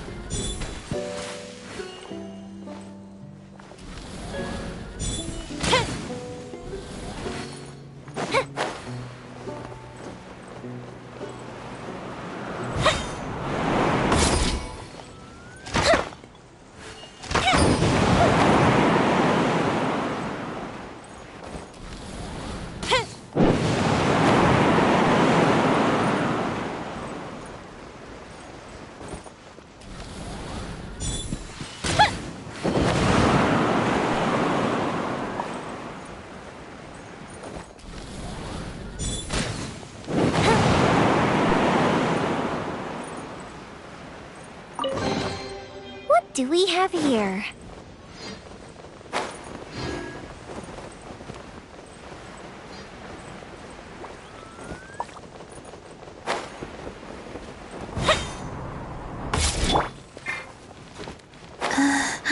Yeah.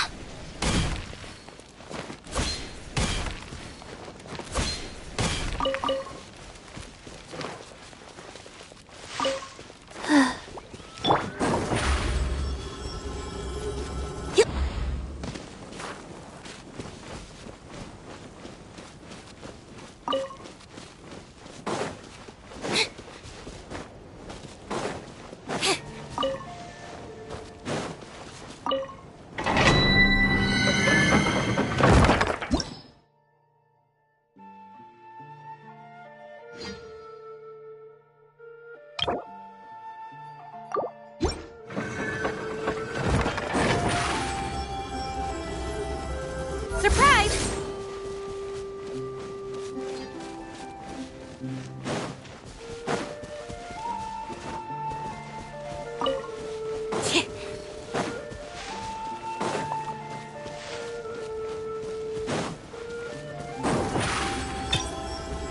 Step on up! Water jet!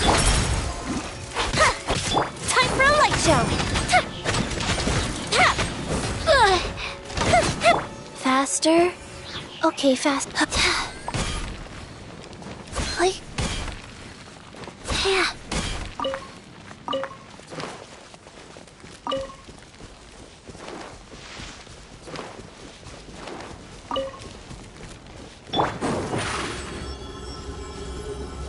Surprise!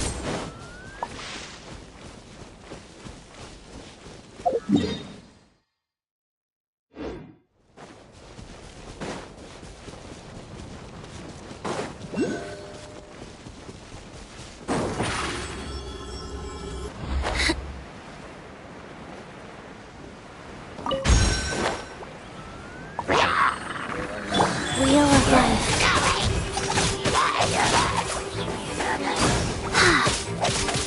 Like... Step on up! Fire hazard!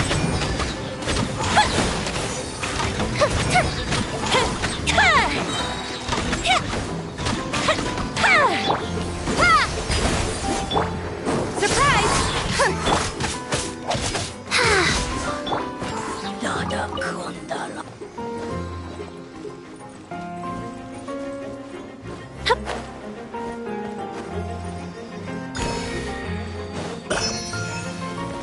The fuse is lit!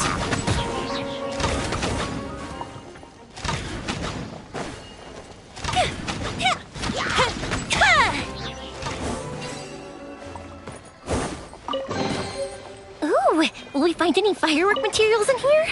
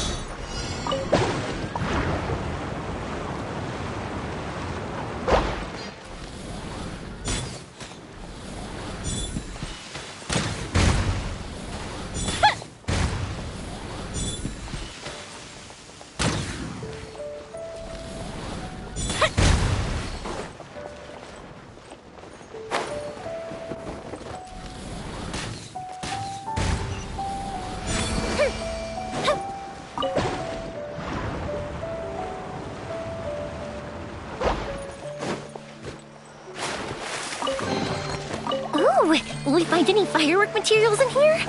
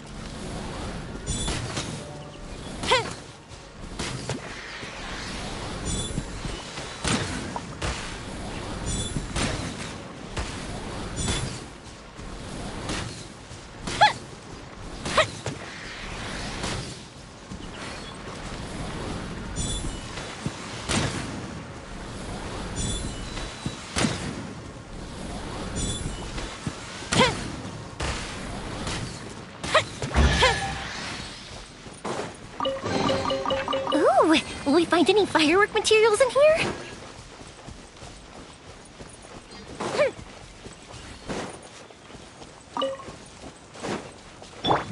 Ship on up!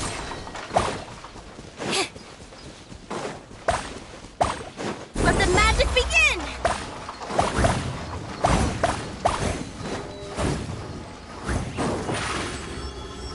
Surprise!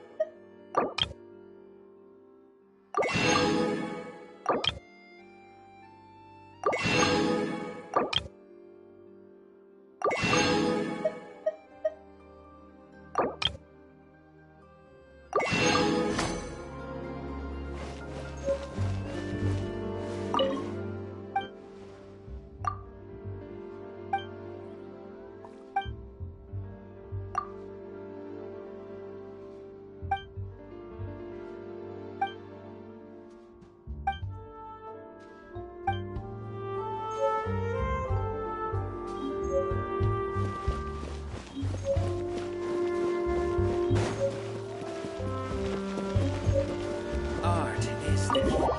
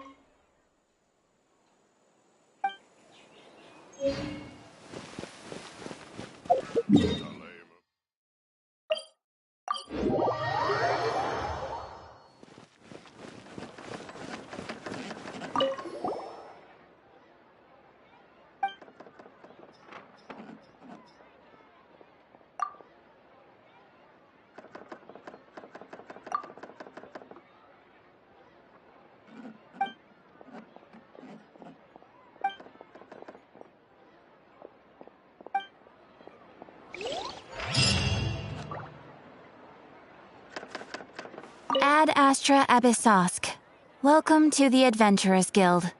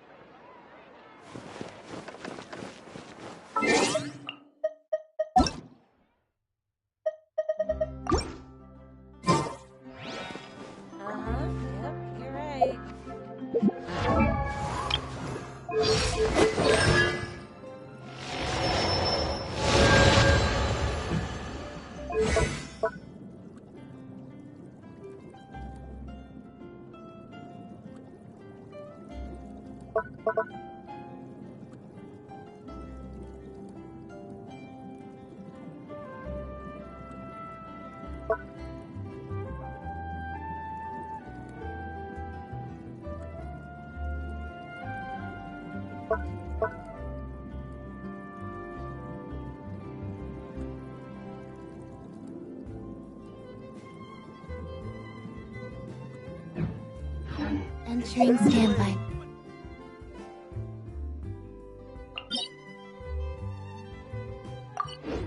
There'll be an extra fee for that.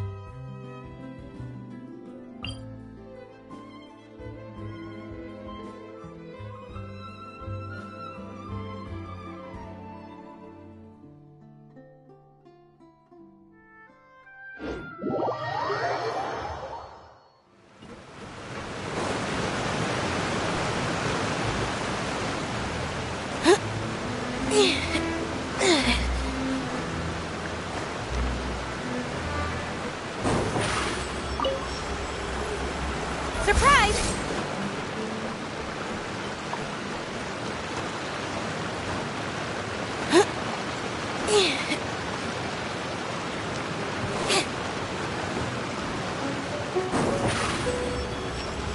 Over here!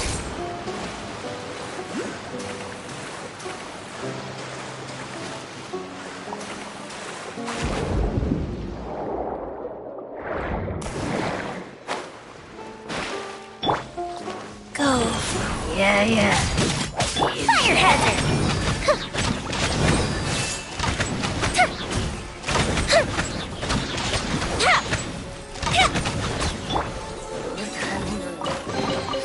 Is this an answer from this world?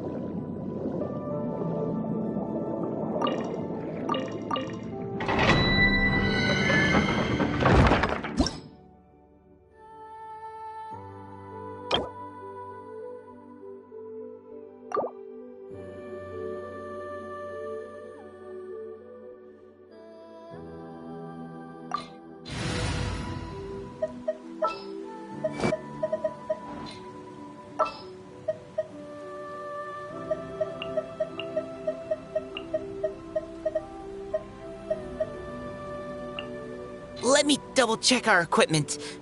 All right. Everything's ready.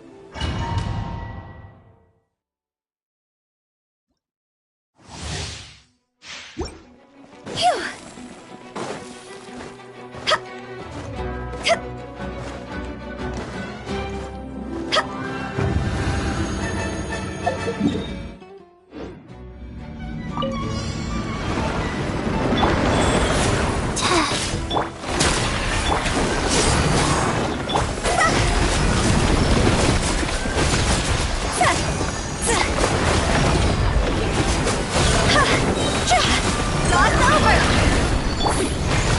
Orders given. Orders received. Providing cover fire. Now.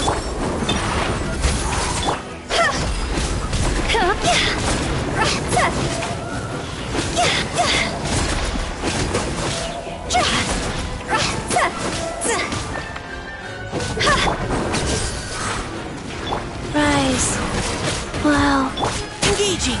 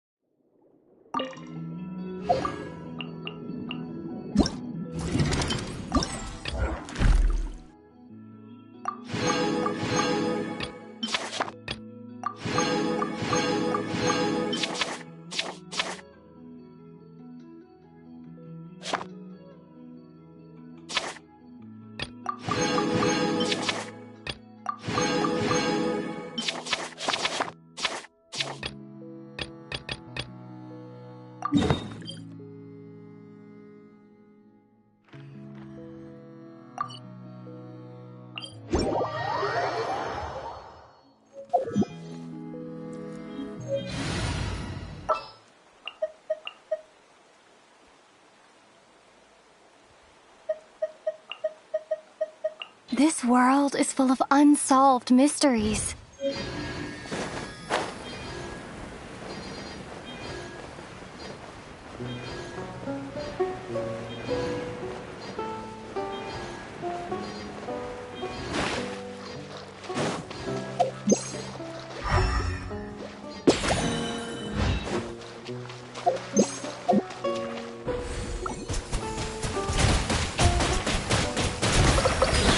Life goes on.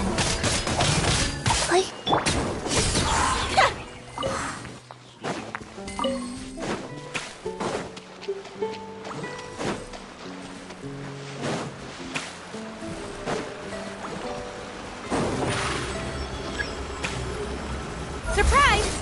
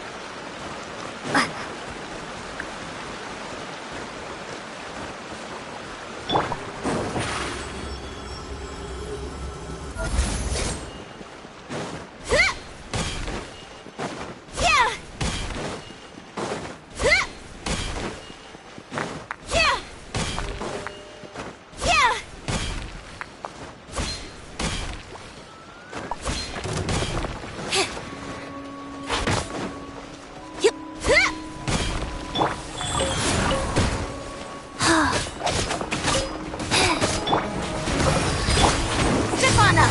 The fuse is lit!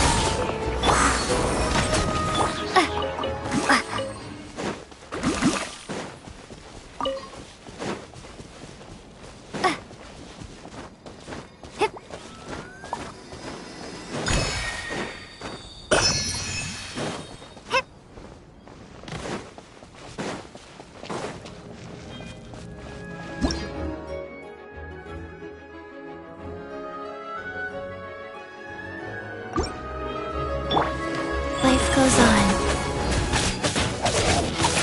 Fire hazard!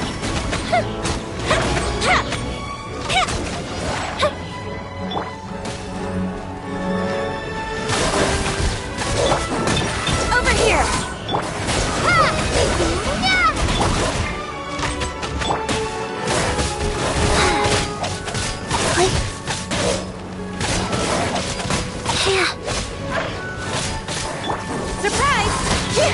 Be amazed! Water jet! Wheel of life.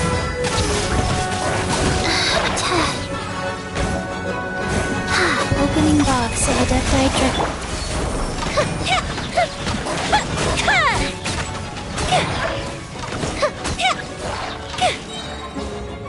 Here comes the fireworks!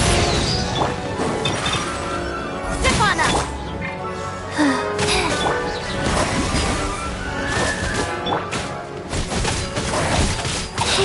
Life goes on. Faster? Okay, faster. Surprise! Time for a light show!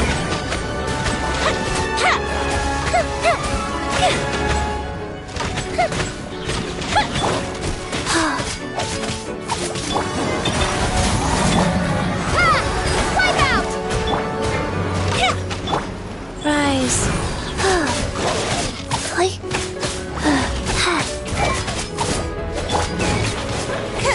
Over here!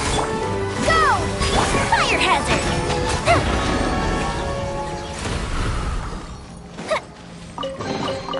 Ooh! Let me open it.